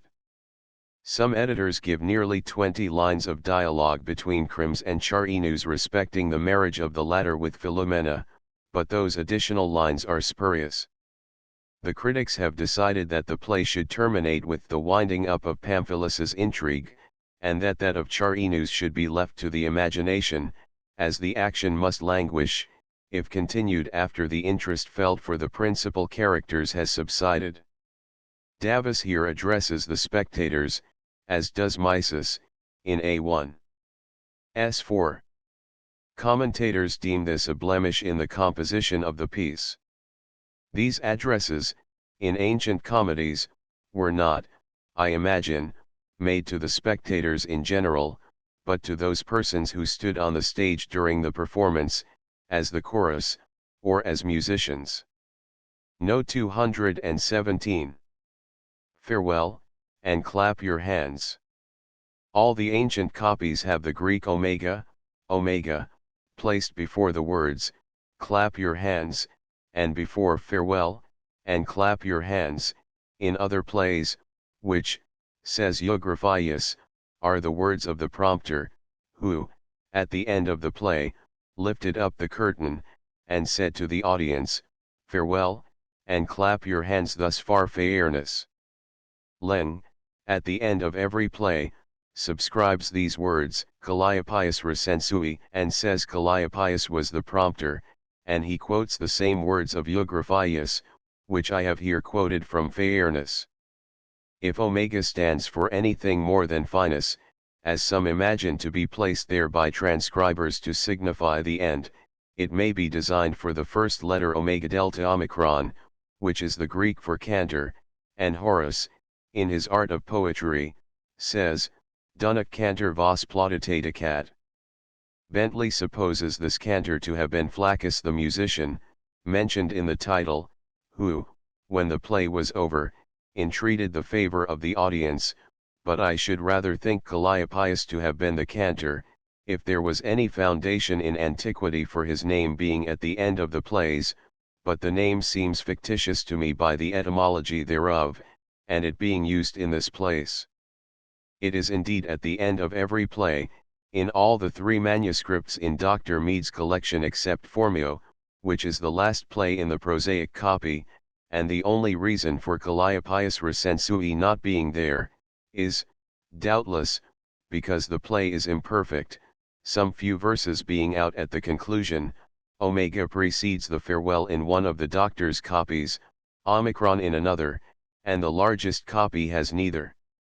What is independent of the action of the play, as the last 2 lines are, may be looked upon as an epilogue, and was probably spoken by the same person, whether player, prompter, or cantor. Cook. No 218. End of the 5th act.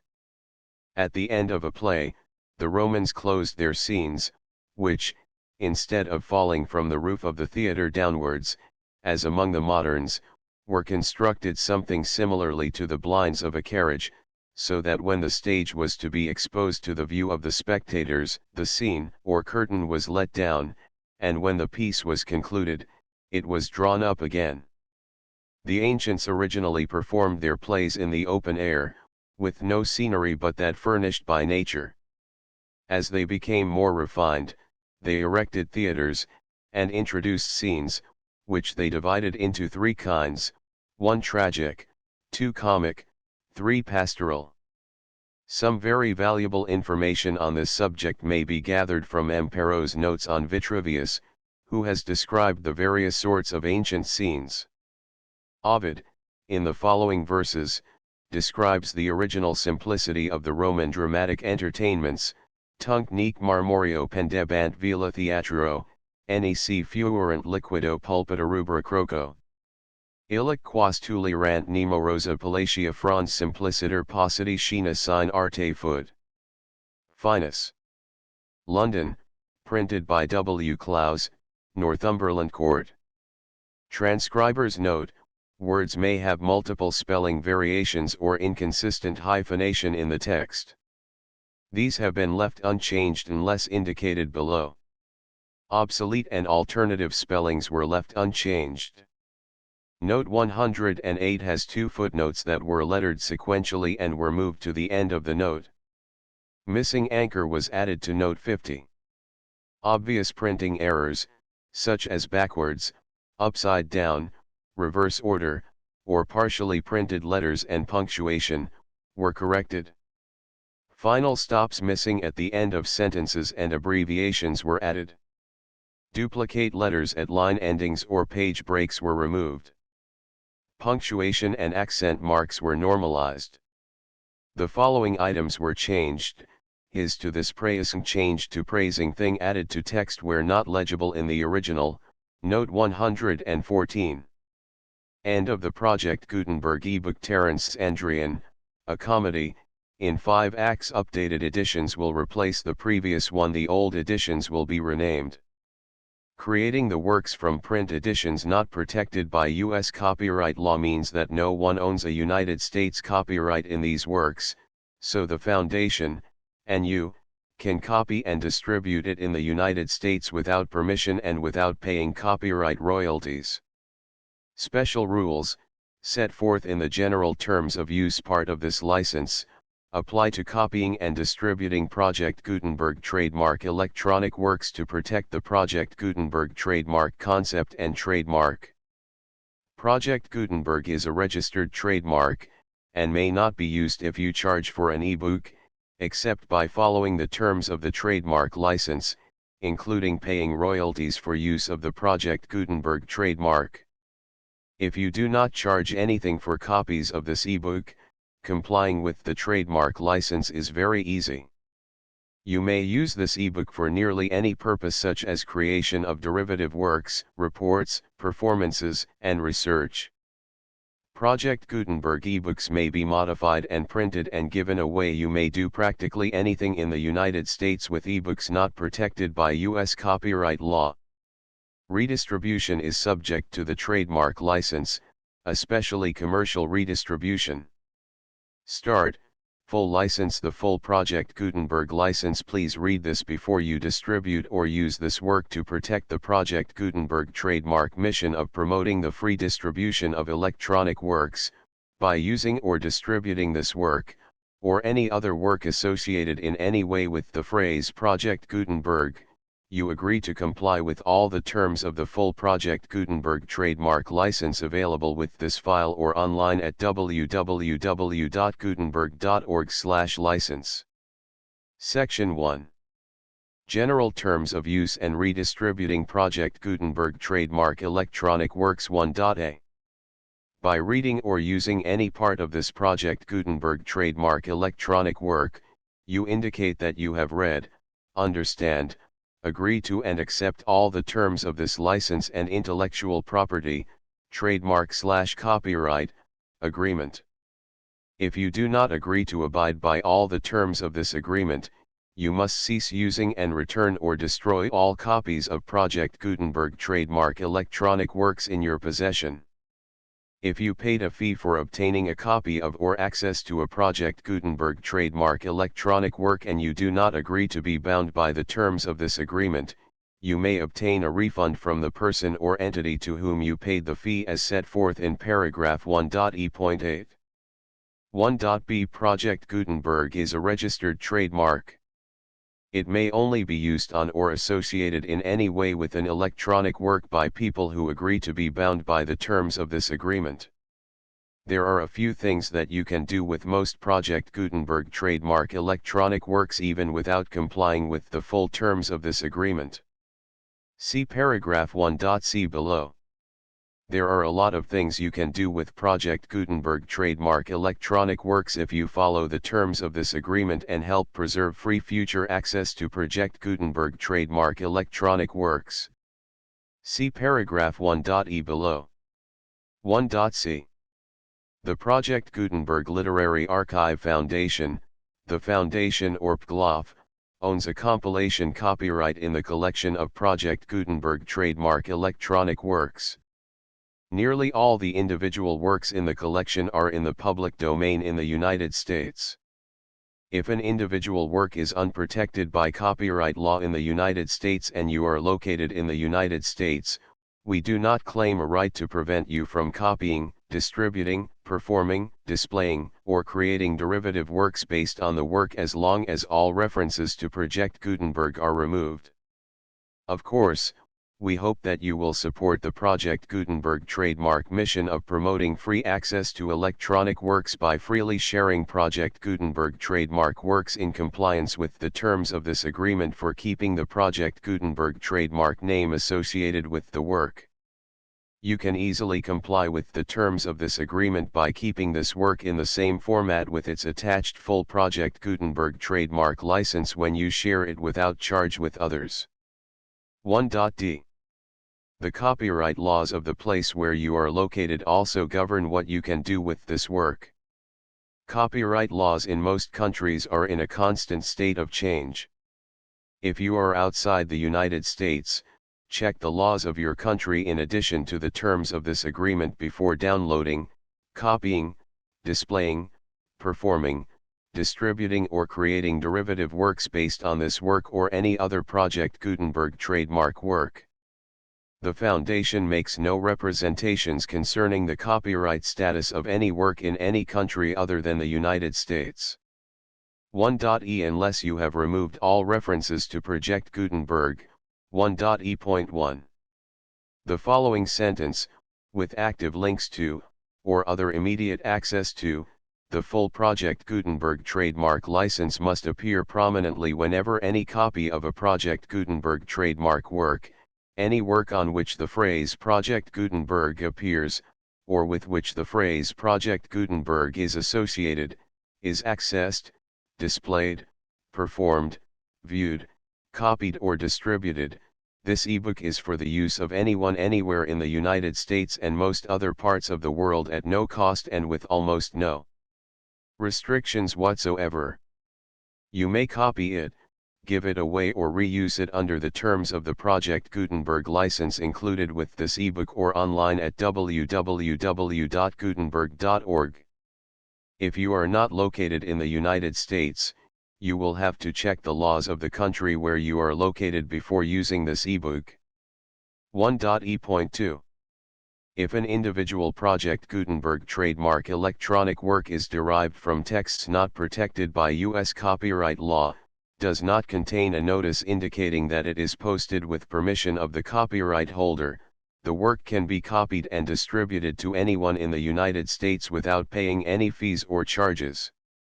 If you are redistributing or providing access to a work with the phrase Project Gutenberg associated with or appearing on the work, you must comply either with the requirements of paragraphs 1.e.1 through 1.e.7 or obtain permission for the use of the work and the Project Gutenberg trademark as set forth in paragraphs 1.e.8 or 1.e.9.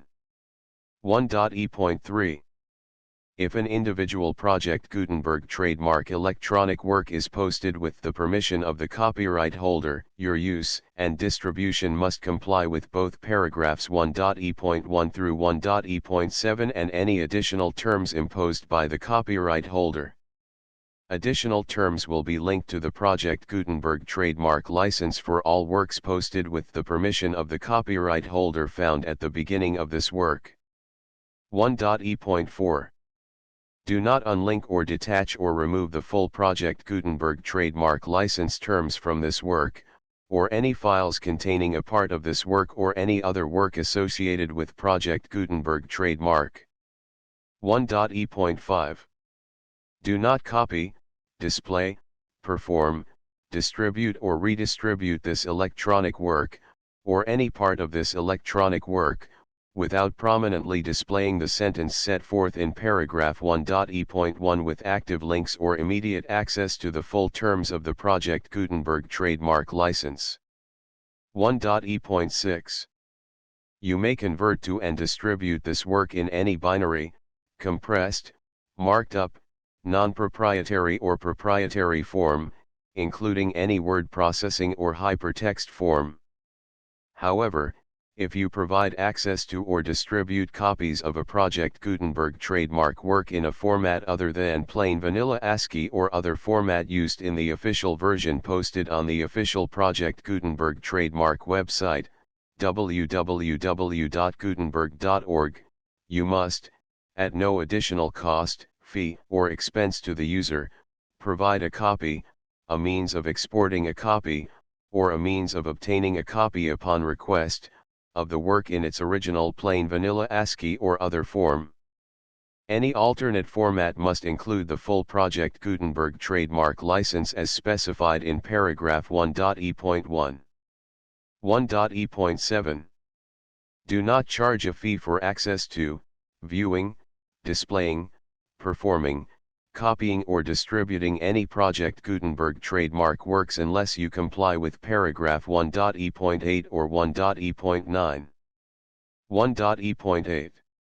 You may charge a reasonable fee for copies of or providing access to or distributing Project Gutenberg trademark electronic works provided that, you pay a royalty fee of 20% of the gross profits you derive from the use of Project Gutenberg trademark works calculated using the method you already use to calculate your applicable taxes. The fee is owed to the owner of the Project Gutenberg trademark, but he has agreed to donate royalties under this paragraph to the Project Gutenberg Literary Archive Foundation. Royalty payments must be paid within 60 days following each date on which you prepare, or are legally required to prepare, your periodic tax returns. Royalty payments should be clearly marked as such and sent to the Project Gutenberg Literary Archive Foundation at the address specified in Section 4, Information about donations to the Project Gutenberg Literary Archive Foundation.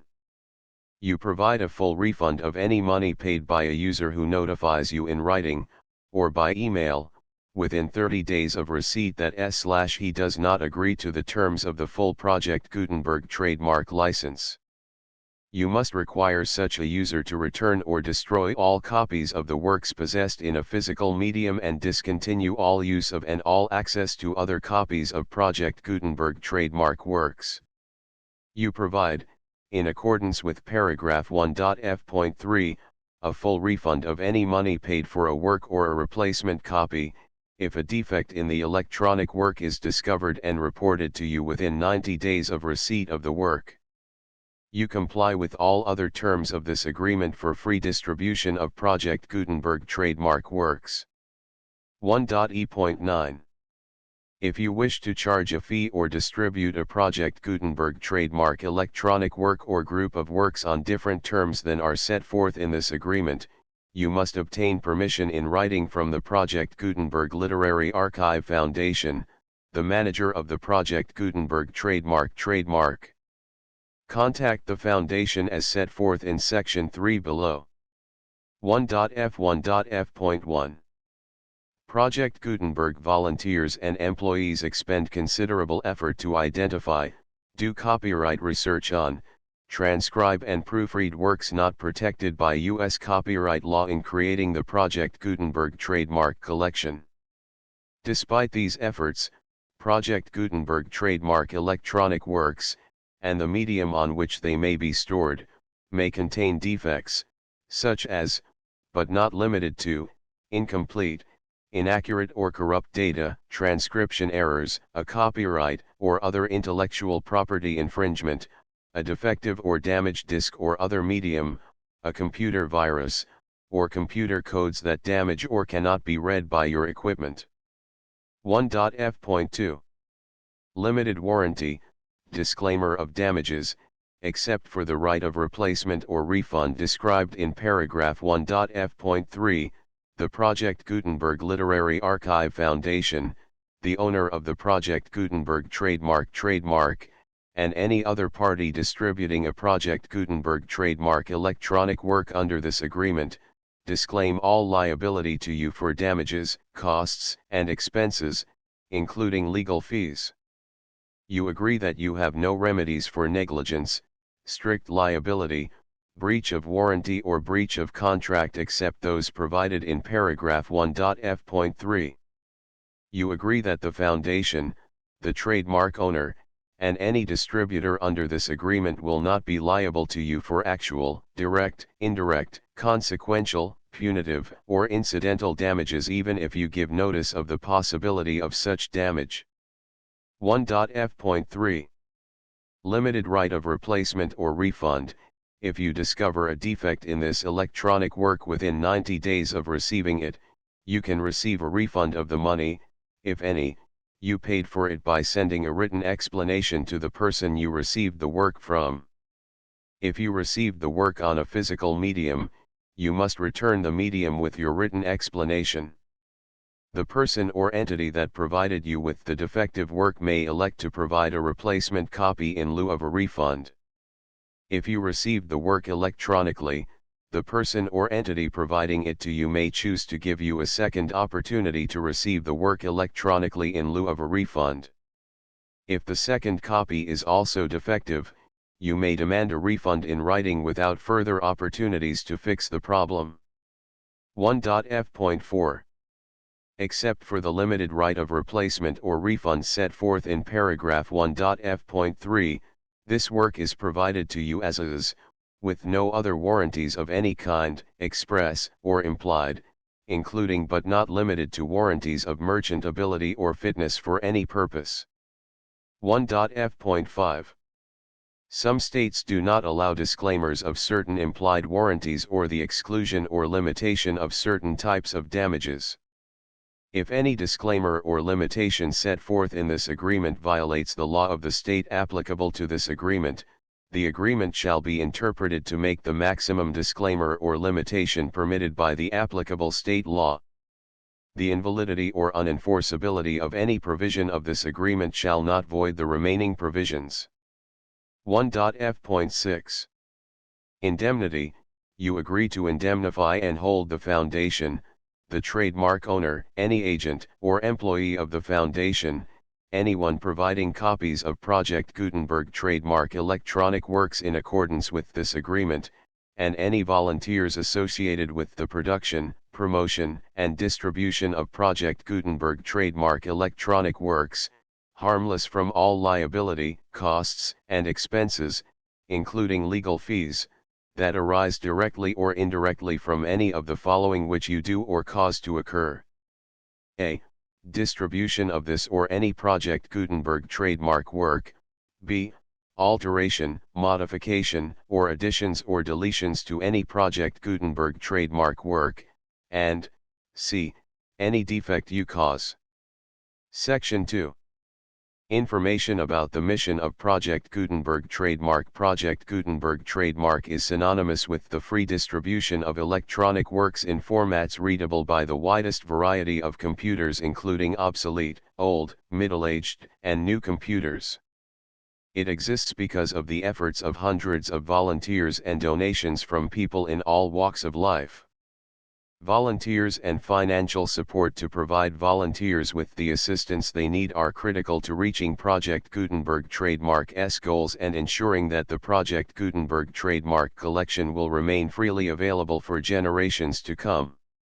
In 2001, the Project Gutenberg Literary Archive Foundation was created to provide a secure and permanent future for Project Gutenberg trademark and future generations.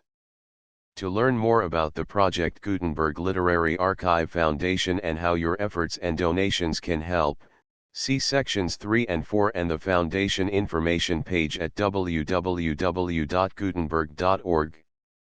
Section 3. Information about the Project Gutenberg Literary Archive Foundation. The Project Gutenberg Literary Archive Foundation is a non-profit 501(c)(3) educational corporation organized under the laws of the state of Mississippi and granted tax-exempt status by the Internal Revenue Service. The Foundation's IN or federal tax identification number is 64-6221541.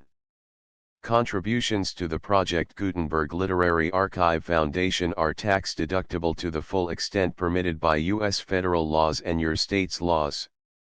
The Foundation's business office is located at 809 North 1500 West, Salt Lake City, Utah 84116801596-1887. Email contact links and up-to-date contact information can be found at the Foundation's website and official page at www.gutenberg.org/contact section 4. Information about donations to the Project Gutenberg Literary Archive Foundation. Project Gutenberg trademark depends upon and cannot survive without widespread public support and donations to carry out its mission of increasing the number of public domain and licensed works that can be freely distributed in machine-readable form accessible by the widest array of equipment including outdated equipment. Many small donations, $1 to $5,000, are particularly important to maintaining tax-exempt status with the IRS. The Foundation is committed to complying with the laws regulating charities and charitable donations in all 50 states of the United States. Compliance requirements are not uniform and it takes a considerable effort, much paperwork, and many fees to meet and keep up with these requirements. We do not solicit donations in locations where we have not received written confirmation of compliance. To send donations or determine the status of compliance for any particular state, visit www.gutenberg.org/donate. While we cannot and do not solicit contributions from states where we have not met the solicitation requirements, we know of no prohibition against accepting unsolicited donations from donors in such states who approach us with offers to donate. International donations are gratefully accepted, but we cannot make any statements concerning tax treatment of donations received from outside the United States. U.S. laws alone swamp our small staff. Please check the Project Gutenberg web pages for current donation methods and addresses. Donations are accepted in a number of other ways including checks, online payments, and credit card donations. To donate, please visit www.gutenberg.org/donate. Section 5. General information about Project Gutenberg trademark electronic works. Professor Michael S. Hart was the originator of the Project Gutenberg trademark concept of a library of electronic works that could be freely shared with anyone. For 40 years, he produced and distributed Project Gutenberg trademark ebooks with only a loose network of volunteer support. Project Gutenberg trademark ebooks are often created from several printed editions, all of which are confirmed as not protected by copyright in the U.S. unless a copyright notice is included. Thus, we do not necessarily keep ebooks in compliance with any particular paper edition. Most people start at our website, which has the main PG search facility, www.gutenberg.org. This website includes information about Project Gutenberg trademark, including how to make donations to the Project Gutenberg Literary Archive Foundation, how to help produce our new ebooks, and how to subscribe to our email newsletter to hear about new ebooks. Terence, Andrian. W.R. Good Luck, June. Preface. Life of Terence, The Argument. Prologue. The Andrian. Act I, Scene 2. Scene 3. Scene 4. Scene V, Act 2. Scene I, Scene 2. Scene 3. Scene 4. Scene 4. Scene 6. Scene 7. Act 3. Scene I, Scene 2. Scene 3. Scene 4. Scene V, Scene 6. Scene 7. Scene 8. Act 4. Scene I, Scene 2. Scene 3. Scene 4. Scene V, Scene 6. Scene 7. Scene 8. Scene 9. Scene X, Act V, Scene I, Scene 2. Scene 3. Scene 4. Scene V, Scene 6. Scene 7. Scene 8. Notes. Transcriber's note: the full Project Gutenberg license